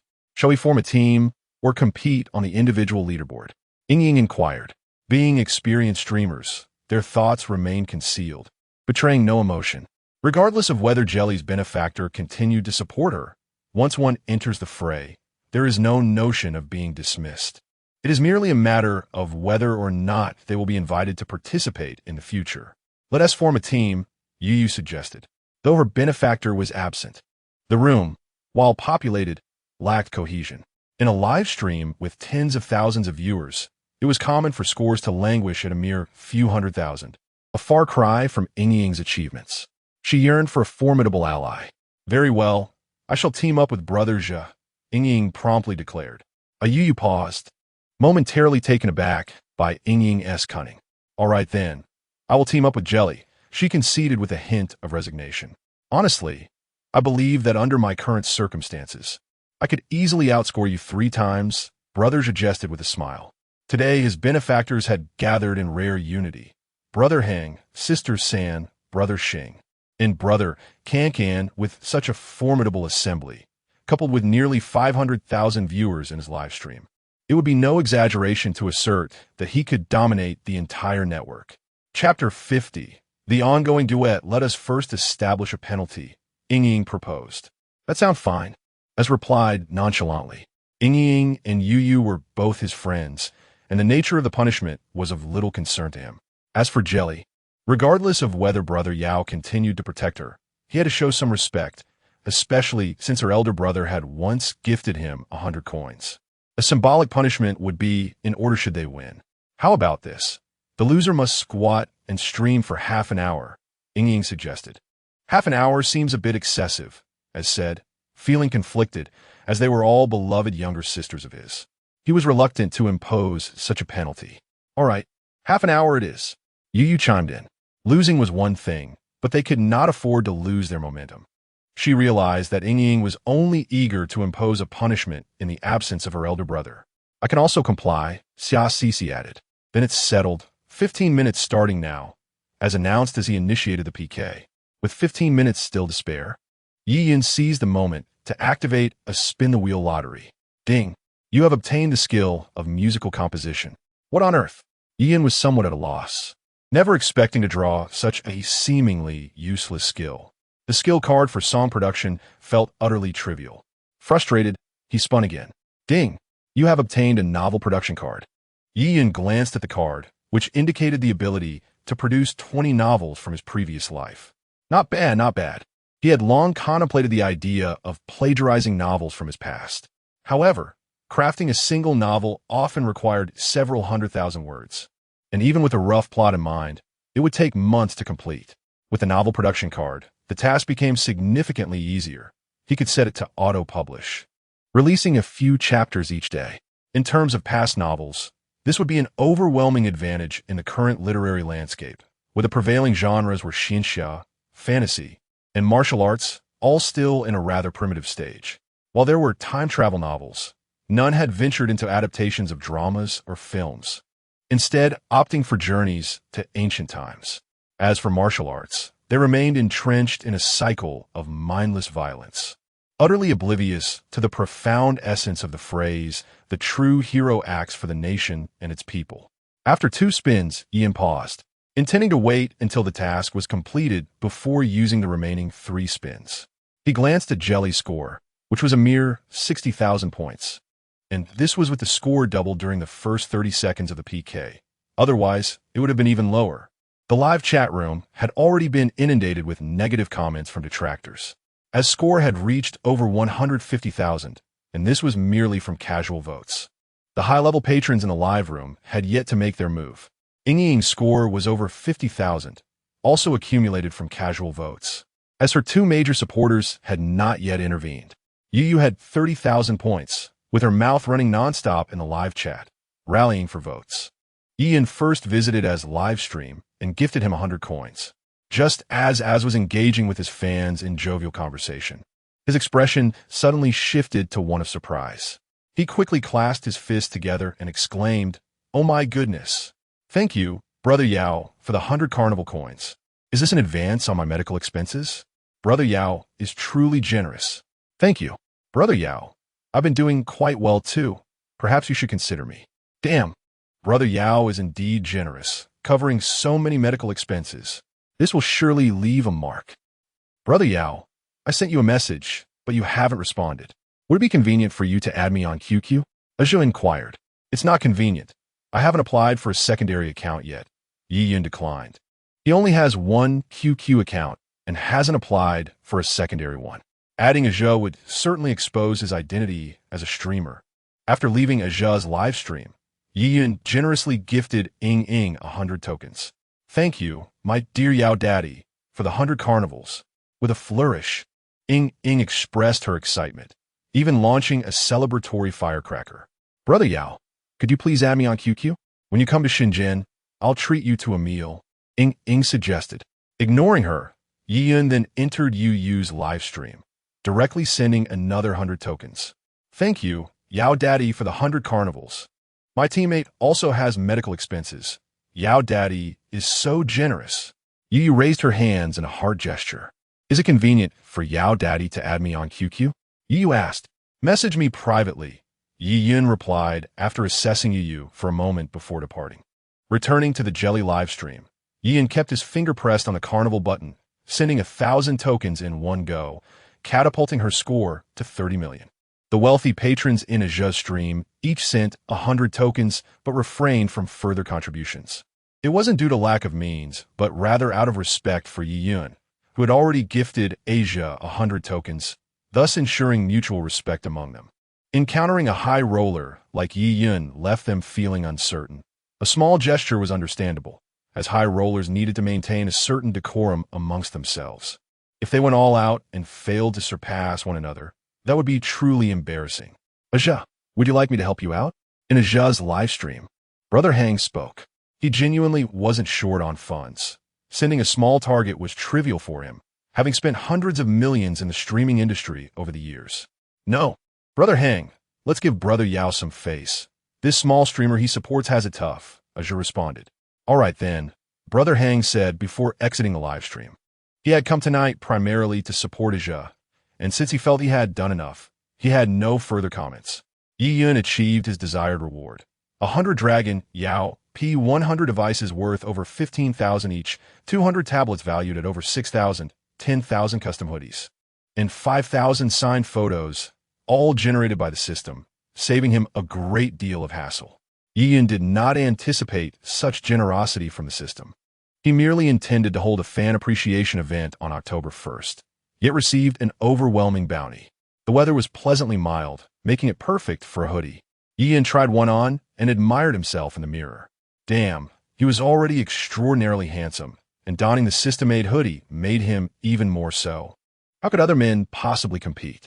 Yi Yun mused with self-admiration. Having sent off the little jelly, Yi Yun arrived once again at Chi-Chi's live broadcast room. Without a moment's hesitation, he showered 1,000 huazi upon her. Compared to the jelly, Yi Yun found himself more fond of Chi-Chi. Her beauty, eloquence, and attentive service provided him with great comfort. Brother Yun, shall I accompany you after I finish my broadcast? Yun. Wealthy and strikingly handsome, he embodied the very essence of her dream prince. Ever since he had graced her dreams a few times, she often found herself dreaming of him. How about tomorrow? We could go out for a stroll, Yin replied. Sound good. Xiao Sisi responded with delight. Brother, shall I come to keep you company soon? Chi-Chi also messaged Yin. Let's make it tomorrow, Yin suggested. All right, brother. I'll reach out to you then, Chi-Chi typed back. Chapter 51. The vanished man having resolved matters with two young ladies, Yin leisurely wandered through Douyin, occasionally tossing a few coins, much to the delight of a plethora of young streamers who erupted in joyous exclamations. As he scrolled, he stumbled upon a female voice hall named In Time. In his previous life, Douyin also hosted a music hall called In Time, renowned as the universe's premier female venue. With the vocal talents of the young ladies not only captivated but also showcased remarkable skills, earning the adoration of many male compatriots. Wow, welcome, welcome. Come join us in Time to enjoy some music. Ian did not activate his mysterious persona nor conceal his status. Upon entering In Time, a streamer named E-Fan immediately abandoned her singing to extend a warm welcome. Yoki-chan, welcome, come shake it, big brother. Damii, welcome, come shake it, papa. Ingyao, welcome. Come shake it, my lord. Jianglan, welcome. Dear elder, come listen to the songs. Yi-Yun observed the flood of greetings and inquired, do the ladies have any dreams regarding your careers? A chorus of oblivious individuals urged him to let someone else speak instead. Yes, yes, typing is quite laborious. We wouldn't want to tire out our esteemed benefactor. Brother Yao's inquiry surely holds significance. I shall preemptively express my astonishment. He encouraged them to share their aspirations, jesting that if he were to leave, they would surely lament. This was the epitome of a top-tier benefactor, having casually showered millions in gifts, unlike those who merely relied on guild returns or feigned wealth. In his previous life, Yi-Yun relished listening to music in such halls, occasionally bestowing a small token of affection upon a streamer struggling with a task. Now that he had ascended to the status of a benefactor, witnessing so many streamers with paltry scores of merely a few thousand or tens of thousands left him feeling disheartened.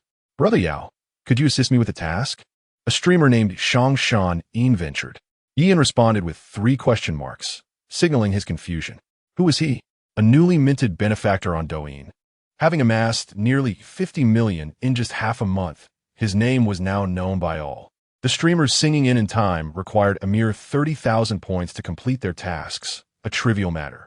If they had heard of his esteemed reputation, they should have understood that Yi Yun's contributions typically began at 100 coins. To request assistance with such a meager task was nothing short of an affront. A multitude of oblivious individuals questioned, a task in a mic sequence? Are you insulting our benefactor? This was a grand benefactor who had once aided a fairy in accumulating 200 million points. Now, they were asking him to assist with a task requiring 30,000 points? When prompted to discuss their professional dreams, they appeared to be lost in a daydream. Upon hearing Shongshan Yin's request, the audience began to echo Yi Yun's bewilderment, while others expressed their disappointment. How about this? You all have likely yet to break 1 million, right? Allow me to help each of you reach that milestone. I hope you will sing joyfully in this illuminated space in the future. After Yi Yun pressed his finger on the gift bar, he effortlessly bestowed 1 million points upon them. For him, a mere million was inconsequential, while for prominent streamers, surpassing 1 million points might be commonplace. For the female streamers in this hall, dreaming of such scores was the only way to approach that lofty number. Wow, Brother Yao is incredible. Today, a contestant from the top 8 of a popular singing competition joined the union. Yet even after a full song, they failed to break 1 million. Once the novelty wore off, future scores would only diminish. Without Brother Yao's intervention, achieving 1 million points seemed a formidable challenge. Thank you, Brother Yao, for the gifts for my sister. Wow, I'm grateful to my daddy Yao.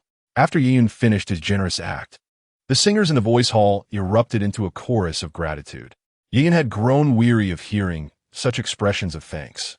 The reverberation in the female hall amplified the collective voices of 8 or 9 girls, making it cacophonous to the point of headache. Promptly after his gesture, he took his leave. There were many talented singers in the female hall, some of whom were quite attractive, yet none reached the level he deemed worthy of his affections. Yiyun had a strict criterion. He only entertained the idea of intimacy with beauties scoring above 90. This was a non-negotiable boundary. Bored, he continued to browse the live streams. And as his fingers scrolled down, a familiar face suddenly caught his eye. Who was this streamer? If you want to ask, just ask. Why inquire about the streamer? Why not ask if I'm male or female? The streamer, known as Taishenko, had just connected with another streamer who, in a habitual manner, posed a question that unexpectedly invited a barrage of retorts. It was this man. Yiyun found it amusing. The face, personality, voice, backdrop of the live stream. And even the name mirrored that of the man from his past life. In his previous existence, Taishenko transitioned from Kuaishou to Douyin. And with the influx of traffic support from external streamers and his unique streaming style, a rickety stool, and a sparsely furnished room, he quickly garnered a vast following while speaking in his regional dialect. Had he not faced a ban in his past life, he would undoubtedly have achieved even greater heights. Across the entire network of entertainment PK streamers, none had ever reached the popularity of 1 to 2 million, where a single word could influence the stock market's fluctuations. Watching Taishenko, who was still fervently engaging with his audience, Yiyun sensed that it was merely a matter of time before he ascended to prominence. Currently, Taishenko's streaming environment was shabby and his appearance unremarkable, while the female streamer's room was beautifully adorned and she was fair-skinned. This juxtaposition provided fans with the exhilarating sensation of an underdog triumphing over a wealthy beauty, which was precisely what made Taishenko so captivating. Especially with the recent explosive news concerning Principal Wang making waves and the female protagonist of that news set to stream on Douyin. Oh, I didn't notice before. When did such a high-ranking Big Brother appear on the leaderboard? Welcome, Big Brother. After completing his output, Taishenko finally noticed Yiyun and promptly spoke up. No need to be so polite. I actually prefer the boldness you displayed while engaging with a female streamer earlier. Please carry on, Yiyun remarked. Hee. Please forgive me for my earlier demeanor, Taishenko replied, slightly embarrassed. In the face of the streamer, he felt no fear in his output, but he dared not offend those top-tier wealthy patrons, for a mere flick of their hand could render him unable to survive on Douyin. The female streamer on the opposite side, incensed by a barrage from him, abruptly ended her broadcast. Brothers, she's gone. Let us find another. Upon witnessing the female streamer disconnect, he remained unfazed, cheerfully connecting with another. Hello. Once the call was connected, the opposing streamer spoke. Yiyun observed the individual on the other side, his gaze turning peculiar. The person had a long face, donned a long robe, and wore a straw hat, resembling the attire of the blind characters from martial arts films. His name was Bin. Yiyun sensed that he was about to witness a well-known meme. Hello, he greeted politely. Am Mentua Bin. Which streamer do I have the pleasure of addressing? Bin began. I am your father. Look at your ridiculous appearance, a mentor indeed. Bah, if you want to fight, then let us fight. Why ask so many unnecessary questions? He retorted. Scoundrel, you are utterly lacking in manners. Bin trembled with rage at this remarkably refined statement, pointing at the screen. Calm down. Don't get yourself worked up. Let us have a match. He laughed heartily. With a wealthy patron in his live stream, he had no time to engage in idle chatter with Bin. It was crucial to focus on the game. All right, let us set a punishment. If you lose, you shall call me Dad 3 times, Bin proposed. Fine. If you lose, you shall call me Dad 3 times, he readily agreed. His live stream boasted a substantial audience, with over 10,000 viewers, and with the presence of the affluent Yao Gu, he felt no trepidation. The 10-minute PK commenced swiftly, with a 30-second double score at the outset. Both players amassed over 400,000 points, marking them as formidable contenders among the ranks of 10,000 viewer streamers. In his previous life on Douyin, some streamers with thousands of viewers would scream for ages, only to score a few thousand points. 3, 2, 1, brothers, rally for me. Let us see him call us Dad. He urged his audience. A wealthy patron in Bin's stream contributed a hefty sum, catapulting Bin's score to over 1 million. This streamer, whose broadcasts were quite entertaining, had captivated Yun during his previous life when he was immensely popular, though that success was short-lived, leading to a complete ban across the internet. With a mere flick of his fingers, Yun gifted him 100 currency units, allowing him to swiftly defeat Tianbin. Yao, Yu Yi, Yi. I'm not particularly eloquent. You are the first to bestow such generosity upon me. Should I bow to you? He stammered, somewhat bewildered by the sudden influx of support. No need, just enjoy yourself. I believe you will achieve great things in the future, Yi Yun replied, casually following him. Chapter 52, Wilderness Survival Skills. Upon departing from the live streaming room, Yi Yun closed the Douyin application. He recalled that he still had 3 chances to spin the Wheel of Fortune. Gazing at the plethora of enticing items displayed on the wheel, he opted for a triple spin. Ding! You have won a skill book on feng shui and divination. Ding! You have won extreme environment survival techniques. Ding! You have won a mastery skill book on extreme sports. With a stroke of fortune, he secured 3 skill books, among which the feng shui and divination surprised Yi Yun the most. Without hesitation, he absorbed all 3 skill books into his repertoire. In a daze, he perceived glimpses of 3 alternate lives. In the first life, he was born at the foot of a mountain in a rural village. An elderly Taoist master from a dilapidated temple atop the mountain took notice of him and accepted him as a disciple, imparting all his skills. When Yi Yun turned 18, his master passed away, and he mourned for 3 years on the mountain before immersing himself in the secular world.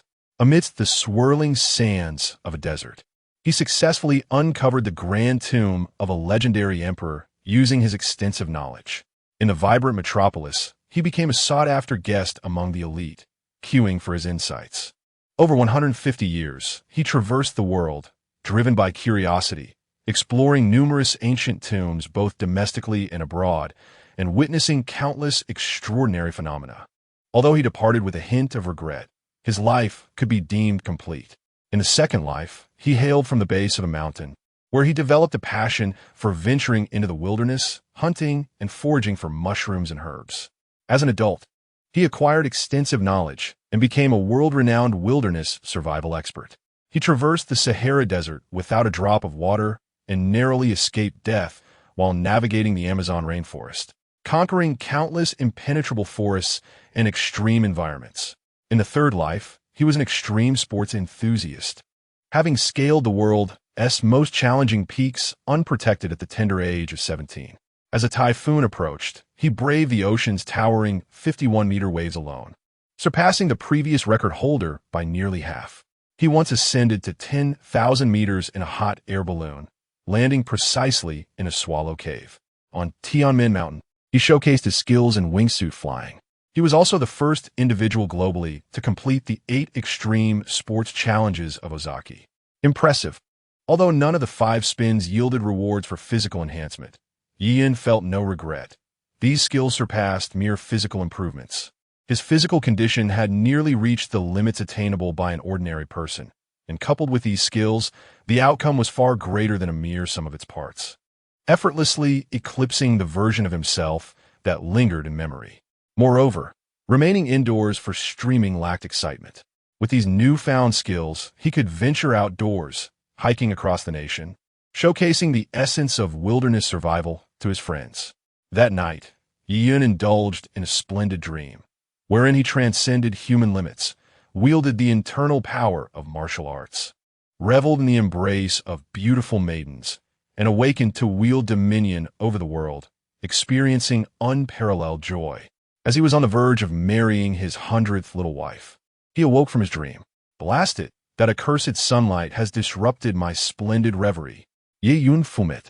After rubbing his face, he took a shower and, once dressed, reached out to Chi-Chi and Jelly. Both had sent him several messages, but he had yet to respond. Descending the stairs, Yi Yun contacted Chi-Chi to come pick him up. Before long, a sleek red sports car came to a smooth halt before him. Not a bad car, Yi Yun remarked as he settled inside. He had aspirations of purchasing a vehicle himself, yet the system's relentless deductions left him merely fantasizing about it. It wouldn't be entirely accurate to call it fantasy, for Fei-Fei had numerous cars and had long wished to gift him 2. However, he dared not accept such extravagant presents. Is this car to your liking, brother? Chi-Chi inquired. At merely 300,000, for someone like Yi Yun, who flaunted his wealth online, he could easily afford several of them with just a night's tips. I usually take the bus, Yi Yun replied candidly. I truly do not comprehend the lives of you affluent individuals. Chi-Chi chuckled, shaking her head. Undoubtedly, Yi Yun was an exceedingly wealthy individual, yet he dressed in an utterly unpretentious manner, devoid of any luxury brand attire or accessories that might signify his status. The area where Chi-Chi came to pick him up lacked any upscale neighborhoods, and considering Yi Yun's statement about only using public transport, she concluded that he had grown weary of the opulent lifestyle of the wealthy and chose to live in such a low-key fashion. Chi-Chi possessed an exquisite figure. Despite the slightly chilly weather, her attire remained quite revealing. Black stockings paired with red high heels, a sight that could ignite desire in anyone who beheld her. Before 3 sentences could be exchanged, Yi Yun's large hand had already found its way to Chi-Chi's thigh. A blush crept onto Chi-Chi's cheeks, and she cast a shy glance at Yi Yun, yet she made no motion to reject him and continued to drive. It was not the carnival from the previous day that had captivated her. Rather, it was Yi Yun's fierce and domineering nature during battle, coupled with his breathtakingly handsome visage. That truly ensnared her. Even if Yi Yun were not her older brother, she would willingly engage in a relationship with him, even if it meant financially supporting him. Chi-Chi, would you like to know what your brother Yi is engaged in? Yi Yun initiated.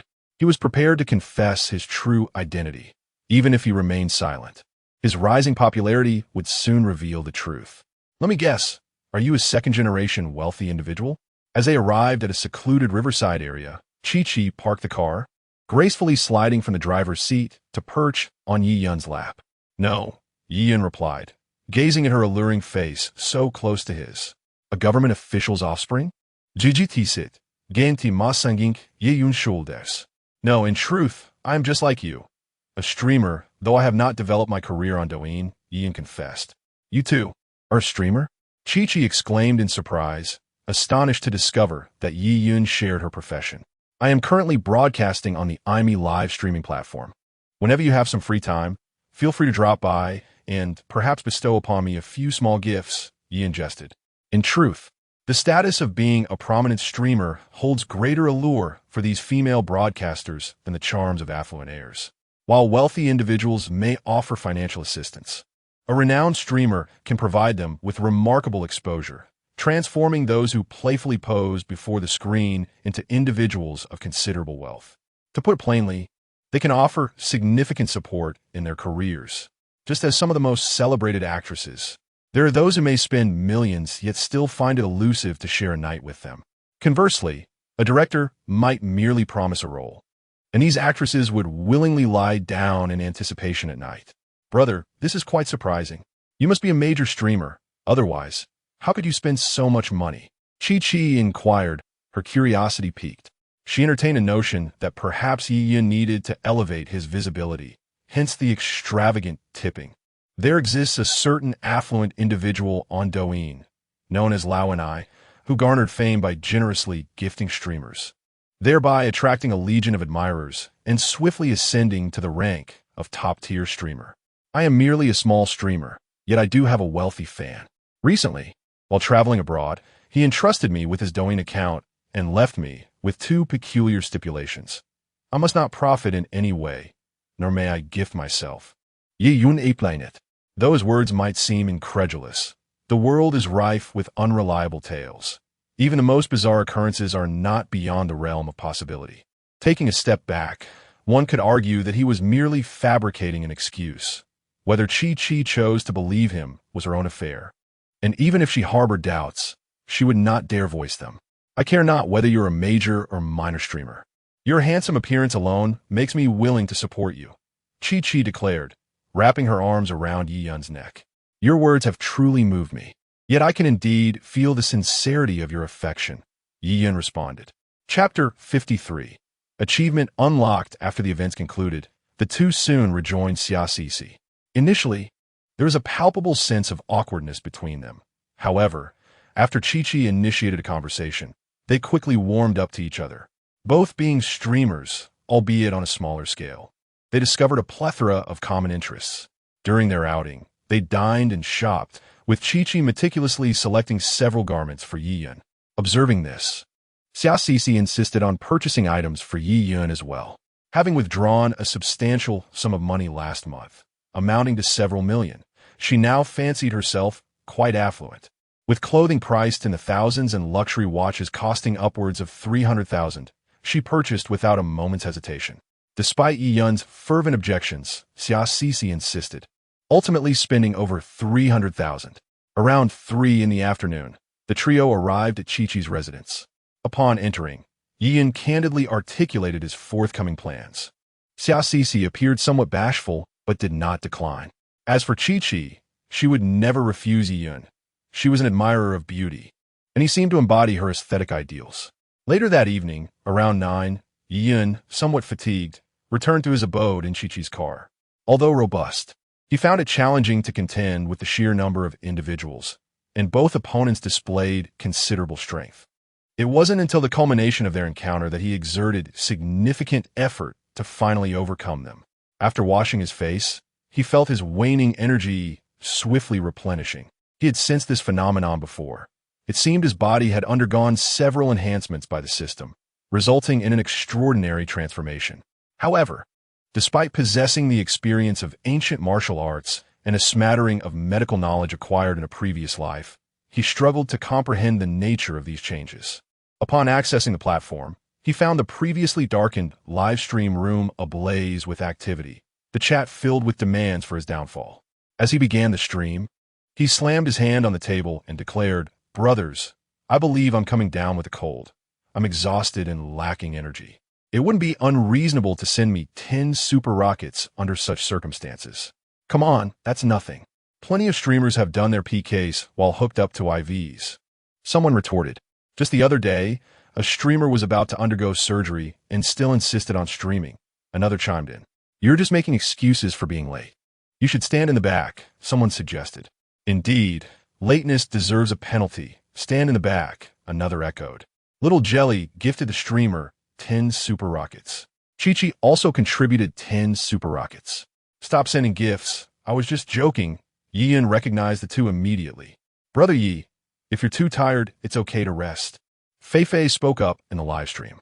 Yi-Yun granted a few individuals the privilege to speak freely in his room, and Fei was among them. "It's nothing. I'll recover shortly," he responded.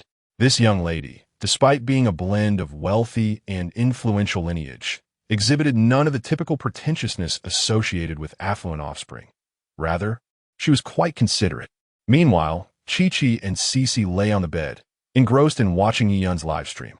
Yi-Yun described herself as a modest streamer, and both of them believed her. When Yi-Yun departed, they promptly downloaded the IME Live app, and upon entering her streaming room, they were taken aback. Even before the broadcast commenced, an astounding 200,000 viewers were already waiting. What a remarkable phenomenon. In the vast realm of live streaming, few possess such prowess, particularly among gaming streamers. Moreover, they stumbled upon an even more astonishing revelation. Many of the recent hit songs were actually sung by Yi-Yun. Handsome and talented, with such capabilities, Yi-Yun could effortlessly carve out a niche for herself in the higher echelons of the entertainment industry. As Yi-Yun began her broadcast, the online viewer count swiftly surpassed 380,000, eventually stabilizing around that number, occasionally exceeding 400,000, though not consistently. The IME platform was unfamiliar to them and surely a third-rate live streaming site. The fact that Yi-Yun could achieve such success on a platform of this caliber left them in awe. They could only imagine how formidable she would become if she transitioned to a more prominent platform. "Brothers, stop standing around. Allow me to share a few words while seated," Yi-Yun said, pouring some tea leaves into her thermos before adding hot water. "With the National Day approaching, I have been immensely grateful for your support, which has propelled me to heights I once deemed unattainable. To express my gratitude, I have decided to host a fan appreciation event, commencing with the upcoming National Day. Since this is a fan appreciation event, there will be some criteria for participation. However, as this is my first time hosting such an event, I want to set the bar too high. I hope you all can understand. For this occasion, I have prepared 100 Dragon Glory P100 smartphones, 200 tablets, 5,000 custom hoodies, just like the one I am wearing, quite stylish, and 100 signed albums along with autograph photos. However, the release of these albums will be delayed as I intend to include a few more songs. Boss, that's incredible. I don't want anything else. I just want the signed photos and albums, and the hoodies, Fei typed eagerly. Rest assured, brother, I'll make sure to arrange that for you, Yiyan replied. I also don't need the phones or tablets. Just one of each of the signed albums, hoodies, and photos will suffice for me. An anonymous user chimed in. Come on, the newly released Huawei P100 is worth over 15,000. The tablet's over 6,000. How can you all be so dismissive? Yiyan remarked, exasperated by their disinterest in the phones. Yi, just distribute the phones and tablets to the brothers. We don't need them. A set of albums and hoodies will be sufficient for us, Tianguan suggested. They realized that the money they donated to Yiyan far exceeded the value of a few phones, rendering such items unremarkable. The albums, hoodies, and Yiyan's signed memorabilia were what truly captivated them, especially the female fans who cherished the albums and autograph photos. Brother, have you written any new songs? Fei inquired. Indeed, I've penned a few. For me, this craft is as effortless as eating or drinking, Yiyan boasted. In the live broadcast, the brothers observed Yiyan's pretentious demeanor, which, though infuriating, left them at a loss for a suitable retort. During the last Mid-Autumn Festival, upon receiving mooncakes, they were utterly captivated by the poem inscribed upon them. One brother even shared an image of the mooncake box on Douyin, garnering over 10 million likes and sparking discussions that exceeded millions in the comment section. A comparison was drawn between this poem and another ancient poem celebrating the Mid-Autumn Festival, which had stood the test of time for nearly a millennium. Surprisingly, this invincible ancient verse was deemed inferior to the modern masterpiece Water Melody, When Will the Bright Moon Appear? Previously, when mid-autumn poetry was mentioned, 8 out of 10 individuals would think of that celebrated poem, regarded as the pinnacle of all mid-autumn verses. Its prominence had rendered it a singular representative of the genre. Yet, this universally recognized ancient poem was unexpectedly overshadowed by Water Melody, When Will the Bright Moon Appear, crafted by a mere live stream host, which was utterly astonishing. Especially the concluding lines, imbued with heartfelt blessings. May we be together for a long time, sharing the beauty of the moon even from 1,000 miles apart, which were simply exquisite. The Wang Fei studio generously gifted the host 10 treasure maps. Following that, they bestowed 50 more. Is Wang Fei for real? Thank you, brother, for the treasure maps, Yiyan remarked upon noticing someone had sent him 10 maps. The name Wang Fei is well known among the youth of Longhua, a legendary songstress with an ethereal and enchanting voice, albeit now semi-retired. Yiyan, would you be so kind as to add me on QQ? The assistant from Wang Fei's studio inquired. Certainly, brother, Yiyan nodded, providing his QQ number. The initial offer of over 50 treasure maps, costing a staggering 150,000, merely to obtain his QQ, was quite extravagant. Hello, Yiyan. I am Wang Fei's assistant. She greatly admires your poem and wishes to inquire whether it could be adapted into a song. We can negotiate a price that ensures you will not suffer any loss. The assistant stated. Upon grasping the intention of the other party, Yiyan decided to let the system handle it. Brothers, please refrain from spamming. The other party is indeed Wang Fei's assistant, and there are matters to discuss. Today, let us focus on gaming and see if we can reach the top before the season concludes, Yiyan announced. Upon hearing that he intended to play games, the fans in the live stream perked up, ceasing their chatter about other topics. His audience comprised music enthusiasts, admirers of his looks, and gamers, with many of the music fans also playing Heroic Strike. If they didn't engage in gaming, they found little common ground with their peers. Chapter 54. The surge of traffic on the other side, at the Douyin platform. This player is truly infuriating. Ever since they recognized me, they have relentlessly targeted me in the top lane. Honestly, if it weren't for the jungle's persistent harassment, I could have crushed their top lane, remarked the player known as Saju.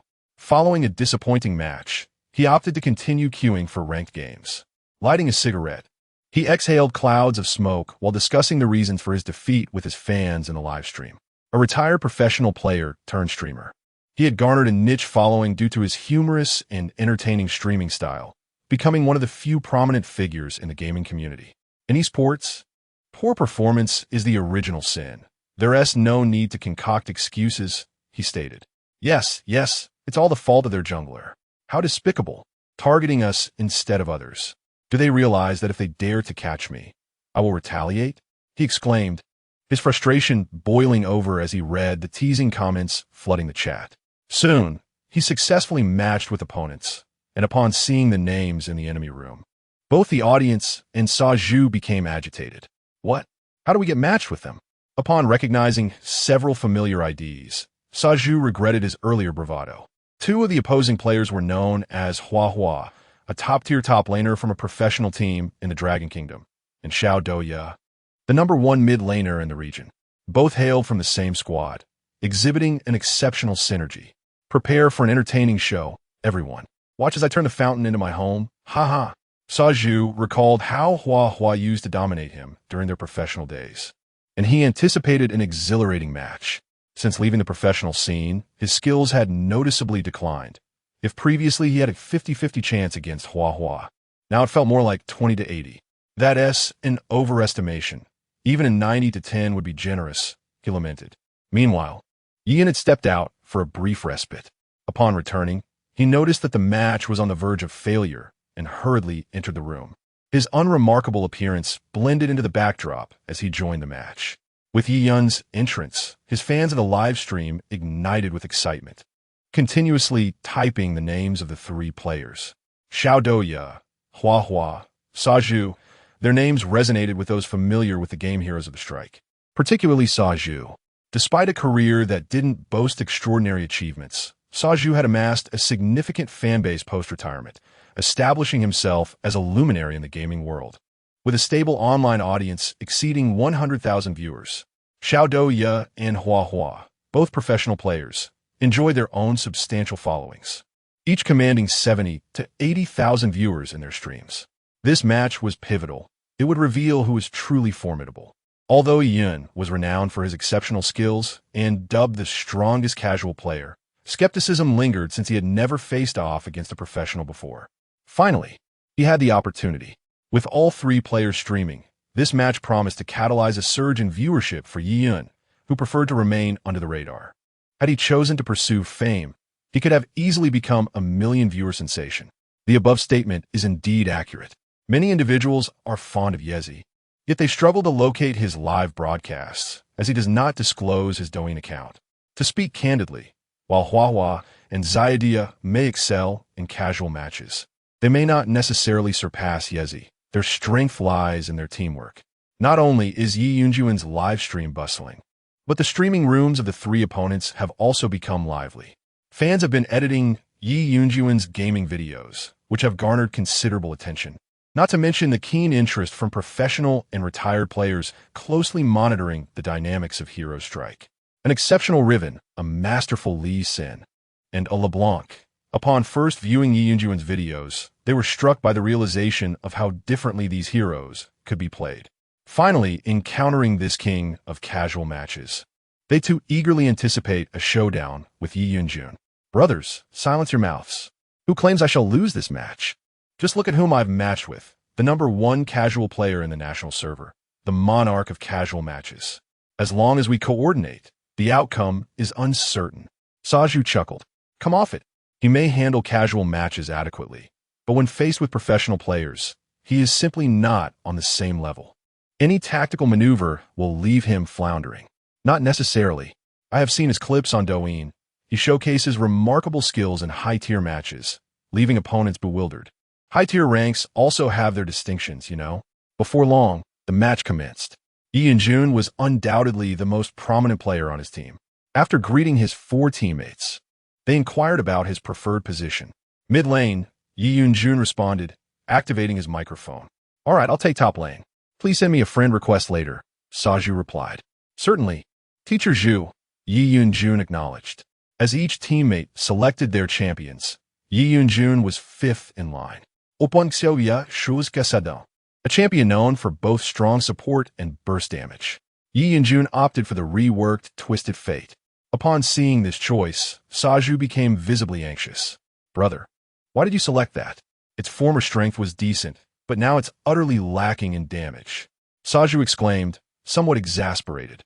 Twisted Fate was once renowned for its overwhelming power, earning the title of Thunder King. However, after its rework, its damage plummeted from that of a deity to merely a water gun. It's still passable. It's not entirely weak, Yi Yunjun replied without elaborating further. A water gun? It's practically a cannon, Saju retorted. After the rework, many struggled to grasp the champion's mechanics until the formidable Li Sanghyuk unveiled it in professional play, leaving the opposition utterly confounded. An unrelenting combo could incapacitate even agile champions like Casanovas. Goodness, champions like LeBlanc and Victor are ferocious. Why must you play this underwhelming champion? I cannot fathom it either. When facing these three, why not prove yourself instead of resorting to flashy maneuvers? Boss, even showing off has its timing. The opposition ISNT composed of casual players, but the top-ranked top laner and third-ranked mid laner from a premier professional team. Seeing him select this champion genuinely irritates me for the first time. Brothers, if you believe this hero is weak, it merely reflects your insufficient understanding of the game. The World Championship is about to commence, and while many have abandoned this hero, that man from Korea is surely dedicating his nights and days to mastering the prowess of runes. If I do not bring him forth, this year's World Championship will undoubtedly mirror last year's, with a wandering mage will once again emerge as that man's most formidable weapon. He seeks to extend his dominion from the previous world into this year, aiding him in achieving the remarkable feat of a triple crown.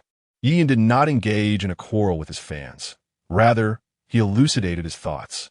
In his past life, after this hero's rework, only the great Demon King fully comprehended this character's potential. When he showcased this hero, his astonishing dominance was undeniable. He secured a solo kill against the opposing mid laner at level 3 and at level 6, despite facing an opponent with both flash and full health. He executed a flawless engage, utilizing a combination of skills and auto attacks that left the adversary utterly vaporized, unable to even respond with a summoner spell. Starting with a blue crystal by levels 3 and 4, he would wait for 3 stacks of his passive, unleashing a combination that could either obliterate the opponent or leave them critically weakened. Though this world is not the same as the last, the great Demon King, Lee Sang-hyuk, still exists in Korea. Yian firmly believes he will not forsake the Wandering Mage. His selection of this hero carries profound significance, as he intends for the great Demon King to wield the power of runes once more, leaving an indelible mark on this year's World Championship, particularly as it unfolds in the iconic Bird's Nest venue. Chapter 55, The Little Black One. Soon, the match commenced, with Yiyun facing off against Xiao Duya, who was playing Casanovas. As a top-tier mid laner in the Dragon Kingdom, his skills were indeed formidable. However, he was pitted against Yiyun, a player endowed with exceptional gaming comprehension, superior mechanics, and reflexes that surpassed those of his competitors. In the initial exchange of blows, Yiyun gained the upper hand, leveling up to 2 before his opponent, which deterred Xiao Dia from approaching the minions, causing him to squander valuable experience from several minions. Upon reaching level 3, the two engaged in another exchange of health points. This time, Yian did not emerge victorious and suffered a slight disadvantage. Brothers, the opponent seems a bit anxious. You shouldn't have traded blows with me at this juncture. His handling of the minion aggro was rather lackluster, Xiao Duya commented in the live stream. Following this exchange, Yiyun's value in his eyes plummeted sharply. Numerous professional teams were keenly observing this so-called king of the solo queue. Yet none had extended an olive branch as of yet. Firstly, Yiyun was a streamer and an original musician, conservatively earning an estimated 100 million a year. To entice him to join, any offer would have to exceed that sum. Secondly, they were all waiting for Yiyun to ascend to the pinnacle of the national server. If he were to achieve that, even a price exceeding 100 million would be within the realm of possibility. Upon hearing Xiao Duya's remarks, fans in the streaming room readily echoed his sentiments, especially those who were avid supporters of both players, who hastily belittled Yiyun's prowess. They had heard Yiyun's previous declarations about showcasing the power of runes, initially believing he was exceptionally skilled, only to find out he was lacking, struggling to trade efficiently before level 6. It suggested that his technical skills and game understanding were still inferior when compared to these professional players. Brothers, being behind in 3 lanes and lacking a stronger composition than the opponent, I fear this match may be doomed, said the swine, observing Yiyun's health at merely 2/3 in the mid lane. In facing Casanovas, a champion with shorter range, Yiyun surprisingly failed to establish an early advantage, leading to doubts about the true value of this so-called king of the solo queue. Is it any wonder you all are subpar? The strategic nuances of top-tier experts are beyond the comprehension of you fledgling players. This exchange may seem unfavorable, yet in reality, it is a net gain. He believes he is on the 3rd layer, unaware that I am operating in the stratosphere, Yiyun remarked, sipping from his water bottle. Had he not held back earlier, he could have reduced Xiao Dia's health to nothing. However, he narrowly missed the damage needed for the kill. He was using Ghost in this match, and had he opted for Ignite, Xiao Dia would have already perished. The deliberate restraint was intended to lead Xiao Dia into complacency. Once he accumulated 3 passive stacks, it would signal the end for Xiao Dia. At present, these professional players remain oblivious to the kill threshold of the bald-headed champion. Should Xiao Dia make a slight misstep, Ian could even save his flash. Surviving the encounter was indeed a substantial gain. I have learned much. Alas, professional players are extraordinarily formidable. Their skills have almost become instinctual. If one cannot secure an advantage against Casanovas before level 6, they are essentially rendered ineffective. In recent years, several solo Q kings have emerged, only to be ruthlessly extinguished by professional players. I had hoped Yin would be an exception, yet his fate appears to mirror those who came before him. Do not be disheartened. Yin did not resort to his signature hero. Is this the so-called king of the passers-by, showcased in the video? Truly, he is dreadfully inept. Despite his lengthy reach, he finds himself suppressed beneath the bloodline. It can only be said that he is a mere pretender, utterly worthless. Suddenly, the live stream was inundated with mocking voices, all from newly created accounts. Yin surmised that these were fans of the opposing trio, curious enough to download IME-Live. Little did they expect his performance to be so dismal, prompting a flurry of derision. How about a bet, my friends? I wager that within 3 minutes, I shall secure first blood. If I fail, I will bestow 100,000 fortune bags in the live stream. Should I succeed, those capable may send small gifts, while those less fortunate may simply type 666. Yin proposed, but accepted. If you achieve first blood in 3 minutes, I shall send you a rocket. I shall send a sports car, a set of lollipops. Everything transpired just as Yin had anticipated. After a wave of exchanges, he found himself at a deficit, and the opponent, Little Bean Sprout, indeed grew bolder. Even contemplating a trade with him, Yin cleared away 2 troublesome minions, activating his passive to the 3rd level, ready to strike. Brothers, a professional player must possess keen observation and analytical skills. Logically, I should not have cleared these 2 minions directly. Doing so now raises suspicion on the opponent's part, as it is somewhat unusual, yet they remain completely unguarded. With my 3rd level passive active, their demise is imminent. With that, Yin stepped forward, his fingers dancing across the keyboard, executing skills interspersed with basic attacks, and within moments, he eliminated Little Bean Sprout on the spot, who did not even have time to use his flash ability. At that moment, everyone but him was in utter disbelief, especially Little Bean Sprout, who had intended to clash with Yiyun, only to find himself obliterated with nearly 4/5 of his health gone. What kind of damage is this? Is this truly the Wandering Mage? Brothers, you are oblivious to the power of runes.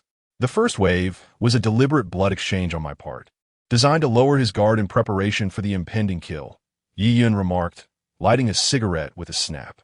Impressive, utterly bewildering. How can the streamer possess such terrifying game comprehension? Exile has risen from the depths to become a T0 version under your guidance.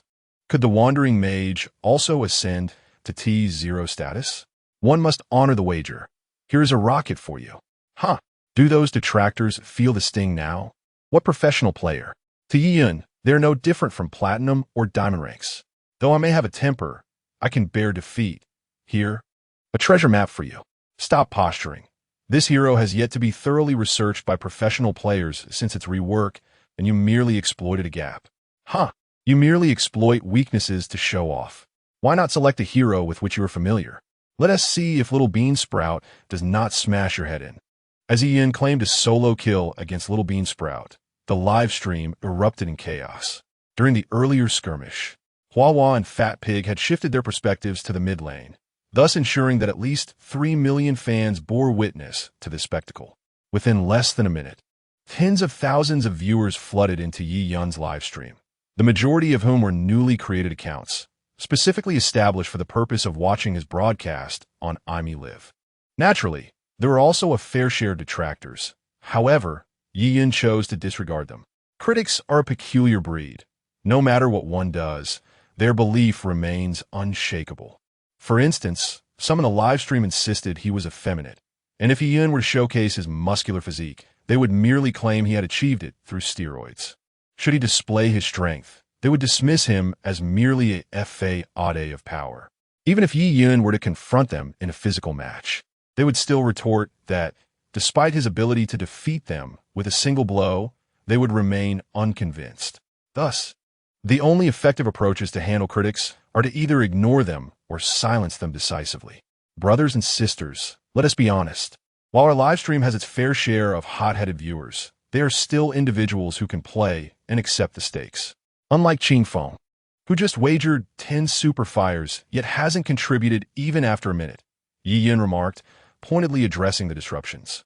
Damn, I just recharged. It hasn't even been a minute, and you're already calling me out. I must deduct 5 super fires from you. Ching Feng retorted, speechless. Forget it, let's just keep a tally. Speaking of which, my notebook is nearly full. Can you manage to win against me just once? I genuinely want to distribute some lucky bags to you. Yi Yun expressed with a hint of exasperation. He estimated that the gifts owed to him by this group amounted to approximately 5 million dragon coins, enough to purchase a luxury sports car. Now, my friends, you should witness the prowess of the bald player. It's not that the hero is weak. Rather, you have yet to fully comprehend the extremities of the skills. However, I have faith that the Korean player is diligently studying the power of runes. Perhaps, at this year's S tournament, the bald player will once again shine in his hands, achieving the remarkable feat of a triple crown. Yi Yun Projemet. Indeed, that player is terrifying, a mountain standing before all professional competitors. Damn it, if we lose this year while competing at home, I will uninstall the game.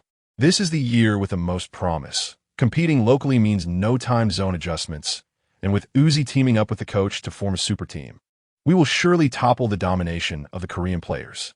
Every year is touted as the most promising, yet the reality is that from initially being the runner-up to making it to the top 4, and then the quarterfinals, our performance has only declined. The reputation of the second strongest region in the world is rapidly diminishing.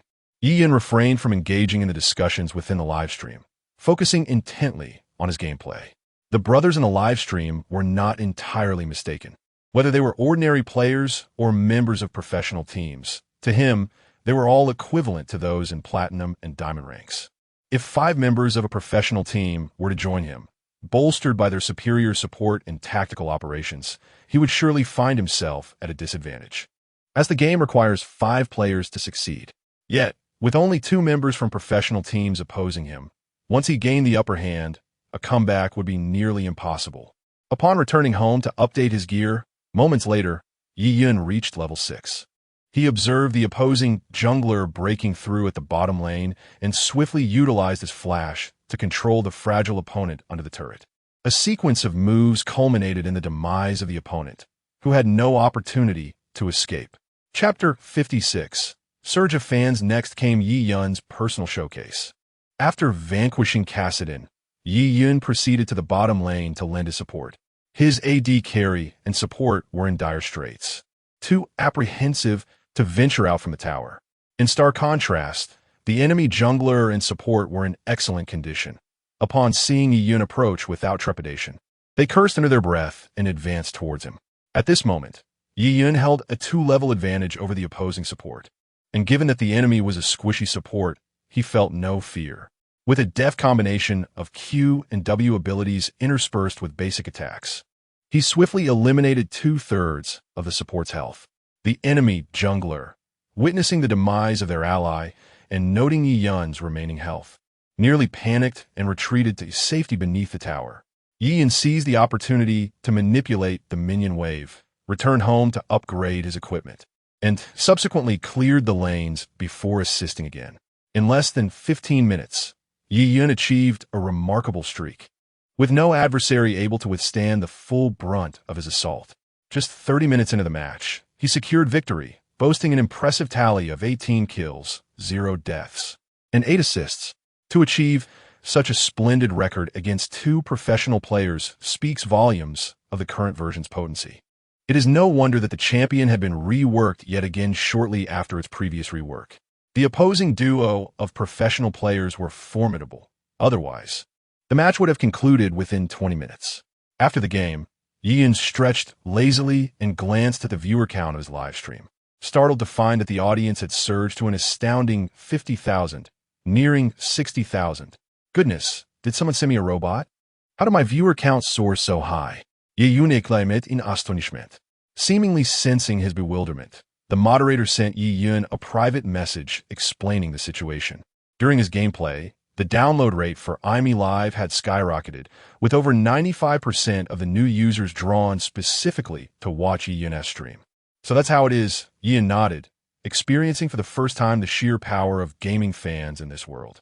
Brothers and sisters, many of you downloaded IME Live just to watch me play. I'll play a few more games today and then entertain later, he announced. Please, just focus on gaming tonight. Most of the viewers are here to watch you play, so skip the entertainment, came the response. A set of lollipops has already been offered. Perhaps due to facing 2 professional players, the match quality was elevated, and the fans appeared disinterested in entertainment for the evening. After exchanging pleasantries with his friend, the two decided to queue for a duo match. Yi Yun, your gaming skills are truly impressive. Have you considered joining a professional team? Fat Pig inquired. Currently, I have no such intentions, Teacher Pig, but who knows what the future may hold? Yi Yun replied. That's all right. I was merely asking, Fat Pig chuckled. He just took a moment to download the IME Live app on his phone and perused Yi Yun's various statistics. The astonishing revenue from gifts took him by surprise. If a professional team wishes to recruit Yi Yun, he feels that a sum of 150 million is hardly feasible.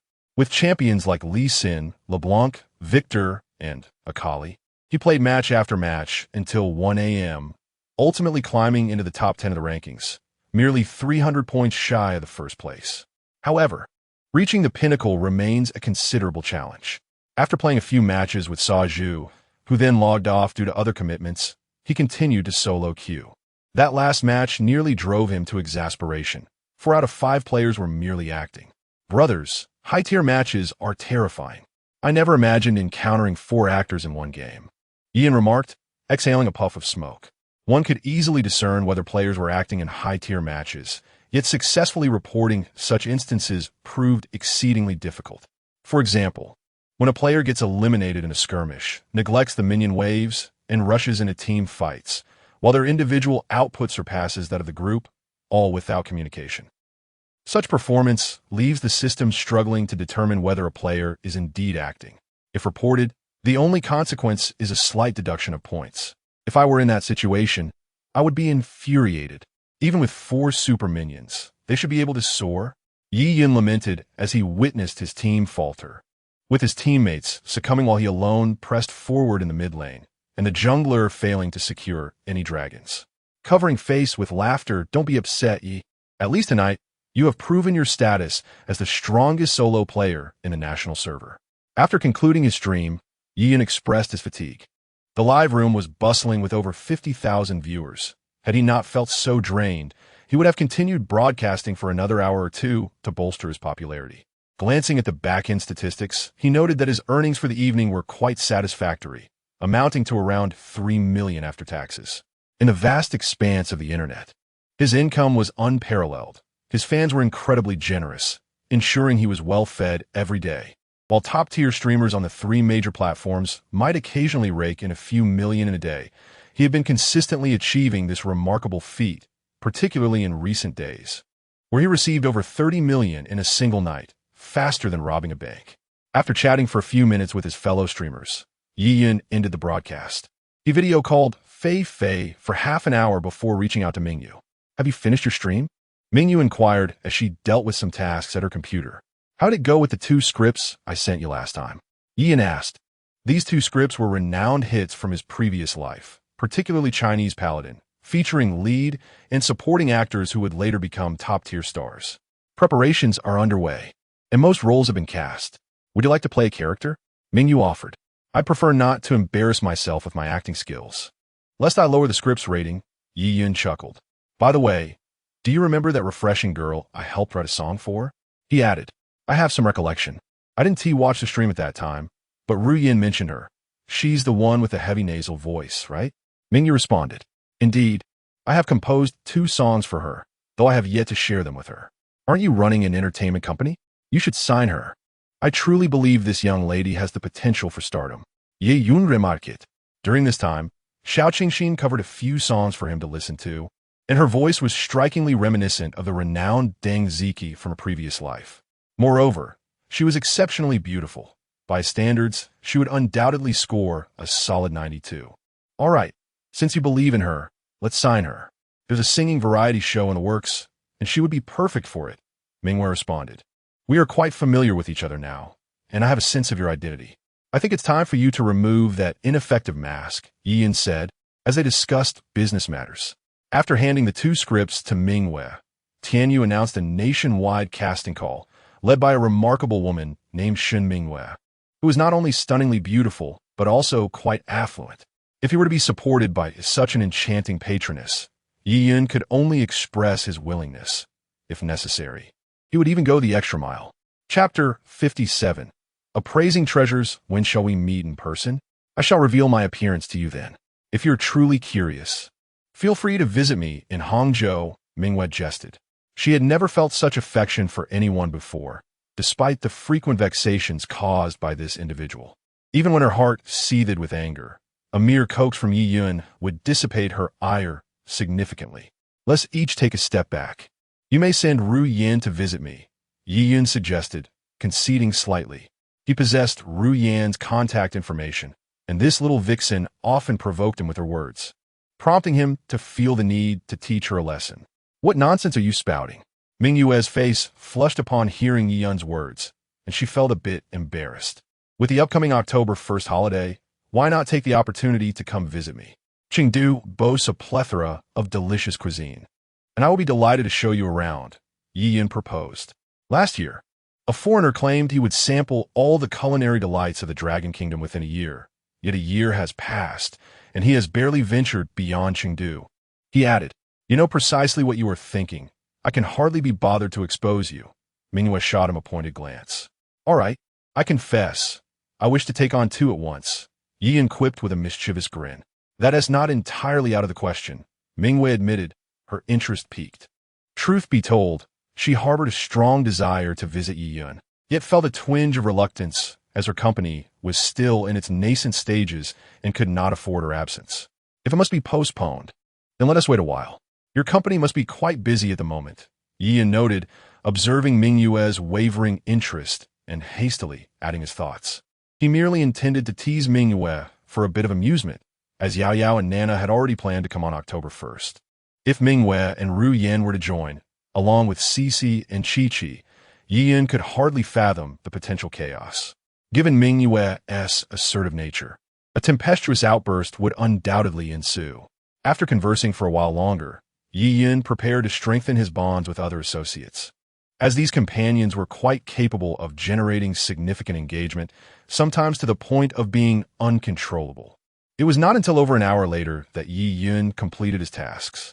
After a refreshing cold shower, he lay in bed and sent a video invite to Xiao Qingxin. The other side connected almost instantaneously, though the screen remained dark. Brother Yi, please hold on a moment, Xiao Qingxin replied, fumbling around before illuminating a small desk lamp. Are you off to bed so early? Ye Yun Jesuali remarked. It is only 1 in the morning. As a cultivator, I rarely succumb to sleep before 2, he mused. I stayed up late watching your live stream. I typically retire around 10, Xiao Qingxin admitted. I prepared the song for you. Come to Chengdu when you can to record at the studio, and we could discuss some matters as well, Yi Yin suggested. These songs were classics from his past life, and he wished to oversee them personally to ensure no flaws would mar their integrity. Brother Yi, do you have ulterior motives? I feel a bit apprehensive.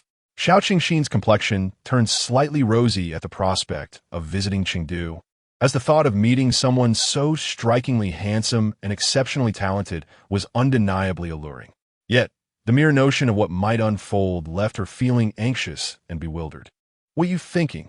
Rest assured, Brother Yi, you are not that kind of person. You possess a moral compass, Yi Yin remarked. The fans in the live stream had long regarded him as a lecherous old man, unaware that Yi Yin was fundamentally different, guided by his own principles. Such portrayals were merely for the effect of the broadcast. I plan to take a day off tomorrow to visit. By the way, Brother Yi, how much do your 2 songs cost? I should prepare, the fresh-faced girl inquired. Upon speaking, she noticed something amiss in Yi Yun's gaze. Lowering her head, she realized that her springtime allure had been inadvertently revealed, prompting her to hastily shield herself with a pillow. I am captivated by your talent. Monetary matters are secondary, Yi Yin said, slightly disheartened as he averted his gaze. Yet they all claim that my nasal tone is quite pronounced, which affects my singing, Deng Jiqing interjected. Your nasal quality is a distinctive trait. Do you not realize how recognizable your voice is? Yan responded. In a previous life, the renowned star Deng Ziqi's voice was so identifiable that one could easily distinguish it without seeing her. After a brief continuation of their conversation, Yin closed the video, and as soon as her head touched the pillow, she drifted into a peaceful slumber. Chapter 58. Recording a song after engaging in a conversation with Xia Qingxin for over half an hour, their bond deepened considerably. Once Yin concluded the video call, he proceeded to check his back-end messages. His inbox had been cleared at one point, and he later adjusted the settings to allow only mutual followers to message him. His connections were few, comprising primarily of some administrators from the group and prominent figures from his livestream. There were only a handful of messages, and after responding to a few pertinent ones, he came across a message from a marquis named Bubu Gaoshen, who also resided in Cheng City. This marquis had generously gifted him around 40 to 50,000, establishing himself as a minor big brother in the live streaming realm. He was set to marry the day after tomorrow and wished to invite Yi Yin to celebrate, ideally hoping for him to sing a song. Ding! The system's voice resonated in Yi Yun's mind, announcing the triggering of a task to fulfill a fan's request by performing a blessing song on stage. Upon completion of this task, he would receive a random reward. Yi Yin was pleasantly surprised that merely checking his back-end messages could activate a task. The system was indeed considerate. All right, please send me the time and address, and I will be there the day after tomorrow, Yi Yin replied. There was no response from the other end, likely because the marquis had already retired for the night. Yi Yin then turned off his phone and went to sleep, slumbering until the following afternoon around 2 or 3 o'clock, when he was jolted awake by the shrill sound of his phone ringing. Brother, I've arrived at the station. Please send me the address so I can take a taxi, came Xia Qingxin's voice after he answered the call. Sorry, I stayed up too late last night. Just come over. I'll be waiting downstairs, Yi Yin replied, promptly sending the address to Xia Qingxin via QQ. After hanging up, he rubbed his face to shake off the remnants of sleep, completed his morning routine in 3 minutes, changed his clothes, and made his way downstairs. The train station was not far from his residence, and after a brief 10-minute wait, a long-haired girl with a sweet smile stepped out of taxi, adorning a charming cartoon backpack. I'm so sorry. I overslept and forgot you were coming, Yin said, feeling a bit sheepish. No worries, Githife. I didn't expect you to be even more handsome in real life than during your live streams. Xia Qingxin exclaimed. I too wonder why I'm burdened with such good looks. Yin jested, then added, You haven't eaten yet, have you? Let me take you for breakfast. It's already afternoon, brother. What breakfast? Xia Qingxin chuckled, covering her mouth in playful mockery. Though it was their first meeting, Yin left a positive impression on her. He was approachable and easy to converse with. Lunch it is then. Em starving. Let us go, Yin said, taking Xia Qingxin's backpack. By the way, I've been calling you Xia Qingxin, but I don't even know your real name. After chatting for over a week and teasing her during video calls, Yin felt slightly embarrassed for not knowing her name, realizing that his fellow streamers teasing him as a scoundrel might not be entirely unfounded. My name is Deng Jiqi. Isn't it quite melodious? She replied. Just average, Yi responded, though hearing that familiar name sent a jolt through him, even if he managed to keep his expression neutral. In the realm of parallel universes, the emergence of figures like Deng Jiqi is hardly surprising. Soon, one might even encounter stars akin to Yang Mi or Liu Yifei. Deng Jiqi hails from a modest background, and having traveled a considerable distance to seek him out, Ian would not allow her to bear the costs. With a pang of reluctance, he spent 500 coins to treat her to some delightful dishes at a quaint eatery. Subsequently, they ventured to a recording studio to lay down some tracks, for which he even liquidated his credit line. Deng Jiqi possesses an exceptional vocal talent, a gift from the heavens. Within a mere 3 hours, they recorded 2 songs. I Like You and Bubble. Let us stroll about, Yi suggested, having wrapped up the pressing matters at hand. He intended to show Deng Jiqi the beautiful sights of Chengdu. I observed that when others acquire wealth, they immediately indulge in luxury cars, opulent residences, designer attire, and extravagant watches. Yet, why have you not even purchased a car? Deng Jiqi inquired with curiosity, though not well-versed in the realm of live streaming. She was far from ignorant, as she often showered Yun with gifts. Purchasing a car, or even several worth hundreds of thousands, would pose no challenge for her. Alas, I am impoverished and burdened with debt. The funds for your recording came from borrowed credit. You must rise to fame quickly, for I am eagerly awaiting the day you buy me a luxury car, Yun replied, half-jokingly. They traveled to a bustling square, indulging in some street food and sharing a bottle of beer. It was evident that Deng Jiqi was inexperienced with alcohol. After consuming a bottle, her fair complexion flushed a deep red, yet she maintained a coherent flow of conversation. You've had enough to drink. Let me take you home to rest, Yi said, supporting her with a tone of concern. He found himself quite fond of this young lady. Her amiable nature, penchant for humor, and striking beauty far surpassed that of the Deng Jiqi from his previous life. Brother, do you wish for me to be your girlfriend? I have never had a boyfriend before, Deng Jiqi remarked, leaning against his shoulder, her gaze somewhat unfocused. Do not speak nonsense. I'm not that kind of person. You should have mentioned your inexperience with alcohol. I assumed you were accustomed to it. Yi responded, somewhat exasperated. Though he had his desires, he would never exploit someone in a vulnerable state. The slanderous remarks of those in his live stream had tarnished his reputation. Brother, I like you and wish to be your girlfriend, Deng Jiqi declared boldly, emboldened by the effects of the drink. You have had too much to drink. Let me escort you home for some rest. Amidst the curious gazes of onlookers, Yun, with an facade of sincerity, placed Deng Jiqi into a taxi before departing.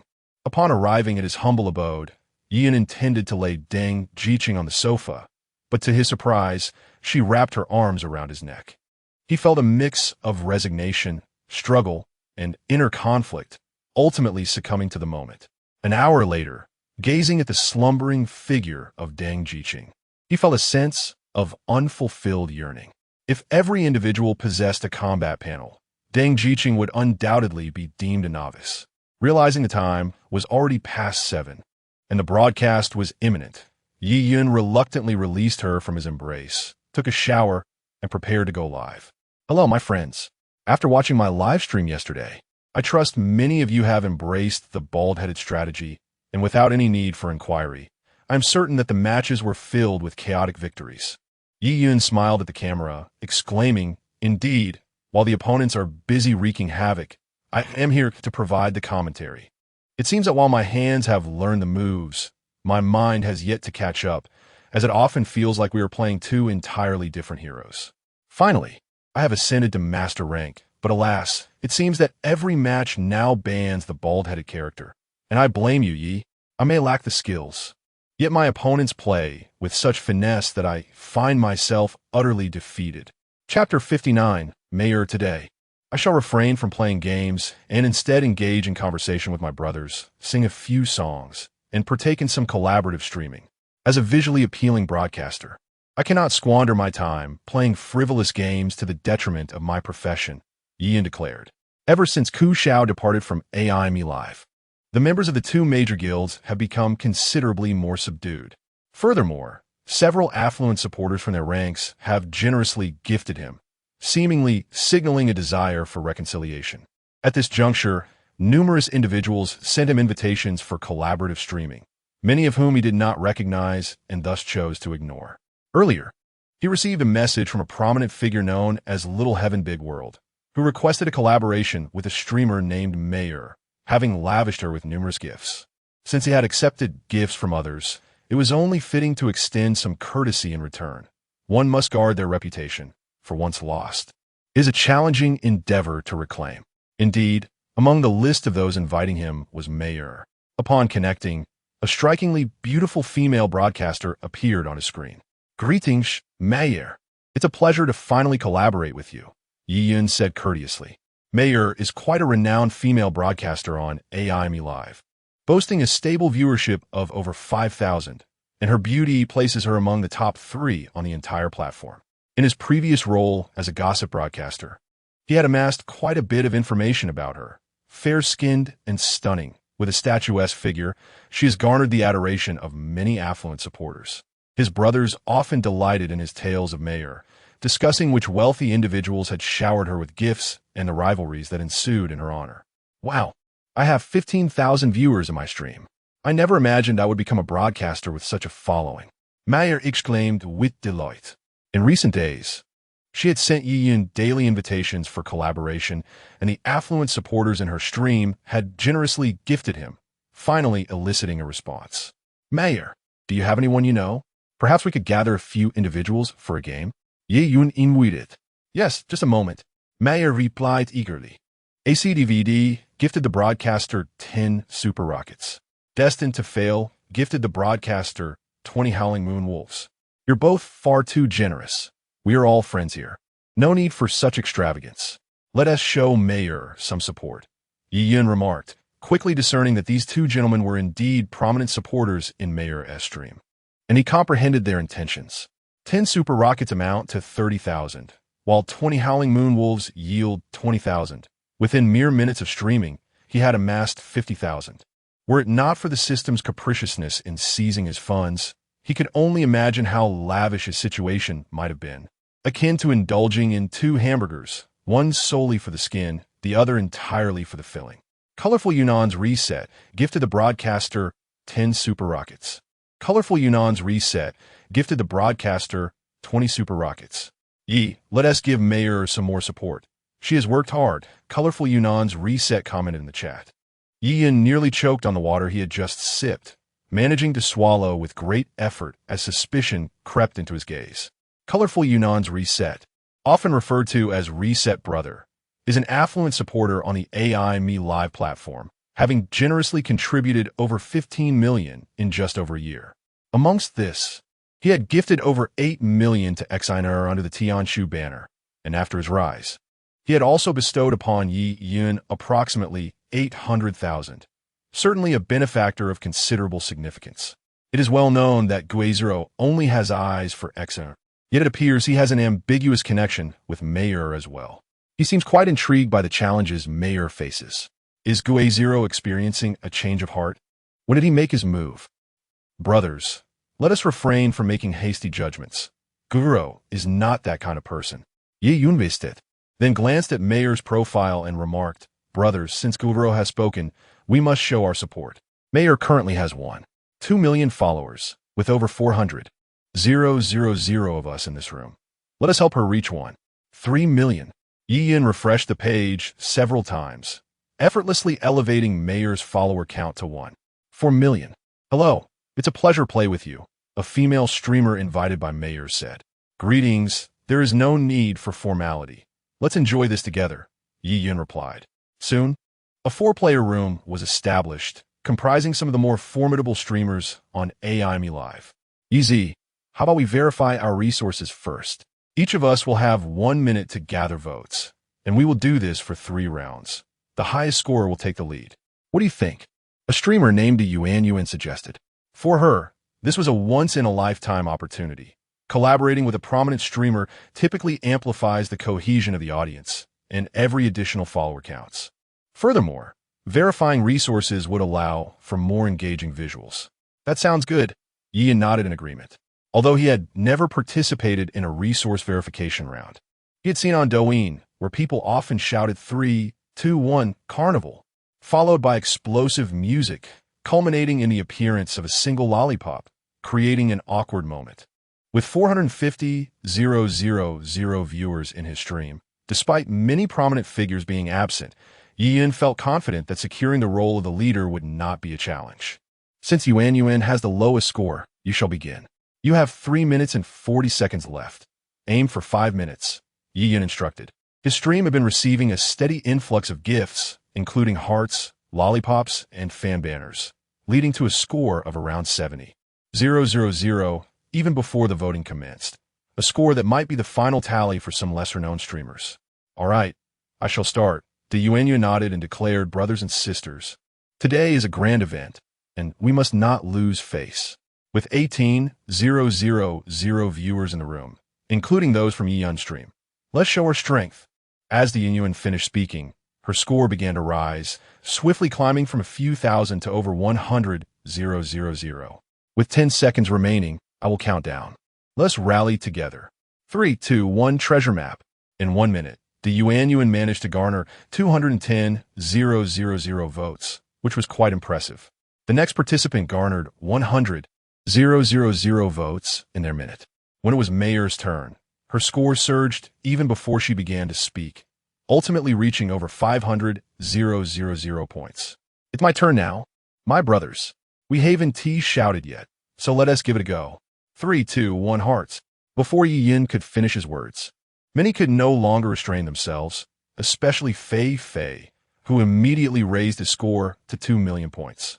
Other prominent streamers often find their loyal fans absent, and even when present, they tend to remain inconspicuous. Otherwise, during a PK battle, they might easily be overwhelmed by enthusiastic fans, compelled to spend even without sufficient funds. However, whenever Douyin begins his broadcast, his room is never devoid of affluent supporters, with dozens of wealthy patrons often present. Brothers, could you refrain from being so fierce? In future PKs, I'll shout with all my might, yet you mustn't hold back. You know the tactic of feigning weakness to bait the opponent. One must possess skill to succeed. Douyin, glancing at his score exceeding 2 million, expressed his bemusement. My friend, I think we should forego the shouting. You should simply take charge. Such a daunting score is truly disheartening.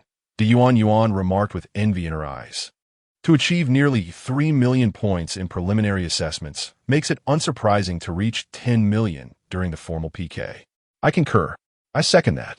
Upon witnessing the three refrain from soliciting votes, Douyin, feeling unreserved, declared, let us engage in an overall competition. The three of you shall dance together if you lose. Mayer and the others had no objections, grateful for the opportunity to compete alongside Douyin. Earlier, the brothers had lent a hand by boosting the viewership, likely tiring their fingers in the process. Allow me to send some red envelopes to my brothers, Douyin announced, distributing several 100,000 love coins in red envelopes.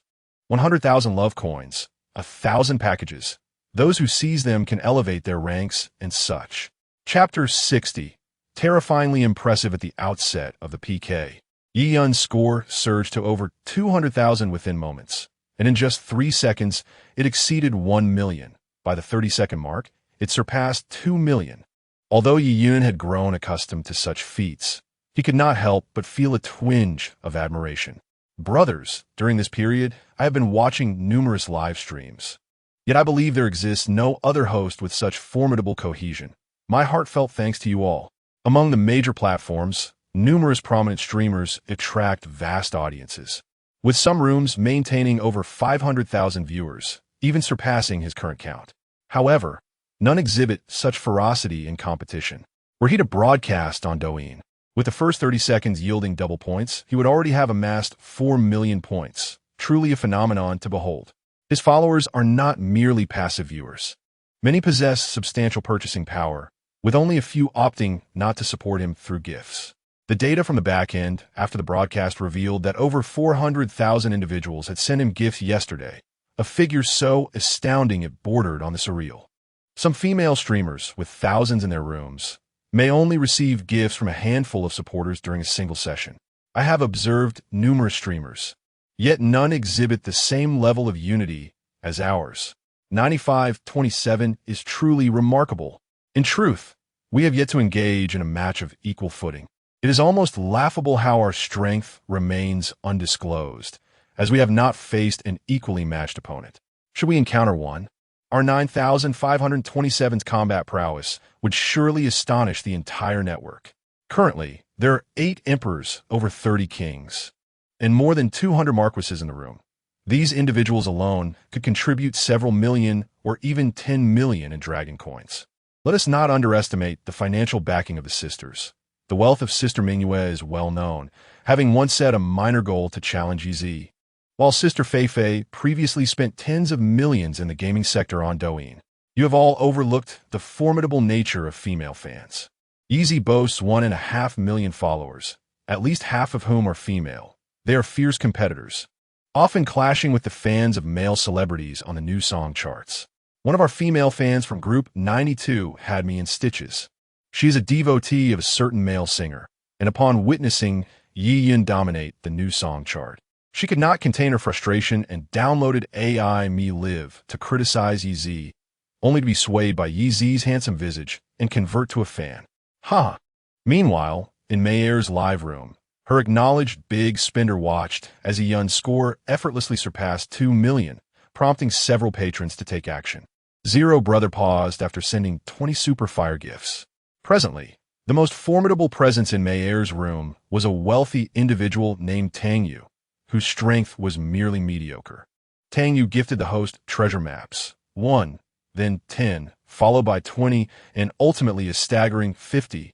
A total of 50 treasure maps, each valued at 3,000, were flung into the fray, alongside other gifts from viewers, propelling Mayer's score to over 4 million.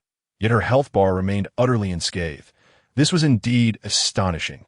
As the 15-minute PK concluded, Yun's score stood at over 11 million, while the cumulative score of the other 3 barely exceeded 8 million. Victory is ours. My heartfelt gratitude to my brothers.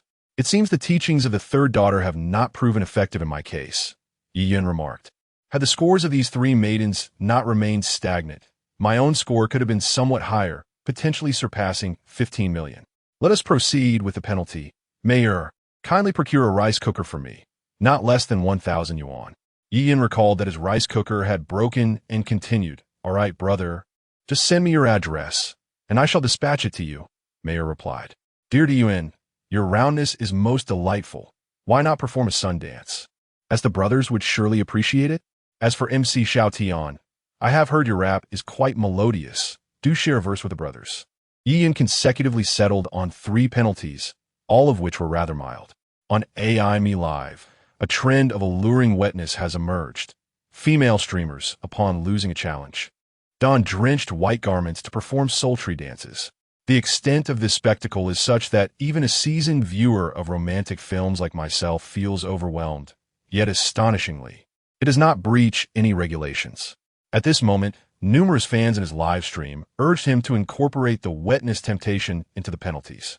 However, with nearly 500,000 viewers, many of whom are likely underage, Yun feared leading them astray, opting instead for penalties that were harmless and innocuous. The sun dance in this world bears resemblance to that of my previous life. In past times, some who attempted the sun dance would be carried away after mere minutes, while those with modest busts could dance for an hour without consequence. Douyin clearly belonged to the former category. Her movements so dizzying that Yun feared his own lecherous gaze would be immortalized in gifs by his fans. Thus he donned sunglasses to observe. Upon Douyin's performance, Xiao Tian rapped another tune, which was quite pleasant, garnering gifts from the viewers in Yun's stream. The rap genre remains popular in the streaming community. Its reputation not nearly as tarnished as it was in my former life. The zenith of rap's popularity occurred around 10 years ago, during which time, at least half of the individuals would adorn their QQ space with rap music. However, mockery later rendered it a genre unfit for the stage. Yun harbored no prejudice against rap. Although the lyrics may not be of the highest caliber, they resonate with the youth. Conversely, many gentlemen indulge in such fantasies before slumber. After concluding the rap session, Yi Yun glanced at his friend's list. Both Yao Yao and Na Na were absent, likely occupied with transitioning to Douyin.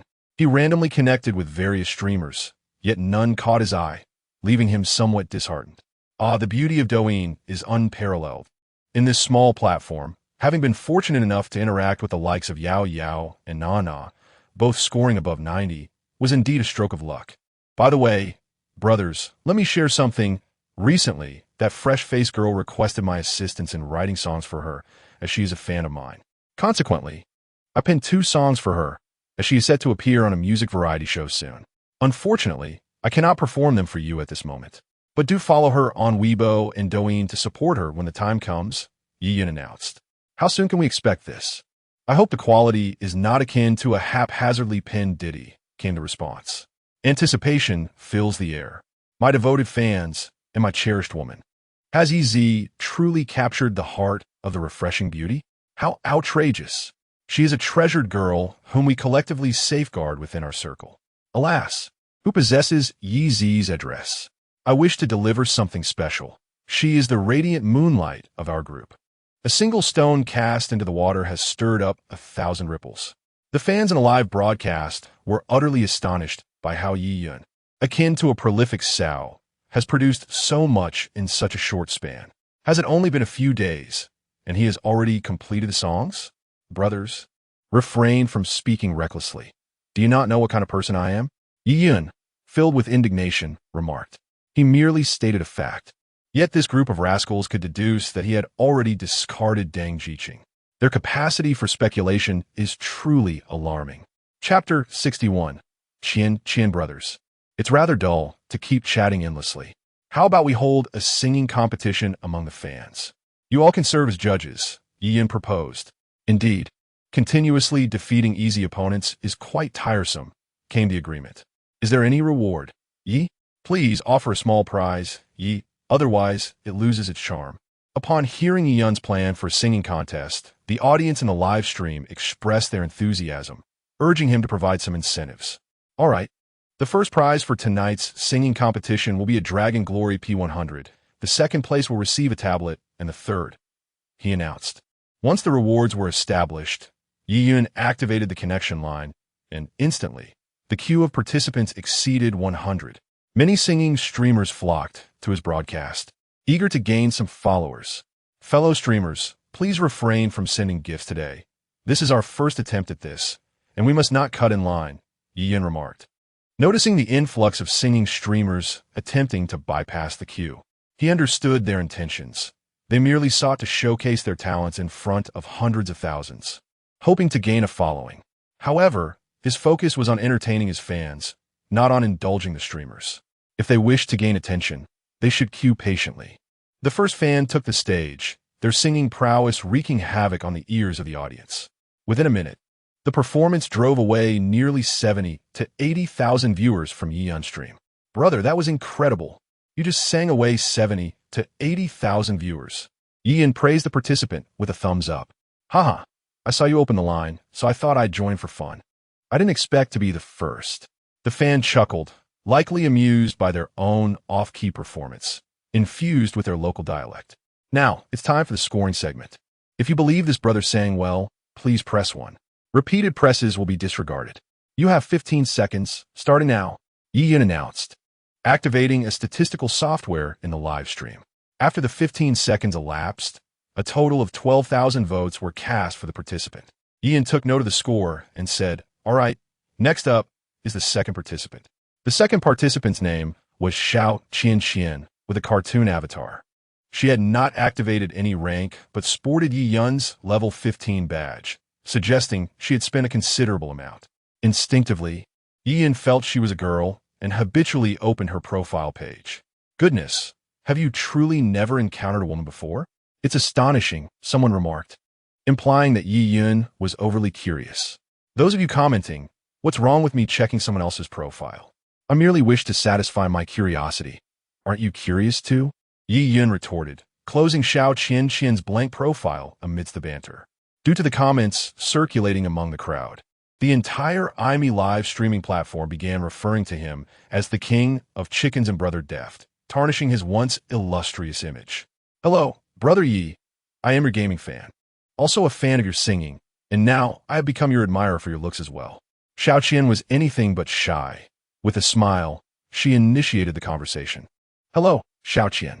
Judging by your voice, you must be quite young. Let me take a guess. Either 18 or 19, Yiyan remarked.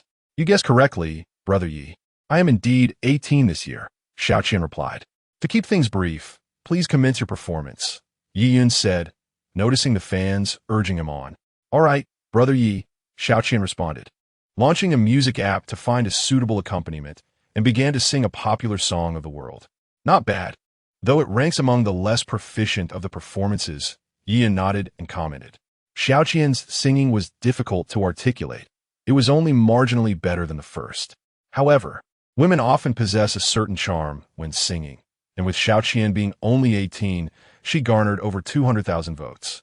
Following her turn, others took the stage.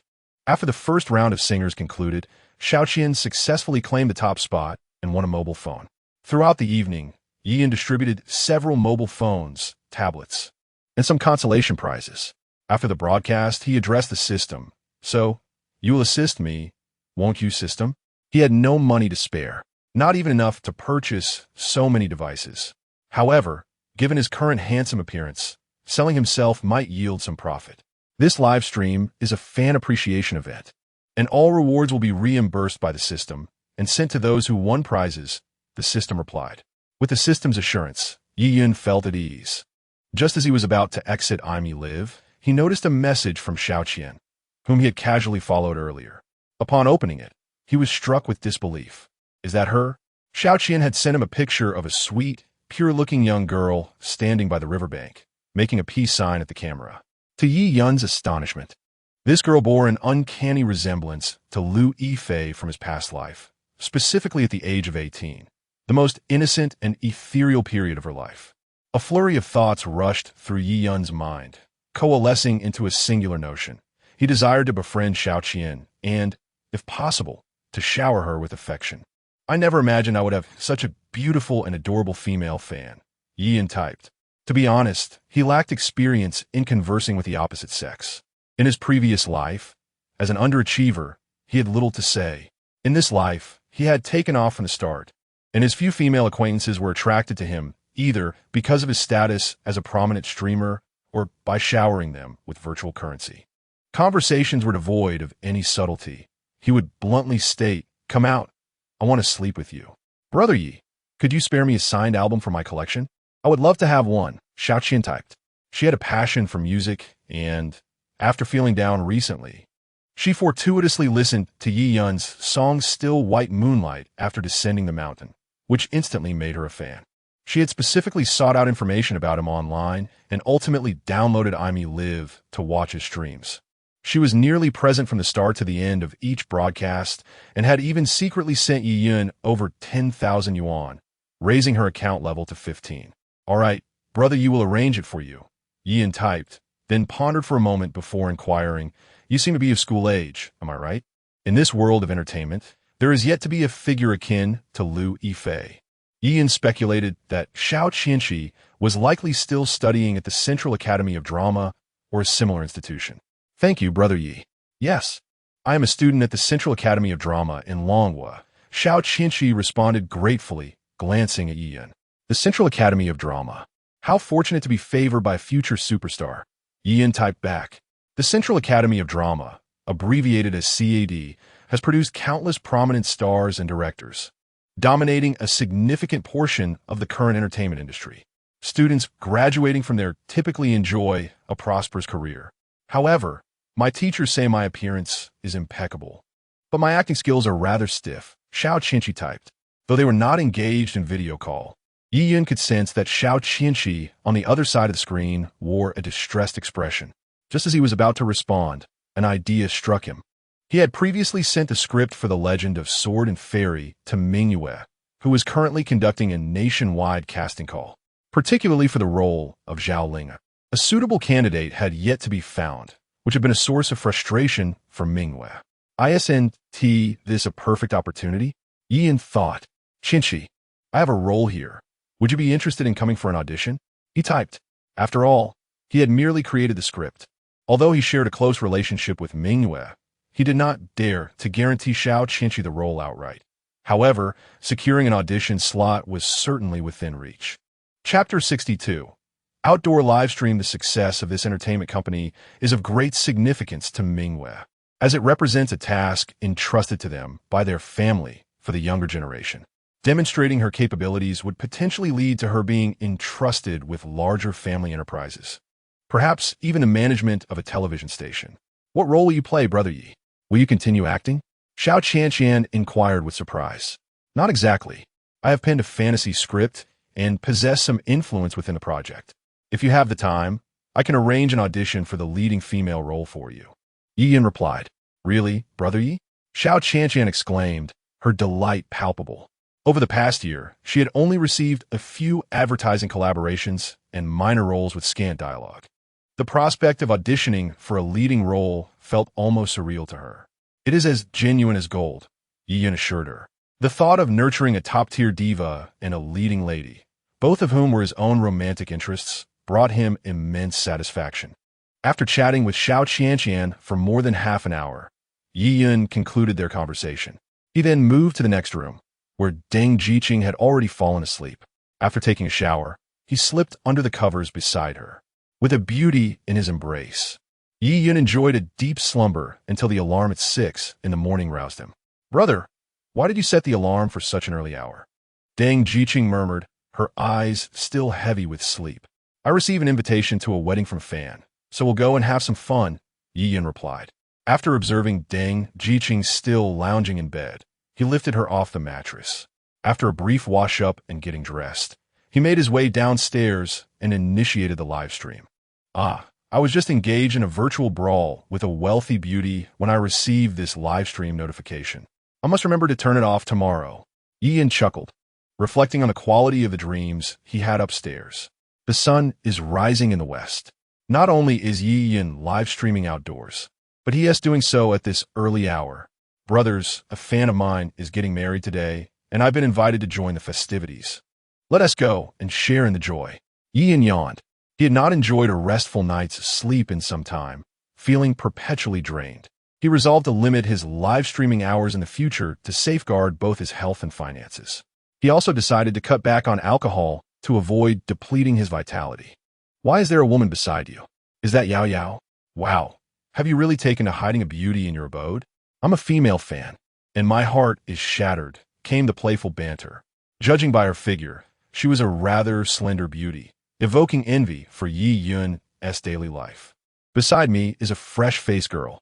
She is here to record a song with me. When the song is released, I hope you all will assist in boosting its ranking. Come here, Deng Jiqing. Show your face to the brothers, so they won't speculate wildly, Yi Yin encouraged. Deng Jiqing, a bit bashful, covered her face with her hands and grinned while waving at the camera. Brothers, Chi has a delightful singing voice. I am now officially one of her fans, Yi Yin declared, as it was only natural to shower praise upon his beloved. With great enthusiasm, Bu Bu Gaosheng presented the host with 10 super rockets. Yi Zi, send me your location. I shall send someone to fetch you, he said. All right, Gao Ge, Yi Yin replied. After sending a message to Bu Bu Gaosheng, he addressed the audience. Brothers, Gao Ge is a significant supporter of Yi Zi. Today is his wedding. Let's shower him with blessings on the screen. With around 20,000 viewers in the live stream, upon hearing Yi Yin's words, they began to flood the chat with congratulations such as happy wedding and wishing you a lifetime of happiness. Witnessing this, Bu Bu Gaosheng recharged several thousand and generously sent it all to Yi Yin. The one sent to pick up Yi Yin was a friend of Bu Bu Gaosheng. Once in the car, Yi Yin suddenly recalled something, and his expression shifted to one of unease. He communicated with the system mentally. System, could you assist in preparing 2 red envelopes of 10,000 each? Detected the host's awkward situation. Red envelopes are being dispatched, came the prompt reply. Ding, the red envelopes have been sent to the host pocket. Hearing this, Yi Yin felt a sense of relief. Both he and Deng Jiqi were financially constrained, and attending a wedding without giving a gift would indeed be quite embarrassing. Gaosheng is quite impressive. I know this neighborhood well. The property prices here exceed 50,000 per square meter. This spacious apartment must be worth over 10 million. He mused. Will I ever be able to afford such luxurious housing? I am eager to see what the bride looks like. With Gao Sheng's wealth, she must be extraordinarily beautiful. I too am curious. Let us go and take a look. Yi Yun found an empty spot on the sofa and engaged in casual conversation with the brothers in the live stream. Denk sie naturally sat beside Yi Yun, unaware of anything amiss. To outsiders, they appeared as a striking couple, the handsome young man engrossed in his phone while the beautiful young woman quietly accompanied him, occasionally glancing at his screen. Come on, they say there's nothing going on between them, yet she's practically sitting on his lap. One viewer remarked, I must admit, they do have great chemistry. He is handsome, she is lovely. I reluctantly approve of this union. I oppose. Xiao Qing is mine. Another chimed in. Brothers, there are no seats left on the sofa. Does that mean you intend to sit on my lap? Yi Yun directed the camera towards himself, anxious that the viewers might notice the spacious sofa behind them. He then turned the camera to the groomsmen rehearsing. Bu Gao Sheng's friends were all quite affluent, sporting luxury watches and designer suits. One wore a ring on his finger that surely cost more than several $100,000. When Yi Yun received the feng shui and metaphysics skill book in his past life, he often ventured into tombs and encountered many antiques and jade, quickly discerning that the gemstone on the ring was an imperial green. However, at present, he had little concept of money. Earning it was impressive, yet spending it only brought additional troubles. Before long, Gao Sheng approached Yi Yun, greeting him, Yi Zi, I've been watching your live stream for quite some time. It's a pleasure to finally meet you in person. I must say, you look even more handsome in reality than on screen. With a cheerful demeanor, Bu Gao Sheng greeted the audience, offering a warm salutation to the fans in Yi Yun's live stream. His companions merely glanced from afar, showing no intent to approach. Brother Gao Sheng, you are quite handsome as well, Yi Yun remarked with a smile. Bu Gao Sheng, whose real name is Gao Sheng, had just heard someone call out to him. With a hearty laugh, he exchanged a few more words with Yi Yun before attending to other matters. Brother, once I achieve fame and fortune, I shall buy you a splendid mansion, Deng Zhiqi whispered, cautious of being overheard by the fans in the live stream. Although she was uncertain why Yi Yun, despite his wealth, appeared financially constrained, she believed that if she were to succeed, it would be largely due to his support. After all, they were already in a romantic relationship, and it was only natural to consider purchasing a home for her boyfriend. In a certain residential building, a room filled with festivity echoed with admiration. I truly envy you, Qian Qian. You have successfully secured a wealthy fiancé. A woman of exquisite beauty addressed the bride-to-be, dressed in her wedding gown. Both she and Qian Qian were models and close friends, constantly striving to connect with figures in the entertainment industry to enter that realm. Little did they expect that before Qian Qian could realize her aspirations, she would unexpectedly find herself engaged to a wealthy and influential partner. Young Ying, you are even more beautiful than I. Rest assured, Gao Sheng has numerous affluent friends, and I will be sure to introduce you to them in due time. Qian Qian replied. Chapter 63. The sky has fallen soon. The groomsmen set off, and Yi Yun followed the procession to the bride's residence.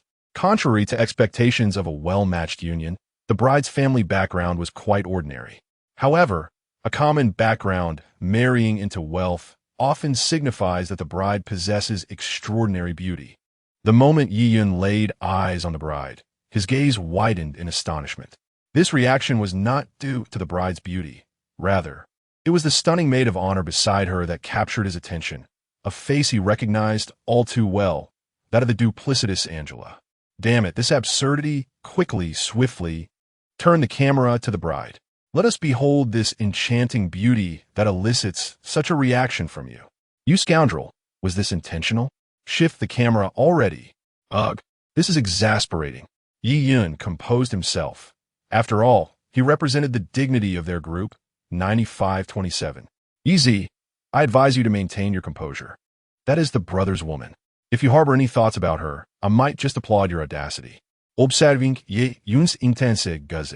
The fans in the live stream became increasingly curious, yet Yi Yun neglected to focus on the bride, inciting a chorus of curses from his viewers. I'm merely creating a show. Brothers, you can't be taking this seriously. What woman have we not encountered? Yi Yun regained his composure and finally directed the camera towards the bride.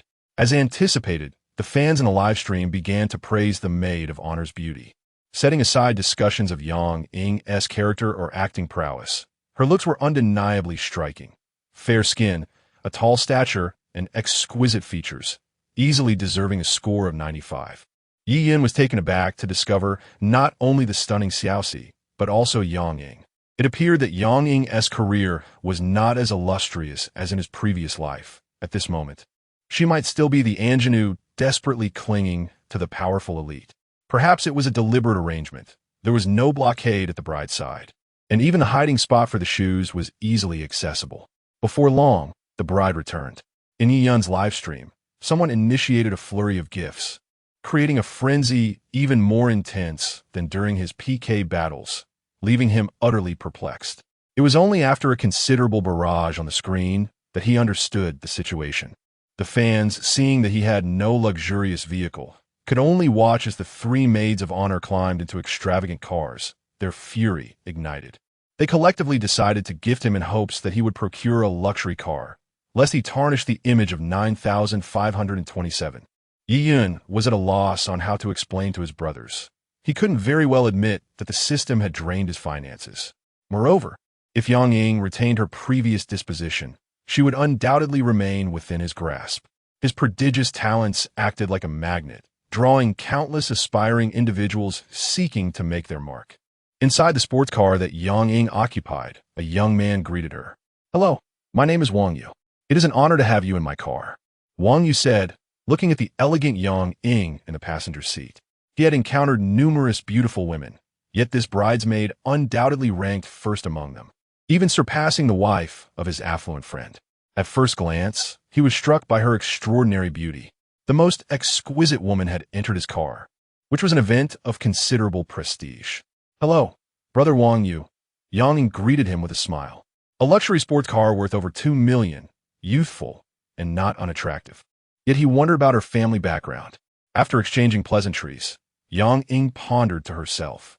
In recent years, she had met her fair share of wealthy individuals, yet none had been of any assistance to her career. Otherwise, with her looks, marrying into high society would require little effort. She harbored her own dreams and a clear life plan, to leverage her beauty to attract a director or a major star, thereby entering the entertainment industry, basking in the adoration of countless fans and enjoying the limelight. Hee. Wang Yu chuckled lightly and inquired, "What do you do, miss?" The more he looked at Yang Ying, the more he was captivated.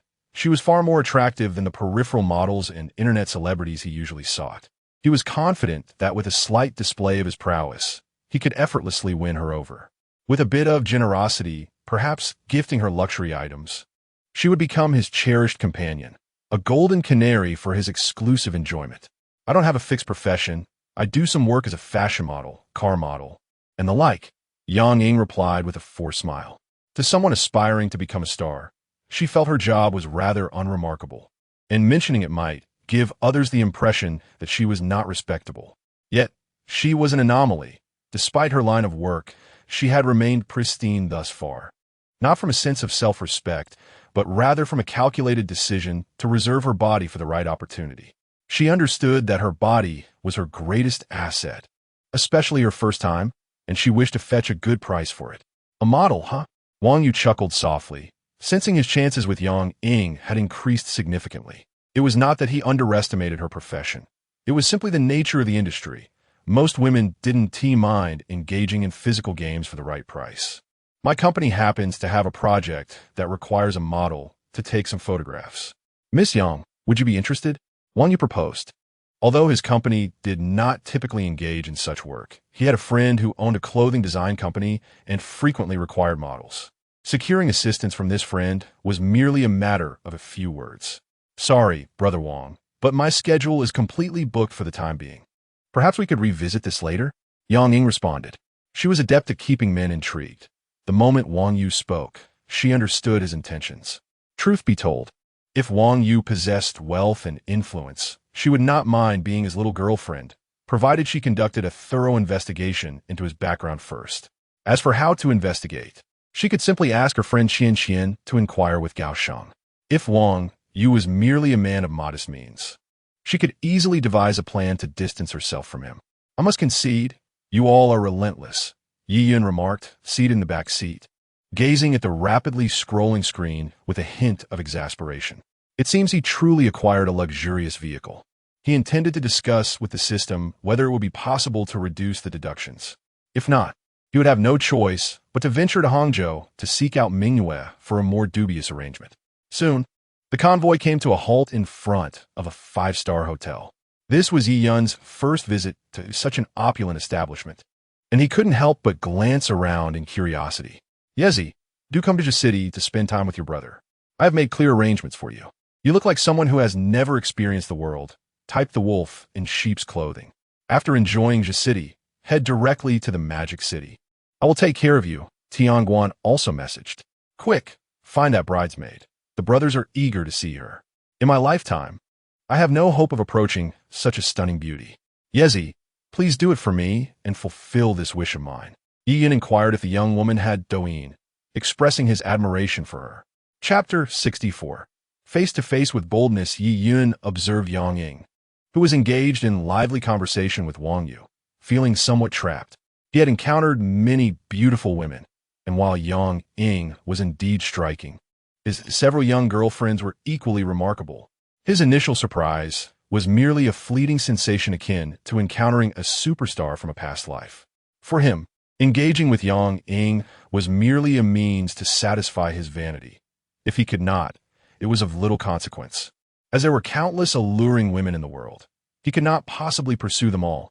However, a group of sycophants incessantly showered him with gifts, urging him to approach her. It would be rather unbecoming to disregard their encouragement, especially since his gift income had likely surpassed 200,000 by now. Hello, I am Yi Yun, a broadcaster. The fans in my chat room just praise your beauty and expressed a desire to meet you, he said resignedly, stepping forward to interrupt their conversation. Such an interruption was undeniably impolite, yet he felt compelled to act.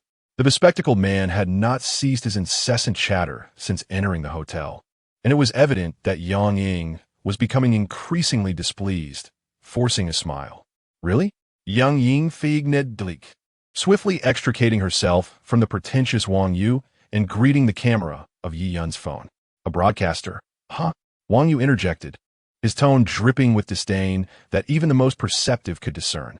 We're all friends of Gaoshang. Do you need me to send you some gifts? I still have over 1 million coins on Douyin. Wang Yu subtly revealed a watch worth over 1 million on his wrist. He indeed possessed a substantial amount of coins on Douyin, having previously spent extravagantly on a beautiful female broadcaster, only to be met with indifference when he sought her out, leaving him exasperated. No need, I'm not live streaming on Douyin, Yi Yun replied, disinterested. Yet, considering that Wang Yu was a friend of Gaoshang and it was his wedding, he refrained from making things awkward for Gaoshang. Otherwise, he would have retorted sharply at Wang Yu's arrogant demeanor. In truth, if a broadcaster excels, they can earn millions a month. I know several prominent broadcasters. Would you like me to introduce you to them? Wang Yu continued, akin to a sycophant, not missing an opportunity to show off. His gaze inadvertently drifted towards Deng Zhiqi, and he was taken aback to discover such a stunning beauty beside the pretty boy. He ostentatiously adjusted his watch as he spoke, eliciting laughter from the fans in the chat. Millions a month? When did our Yi Yun become a millionaire? Which wealthy second generation is this? It's truly hilarious, exclaimed a viewer. I never expected to encounter someone so pretentious in reality. To be fair, Yi Yun alone could rival the profits of a listed company. If he ventured into Douyin, selling goods with a little yellow card, his revenue would likely multiply several times over. Where did this extraordinary individual emerge from? I must inquire with Gao Sheng about him sometime. Yi Yun raised an eyebrow, realizing that this fellow was like a persistent, adhesive plaster. If he did not put him in his place, he would likely cling on indefinitely. The profession of a live streamer is indeed quite challenging. As I began my broadcast this morning, I have only received over 3 million in gifts, and after taxes, I'm left with merely 200,000. By the way, may I inquire about your occupation? Yi Yun opened the back end and showcased today as 2-hour revenue to Wang Yu. Upon seeing Yi Yun's display of earnings, the fans in the live stream began to express their enthusiasm fervently, rallying behind Yi Yun to strike a blow to Wang Yu. When Shizi Q gifted the streamer 10 super rockets. ACDVD gifted 20 treasure maps to the streamer. Long gifted 10 super airdrop boxes. Daozhong gifted 10 super rockets. Zhu Yi gifted 10 super rockets. The return is 0 from Yunnan, gifted 20 super rockets. Jia gifted 20 super rockets. Yulong gifted 20 super rockets. You are gentler than the evening breeze. In addition to the affluent supporters who initially accompanied Yi Yun, his rising popularity has attracted new wealthy patrons to the live stream. Whenever they choose to contribute, their gifts invariably exceed 1,000. And should they venture into the realms of female streamers, they would undoubtedly be greeted with endearing calls of daddy, along with a high likelihood of engaging in adult games outside the stream. Wang Yu stared blankly at Yi Yun's phone screen, where the love currency had soared beyond 30 million, rapidly surpassing the 50 million mark. Yi Yun retrieved his phone and, glancing at the figures, wore a troubled expression, lamenting how difficult it is to earn money these days. In just a few seconds, he had amassed over 200,000. Is this a 1-to-1 ratio? Wang Yu stammered in disbelief. He had taken over his father's company, easily earning 1 or 2 million while living in luxury. Driving high-end cars, his life was a dream for many. For years, he reveled in the admiration and flattery of others, having seen few peers wealthier than himself. However, witnessing Yi Yun earn millions in a single day, or even more, was a profound blow to his ego, leaving him momentarily speechless. Yi Yun said little more, clicking on the recharge option to reveal the staggering ratio, completely shattering Wang Yu's hopes. How could this be? How could a mere streamer earn more than me, a businessman? Wang Yu struggled to accept this reality, stammering in disbelief. It was the first time in his life that he felt so thoroughly undermined. The very things he took pride in could be earned by another in just a few days, while he earned tens of millions a year. The other party could accumulate 1 or 2 billion, and he wasn't even taller or more handsome than Yi Yun. With such a fragile ego, he still attempted to pose as someone superior. Yi Yun observed Wang Yu's crestfallen demeanor and shook his head inwardly. If Wang Yu were to discover that he had once earned tens of millions in a single day, he would surely be infuriated. Hello, I apologize for the inconvenience. I couldn't help it. That person is simply insufferable. After dismissing the shaken Wang Yu, Yi Yun turned to Yang Ying with an apologetic smile and spoke. It's quite all right. I'm not particularly close to him, Yang Ying replied with a gentle smile. She was taken aback by Yi Yun's revenue, earning millions in just a short span, nearly rivaling those top-tier live streamers.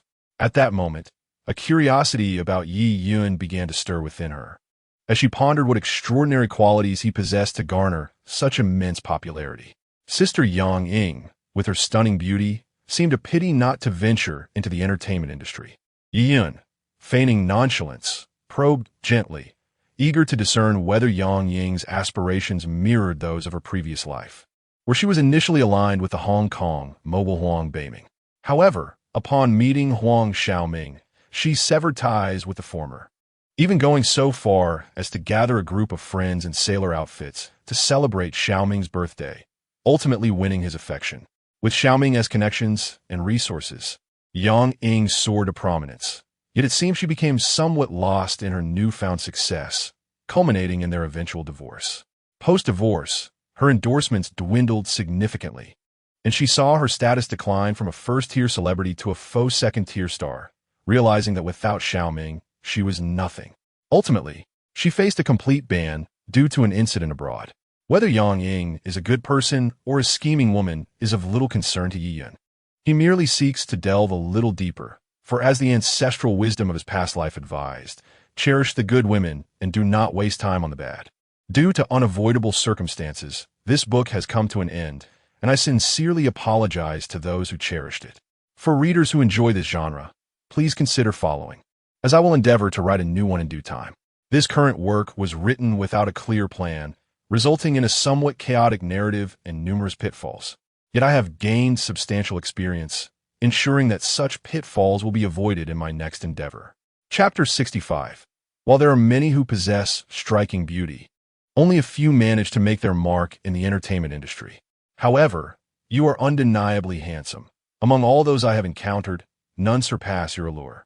Should you choose to enter the entertainment realm, I dare say you would require a mere fraction, at least 90% less effort than others. Yang Ying spoke earnestly. Though the industry is replete with attractive individuals, Yi Yun's visage is of a rare caliber, truly befitting the term divine beauty, often echoed online. From the left, he resembles Edison Chun. From the right, he bears a likeness to Chung Wu. From the front, he evokes the image of Daniel Wu. From behind, he resembles Nicholas Tse. From above, he mirrors the countenance of Yu Yin. And from below, he reminds one of Hu Ge. With such striking features and a modicum of talent, fame would surely follow swiftly. I possess some connections within the entertainment sphere, yet I have no aspirations to pursue a career there, Yi Yin remarked. After speaking, he discreetly glanced at Yang Ying, noting the unmistakable spark in her eyes. Humph, merely a cunning little woman. I have yet to fully decipher you, Yi Yun mused inwardly. Brothers, we have seen enough. Let us refrain from further intruding. Such behavior lacks propriety, and while you may be unrefined, I consider myself a person of decorum. After addressing the fans in the live stream, Yi Yin waved goodbye to Yang Ying. Wait a moment, Brother Yi. Let us connect on QQ. I have been contemplating becoming a streamer myself and would greatly appreciate your guidance. Yang Ying quickly seized the opportunity. It was rare to encounter someone with industry connections, and she could not afford to let this chance slip away. Very well, Yi Yin nodded, adding Yang Ying on QQ. As the wedding commenced after the bride's arrival, Yi Yin and Deng Ziqi took to the stage to perform Today You Will Marry Me, receiving resounding acclaim from both the live audience and online fans. Beep. System task completed. Randomly awarded 50 million in spending credits. Yi Yin was momentarily taken aback. He expected the system to be so generous, granting him a sum of 50 million in credits. However, upon closer inspection, his enthusiasm waned. It seemed he had misunderstood. The system's reward indicated that he would have 50 million dragon coins at his disposal for future withdrawals, not a direct cash prize. Hello, Mr. Yi.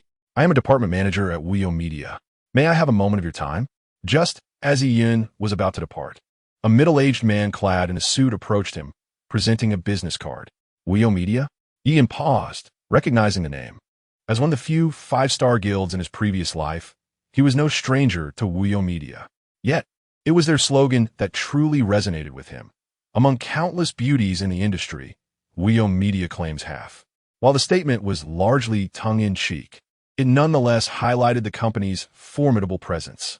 In his former life, Wio Media boasted over 80,000 artists and streamers, a number that could only be described as staggering. However, at this point, Wio Media had yet to reach such heights. The reputation of the unseemly website remains undeniably resounding. Greetings, Manager Wang. Yi Yin glanced at the business card and extended his hand for a brief handshake. Mr. Yi, may I inquire if you have any intentions of joining a union? Manager Wang was direct in his approach. I apologize, Manager Wang, but I currently have no considerations in that regard, Yi Yin replied candidly. Given his present popularity, he would rather establish his own union than join an existing one to work for others. In fact, he contemplated that founding a union might indeed be a splendid choice. With his fame, coupled with the ideas he had gleaned from his previous life, he could easily elevate certain individuals to prominence. Concepts such as Little Sweetie, Dai Gula K's hip dance, driving test, window cleaning dance, and CRILI were all ideas he could effortlessly replicate. Chapter 66. The departure after declining Manager Wang's advances. He did not linger, but returned to his seat. Following a satisfying meal with Deng Ziqi, Yi Yin escorted Deng Ziqi to the airport, assisting her in purchasing a ticket. By their next encounter, she would likely have ascended to stardom. Brothers, I shall also conclude the stream. It has been a while since I roamed freely. I'm off to explore, Yi Yin announced to his fans in the live broadcast. Don't leave. How about streaming outdoors? Yi, with your striking looks, you should captivate some ladies outdoors.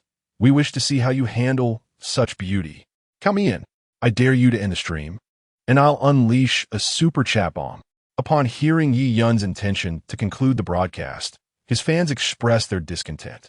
It was a rare occasion to witness him stream outdoors, and they naturally desired him to remain online a little longer. Brothers, you're putting me in a tight spot. You know I'm just a pure-hearted lad from Chunan. I feel bashful even holding a woman's hand. I become completely awkward in their presence. I'm not skilled at flirting, Yi Yun retorted.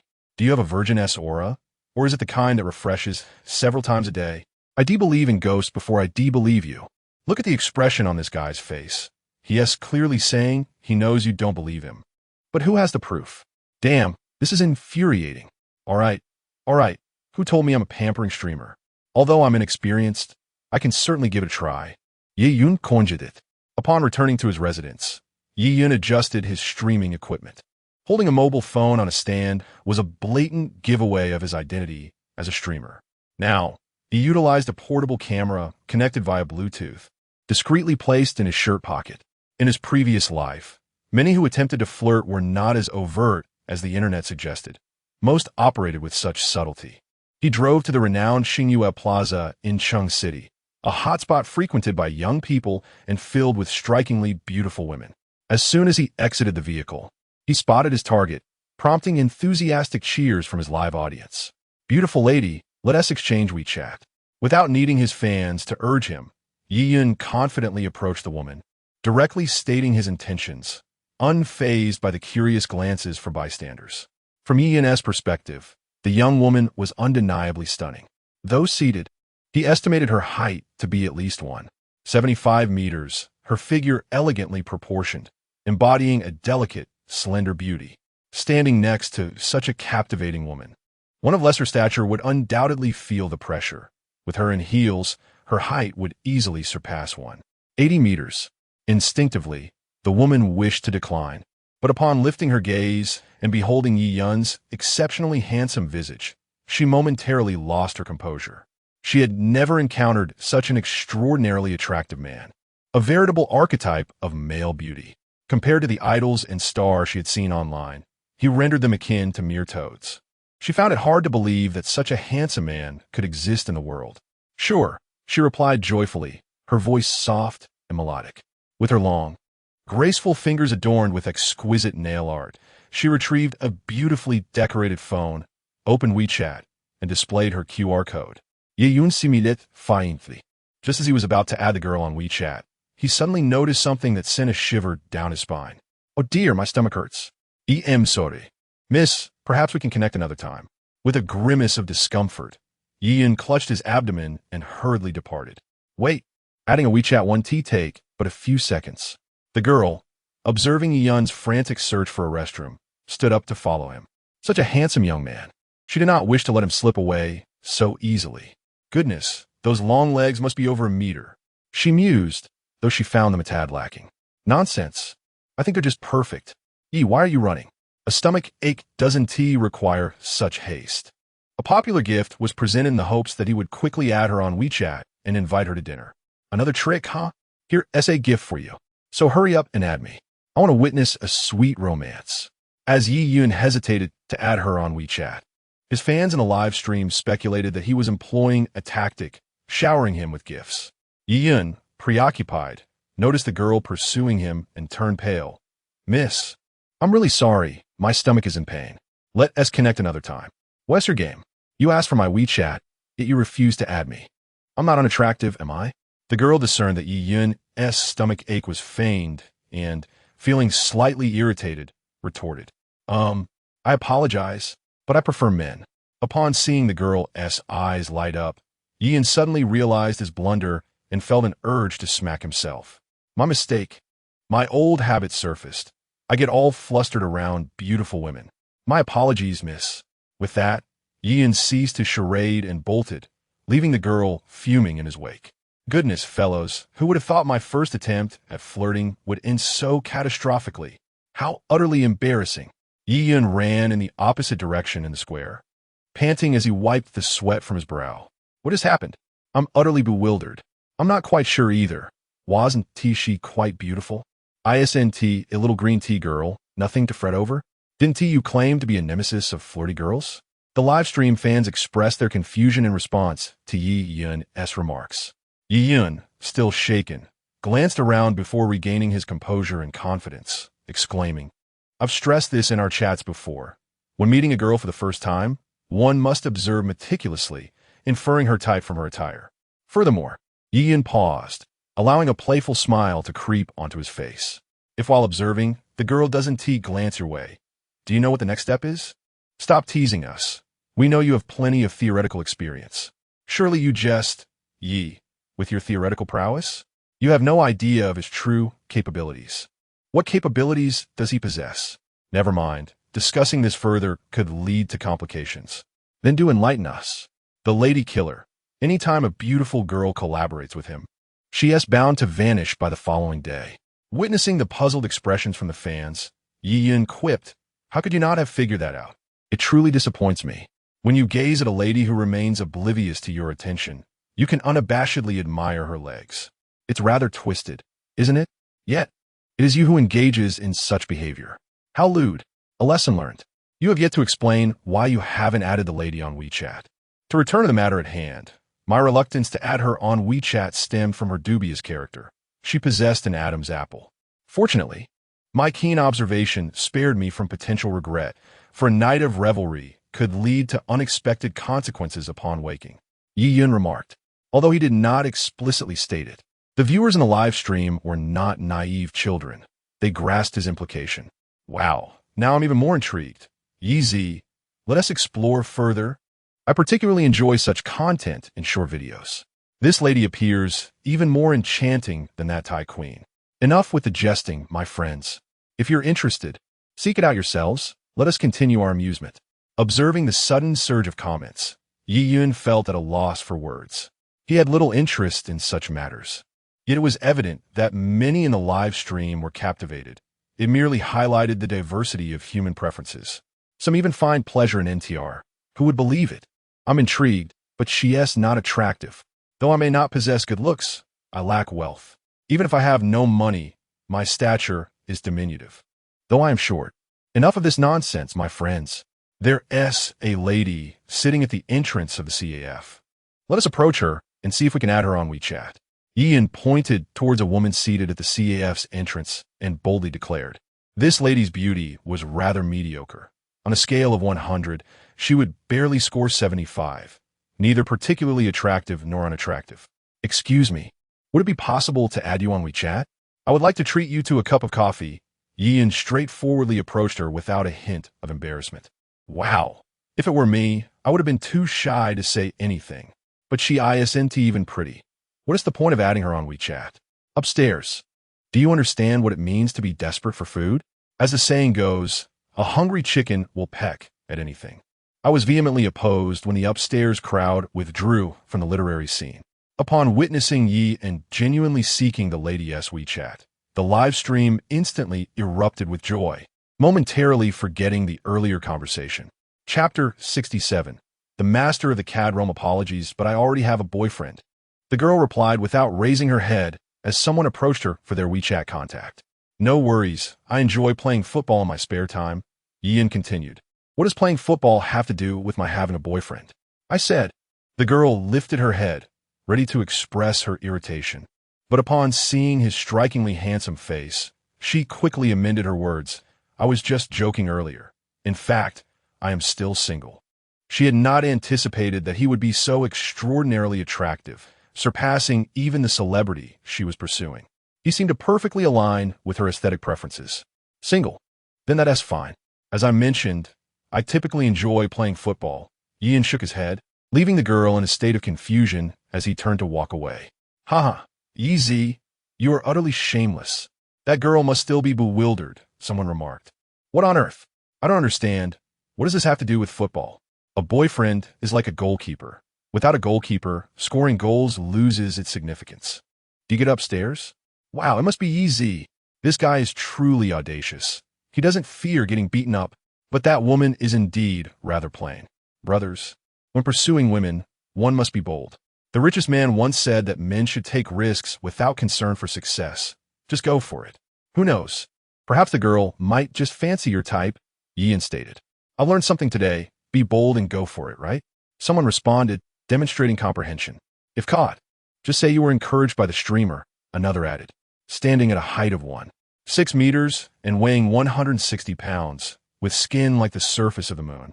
The moment I heard Yeezy's words, I felt a surge of confidence. The unique me is bound to attract a girl with discerning taste. You think everyone is as handsome as you? After hearing Yeezy's words, I resolved to confess my feelings to the campus beauty that evening. Perhaps a refined taste would lead her to appreciate a man like me. Someone actually used the term refined. I can only imagine what you look like. Care to share a photo? Upon hearing Yi Yun's words, fans in the live stream began to play along with the jokes. Those who claim the girl isn't attractive should cool it. When it comes to wooing women, one must strategize. Regardless of looks, pursue them all. First, address the quantity issue, then focus on quality, Yi Yun advised. This is the timeless wisdom of the ancestral masters from previous lives. Once the quantity is secured, the quality will naturally improve. Indeed, no wonder he is a leader among cats. His reasoning is crystal clear. First, tackle the quantity issue, then the quality. What profound advice. A round of applause followed. In a live stream, various types of personalities were discussed, from the innate mature woman physique to the innate youthful mother physique, and now, the emergence of the innate cad physique. I am the great warm-hearted man, rewarding the streamer with a Super Rocket X1. At that moment, a dazzling effect appeared in Yi Yun's live stream, indicating someone had rewarded him with a Super Rocket worth 3,000 yuan. Thank you, warm brother, for the Super Rocket. Thank you. Yi Yun expressed his gratitude. In truth, there are many occasions when individuals receive gifts and feel too indifferent to express gratitude for each one.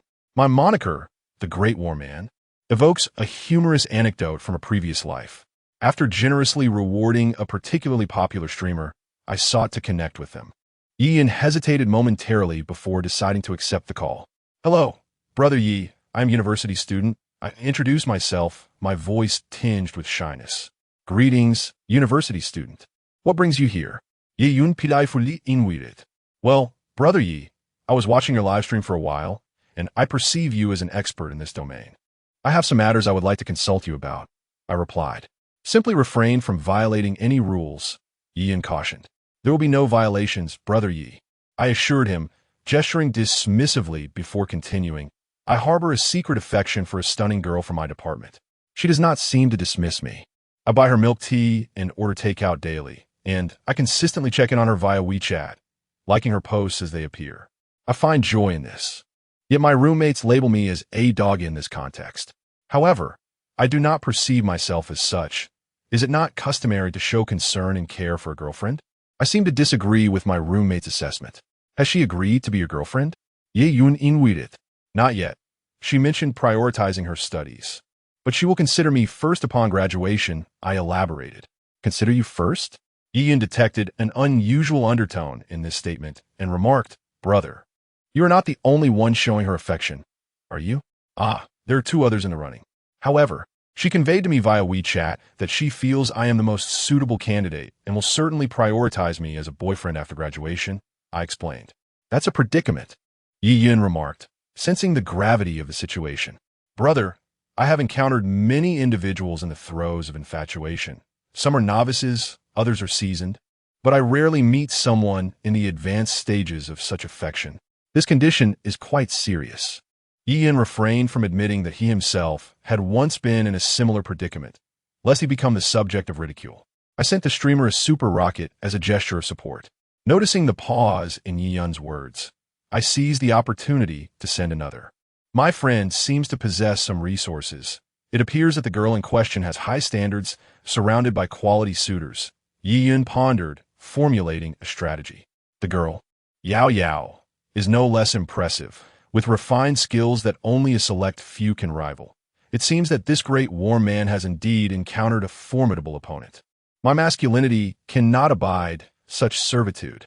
I declared, neither can mine, let us swiftly depart. In this space, we are all warriors. To be so oblivious to one's status as a dog is truly astonishing. If this were not a fictional tale, it would be quite enlightening. The observers above lacked experience. In reality, this was hardly a remarkable situation. Indeed, a woman skilled in the art of tea can be quite formidable. She possesses the ability to bestow upon you a certain emotional value, particularly in an academic setting where her talents can truly shine. Imagine dining with your roommate, when a charming and beautiful lady unexpectedly prepares your meal, presenting it before you amidst a throng of onlookers. Under the envious gaze of your companions, your vanity experiences a profound gratification. perhaps even surpassing that of her admirers. How intriguing. Alas, Brother Yi, is there still hope for me? I lamented, embodying the persona of a warm-hearted gentleman. Congratulations, my friend. You have come to the right place, Yi Yunxiao replied with a knowing smile. Considering the quantity issue I previously mentioned, coupled with your modest assets, I have conceived a remedy for your plight. Since you revel in the role of the devoted admirer, why not embrace it more fully? To devote yourself to one is to be a mere admirer. However, to express affection for many transforms you into a formidable contender. Your status as a backup will shift, turning from being her backup to making her yours. He imparted some wisdom. You must instill a sense of urgency in the lady who captivates you, inciting her jealousy to vie for your attention. The balance of this endeavor is something you must navigate yourself. Can a campus belle truly surpass the allure of a school beauty? Be bold. Why not pursue the most enchanting one of all? Goodness, is that truly a solution? As expected from me, I am utterly impressed. To devote oneself to one is to be a mere admirer. To cherish dozens transforms one into a fierce contender. Remarkable. When my mother inquired why I was kneeling to watch a live stream, I realized I had learned abundance today, my notes overflowing. Truly, he possesses an innate charisma of a rogue. I would deem him the patriarch of charming scoundrels. First, we must address the quantity and then the quality. To devote oneself to one is to be an admirer. To cherish many is to become a formidable contender. Tonight, I shall seek my path to wooing amidst these profound maxims, aspiring to attain the stature of greatness. Chapter 68. The Million Likes Card. All right, Brother Yezi. I've had an epiphany, proclaimed the earnest young man known as the Great War Man. Brother, could you perhaps reconsider your name? Are you not aware of the connotations associated with a war man? Yi Yin interjected. After a brief moment of fiddling with his phone, he discovered a video that he shared with the Great War Man. In the video, a woman was striking poses, and in the comments, the devoted admirer could no longer contain himself, declaring, "Stop with the suggestive behavior.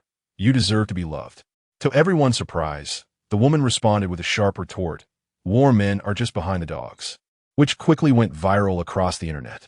"All right, Brother Yezi, I shall change my name to the Great Licking Dog," said the Great War Man after watching the video. Goodness. You have 30 seconds to change your name to the Battle Wolf, or I will confine you to the darkroom for a month, Yi Yin remarked, utterly exasperated by the Great War Man's statement. Truly, a hopelessly devoted admirer. There seems to be no remedy for your condition. He added, "Please don't put me in the darkroom. I will change my name right away." The Great War Man replied in a panic. "That's the spirit. Be a bit bolder. Today, offer some flattery to the campus flower. Subtly let her know and apply a little pressure. If the campus flower sends someone to inquire, you should say that after pursuing for so long, you feel hopeless and wish to try someone new. Perhaps she will grant you a few favors to keep you hanging on. Understand?" Ian instructed before abruptly ending the call. Having imparted such wisdom, he felt that if the other party remained oblivious, there would be no hope for them. Ding. Fan guidance to escape the realm of devoted admirers has yielded a random reward.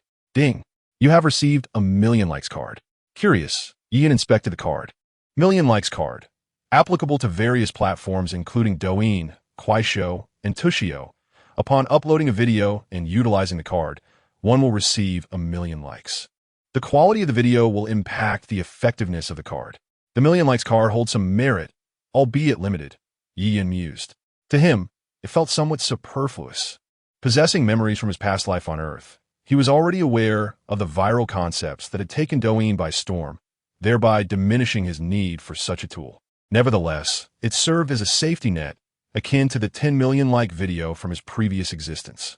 If he were to replicate that success in this world, it might not reach the same heights, especially since he had yet to grasp how a casual flick could garner millions of likes. However, if he were to employ a Million Likes card, as long as the video was not poorly executed, the outcome would likely mirror the original closely. After wandering outside for 2 hours, Yin began to feel fatigued. He notified his fans that he would not be streaming that evening and subsequently shut down the broadcast. Glancing at the back end, he noted that the gifts received were quite substantial, totaling over 7 million dragon coins. Earning several million from a single stream had seemingly become the norm for him. During this period, no broadcast had yielded less than 2 million. In his past life, such earnings were almost unimaginable. Even the most elite PK streamers rarely saw such profits, with a few million from an occasional stream being a possibility. The popularity, however, has not seen significant growth, remaining stable at approximately 500,000. The limitations of the platform are exceedingly pronounced, with insufficient traffic rendering the live streaming content unable to break through the confines of obscurity. Were it not for his exceptional gaming skills, complemented by the allure of his songs, achieving such a level of popularity would be utterly impossible, Douyin mused. The AI platform suffers from minimal traffic. Had he been on Douyin, it is likely that his popularity would have doubled, if not more. He has consistently contemplated transitioning to Douyin, yet his procrastination is not solely attributed to the constraints of his contract. The penalty for breach of contract is negligible in his eyes, as he was merely an inconspicuous small streamer when he initially signed. The primary reason for his inner turmoil lies in the fierce competition that Douyin harbors, filled with numerous top-tier streamers. Should he venture there, he would inevitably find himself embroiled in a web of rivalry and contention. While he may not provoke others, he would certainly become a target for conflict, igniting controversies and generating topics of discussion. Only through such means can the desire for fans to spend be incited. As was the case with Kuaishou in his previous life, the discord between the two fan bases is nearly irreconcilable. As the largest short video and live streaming platform in Longwa, the competition within Douyin far surpasses that of AI. Upon entering Douyin, he faces two paths: to either remain inconspicuous or to assert dominance to the point where no one dares to challenge him. However, should he choose the latter, he risks being silenced once the Douyin yellow car feature is launched. Cursing under his breath, he resolved to abandon his hesitation and indecision, determined to join Douyin in the near future. With his current popularity of 500,000, he would stand above the majority of the streaming circle in his previous life, with few peers to rival him. Yet within Douyin, he could only be considered a T1 level streamer. With a population exceeding 2 billion in Longwa, it follows that the audience for live streaming is substantially larger, with 100,000 follower mark serving as the dividing line between medium and large streamers. Countless streamers boast popularity in the hundreds of thousands, and many have even surpassed the million mark. Presently, several T0 level streamers populate Douyin, including Damaho, Chenbo, Tingquan, Musun, Shengzai, and Lao and I, all of whom have surpassed the million-follower threshold. However, among these six, some have been heavily penalized, and their declines are quite significant. In his previous life, before the emergence of Douyin's yellow car feature, the top PK streamers were all enjoying popularity in the hundreds of thousands. Subsequently, regulatory measures were imposed, resulting in some streamers with 2 million followers plummeting to 300,000 overnight, while others with hundreds of thousands saw their numbers drop to 80 or 90,000. Aside from these six, there are also Zhe Deyang, Jinbao, Xiaogui, and Taishan Cao. Indeed, Taishan Cao's popularity is currently surging, and even Yun is somewhat astonished by the rapid growth of his follower count. In his previous life, bolstered by Douyin's influence, Taishan Cao gained nearly 4 million followers in a week and close to 10 million in a month. In this world, with an even larger population, the rate of follower growth is even more astonishing. In just over a week, Taishan Cao has ascended to become a major streamer with 8 million followers, with his live audience numbers mirroring Yi Yun's current figures. Moreover, the growth of fans is escalating at an astonishing pace. Yi Yun estimates that in due time, this individual will undoubtedly ascend to the coveted status of over 1 million followers, thereby emerging as a new deity in the realm. Aja is equally formidable. Like Yi Yun, he has risen on a small platform, establishing himself as a veteran figure in the streaming industry, boasting a substantial following of around 600,000 to 700,000. Each time Yi Yun observes Aja, he is reminded of his previous life as Aja, which is a great pity.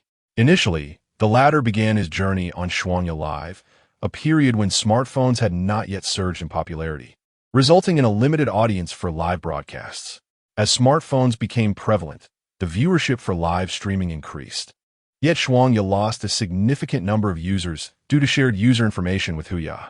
Furthermore, with capital flooding into live streaming applications, numerous platforms emerged, causing the once dominant leader to fall from grace to the point where many viewers were unaware of its existence. For many years thereafter, he remained steadfast on the same platform, ultimately missing countless opportunities. It wasn't until 2024, when he transitioned to Douyin, that he garnered widespread recognition, albeit somewhat belatedly. At that time, Douyin was renowned as the most positive platform on the internet, even prohibiting excessively loud sounds during broadcasts, which severely curtailed Aja's capabilities by a significant margin. Nevertheless, despite these limitations, Aja undoubtedly stood as the foremost figure in Douyin entertainment broadcasting, as evidenced by his participation in the fan crossover competition alongside Demaho and Chunbo. His prowess was unmistakable. Although Demaho and Chunbo boasted a fan base at least 2 to 3 times larger than his own, Aja still managed to achieve an extraordinary score in the fan crossover competition. Chapter 69. Rewards and Media Companies Currently. The most popular voices on Douyin include Disney, Little Fairy, Tang Yi, Little Black Tooth, and Annie. These are names that Yiyun frequently encounters, though he has not delved deeply into them. After returning to his residence and taking a shower, he lay on his bed, reflecting on manager Wang, who had reached out to him earlier that day. Although he had declined the offer, the mere presence of the manager ignited thoughts within him that he had never entertained before. Perhaps he could establish a media company and subsequently form a guild. On Douyin, the revenue sharing is 50-50.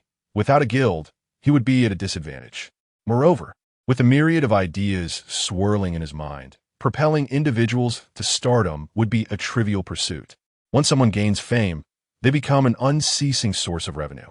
In the current landscape of Douyin, it resembles the year 2018 in his previous life, a time before the launch of the little yellow bike, which was certain to emerge. Recently, he had observed a content creator with millions of followers whose video featured advertisements, allowing viewers to directly access a shopping platform. This was the precursor to the little yellow bike. In his former life, Douyin collaborated with that shopping platform, ultimately leading to a significant downfall for it. They learned the technology and subsequently introduced the little yellow bike.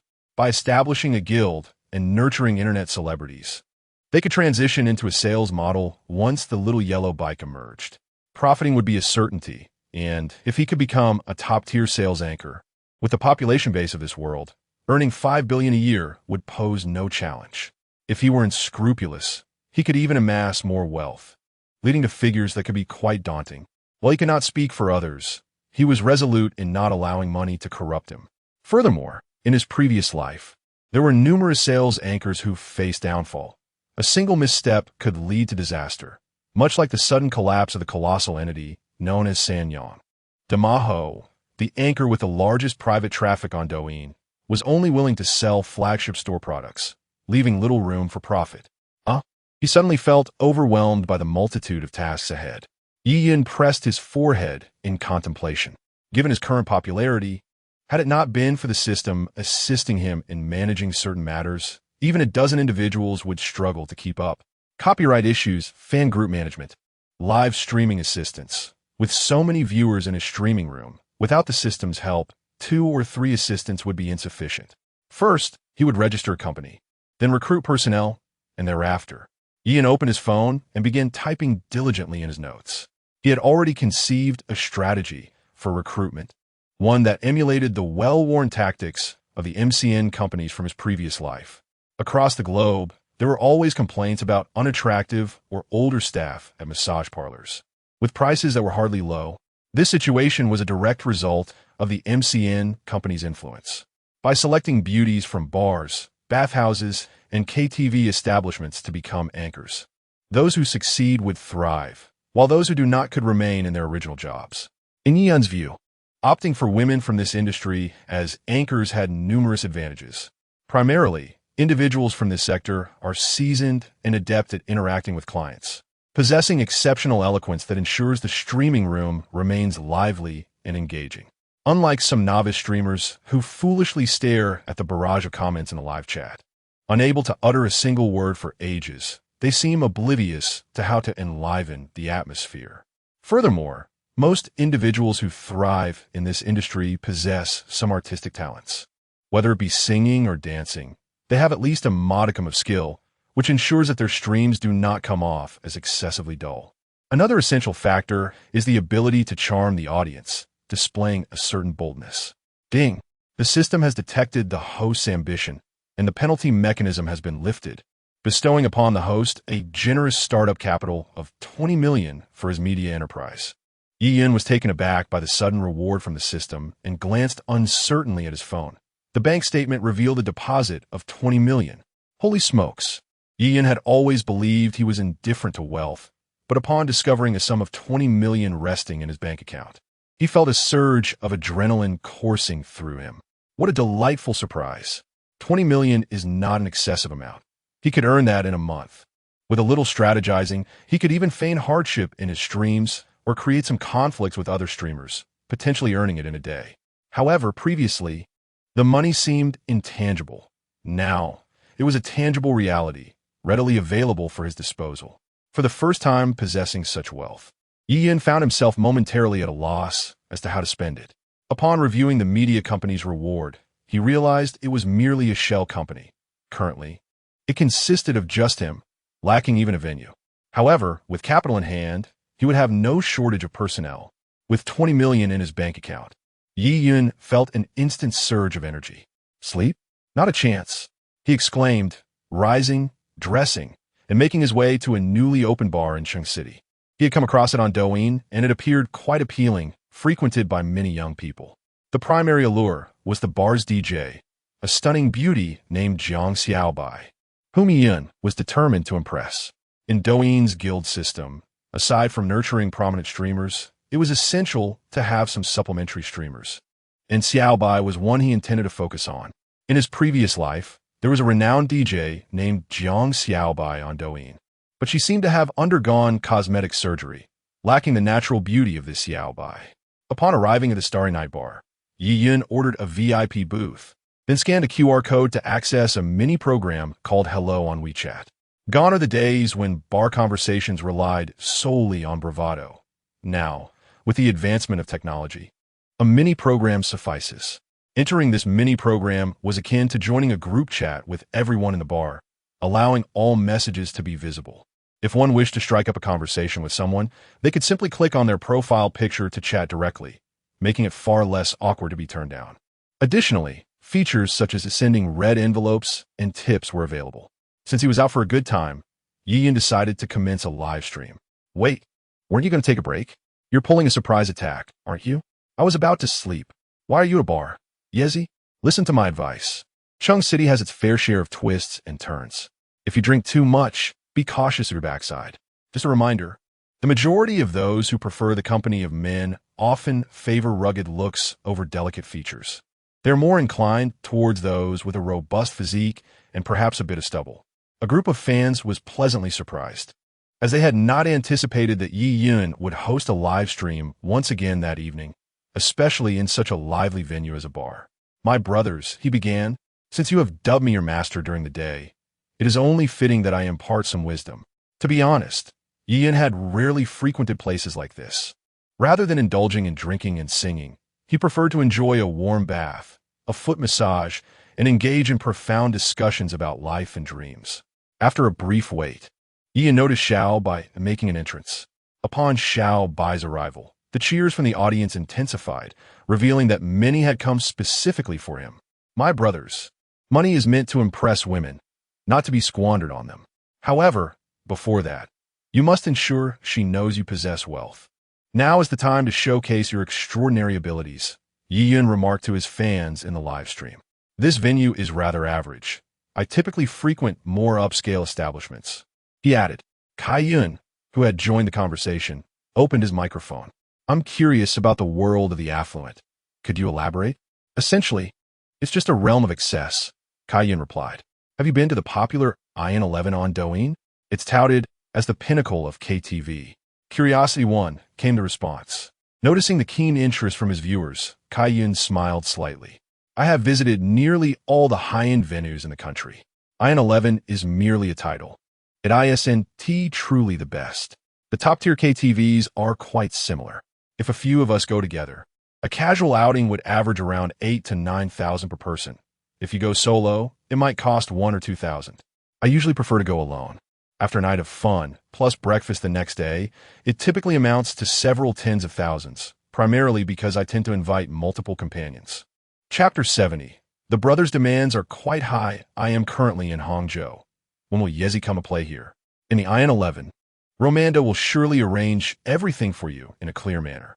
Loneliness and the wind also spoke.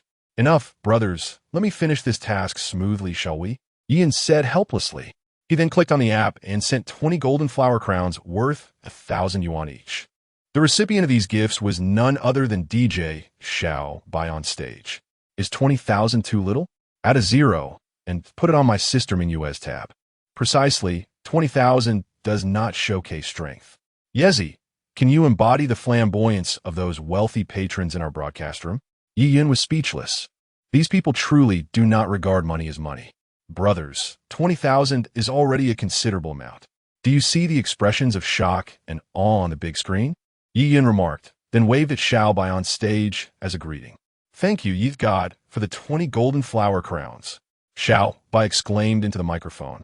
Her voice tinged with excitement. She had not anticipated that someone named Yi would reward her with such a generous sum, making her feel like a true star. She had always envied those online streamers who could earn in one night what she would make in several months. And today she experienced the thrill of being a streamer herself. Let us chat later. Ian sent a message to Xiao Bai, then set his phone down. With his generous tip, 3 or 4 girls approached him to strike up a conversation. Do you see this, brothers? This is what it means to have money. The ladies come to you, Ian commented, observing the 4 heavily made up yet somewhat attractive women. Typically, these girls were bar hostesses, primarily targeting those who were inexperienced in nightlife. They would engage in lively conversation, but soon enough, one would notice that the drinks on the table had vanished. It is rather embarrassing to be in a bar without drinks, thus prompting one to order more, which is a common tactic in bars. There are also other situations, such as when hostesses drink with customers for an extended period, nearly to the point of nausea, yet receive no tips at all. This is why some high-end bars impose a minimum spending requirement, aiming to filter the clientele. Some establishments have minimums that reach tens of thousands. Working in such bars, the girls can drink freely without worrying about tips, as the patrons are all affluent individuals. The bar next to Principal Wang's residence had hostesses who were more attractive than most internet celebrities, earning tens of thousands each month as if it were mere play. Recently at IN11, a girl moved a wealthy patron with her singing, resulting in a shocking 200,000 yuan tip that astonished the entire community. Can I join you for a drink? A girl winked at Yi Yun and asked. It's not my call. Ask them, Yi Yun replied, pointing to the phone on the table, which was inundated with a flurry of comments. Brother, are you a streamer? The girl inquired. Although it was a question, she had already deduced Yi Yun's profession in her mind. She was well aware of the frenzied barrage of comments. Yes, just a relatively unknown small streamer. Yi Yun replied with a nod. Come on, don't joke around. That small streamer's room has over 500,000 viewers, she laughed. Then greeted the fans in Yi Yun's stream. If he were merely a small streamer, she wouldn't even bother to engage. Those in her profession are quite perceptive, and she instinctively knew that many in the chat refer to them derogatorily. However, larger streamers were a different story. There was a possibility they could make her famous overnight. Regrettably, my dear, I'm awaiting someone on stage. Not that you lack excellence, but my standards are somewhat high, Yi Yin stated. The fans in the chat had discerning tastes and were not inclined to entertain a girl of average looks, urging him to send her away. All right then, brother. I wish you a delightful evening. A few of the girls responded without anger, albeit with a hint of reluctance. Wait, Ian called out to the departing girls. Addressing the fans in the stream, brothers, these girls have been quite pleasant, and I admire that. Should we offer them some consolation? Absolutely, came the replies. Their character seems decent. Let's show some kindness. After all, it's not their fault they didn't catch our eye. Having read the fans' comments, Ian retrieved a spare phone and ordered a set of dragon suit with the ace of spades on the platform. The dragon suit is categorized into little dragon suit and big dragon suit. There are 6 colors in total. Ordering 3 bottles garners the little dragon suit. while ordering all 6 colors earns the Big Dragon suit, with prices varying across bars. Yin's set of Big Dragon suit costs $68,500. Ordering a dragon suit at a bar is undoubtedly a tool for flaunting one's status, and soon the male DJ on stage began to shout, enhancing the spectacle. Naturally, when a line of waitstaff approached with drinks, the display was even more impressive. In Yin's past life, the dragon suit was popularized by Principal Wang, leading to a trend where affluent patrons at clubs would order several sets to showcase their status. "This commission is for you girls," Yin said to the group. "Thank you, brother. Thank you, big brother. You're so generous. Don't you want a sister to accompany you for a drink?" "No need." After dismissing the girls, Yin engaged in conversation with the brothers in the stream. After about 10 minutes, Xiao Bai, who had just sung 2 songs with the DJ, approached. Her tall stature, exquisite features, and eye-catching outfit drew the attention of half the bar. Many patrons had come to the bar drawn by Xiao Bai, and their focus naturally shifted to her as she made her way to Yi Yun's table, eliciting envious glances from onlookers. "Hello, Brother Yi. Thank you for the 20 golden flower rings. I raise my glass to you," Xiao Bai said as she settled beside Yi Yun, filling her glass to the brim before downing it in one go. "I must say, from a distance, I was oblivious, but upon closer inspection, this young lady is truly exquisite. Trust in Yezi's discerning eye. He would not pay attention if there were even the slightest flaw. Although this fellow may have a penchant for the allure of beauty, his standards are quite elevated. Yao Yao, Mina, and Ji Qi. One is a captivating enchantress, another a radiant beacon, and the last an embodiment of pure and sweet charm. This innocent one is likely to be ensnared as well. I find myself envious of Yezi each day. My dear friend, you must exercise restraint. Do not succumb to an early demise. Ahem. Those who cannot articulate should simply remain silent." Chapter 71. Popularity votes. All are children of the rivers and lakes. There is no need for thanks. One must learn to commit oneself. Yin gazed at Xiao Bai with admiration and spoke. With such looks, he wouldn't fare poorly in any endeavor. Later, he planned to contact CC, Chi Chi, Yao Yao, and Mina, striving to bring them all into his company. The financial aspect was inconsequential, primarily.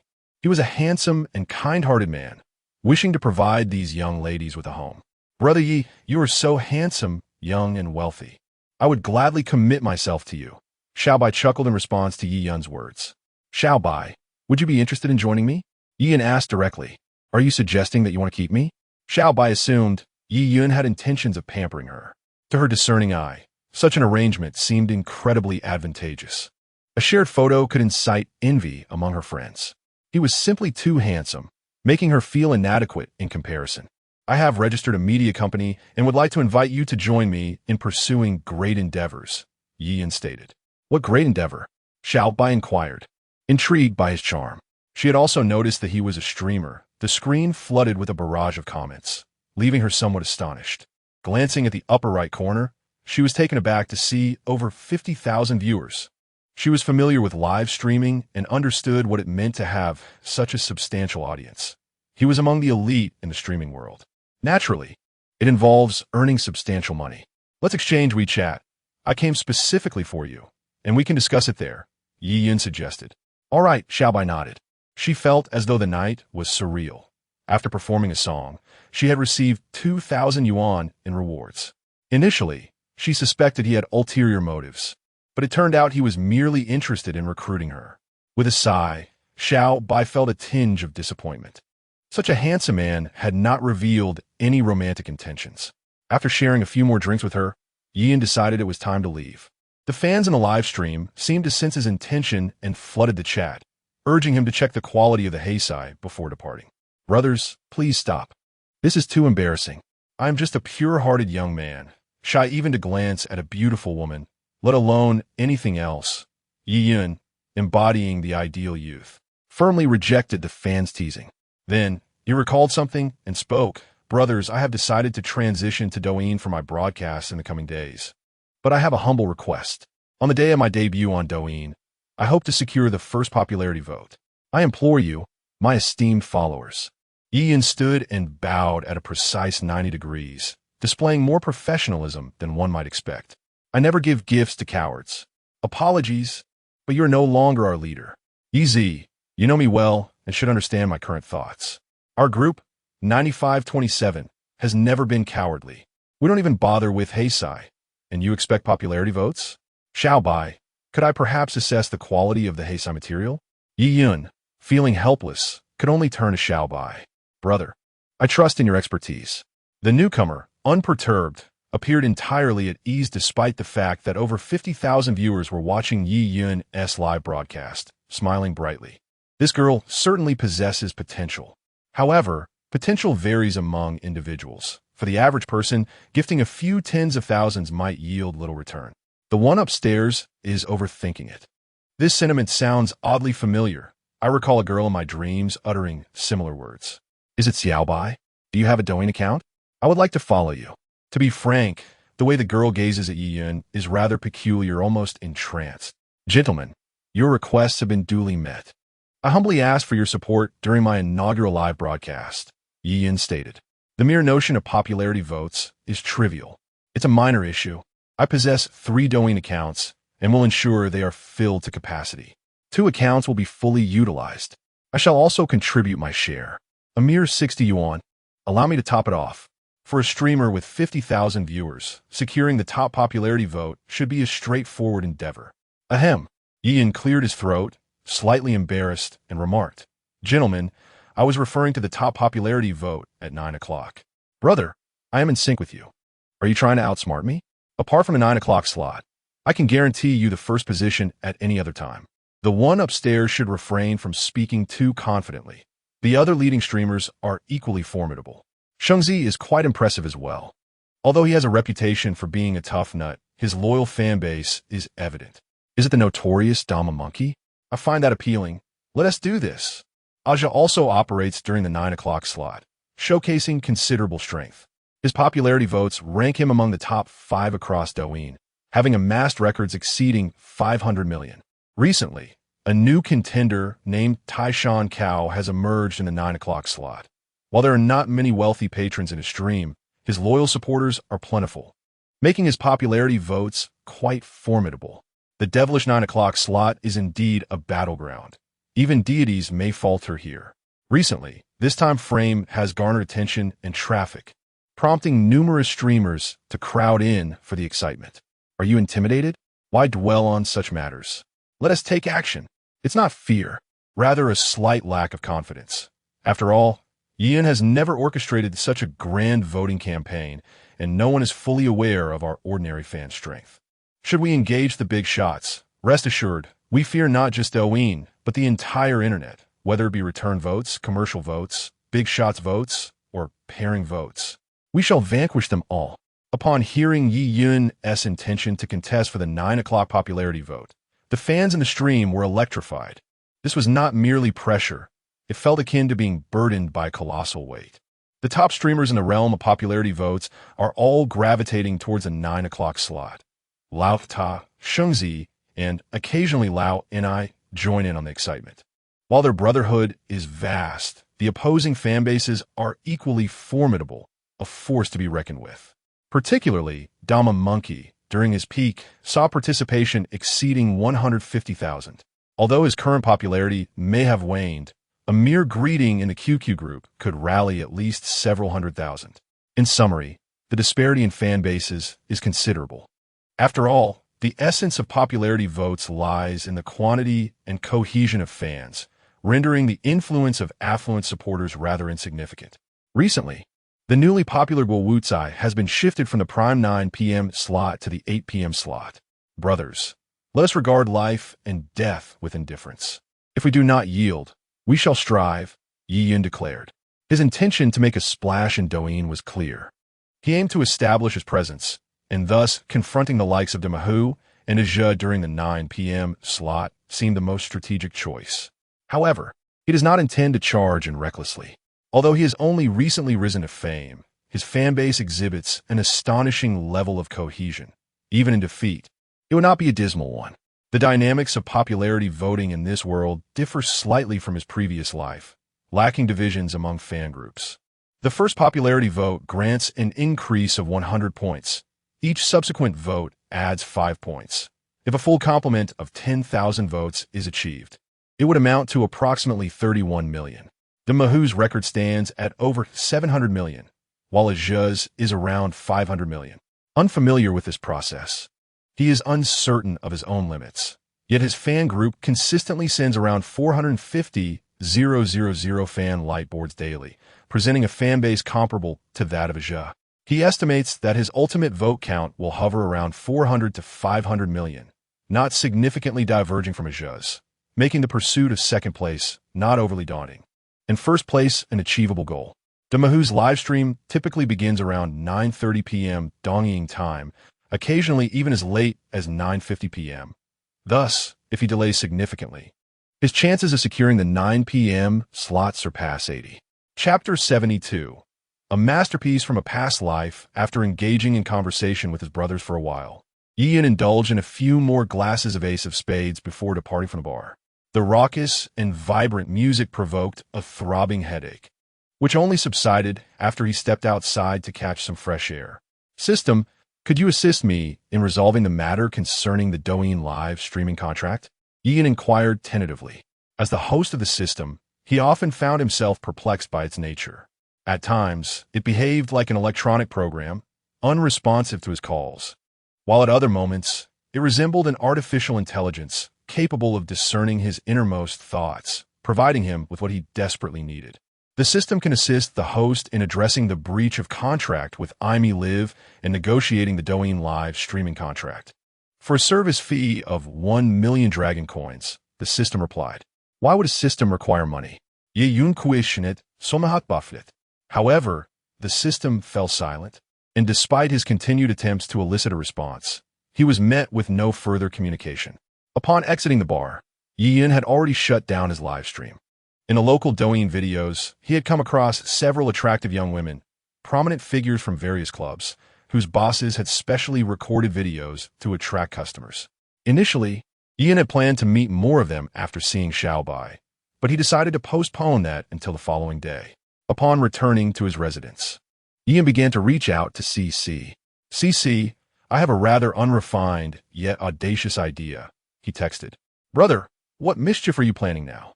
I've been feeling unwell these past few days, CC replied almost instantly. I assure you, I'm being serious. I intend to establish a media company to cultivate a few internet celebrity streamers and would like to invite you to join, Ian explained. Really, brother? I'd love to join. In fact, Jia Chi Chi has been encouraging you to register a media company for some time now, CC responded. Great. Let us discuss it in detail when we meet tomorrow. Ian then proceeded to contact Chi Chi, Mina, and Yao Yao. The three were astonished, particularly Mina and Yao Yao, who were currently preoccupied with joining a guild. Had Yiyun delayed in reaching out to them, they might have already signed contracts. With CC, Yao Yao, Chi Chi, Mina, and a tentative addition of Xiaobai, the total was merely 5 individuals, which felt insufficient to him. As he returned home, Yiyun mused to himself. Douyin guilds have a distinct hierarchy, stipulating clear requirements regarding the number of streamers and revenue generated. 1-star guild requires more than 10 active streamers, with no revenue requirement. These guilds are typically in their infancy, focusing on building and nurturing their streamer teams. 2-star guild requires more than 15 active streamers, with a monthly performance of over 3 million audio waves, equivalent to a revenue of 300,000 dragon coins. 3-star guild requires more than 40 active streamers, with a monthly performance exceeding 10 million audio waves. 4-star guild requires more than 200 active streamers, with a monthly performance surpassing 100 million audio waves. Achieving a 4-star guild status places one among the elite in the vast expanse of the internet, endowed with significant recognition and influence. The 5-star guild mandates that the number of effective streamers must exceed 700, with a monthly performance requirement of over 400 million audio waves. In the previous life, those renowned guilds were all 5-star rated, such as Yuja Huyu, Wuyo, and Liaming. The Guild of Great Monkey has long surpassed the requirements of a 5-star guild in terms of revenue and numbers. However, due to incomplete live streaming duration tasks, it can only attain a 4-star rating. Each guild level has a distinct profit-sharing ratio with the platform, with the highest possible division being 70-30. It is time to devise a strategy to increase followers, mused Douyin. In the realm of Douyin, there are numerous influential figures, and his follower count pales in comparison to those ancient deities of broadcasting. Although singing could rapidly garner followers, Douyin does not relish the notion of becoming a major celebrity. Too much fame makes mundane activities like shopping with friends cumbersome, and he would have to contend with unwanted attention and even clandestine photography. Fortunately, apart from singing, he has another avenue for swiftly increasing his follower count. The novel production card he had received previously remained unused, and now it finds its moment to shine. In his past life, he harbored a dream of writing novels and had taken steps towards it, yet his efforts have been met with dismal failure. The system's reward of a novel production card would finally fulfill his long-held aspiration. As he opened his computer, Douyin prepared to investigate the state of the novel industry in this world. During the month of his transmigration, he had been so preoccupied with various matters that he had not once considered the online literature scene. Had he not been seeking an alternative path to increase his followers, he likely would not have thought to read novels at all this year. Upon examining the landscape of the Dragon Kingdom's online literature, he discovered that the largest paid novel website was named Longting, followed by Sihai and Zongheng, each boasting a considerable monthly active user base. The free websites were reminiscent of his previous life, with only one prominent site, the Sun Novel Network. Entering Longting, Douyin skimmed the rankings. At the top was a Xinsha novel. After reading a few chapters, he was left utterly speechless. The prose was commendable, but the plot was simplistic, and the settings felt antiquated, lagging behind Earth-esque novels by approximately a decade. Could this truly be classified as a Xinsha novel? The second-ranked work was a wuxia novel, which he briefly glanced at, only to be dissuaded by the third chapter. In the first chapter, the protagonist's entire family was annihilated. In the second, the protagonist miraculously survived a fall from a cliff. And in the third, he learned a divine skill. It was all too basic, devoid of any desire to continue reading. The narrative remained entrenched in an archaic cycle of violence, entirely oblivious to the profound notion of chivalry serving the nation and its people. Lacking the ethereal essence found in the works of Gulong Yiyun felt compelled to transcend genres and deliver a subtle shock to this world's online literature community. He registered a pen name, Yi Ingjun, and subsequently redeemed the novel production card for use on his computer. Chapter 73. Changing tracks to gain followers, why does it only have 3.5 million words? Yiyun pondered it, perplexed. He recalled that in his previous life, Devouring had nearly 5 million words. Now it was missing over 100,000. Upon opening the novel for a brief overview, Yiyun discovered the answer. The novels produced through the card-making system undergo optimization and refinement, enhancing their readability and allure. In his past life, Devouring had been excessively lengthy, and the quality in the later chapters was significantly inferior to the earlier ones, leading many readers to abandon it after merely 2/3. With the system's enhancements, the book's readability was undoubtedly superior to that of his previous life. The data had increased, and it was more than sufficient to surpass the previous life by 2 or 3 times. Yiyun was not merely overconfident. The quality of the work spoke for itself, having been tested by the market. In this era of underdeveloped web literature, his novel would be akin to a dimensional strike, akin to dining on meager fare daily only to be presented with a sumptuous feast overnight. Moreover, the population in this world surpassed that of Earth. This year, the population of Longwar reached 2 billion, nearly double that of his past life. With such a vast populace, it was only natural that there would be more enthusiasts for web literature. In his previous life, there were hardly any novels with a subscription of 100,000. However, in this world, within the realm of Longting alone, there were no fewer than 10 works with over 1 million subscriptions. The record holder was a fantasy novel titled One Sword Covers the Immortals, which shattered the 2 million subscription record. Yet, it quickly fell back to just over 1 million. Upon discovering this information, Yiyun specifically recharged 1,000 book coins and read a dozen chapters of this novel. Its prose was remarkably refined, the plot tightly woven, and the structure intricately interconnected. Had he encountered such a book in his early years of reading web literature, it would have captivated him deeply. Alas, he was now a seasoned bibliophile with over a decade of reading experience, rendering him uninterested in novels with such simplistic premises. After perusing several chapters, Ian's confidence in devouring grew even stronger. In this world, there were not only a lack of novels combining advanced martial arts with technology, but even high martial arts novels were absent. If this book were to gain popularity, it would be akin to establishing a new genre. The high martial arts genre, which had not lost its relevance even in the era he had traversed from, was still thriving. He recalled seeing a novel-titled era of high martial arts just days before his crossing, which had ranked among the top 10 in the monthly ticket charts.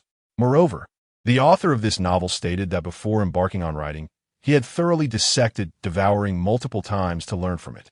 The book's immense popularity even led the publisher to begin writing Devouring 2, which quickly became the most anticipated sequel, with subscriptions nearing 100,000.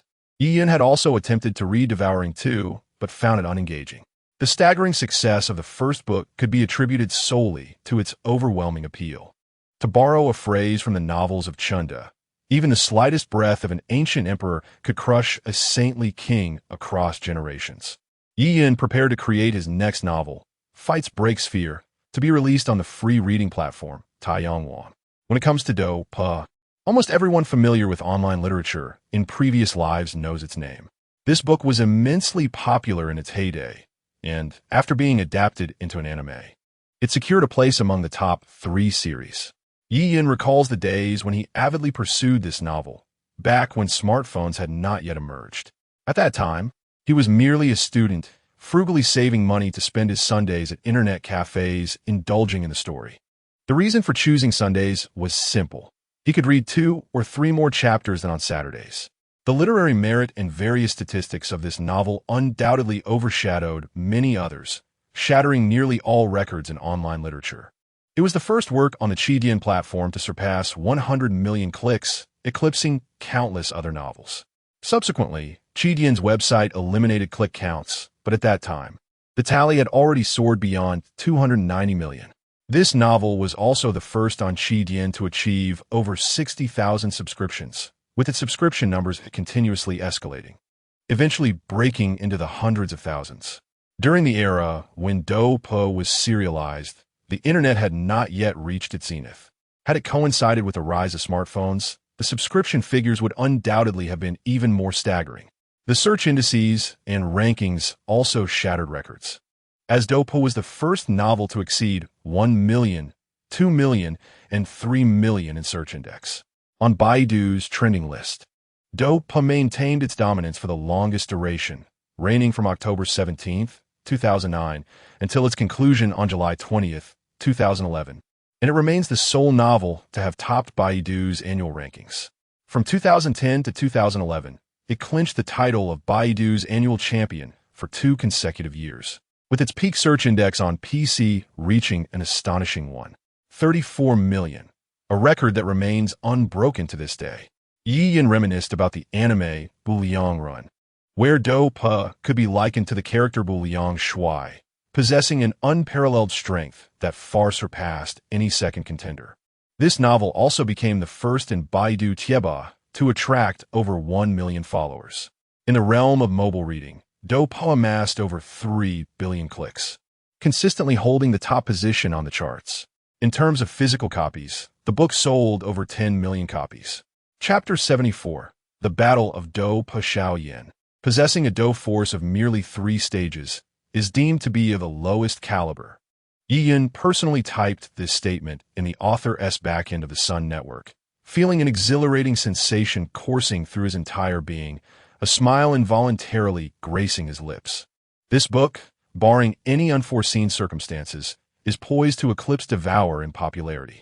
The allure of a fantasy upgrade narrative is undeniable, especially since this genre has yet to be explored in this realm. In this world, Devour pioneered modern high martial arts, merging high martial arts with futuristic technology into 2 distinct schools, whereas Do Pa is even more remarkable, establishing 3 entire schools: the Waste Talent School, the Annulment School, and the Grandfather School. After all, this world lacks Panlong, and the Grandfather School is a creation of Douyin. It can be said that this novel has opened a new gateway for domestic online literature, sparking a fresh wave of trends at that time. With countless stories emerging in the annulment and waste talent schools, yet none have dazzled readers quite like Douyin. There are a total of 4 novel creation cards, and Douyin is in no rush to publish the remaining 2 books. He intends to wait for a while before proceeding. He secretly hopes to gain a few million followers. Compared to those top-tier streamers, he feels somewhat lacking in foundation. Simply put, his follower base is relatively small. However, once these 2 books achieve significant success, this shortfall will be compensated, as book fans exhibit far greater loyalty than the followers of those streamers. Imagining a future where he proclaims, "A single arrow pierces the clouds, and 1,000 troops come to meet me." Countless book fans flooding into his streaming room to support him will undoubtedly captivate many eyes. Nevertheless, at present, he does not intend to reveal his identity because some readers might express dissatisfaction in certain areas, potentially leading them to seek out the real author offline. After releasing the new book, Douyin registered a new account on Douyin and subsequently logged into QQ. He currently possesses numerous QQ accounts, primarily to create groups for fans to join, as the novel's success will necessitate the formation of additional groups. In this world, a regular QQ account, without any services activated, can accommodate a maximum of 400 to 500 individuals in a group.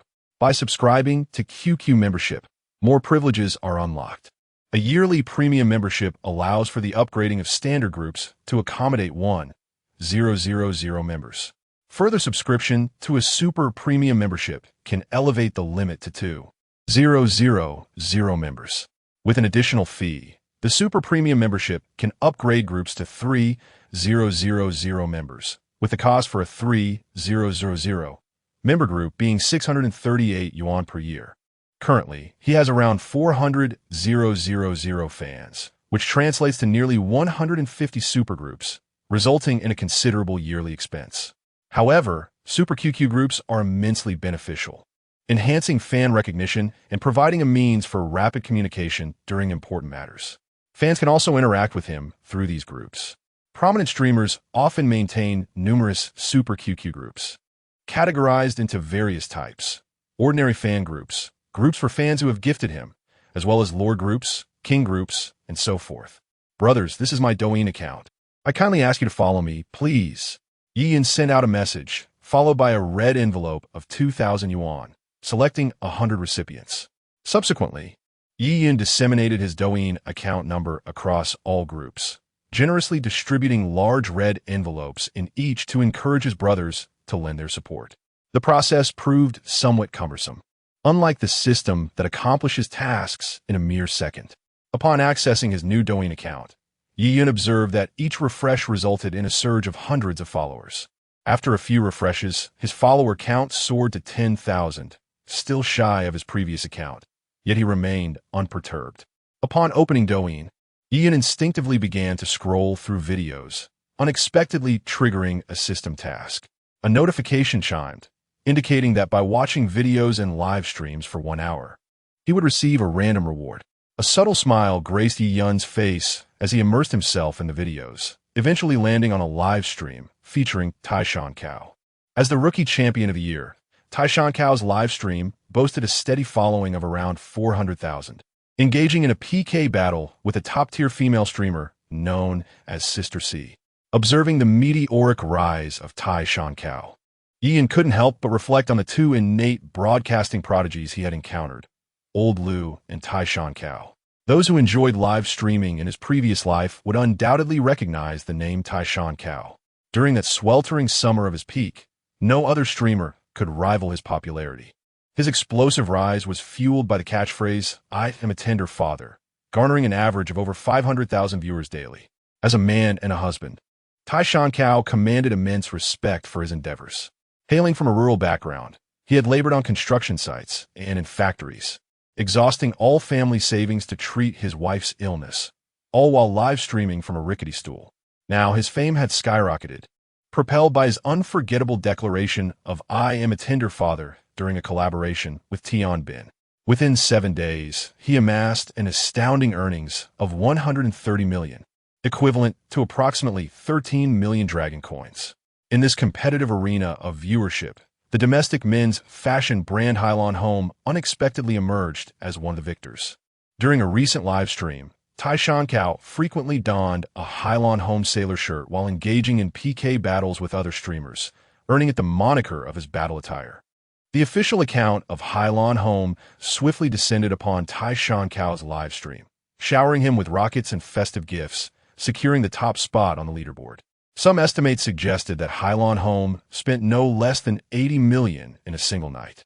The following day, Hylon Home showcased an advertisement for the same polo shirt worn by Tai Shan Kao in their Douyin livestream. The united fanbase, known as the Kao Family Army, flocked to various online platforms, demonstrating remarkable purchasing power, swiftly selling out the polo shirts. Some fans even employed Tai Shan Kao's catchphrase while communicating with Hylon Home's customer service, who adeptly responded with "Fear not" and informed them that the polo shirts were out of stock. Moreover, physical stores reported a complete sellout. In addition, the explosive success of a live stream propelled Hylon Home's stock to new heights. It was not only Hylon Home that had set its sights on Tai Shan Kao.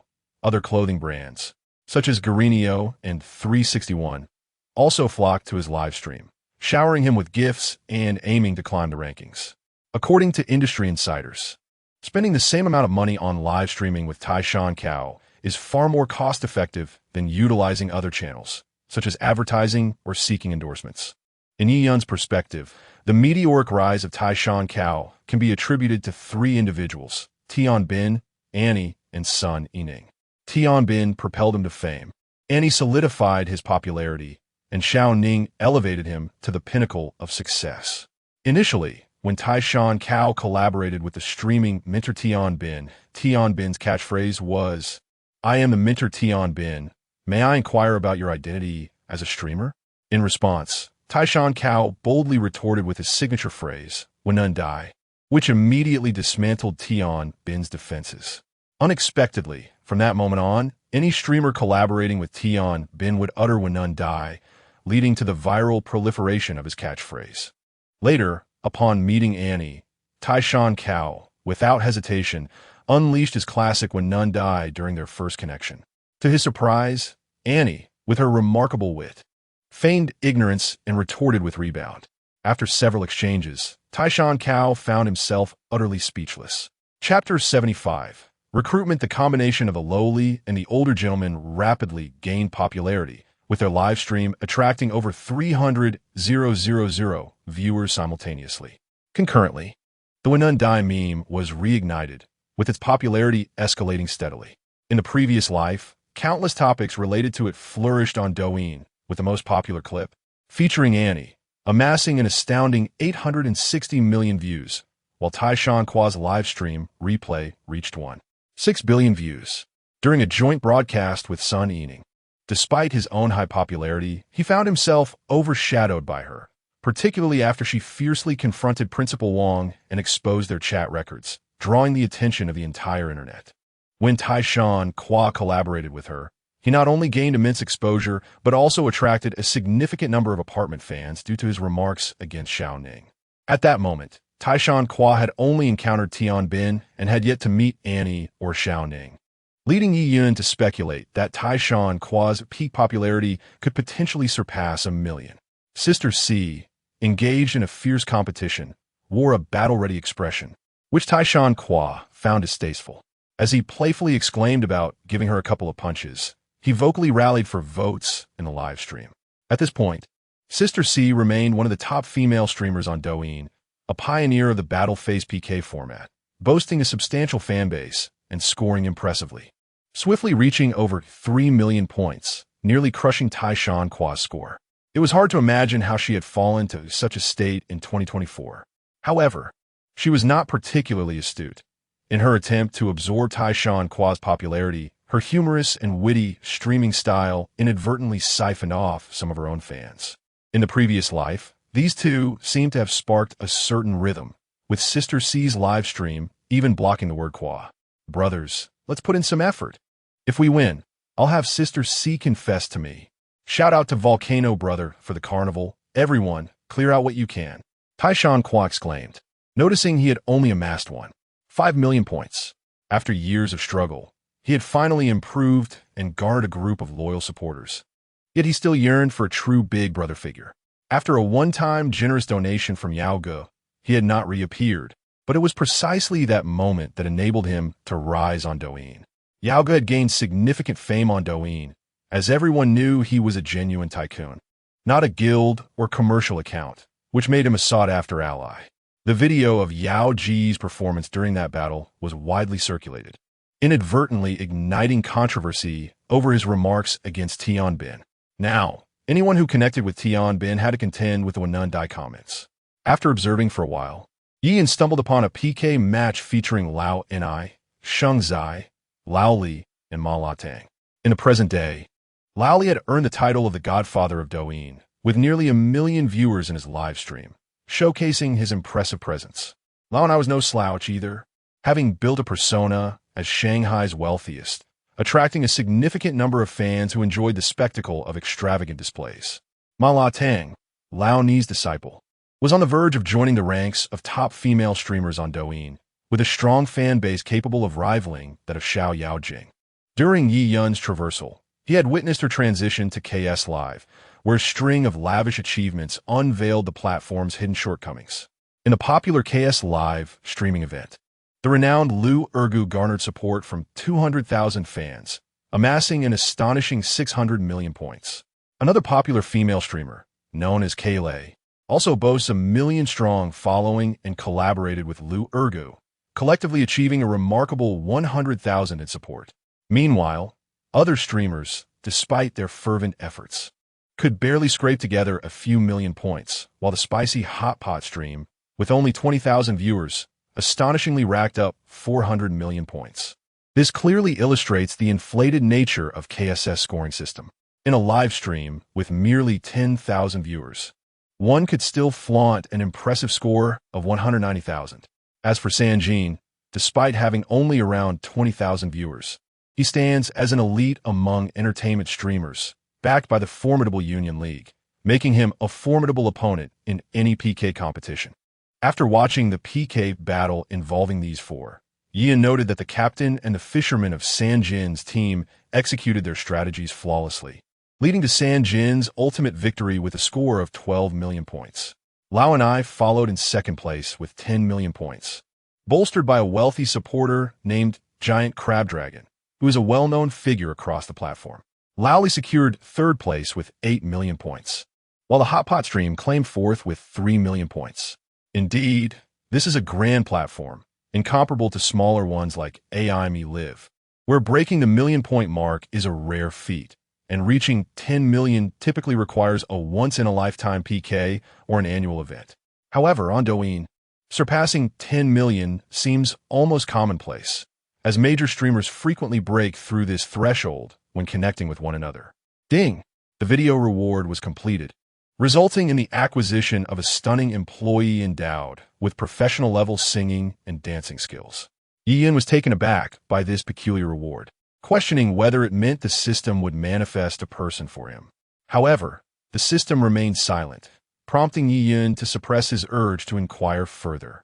Mindful of the potential consequences, suddenly, there was a knock at the door. Yian, feeling a stir of curiosity, opened it to find a tall, striking young woman with snow-white hair, her perfect figure collapsing weakly into his embrace. Yian was left speechless, recognizing this as yet another one of the system's creations. The beauty reeked of alcohol, her senses dulled. Yian gently placed her on the sofa and poured her a glass of water. Thankfully, despite her inebriation, she did not vomit, although the stunning woman with her striking white hair was undeniably beautiful.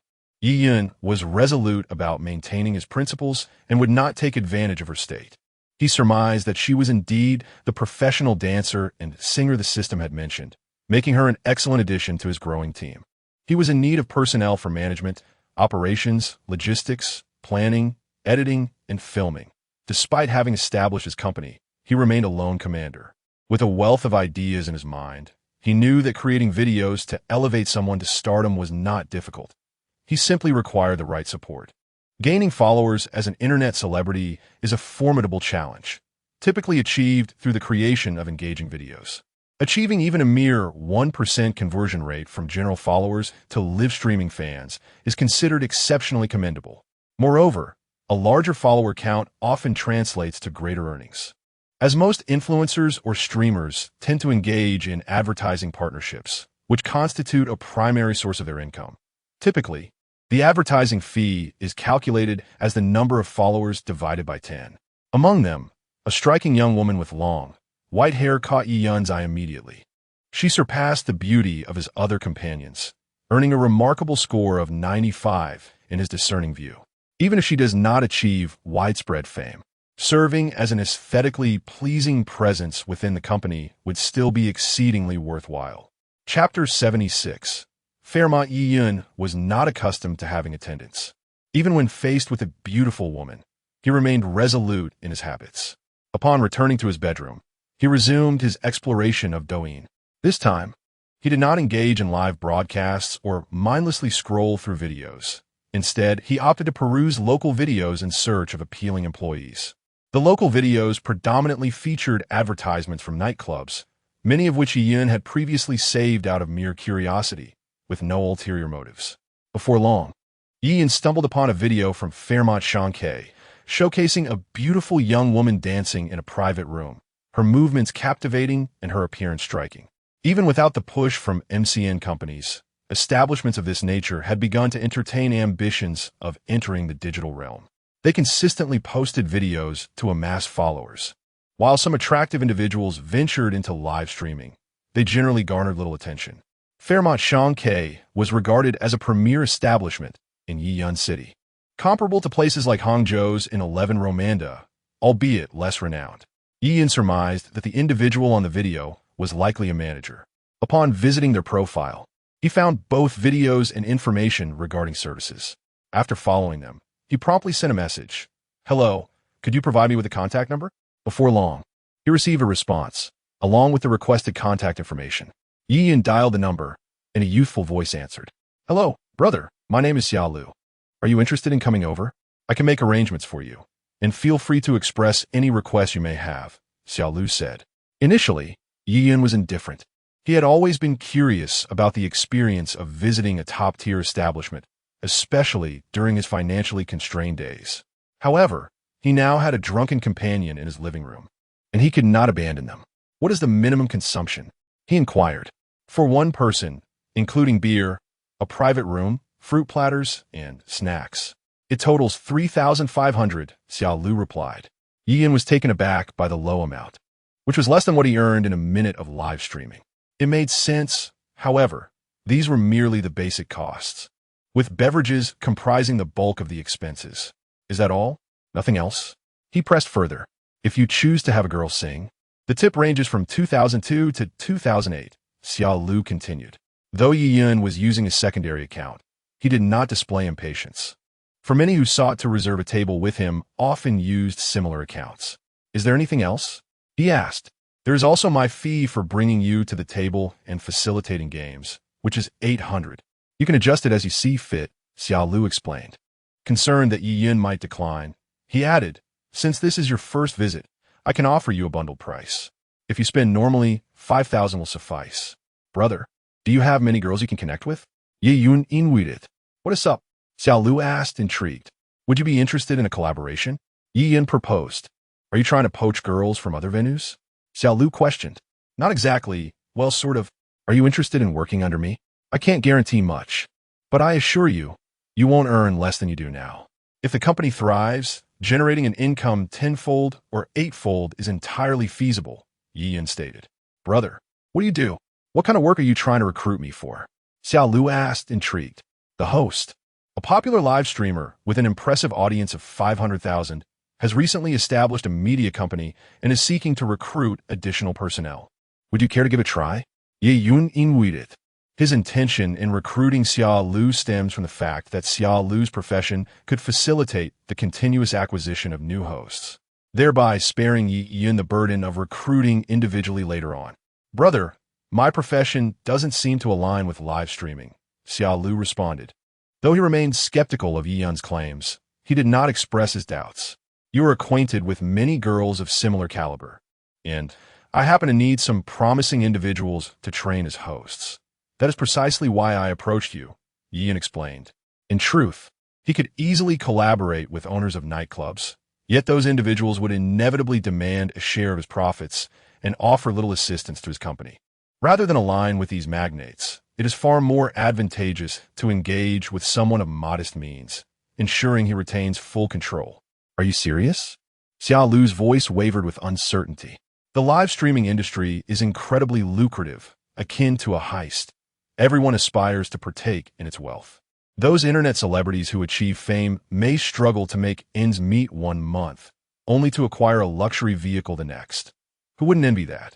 He currently earns several thousand each month, but in comparison to the streaming industry, it is negligible. I am indeed serious. Would you consider it? Yi Yin reiterated. If it is genuine, I would be willing to join, Xiao Lu stated after a moment of hesitation, his voice resolute. If what the other party claimed were true, it would be a fortuitous windfall. A prominent live streamer has just founded a media company, and without any staff. If he were to join, demonstrating his capabilities, he could become a foundational figure in the company. The other party recognized the advantages of his profession and sought to recruit attractive and promising hosts through him. As long as he executed this task well, he would undoubtedly be well compensated. However, this hinges on the truth of the claims made. He must indeed be a significant player in the industry. Yi Yin glanced at the slumbering woman with snow-white hair, sensing she would not awaken any time soon, and said, I'll set a stage for us to play on. Please arrange for a few girls. No need for too many. 8 or 10 will suffice. Quality is paramount. Understood, brother, Xiao Lu responded. After concluding the call, Xiao Lu hastily began making arrangements, leaving nothing to chance. Given that the other party had approached him, he felt assured there was no deception involved. The day of Xiao Lu's rise to prominence was imminent. Opening his navigation app, Yi Yin soon arrived at his destination. Upon gazing at the resplendent Fairmont Hotel, he resolved that once he amassed substantial wealth, he too would acquire land to erect a grand building as the headquarters for his company. From a distance, he spotted a man clad in a black shirt, scanning the surroundings as if awaiting someone. Yi Yin dialed Xiao Lu's number, and the latter promptly retrieved his phone from his pocket. After confirming the man's identity, Yi Yin ended the call and approached him to greet. Xiao Lu, I am Yi Yin, the person who called you earlier. Yi Yin introduced himself. Brother, you are truly handsome. No wonder you have become a prominent streamer with an audience of 500,000, Xiao Lu remarked. Though there was an element of flattery, it was undeniable that the other person possessed an extraordinary charm, not the effeminate kind, but a captivating allure that was difficult to articulate, akin to the beauty of Pan and from ancient times or the elegance of Songyu. It's merely luck, Yi Yin humbly replied, before opening his phone. Xiago, I prefer to be straightforward. Take a look at my live streaming platform. You can also search for it. The name is Yeezy, the wolf in sheep's clothing. The songs Friends Wine, Be Brave, and Enchanted are all penned by me. Yi Yin opened the AI Me live streaming app on his phone, showing Xiao Lu the back-end statistics.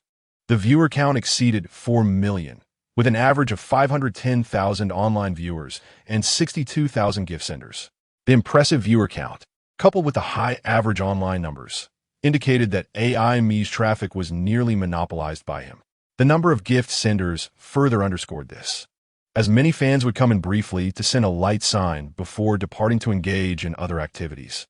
Wow, brother, you wrote all these songs? Xiao Lu exclaimed in astonishment. Chapter 77. Director Wang, these songs are currently immensely popular, and they have become essential anthems in the KRV scene. Particularly, Friends Wine has been sung by nearly every guest who has come to enjoy the festivities during this period. How about it? Are you convinced now? Yi Yin inquired.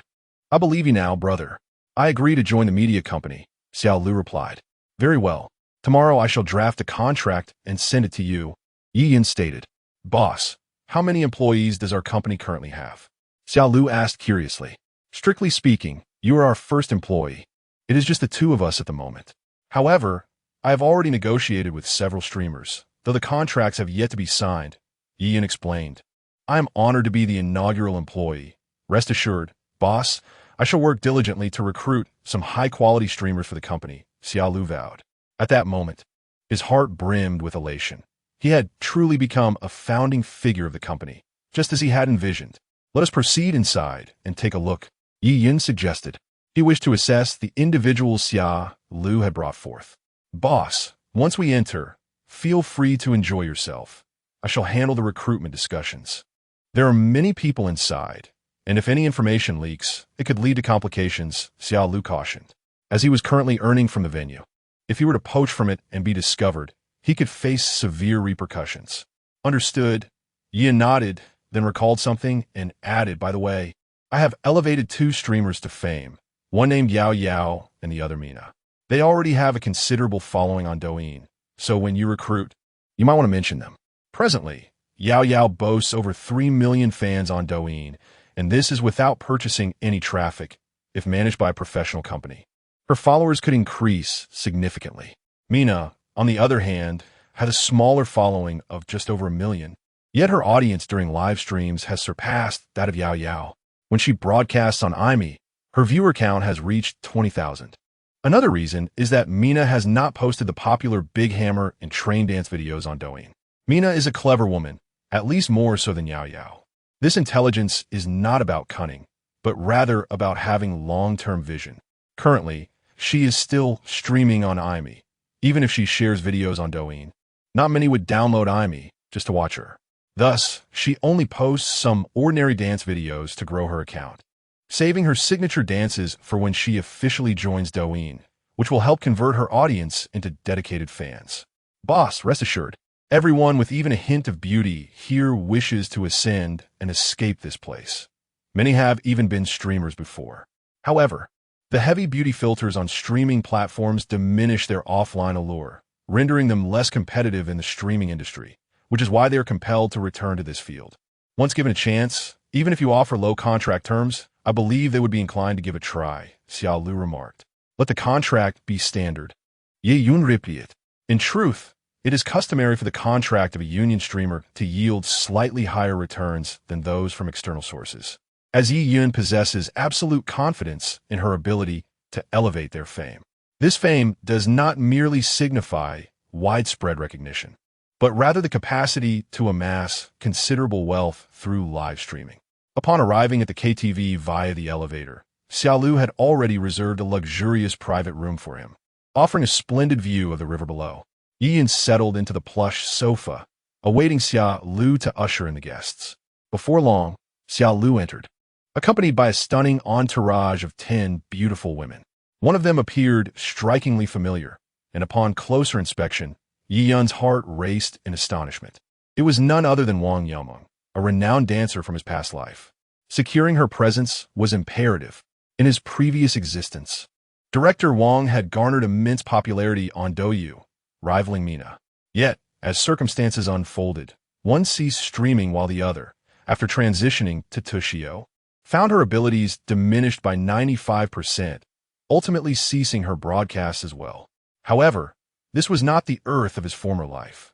Tushio was far less stringent now and would likely remain so in the future, as the realities had shifted.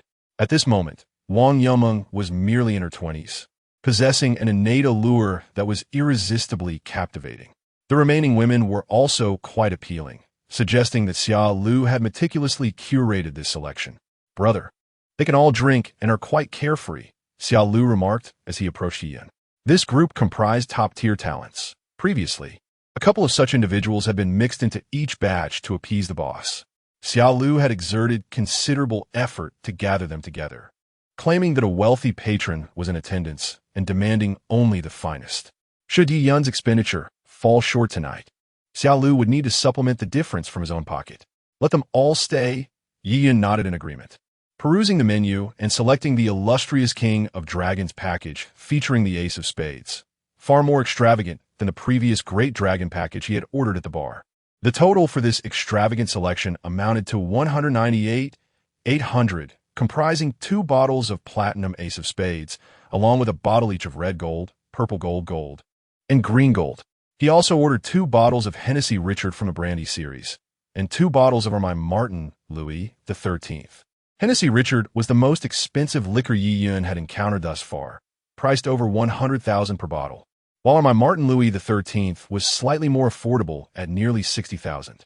His gaze fell upon the red wine, drawn by the illustrious name Lafite, which resonated with remarkable fame. Yi Yin recalled a wealthy individual on Tushio, also named Lafite, who was the elder brother of a streamer known as Yu Yu. He ordered 2 bottles of the Grand Lafite, priced at over 30,000 each, and 2 bottles of the smaller Lafite, valued at over 10,000. With newfound wealth, he wished to sample the wines he had only heard about online, eager to discern their diverse flavors. Finally, he added 2 cases of Budweiser aluminum cans, along with peanuts and edamame. The total expenditure on drinks alone surpassed 600,000, and with the tips for the ladies, room fees, and service charges, Ian estimated his spending for the evening would be around 1 million. Brother, enjoy yourself. I will step out. Call me if you need anything, Xiao Lu stated. Go ahead, Ian replied with a nod. Observing Yi Yun's affluence, several of the women's eyes sparkled as they gravitated closer to him. Who would wish to linger in this place all day, indulging until one is inebriated? In the prime of youth and beauty, it is wise to seek out a wealthy patron. What is your name? Ian inquired, pointing to a woman who bore an uncanny resemblance to Wang Yumeng from his previous life. Brother, my name is Yumeng. I sing moderately well, but I am quite proficient in dance. Would you like to see me dance? Yumeng responded. Very well, let me see your performance, Ian replied. While everyone assumed he was here to revel, he was, in fact, conducting an interview of sorts. Yumeng began to perform the chair dance, a specialty of Wang Yumeng in his former life.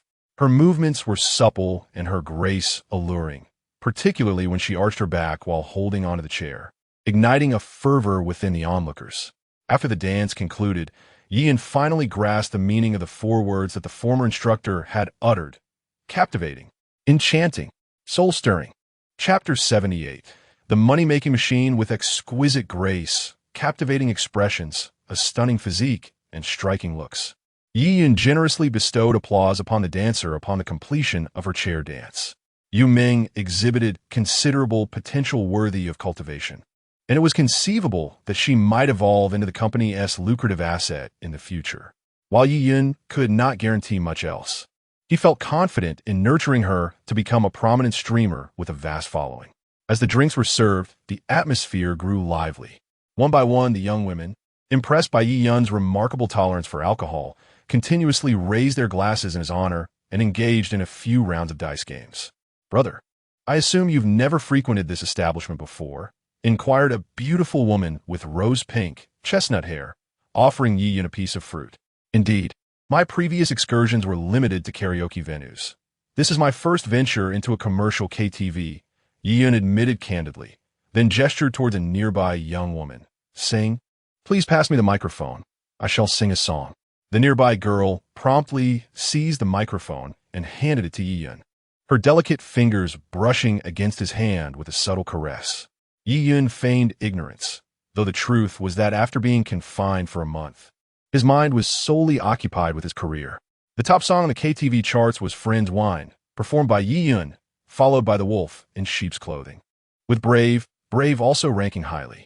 Yi Yun began with Friend's Wine, automatically gaining a raspy vocal enhancement, coupled with the top-tier equipment at Fairmont.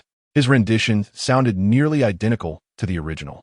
As he concluded his song, raucous applause erupted. The group of young women was genuinely astonished, not expecting their boss to possess such vocal prowess, his voice nearly indistinguishable from the original artist's.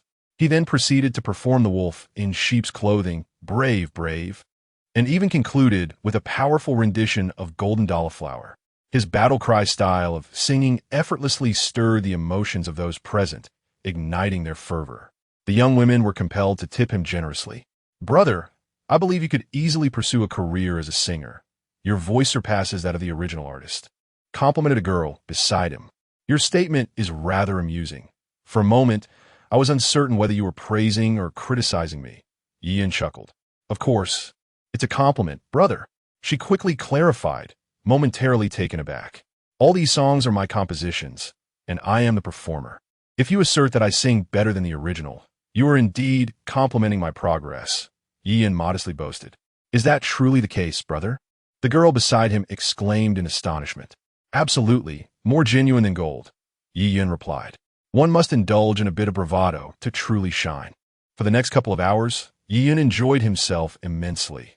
The women exhibited impressive drinking abilities, and despite ordering numerous drinks, they managed to consume more than half within 3 hours. As the evening progressed, he found himself enveloped in alluring fragrance, entirely unaware of what he had touched. You all continue to drink. I must take my leave, Yi Yun announced after sharing a final toast with the group. Don't go, brother. Stay for a while longer. It's still early. Is it my dancing that displeases you? A group of young women eagerly attempted to retain him. Ordinarily, they would wish for guests to leave promptly, as this would allow them to prepare for the next round and earn additional income. However, Ian was different, wealthy, strikingly handsome, and undeniably alluring. They hoped he would linger a while longer, perhaps even take a bathroom break, ideally returning for breakfast the following morning. You all may continue to drink. I must depart as I have matters to attend to tomorrow. Ian politely declined their entreaties. He genuinely had pressing engagements, for the system had graciously awarded him a shell company and a vacant office space, albeit devoid of any furnishings as everything had been removed. Tomorrow, he needed to arrange the setup and procure a computer. Mina, Yao Yao, and Chi Chi would also come to sign contracts. In short, his schedule was full. When will I ever be able to be a carefree manager? Yi Yun sighed as he left the Fairmont. The company was barely in its nascent stages, and he had yet to switch platforms, suggesting a busy period ahead. At the Fairmont, the group of young women gradually dispersed. The establishment had a policy whereby any unfinished drinks were stored for the guests, which was a commendable practice. As Yi Yun departed, he exchanged greetings with Xia Lu, who immediately sprang into action. Yumeng, wait a moment. I need to discuss something with you, Xia Lu called out to the departing yeoman. What is it, Xia Ge? She inquired, halting her steps with curiosity. I have a few matters to discuss, he replied. Once the private room was closed, Xia Lu spoke. Yumeng, what did you think of the gentleman who just left? He seemed quite impressive, wealthy, handsome, and charming. However, he appeared to look down upon us. As he didn't make any advances, Yumeng replied. During her time sitting beside the boss, she had hoped he would assist her with her car's headlights. Yet he barely lifted a finger.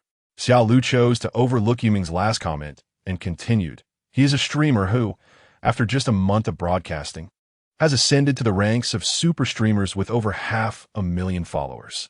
Recently, he registered a media company and is seeking assistance in identifying promising talents to cultivate. Xia Lu had previously downloaded AI Me Live to research Yun and was astounded to discover how swiftly he had risen within a month. His popularity soared from under 100 to over 500,000, amassing tens of millions in gifts and showcasing his songwriting and singing abilities. Are you suggesting he wants to invite me to join his media company? Yumeng asked. Not him, but me, Xia Lu corrected her. When he visited earlier, he had everyone in your room showcase their talents, and Yi Ge was quite impressed.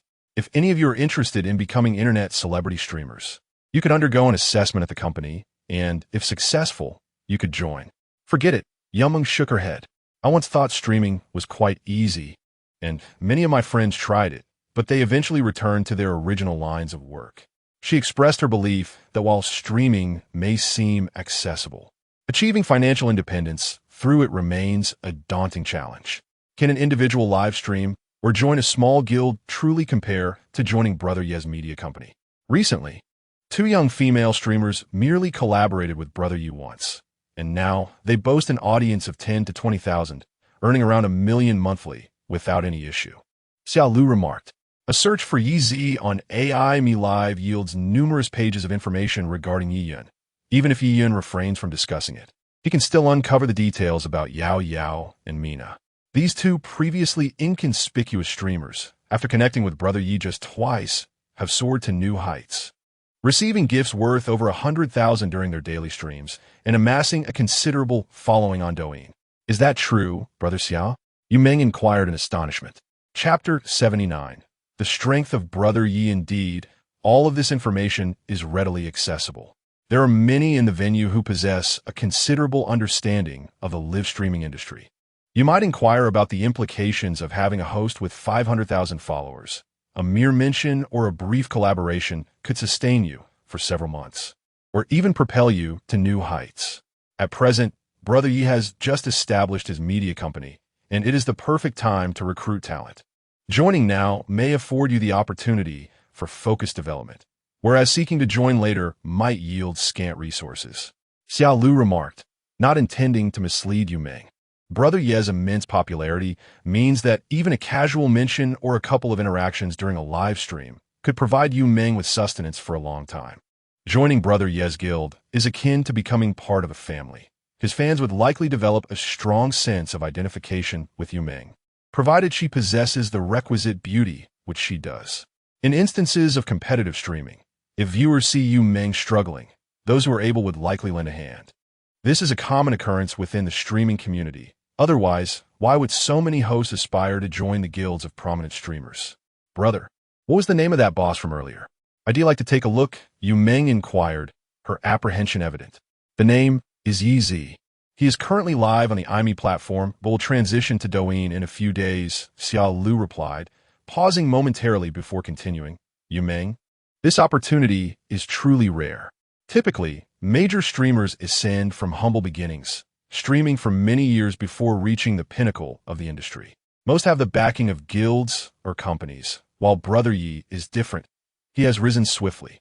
His company comprises only a handful of individuals, and with your appealing attributes, coupled with your singing and dancing talents, joining his company would undoubtedly place you in the spotlight of his nurturing guidance. After Xiao Lu concluded, he took a couple of deep swigs from the beer on the table. The more he urged Yu Meng, the more anxious he felt, lamenting his own gender.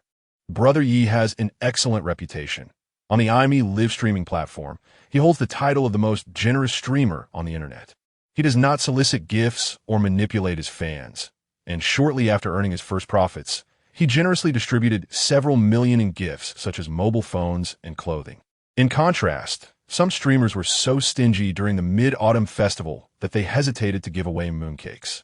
After witnessing others distribute gifts, they ultimately resorted to releasing a 15th level badge before they could give anything, enduring ridicule for an extended period as their popularity plummeted.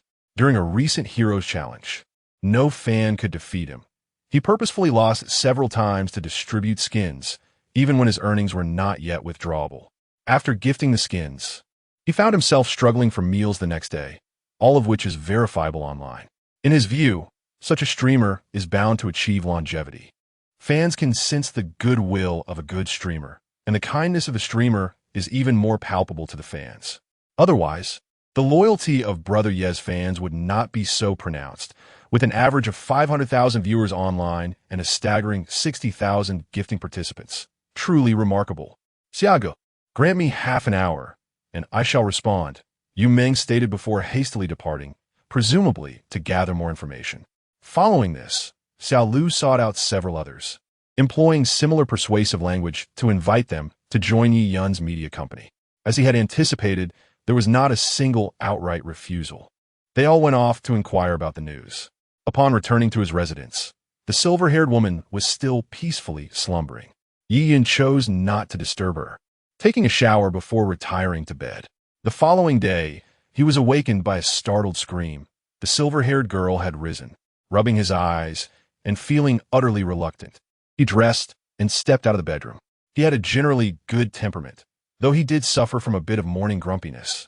Compounded by the late hour at which he had retired the previous evening, he felt an urge to kick the silver-haired girl out in frustration. Who are you? And where is this place? The silver-haired girl, upon seeing Yi Yun emerge from the bedroom, was momentarily taken aback by his handsome visage. She then continued, I suppose being rescued by such a handsome fellow isn't entirely unpleasant. It seems you were quite intoxicated last night, knocking on the door. After I let you in, you refused to provide your family's contact number and simply collapsed on the sofa. I felt too awkward to search your belongings, so. Yi Yun shrugged, his hands raised in a gesture of indifference. Are you certain you didn't touch me? The silver-haired woman scrutinized her clothing with suspicion. Given her beauty and figure, the likelihood of him not taking advantage of the situation was akin to finding a wallet on the ground and ignoring it. I'm young, affluent, and handsome, not to mention a streamer with an audience of 500,000. How would I benefit from touching you? Yi Yun deliberately revealed his identity as a streamer.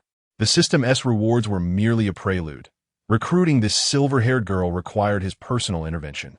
500,000 followers. The silver-haired girl was indeed captivated by Yi Yun's claim. What, don't believe me? Yi Yun smiled slightly. I could just as easily claim to have 1 million followers. She retorted, pouting. Being a streamer herself, she understood how rare it was to have 500,000 followers, so she naturally found Yi Yun's assertion hard to believe. Recognizing it was time to demonstrate his prowess, Yi Yun pulled out his phone, opened the iMe Live app, and handed it to her for her to verify.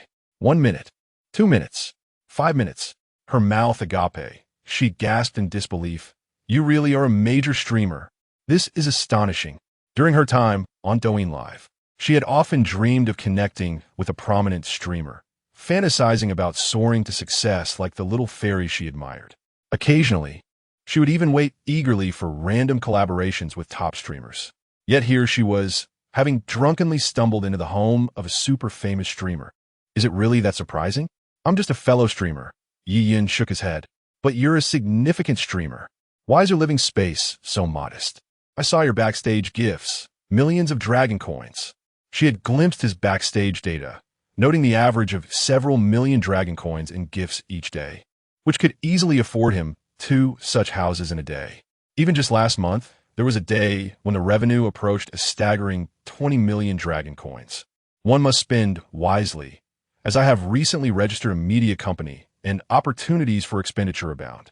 Yi Yun, akin to a skilled angler, subtly divulged a morsel of information. Indeed, upon hearing his words, the girl's eyes shimmered with interest as she inquired, Is your company still seeking streamers? What do you think of me? The streaming industry is fraught with pitfalls, and regrettably, she had fallen into one. For convenience, she joined a local guild, only to find that the contract was beneath standard, and several high-ranking guild members attempted to impose their unwelcome advances upon her.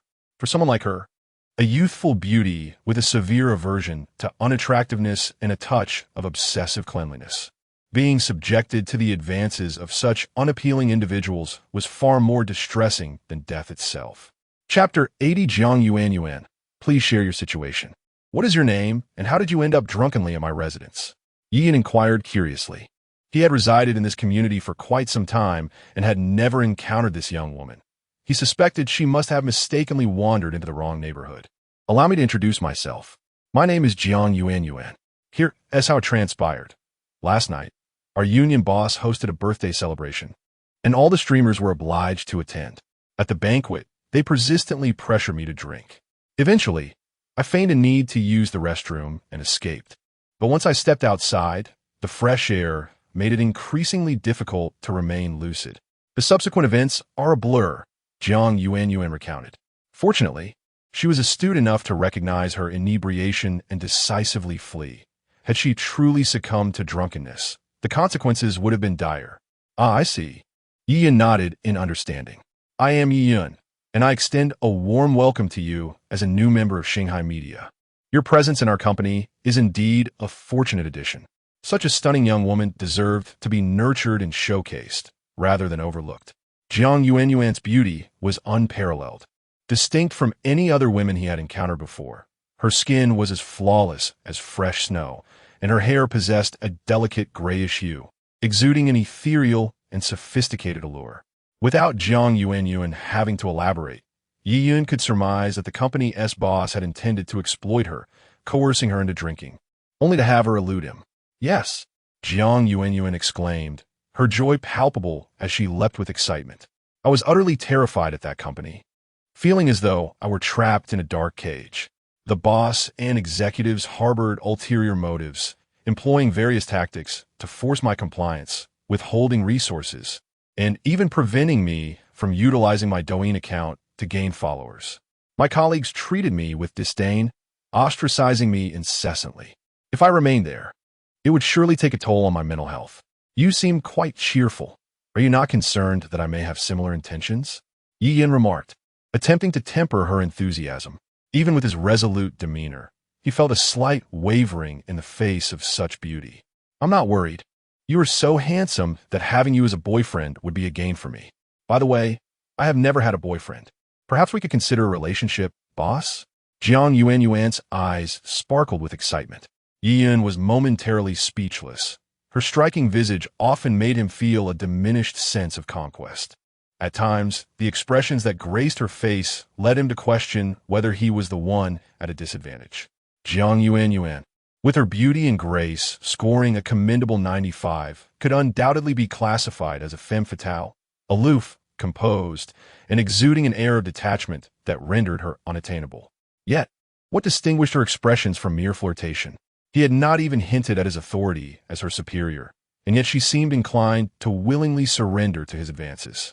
By the way, boss, I have a contract with the union, and the penalty for breach is significant, Jiang Yuan mentioned, her tone shifting to a more subdued note, as if fearing that Yi Yun might reconsider her employment. The penalty is approximately 500,000. However, should a lawsuit ensue, you might not have to pay a single penny, as the opposing party lacks a solid case.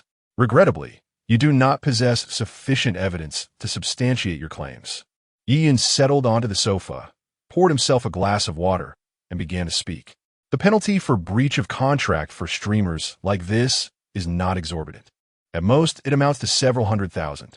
Legal disputes can often be resolved for even less than 100,000. In my previous life, there were contracts worth tens of millions, yet the final compensation was merely in the hundreds of thousands.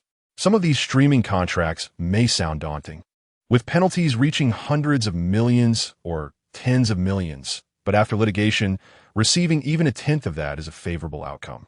It's not just these lesser-known streamers. Even those with top-tier contracts often see their compensation significantly reduced when taken to court. Just like in my past life, Aja often joked about being burdened with 500 million in debt. Yet after the legal proceedings, it was only between 50 million and 120 million. 400,000. Jiang Yuan gestured with 4 fingers. 400,000 is no small sum, and even she was uncertain whether Yi Yun would relinquish his principles for that amount. Please provide me with the phone number of your union's boss, Yi Yun requested. Just as he was about to make a call, an unfamiliar number rang in. Hello, Yi Zi. This is Zhao Xing, the vice general manager of the IME platform. I'm calling to discuss the renewal of your contract. If it's convenient, I would like to meet you in Chung City for a face-to-face discussion. A middle-aged man's voice resonated through the phone once it connected. Hello, Brother Zhao. I am currently not considering renewing my contract, Yi Yun replied diplomatically. Yi Zi, you might want to consider the terms we are offering at IME. A 1-year contract with an annual salary of 50 million, minimal streaming hours required, and an 80-20 split on gift revenue. Additionally, for every increase of 100,000 in your popularity within the year, your contract will be upgraded. You will also receive 7 homepage recommendations each month, and if you establish your own union, we will provide various levels of traffic support, along with. Zhao Xing elaborated extensively without interruption from Yi Yun, as a sign of basic respect. Although he did not intend to continue streaming on IME, he still hoped for an amicable conclusion. This level of contract was indeed quite appealing. An annual salary in the millions is typically reserved for gaming streamers. For an entertainment streamer, to secure 50 million annually could potentially catapult him into trending topics. Apologies, Brother Zhao, but I have already made my decision and must decline your generous offer, Yi Yun sighed. Not even an annual salary of 500 million could sway him. While earning was secondary, he yearned to engage in the influencer cultivation game, a pursuit only feasible on a larger platform. Zhao Xing sighed on the other end of the line, seemingly foreseeing the rapid decline of the IME platform following Yi Yun's departure. Could you come downstairs to talk? I am right outside your building, Zhao Xing proposed. Yi Yun was taken aback by this unexpected visit. He had not anticipated that Zhao would arrive without prior notice. Pulling back the curtains, he indeed saw a middle-aged man standing beside a car below, who waved upon making eye contact. Brother Zhao, you certainly have surprised me, Yi Yun remarked with a resigned smile. I believe it's more of a shock. Ha. Zhao Xing laughed, his tone now devoid of the previous melancholy. Zhao, please wait a few moments. I will be down shortly, Yi Yun spoke before abruptly ending the call. What a bold determination. To come to my residence without even a word of greeting, Yi Yun mused with an amused shake of her head. It seems that the AIME platform is quite resolute in their desire to retain him. Perhaps Zhao Xing will soon present an even more substantial offer. I doubt it, though. If their resolve were truly that strong, They would not have merely sent a vice president. At the very least, it should have been a general manager. If not the president or vice president. Jiang Yuan disagreed. I didn't notice it earlier. You are quite perceptive, analyzing the situation rather astutely, Yiyan remarked, casting a surprised glance at Jiang Yuan. Indeed, Chapter 81. Professionals Easy. I often watch your live broadcasts. It is a pleasure to finally meet you in person. After descending the stairs, Zhao Xing greeted Yiyan with a broad smile, then turned his gaze to Jiang Yuan behind him, his eyes flickering with admiration as he spoke. This must be your girlfriend. She is truly beautiful. It seems a match made in heaven. Jiang Yuan blushed and smiled in silence, feeling the same sentiment. With Yiyan's striking handsomeness, only a woman of her beauty could be deemed worthy of him. Likewise, having been pursued since elementary school through to university, she believed only a man as dashing as Yiyan could qualify as her boyfriend. No, this is Jiang Yuan, merely a friend of mine, Yiyan clarified. Upon hearing his words, Jiang Yuan felt a surge of indignation, wanting to bite down on his arm. Why did he have to emphasize the word ordinary when introducing her? Was her beauty insufficient to stand beside him, casting a shadow on his image? I understand. You've never even touched a woman's hand, have you? Just the thought of being near a beautiful girl makes you tremble, Zhao Xing remarked knowingly, having evidently watched Yiyan's broadcasts. Brother Zhao, there's a restaurant nearby with a delightful menu. Shall we dine and converse there? Yiyan suggested, gesturing towards a nearby eatery. Sounds good. Zhao Xing nodded in agreement. In the restaurant's private room, Yiyan poured Zhao Xing a cup of tea and began, Brother Zhao, I will no longer remain with the AI Me platform. Zhao Xing sipped his tea, offering a wry smile as he replied, You are not alone in this. I too plan to depart. If Yiyan continued his tenure at AI Me, Zhao Xing would have to endure his circumstances. Approaching middle age with familial obligations and a hefty monthly mortgage of over 20,000, he feared that unemployment would lead his family into dire straits after a short period of savings ran out. Brother Zhao, are you perhaps here on a mission? And if you cannot persuade me, will you also face dismissal? Yiyan inquired with curiosity. If that were the case, his regard for AI Me would plummet further still. He recalled the conflict with Ku Xiao, who had berated him for an entire day while the platform ignored countless reports, seemingly eager for him to clash with Ku Xiao so the platform could profit from the ensuing chaos. His goodwill towards AI Me had already sunk to an all-time low. Should they engage in such antics again, not even an exorbitant offer could compel him to stay. Not all. Zhao Xing shook his head and explained. The general manager of AI Me is named Sun Dajuan. I had conflicts with him before he became general manager, and since his promotion, he has made my life increasingly difficult. Furthermore, the vice president's nephew has joined the company, eyeing the position of deputy manager, which has made my situation even more precarious. Each day is a struggle not only to manage my work, but also to avoid being dismissed on dubious grounds. It's a challenging existence. I suspect that once you leave AI Me, the platform's metrics will plummet by 70 to 80%. After all, your influence is substantial, and your departure would likely take with it at least 400,000 active users. Ordinary individuals may be manageable, yet those of royal lineage, emperors, kings, marquises, constitute an indispensable consumer demographic for the IME platform. Should they depart, the platform would find itself significantly diminished. Thus, I too contemplate my exit. If feasible, I would like to join your guild. Zhao Xing expressed this in one breath, leaving Yiyan mildly astonished. He had not anticipated that Zhao Xing's purpose in visiting Cheng City was not to persuade him to remain with IME, but rather to seek allegiance with him.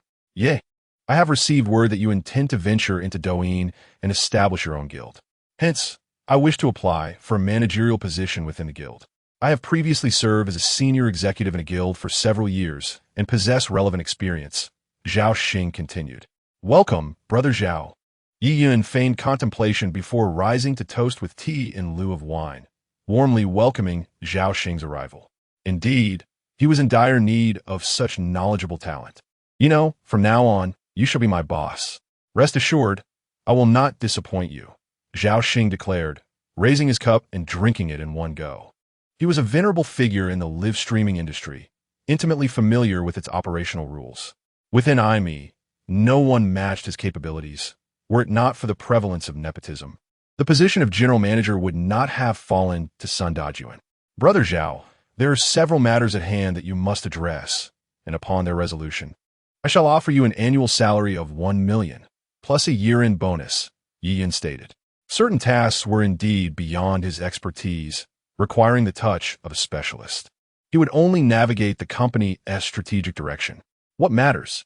Zhao Xing inquired, his interest piqued. The prospect of $1 million salary was undeniably enticing, and he had not expected Yi Yun to be so generous.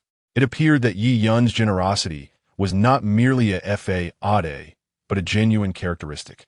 He resolved to accomplish the tasks assigned by Yi Yun, thereby proving his worth. Some minor matters, Yi Yun replied. Firstly, concerning the contracts for Yao Yao and Mina, you should be aware that they have both become immensely popular streamers. Please draft several contracts for them. Additionally, there are 2 other streamers with a few thousand followers, as well as some newcomers. Please prepare contracts for them as well, with a base salary exceeding the standard contract by 2,000, while the profit sharing can adhere to the usual terms. Secondly, regarding Jiang Yuan's contract issues, she is currently with a small guild where she faces frequent difficulties, and certain executives have attempted to exploit her. I intend to acquire her services, but the penalty for breach of contract is 400,000. You may handle that accordingly. Thirdly, the company has been registered, and I am looking to lease a space to serve as our headquarters. Let us both search for a location capable of accommodating 30 streamers. Understood, Zhao Xing nodded. These tasks were trivial for him.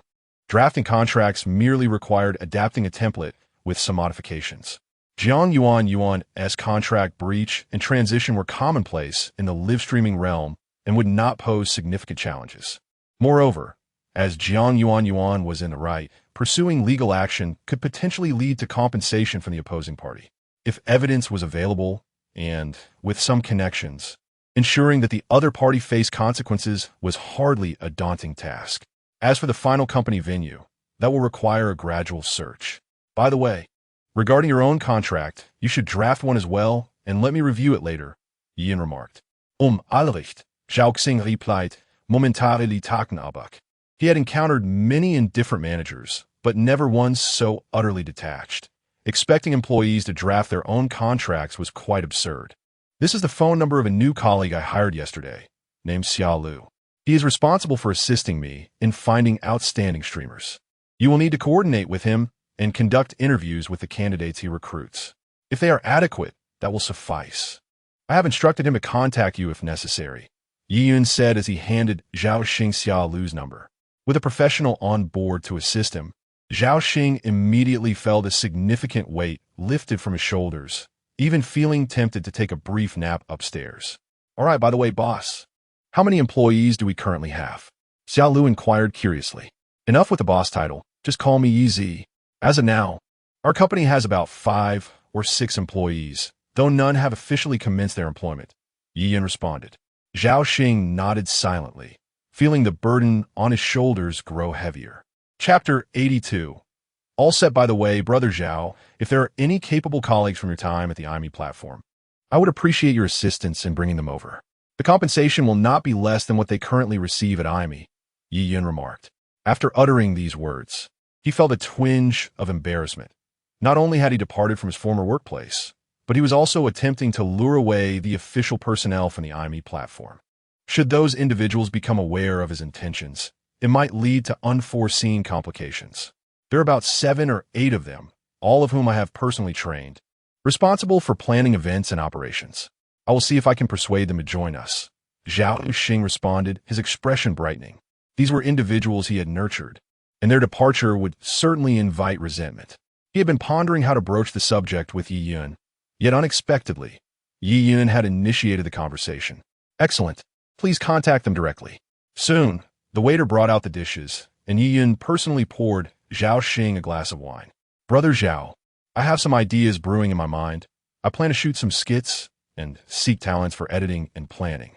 You may consider recruiting some personnel for this, and I'll rely on you for the union matters. Unlike Mina and Yao Yao, Zhao Xing was genuinely capable of aiding him in his career and alleviating some of the pressures he faced. Given your substantial streaming reach, the union will surely thrive swiftly. We must expedite the recruitment process, Zhao Xing said, refraining from addressing Yi Yun by his nickname. He raised his glass and drank heartily, feeling a surge of enthusiasm. We need to find a few individuals to monitor streamer data, discover quality streamers, manage overall union operations, facilitate business collaborations, and coordinate platform activities. We will also require agents to scout streamers across various platforms, handle contracts, and guide them through the broadcasting process. Additionally, we need technical staff to manage any technical issues that arise during broadcasts. Furthermore, there will be a planning team, video team, finance, legal, talent instructors. Makeup artists. The specifics will depend on the company's scale and needs. In terms of personnel distribution, top unions with over 10,000 streamers typically have operational and management teams exceeding 100 individuals. While our union does not require such a large number, we will still need around 20. When Zhao Xing had just graduated from university, he was filled with ambition, eager to carve out a niche and build a career.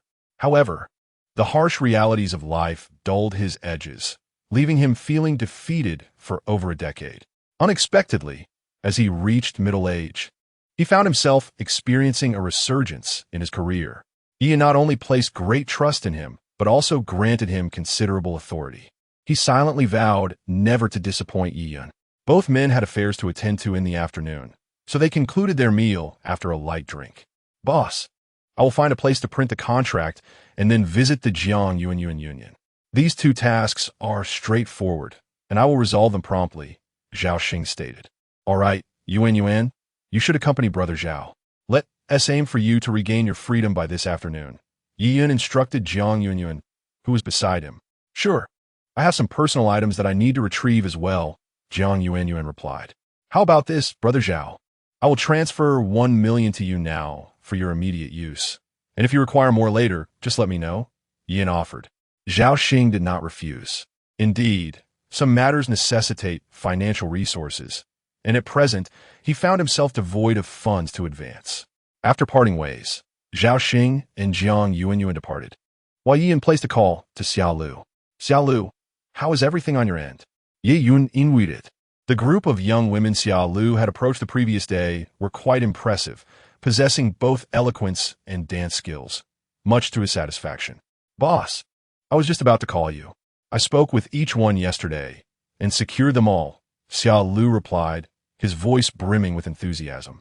The completion of the initial task assigned by the boss affirmed his worth. Excellent. I shall appoint you as the logistics manager, Yi Yun affirmed.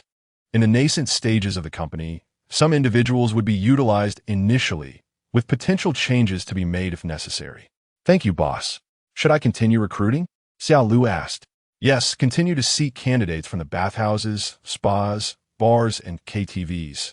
Focus primarily on these venues, and I will inform you of the interview schedule. Yi Yin instructed. After hanging up, Yi Yin prepared to scout for a venue. After an extensive search on his phone, his expression turned somewhat peculiar. He had discovered a suitable location, the 50th floor of the Fairmont Hotel. The space was ample, having previously housed a large spa that had since vacated. The interior was well furnished, featuring 50 rooms along with a spacious reception area. The monthly rent was set at $250,000, a figure that seemed somewhat inflated, yet Yin felt quite pleased. No renovation was necessary, saving him considerable effort. He simply needed to arrange the rooms, add some decorations, and equip them with computers, transforming the space into a live streaming studio. The only drawback was the fact that he had recruited numerous individuals from the Fairmont KTV, and with the two establishments in proximity, there might be complications down the line. Upon arriving at the Fairmont Hotel, Yi Yun conveyed his intentions to the front desk, which prompted a warm reception. The staff member escorted him to a waiting room. Mr. Yi, please wait here for a few minutes. Our manager will be with you shortly, she said, pouring him a cup of tea. Yi nodded and took out his phone. He seized the opportunity to review the data of 2 novels. Logging into the Sun Novel Network author app, he examined the statistics from the previous day. Do Pitsong Xiong had garnered a single click and 0 collections, the sole click being attributed to Yin. Such was the nature of free websites. In the absence of recommendations, initial traffic was nearly non-existent. Yi Yun remained unperturbed. With 80,000 words, there would be recommendations, and he was confident the book would eventually gain popularity. After closing the Sun Novel Network, Yi Yun logged into Longting to check the data for devouring. It had received 15 clicks, 12 collections, 2 rewards, and 5 comments. Yi Yun inhalit sharply. The statistics were astonishingly impressive. 15 clicks and 12 collections, an extraordinary collection rate. The 3 who had not collected likely hadn't even read the synopsis, having skimmed the first few sentences before departing. Yi Yun opened the comments section to take a glance. Feng Hua Wu Shi. I have never encountered a novel of this genre before. I simply cannot put it down. I hope the author will update more frequently. The narrative bears resemblance to urban supernatural tales, yet it possesses an allure that surpasses them. The prose is polished, and the plot is captivating, surely. This must be the new guise of a renowned author. The formidable black-crowned golden eagle is reminiscent of the divine beasts found in cultivation novels. A reader generously rewarded the author with 1,000 Longting coins, expressing a desire for more frequent updates. Another patron offered 500 Longting coins, humbly requesting the author to continue writing without interruption. Chapter 83. The contract. Yi Yun perused the reviews of his work, each one overwhelmingly positive, and a sense of satisfaction washed over him. It seemed that his previous life's literary masterpiece could resonate just as profoundly in this world, if not more so. The 2 tokens of appreciation he received brought him joy. Although modest in amount, they represented a form of accomplishment. After all, which novice could expect to earn 150 yuan after merely publishing 3 chapters? In the capital city, at the headquarters of Longting, Wang Lanlan had reviewed nearly 9 novels and, feeling fatigued, rubbed her eyes. At the beginning of the month, she had hoped to sign several eye-catching works, but as the month progressed, she found herself without even one that captured her attention. Many of the novels she had previously signed either failed to perform or were abruptly abandoned, nearly driving her to despair. Nothing irked her more than an author who halts their narrative midway. With last month's bonus already scant and no promising titles signed this month, her performance metrics were sure to suffer. After sipping a cup of coffee to invigorate herself, Wang Lanlan continued her manuscript evaluations. It was then that she stumbled upon a novel titled Devouring the Starry Sky. Although it had only a handful of clicks, it boasted 12 saves and several comments, along with 2 tokens of appreciation. Could this be the pseudonym of a seasoned author? Wang Lanlan's eyes brightened as she quickly opened the book. A seasoned author signifies stability. As long as they refrain from abandoning their work or inundating it with irrelevant content, achieving success becomes quite feasible. To her astonishment, this novel presented a fresh concept. After reading the first 3 chapters, her initial doubts about the author's identity dissipated. What established author would choose to publish a new genre under a pseudonym? A groundbreaking work. Wang Lanlan could hardly believe her fortune, discovering such a gem while working overtime to review manuscripts. The literary scene had not witnessed such innovation in over a year. Readers had grown weary of the same old tropes, leading to a decline in website traffic. The sole remedy for this dwindling engagement lay in the creation of new literary genres that could attract talent. Yi Ingjuan's novel not only belonged to this new genre, but was also immensely captivating, leaving readers eager to delve into the unfolding narrative. The urban setting featured a protagonist whose abilities resembled martial arts rather than supernatural powers, enhancing their physical prowess through daily training at a martial arts school. Additionally, the inclusion of the black-crowned golden eagle as a motif was refreshing. She wondered why she had never considered incorporating mythical beasts from cultivation tales into modern urban narratives. With this thought, Wang Lanlan promptly sent a signing message to Yi Ingjun, apprehensive that someone else might seize the opportunity. Securing a hit book was not only crucial for her income, but also pivotal for her standing within the company. Without a successful title in hand, any defense of her abilities would be futile. Her superior, the chief editor responsible for the urban segment, had ascended to their current position precisely because they had signed a literary masterpiece in the past. Yi Yun continued to publish 3 chapters, then logged onto the Solar Novel Network to release another 3 chapters of Battle Through the Heavens. Just as he intended to log out, A notification regarding a contract appeared in the back end. In this world, capital does not indiscriminately devour its subjects. When it comes to copyrights, be it for film adaptations or game adaptations, Douyin can secure a 70% share of the profits. The website, in need of promotion and collaboration with various companies, retaining 30% seems quite reasonable, so Douyin chose not to dwell on copyright matters. For now, managing the media company was enough to keep him occupied. He could establish a studio dedicated to the operations of his novels later, when time permitted. After signing the electronic contract, Douyin added the editor on QQ, who promptly messaged him. "Busy, but we can chat when you have time." Douyin replied, "Hello, Mr. Yi. Shall we take a look upstairs?" A man in his 30s, wearing glasses, entered and warmly shook Yun's hand before speaking. "Sure," Douyin nodded, and together they took the elevator to the 50th floor. Upon exiting the elevator, they arrived at the former spa's reception area, adorned with sofas and coffee tables. The lobby was situated in the middle of a corridor, with rooms on either side. Douyin explored the space, noting its ample size and the presence of a private restroom. "All right, I'm quite satisfied," he remarked with a nod. "Mr. Yi, you are truly straightforward. Shall we head downstairs to sign the contract?" The bespectacled man inquired tentatively. "Of course," Douyin replied, wishing to expedite the process. With an annual rent of just over $1 million, the expenses he incurred last night nearly equaled that amount. It was imperative to get the company operational swiftly. The daily earnings would suffice for several years of rent. Upon reaching the first floor, the man produced the contract. The system kindly assisted Douyin in reviewing it. Revealing no deceptive clauses. He readily signed the contract and paid for a year's rent. "All set," Douyin said, putting away the contract and dialing Zhao Xing's number. "Brother Zhao, I've rented the 50th floor of the Fairmont Hotel. If you haven't secured a place yet, you can temporarily stay there. The rooms are fully furnished. Just bring your bags." Douyin planned to reserve a few rooms as lounges, meeting rooms, and training spaces, while the rest would need to have all the beds removed. The interior would also require some decoration and embellishments. "So soon?"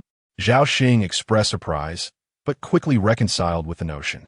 Having money is one aspect, but character plays a more crucial role. Just as he could finalize his clothing purchases in under 10 minutes, his shopping trips with his wife often stretched into an entire day without finding anything that pleased her. "I just finished the contract here and was about to take Yuan to her company," Zhao Xing mentioned. "All right, then you carry on," Douyin said, ending the call. "Meanwhile, Brother Zhao, the people in my company are rather fierce. The boss seems to have a history in the underworld. Should we prepare for that?" Jiang Yuan cautioned. "In the present era of the rule of law, the old ways are no longer viable. However, it is prudent to prepare for unforeseen circumstances, so let us seek assistance," Zhao Xing suggested. Driving to the labor market, Zhao Xing expended 2,000 yuan to recruit 10 young men, providing them with specific instructions. Among these individuals, many owned vehicles, thereby saving him the trouble of arranging transportation. He then visited a law firm to enlist a lawyer to oversee the situation, thoroughly detailing Jiang Yuan's circumstances. For Douyin, 400,000 was a trifling sum, yet since he had undertaken this matter, he was determined to handle it with utmost finesse. Not only did he wish to avoid a loss of 400,000, but even a mere 40 yuan was unacceptable. The audacity to exploit the boss's woman demanded that the other party compensate for some emotional distress. Yesterday, engrossed in a live broadcast, I managed to pin down just this chapter. Chapter 84. Purchasing a vehicle. Brother Yi, do you have some time? I would like to treat you to a meal. At the airport, while awaiting Mina's arrival, Yun's phone suddenly buzzed with a message. It was from Yang Ying. After casting a brief glance at the message, he promptly blocked her. This woman carried an aura of misfortune, and Yun felt a twinge of apprehension. Soon, Mina emerged from the terminal, tugging a suitcase behind her, standing out vividly amidst the throng of travelers. The glaring headlights were blinding, making it nearly impossible to overlook her. "Brother, I miss you terribly," Mina exclaimed, dropping her suitcase and enveloping Yun in a warm embrace. They had agreed she would visit on October 1st. But Yun had mentioned his plans to establish a union, which had thrilled her so much that she had struggled to sleep that night. She had hinted at this before, but the fickle-hearted man had found it troublesome and had not pursued it further. I missed you too. A day apart feels like an eternity, Yi teased. How about we head to your place first? I would like to take a shower, Mina said, her cheeks slightly flushed. Don't be silly. My mind is currently as pure as a saint's.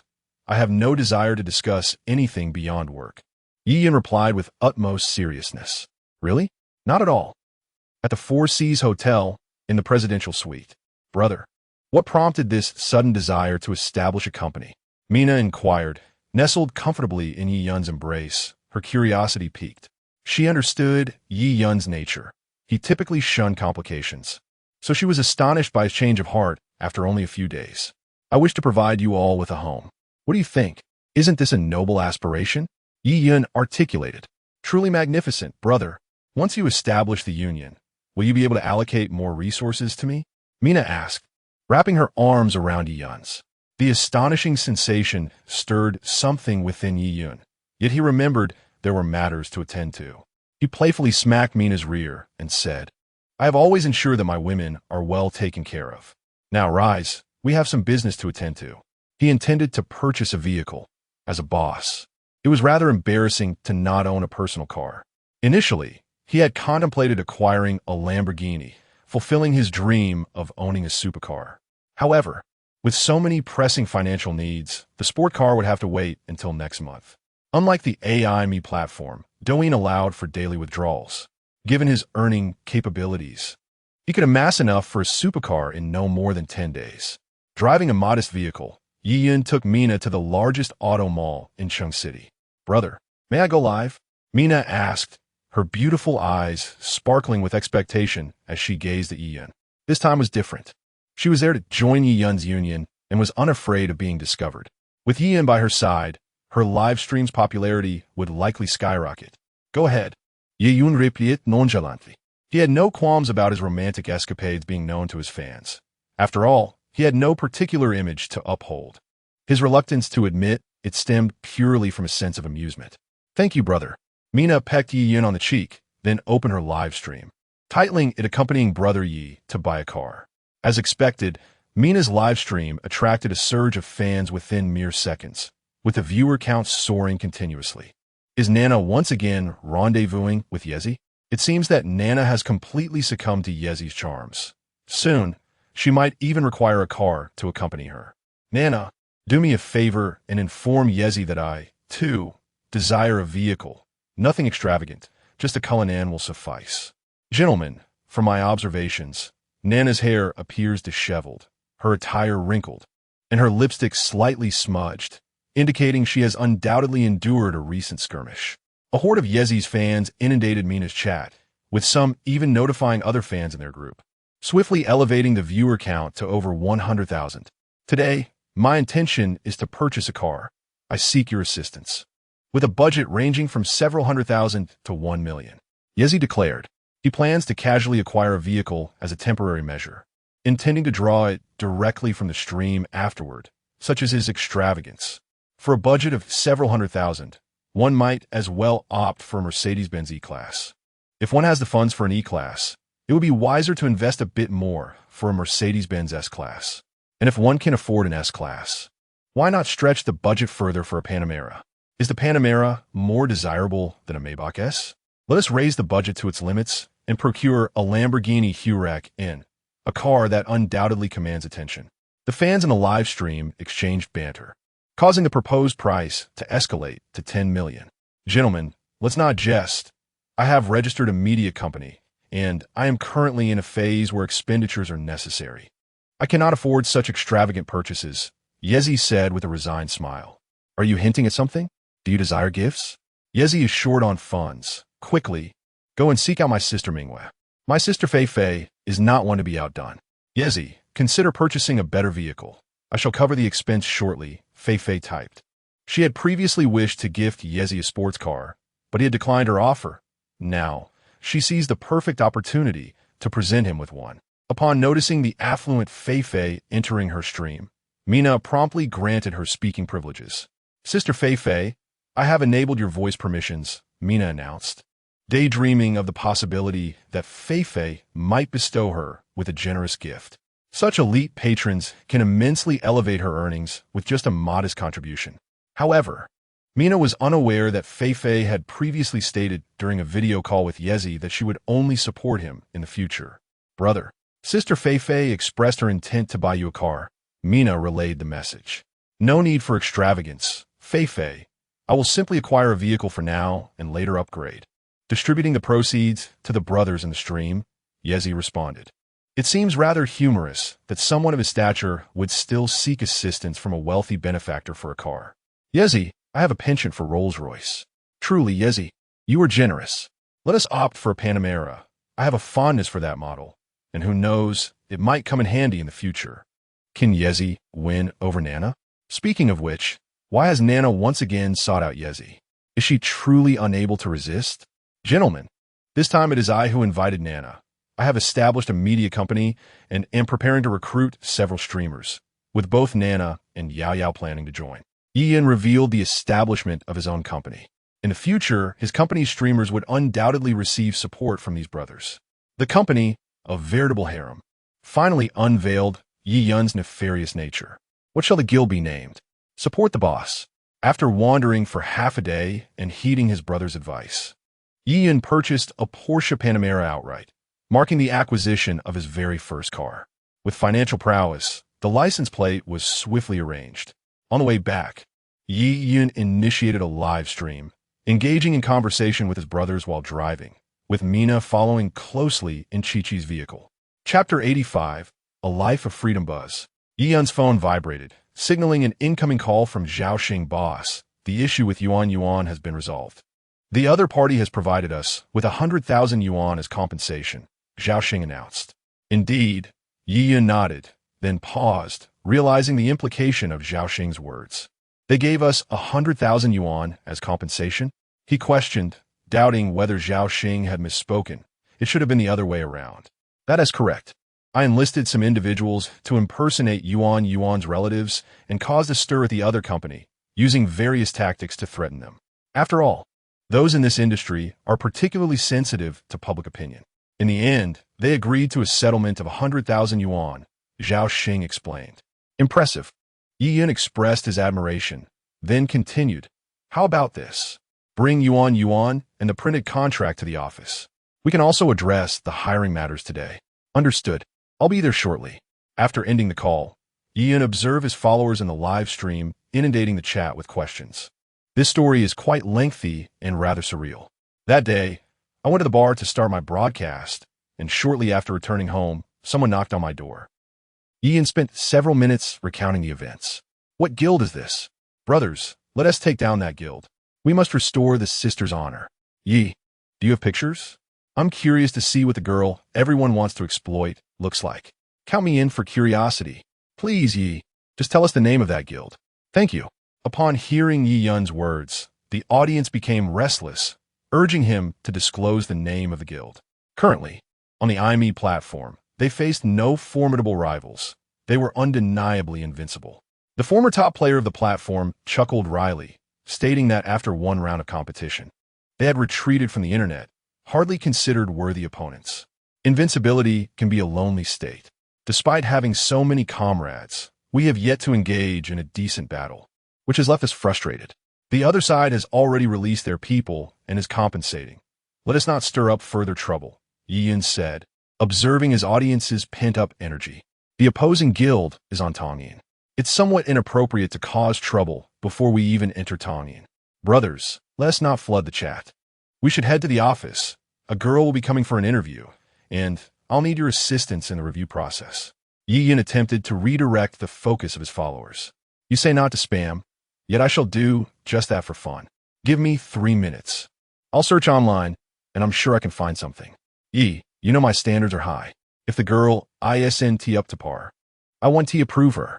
Yi, you understand my preferences. I generally favor girls with long legs. If they're not long, I want to approve.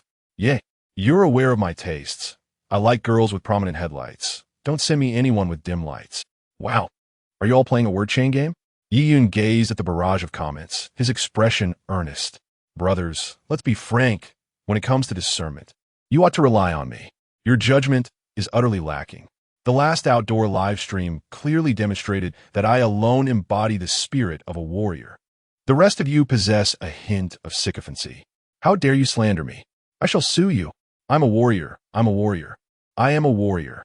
Such is the importance of repetition. The world has changed. I pay to watch live streams, only to be subjected to personal attacks by the host. The sentiments expressed by the user above resonate with me. The live streaming sphere is no longer what it once was. Previously, we spent money to indulge ourselves. Then it transformed into spending to please the hosts.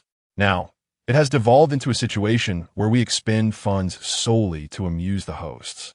Though I do not fall into this category. Indeed, I share this sentiment. Shortly thereafter, Douyin returned to the Fairmont Hotel, accompanied by Mina as they ascended to the 50th floor. He first called Cici and Chi-Chi, inviting them to join him, and then provided the hotel address to Yao Yao, instructing her to come directly. As for Xiao Lu, he had already messaged him earlier to bring the ladies along. During the day, the women were free, but their work commenced in the evening. Before long, Xiao Lu arrived at the company, trailed by Jian Yuan Yuan. With her flowing, ash-gray hair, statuesque figure, and exquisite complexion, she stirred a fervor among Yi Yun's viewers. Brothers, this girl captivates my heart. No doubt, I adore her even more. Ahem. The two of you above are no match for my affection. I envy Yi Yun daily. Such a beautiful girl exists only in my dreams. Yi Yun, I typically do not seek favors, but allow me to purchase you an umbrella. It would give me a sense of involvement. I declare, this is the gem of our guild. As if Nana does not matter. Yao Yao's slender waist is quite remarkable. I have never seen a more perfect waist-to-hip ratio. Enough bickering. We are all from the same guild, so let us not compete. Yuan Yuan, come over and get acquainted with the viewers in the chat. Let the brothers bestow their attention upon you. Yi Yun beckoned to Yuan Yuan from his seat on the sofa. The daytime audience was somewhat sparse, numbering only 45. Yet his fans exhibited remarkable loyalty, conservatively estimating that they could garner Yuan Yuan at least 100,000 followers. Hello, everyone. Good afternoon. I am Jian Yuan Yuan. I am cheerful and skilled in dancing and singing. I shall soon be a member of the Boss's Guild, and I kindly ask for your support. Yuan Yuan affectionately settled beside Yi Yun, greeting the audience through her phone. After that fateful night of inebriation, surely fate had intervened. How else could she have fortuitously ended up in the home of a super popular streamer? Listen closely, Yi Yun. From now on, Yuan Yuan will epitomize the standard for recruitment in our guild. We must seek out such beauty. Yuan Yuan, might you grant me a kiss? You above, maintain some decorum. What is her social media handle? I wish to follow her, to protect her, and to have her call me big brother. Alas, you all act like sycophants yet refuse to acknowledge it. Just look at your demeanor. It bears no semblance to the valor expected of a warrior. Yi Yun expressed his frustration. As for composure, that remains his domain. Otherwise, this morning my index and middle fingers would reek of smoke, while my middle and ring fingers would undoubtedly carry the scent of Yuan Yuan. If I am a sycophant, so be it. I embrace it. Yesterday, when you called me a sycophant, I reacted with indignation, but today I must apologize. Being a sycophant is my fate. What is wrong with being a sycophant? I have resolved to charm every young lady in the guild from now on. The person above seems to be putting theory into practice, doesn't he? Yuan Yuan, unlock your phone and let the brothers give you some attention. Yi Yun addressed Yuan Yuan, then turned to his phone and said, Brothers, I initially planned to offer you some benefits on the IME platform for October 1st, but upon finishing his statement, Yi Yun sighed. The promised benefits had been long anticipated by his fans. While the most expensive phones and tablets were secondary, the hoodies and signed albums were what everyone truly desired. How dare you go back on your word? I will turn from fan to foe. I have been diligently advancing my rank. Do you dare to let me down? Young man, I hope your next words will not incite my anger. Go ahead, speak. At level 21, I must have at least one album. I am already at level 25. Chapter 86. A gathering of beauties, however. I intend to switch platforms, and at that time, I shall share updates on Douyin. After Yi Yun finished speaking, he received an official violation warning, resulting in a deduction of 5,000 from his earnings. Yet, this amount was inconsequential to him. Rather, he was anxious about the lack of communication from the system, uncertain if he could finalize a contract with Douyin by October 1st. It would be ideal to secure an agreement during the National Day holiday, as he had numerous benefits to distribute. By offering more fortunate bags during his live broadcasts, he could undoubtedly attract a multitude of casual viewers. As long as he incorporated engaging content that appealed to the masses, a significant portion would likely remain. "Damn, are you messing with me?" he exclaimed. Only 5 days left. Anticipation was palpable. To Douyin, let us first deal with the Mahu, then confront a Zhikisheng Zai, and punch Tai Shan Kao. Don't be so arrogant upstairs. Keep a low profile when you arrive at Douyin. Low profile? Do I appear to be a modest person to you? There were countless prominent hosts on Douyin. While seeming amicable on the surface, concealed many secrets beneath, especially certain intermediaries who could create a rhythm even when none existed. Just wait and see. I want to seek trouble, yet I'm not afraid of it either. Indeed, Douyin was distinct from other platforms. On the latter, one could speak freely without consequence, but on Douyin, information spread too rapidly. A mere clip could make one infamous across the internet in an instant. Enough about other platforms, my friends. Quickly, let us boost Yuan's following. She currently has just over 10,000. Let us get her to 200,000, showing her that joining our guild was the right choice, Yiyin declared. Though he spoke confidently, the earlier comment from his viewers served as a reminder.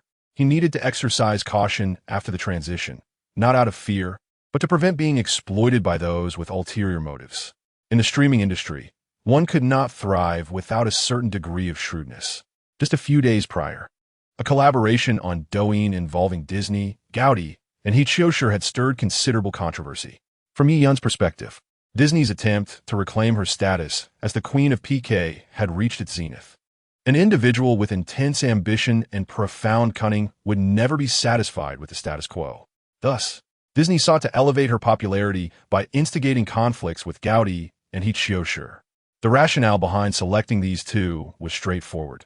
They were both immensely popular and easily manipulated, making them ideal stepping stones. From provoking adversaries to engaging in humorous banter and orchestrating emotional dramas to elicit sympathy from viewers, the entire process was seamless. Disney's strategy originally revolved around enticing dreamlike female audiences, establishing herself as a formidable protagonist. However, her approach of leveraging PK